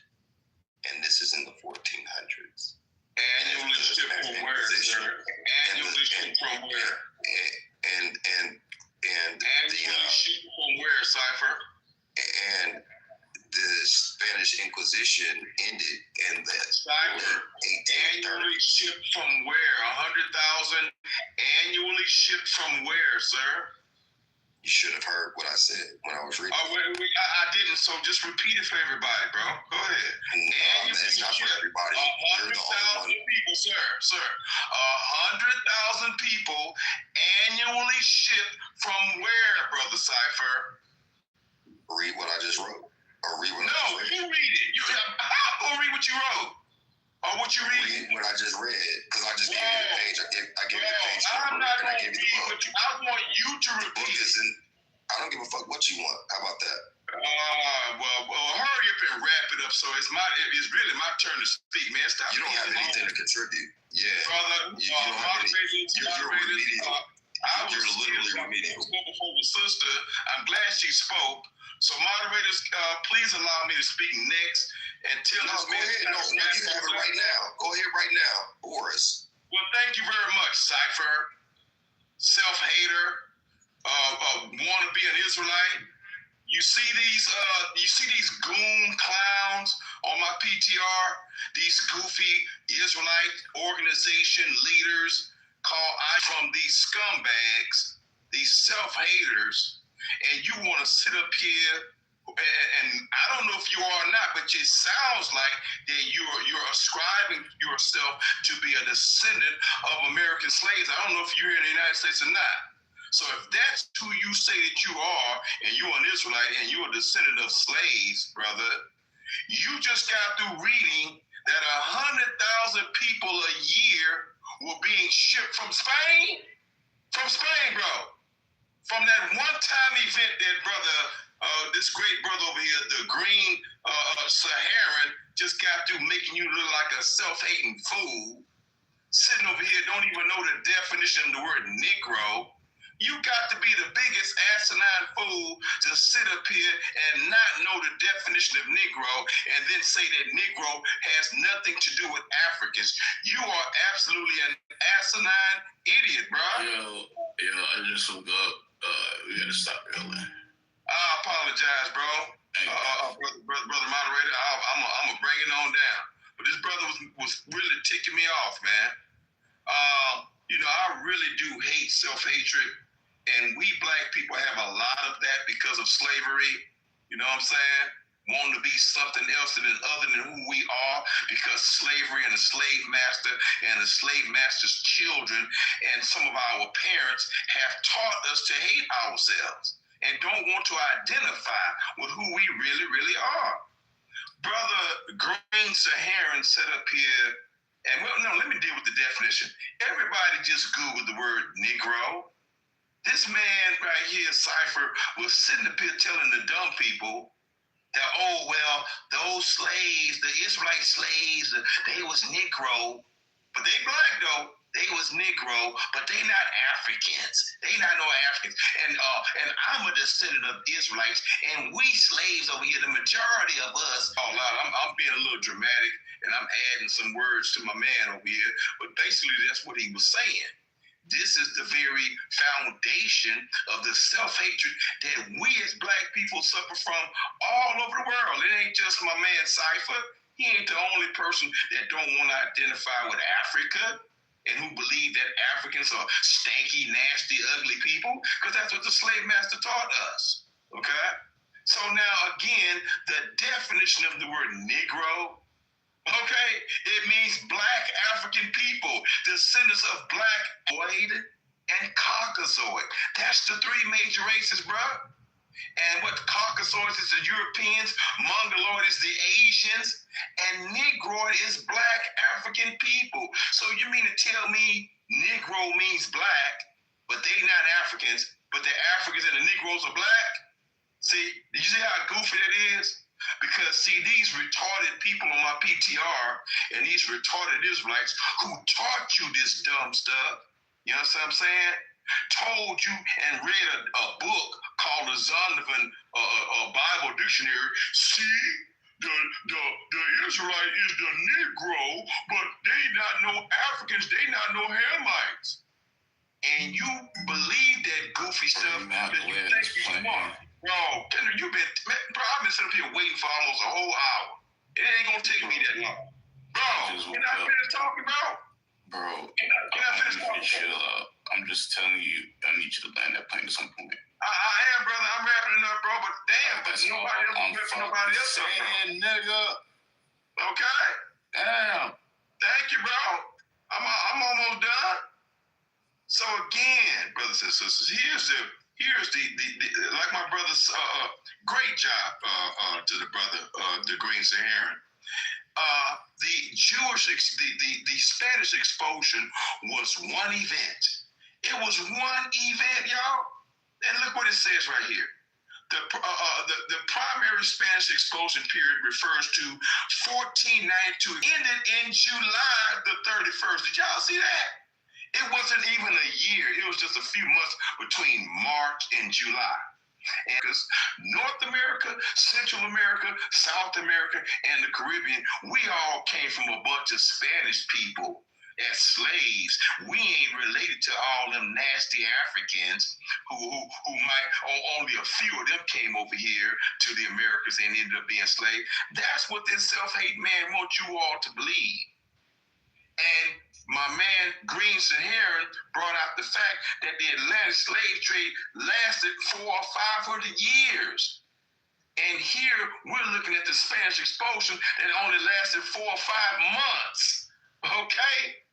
400 or 500 years versus 4 or 5 months. The majority of us, did we come from Spain? If you are a descendant of slaves, did we come from Spain? Or did we come from Africa? We came from Africa, brothers and sisters. Let's stop this self-hatred. I need y'all to pray for Brother Cypher and stop all the goofiness, bro. Thank you very much, y'all. Thank you. Thank you, Brother Black Jesus. And he didn't even follow along. We're on a smartphone and he chooses to be this damn dumb. Eating dick on the stage is ridiculous to me. But the N-word thing is real though. N-word, it just means black. You know, I remember now the language spoken. Remember the Portuguese, they were one of the spearheaders of the transatlantic slave trade. The language that they spoke, you know, they were being basically derogatory and disrespectful. They negated to call the people where they came from, i.e. the continent of Africa or maybe the state of Africa, the country in Africa they come from. You understand? So they refer to them, they use an adjective in their language. You know, they use their skin color to tell who they were. They spoke English. And if they spoke Dutch, they're going to say if they're going to describe them per their skin color, they're going to probably use the language that they spoke. We just don't know the Dutch word for melanated skin people, according to them. You know what I mean? In my opinion, you know? Yeah. But yeah, so the Spanish people, like I was telling you, Jamaica was first captured or conquered by Spain or Spanish people for 100 and something years, you know, before the British came and fought them and won and took over the island. No, because we could have almost been more. This was first a Spanish colony. We have very little remnants of what Spain left, and it's in the names of the places that they named. They named it Port Santiago. The British stripped that. You know what I'm saying? And go back to what the natives call it, Jamaica. We have, just want to say that. I hear you. I was just reading from a book from 1783, and it referenced these Negro Jews that were expelled and where they went to, and that 100,000 of them were sold annually. And then that was just the Spanish and Portuguese. Of course, we knew the British and the Dutch and others took place in but again, you say Spanish, they're using a Spanish word. You forget that that's the language that they spoke. They were calling the people based on their skin color. They were using the N-word, which is Negro. Right. Yeah, but also the root of that word also when they became Jewified. The word negus and nigget, the nugget. All of these are. Yeah, but negos is a different word. That's in a different language in Africa. Negos, it means something else. It means king. That was the head. That was the head of the Hebrew tribes, and these people were Ruler of Israel. Negos. Negos. So we're talking about expel. It doesn't mean black, my youth. Allow me to finish. All right, sorry. Reference. Yeah, it's all good. It's passionate. I get it. So here's the thing. So these people are Jews that they're talking about. The Negroes that they're kicking out of Spain and Portugal and sending to Africa are Hebrews. They're Israelites. So these words are intermixed, right? So, but forget the Negro thing, because they made the distinction between Negro and African in the literature that I just wrote, which I posted the book twice in the chat, and I gave you guys all the page, and you can go past 141 and keep going into greater detail and reference it, because this isn't the only reference that I have, right? They're literally saying that these people that were kicked out, that were Jews, were black. They call them the Black Portuguese. They call them the Negroes. All of that shit, right? Let's go back into other definitions of this, like what they were saying about the 100,000. Like, we knew that this was going on for 400 years. We know that the first place that they went to was Cartagena. They went into the Caribbean. They went into South America, too, right? So, of course, the different admixtures, all of those things, the bottlenecks, expel Negroes that they're talking about in the literature that I just spoke of. And there are many other books that support this doctrine, right? So, I mean, I'm not even bringing up the Bible yet. I haven't even touched the Bible, what that says, right? So, I mean, to the brother that, just, I think he's a fan, he just likes me or whatever, that's fine. It's just, there's so much other evidence. Argue with that, not me, because the only thing I'm reaching for is to say, this is what I found, and this is why I believe what I believe. I don't land my hat or sit my hat holistically on the laws. So when I'm citing an expulsion edict or different ordinances direct from kings, then who are we to argue with that? That's what the history book says, right? And then why would they make that up? And as far as me being ashamed, not at all. I know too much history to be ashamed of my people.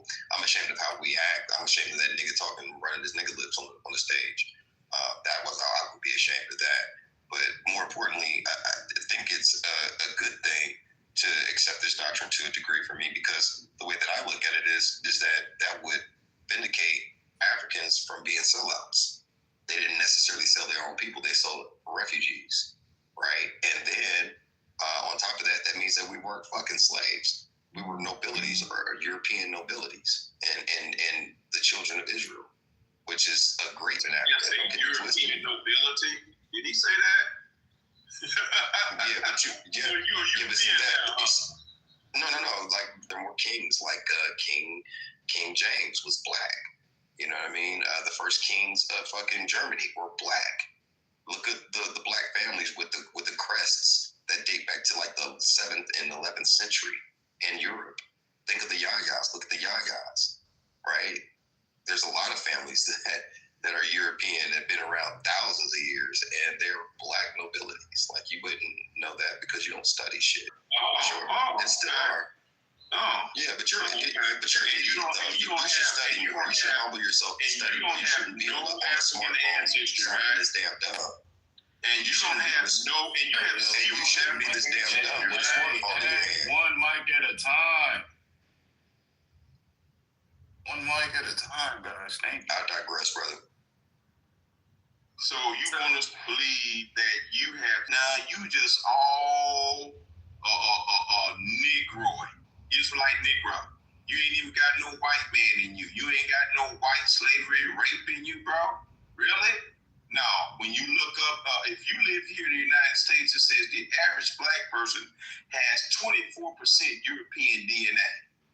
And if you want to continue to perpetrate ignorant street Negro, convict hood rat doctrine that we black people here in the Americas all came from Spain in 4 months. In 4 months, y'all. North America, Central America, South America, and the Caribbean was populated with black slaves from Spain in 4 months. okay, versus the Atlantic slave trade that lasted for 500 years that came straight out of Africa. You have lost your mind, bruh. You lost it a long time ago when somebody, perhaps your parents, taught you to hate yourself and somebody lied to you and told you that you wasn't an African. So whoever told you that is a lie, and you live in a lie, and you ain't got no problem speaking a lie, and that's a problem. That is our problem as Black people because the slave master has taught us that. All right?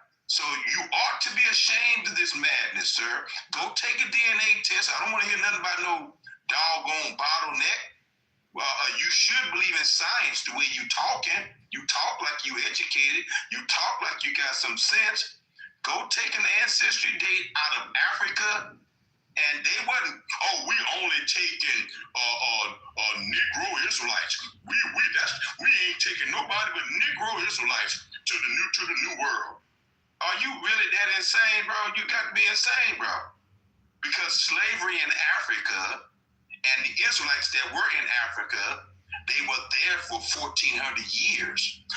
1,400 years, man. What you think they was doing all up in Africa and on the west coast of Africa with these people? They were intermingling with these people and marrying these people for 1,400 years. And before Israel became a nation, which also existed for almost 1,400 years, Israel became a people smack dab in the middle of Ham, smack dab in the middle of Kemet, Egypt, and intermarried Egyptians for 430 years. So add 430 years to 1,400 years in Africa. That's almost 1,800 to 2,000 years, bro, of marrying Black, Hamite, African people being Black. The word Negro means Black. Africans are Black. Then both of y'all Black. What the heck is you talking about? And you've been intermarrying with each other for 2,000 years. Bro, that's crazy, bro. So again, my brother, stop this fanciful self-hatred trying to make the dumb people in this room believe that all of us and the millions of slaves who came across the Atlantic slave trade all came from Spain in a span of 4 months, bro. Stop it. Thank y'all very much.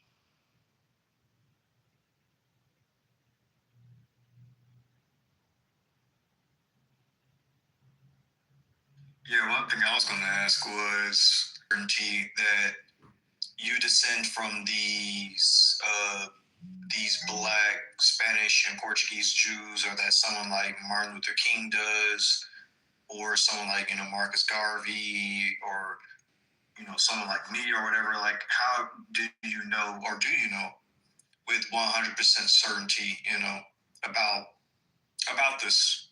Because essentially, what it kind of seems like is going on is we're looking into the past at people being called Black in Spain and Portugal, and then we understand a slave trade happened that are called Black, who come from Spain and Portugal, but how do we know for certain that, we descend from them? Like, can you break that down? Like, would you say 100% that you know for a fact you descend from them? I'm kind of curious.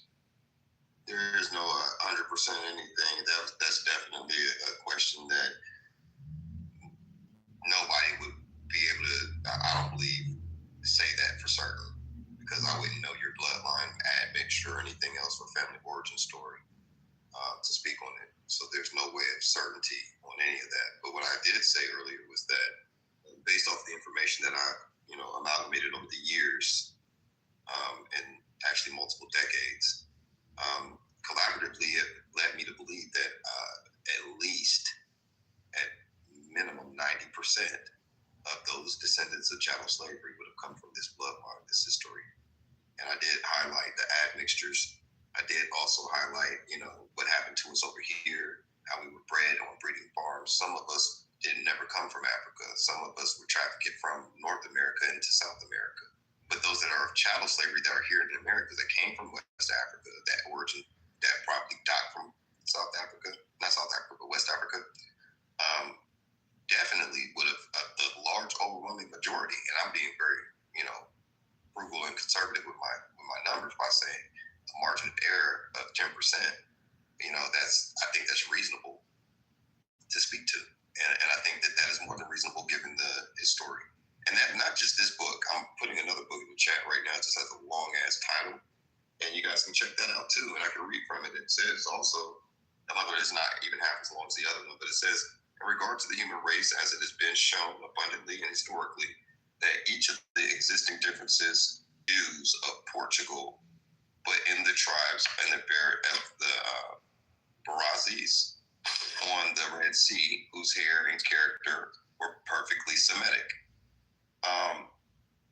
There are so many other different types. They talk about the features almost African type.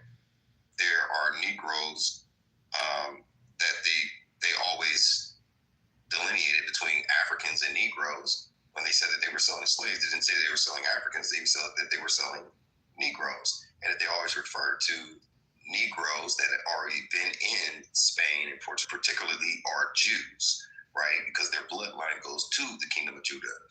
There are 11 other tribes, but they're all Israels and they're all Brews or Hebrews or Hebrews, right?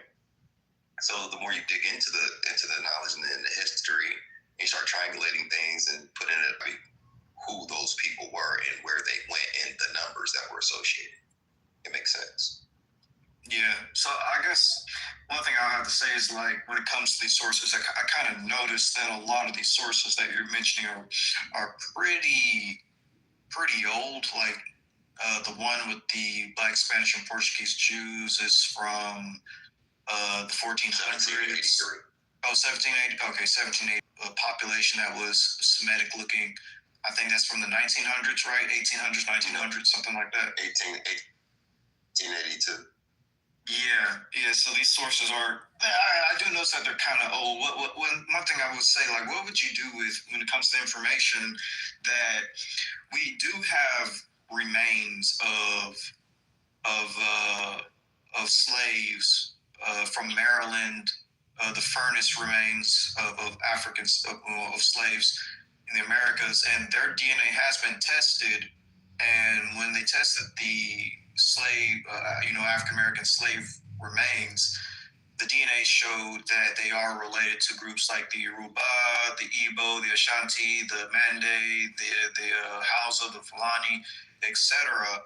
And that DNA from the slaves that they analyzed also matches modern day African Americans.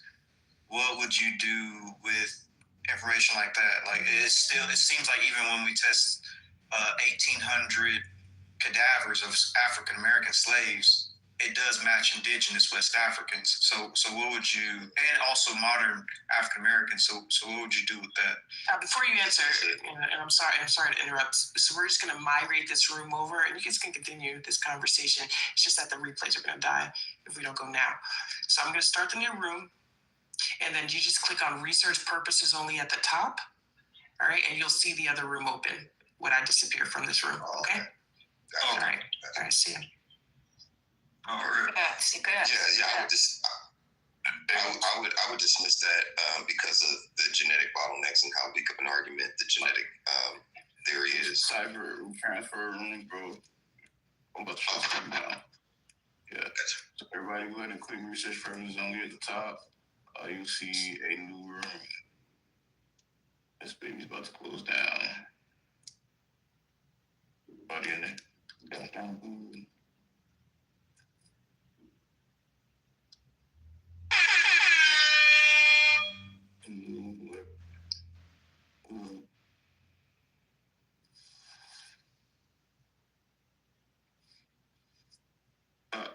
All right, the links in the chat. Just go to the new room. Come on, everybody. Kirko. I'm good. I was trying to get people to go to. Oh, you sound tired. Okay, yeah, everybody, go to the new room. click the link in the chat. Link in the chat. We're going to the new room. Really, we can just shut it. I feel like these people are asleep. We're migrating to the new room, everyone.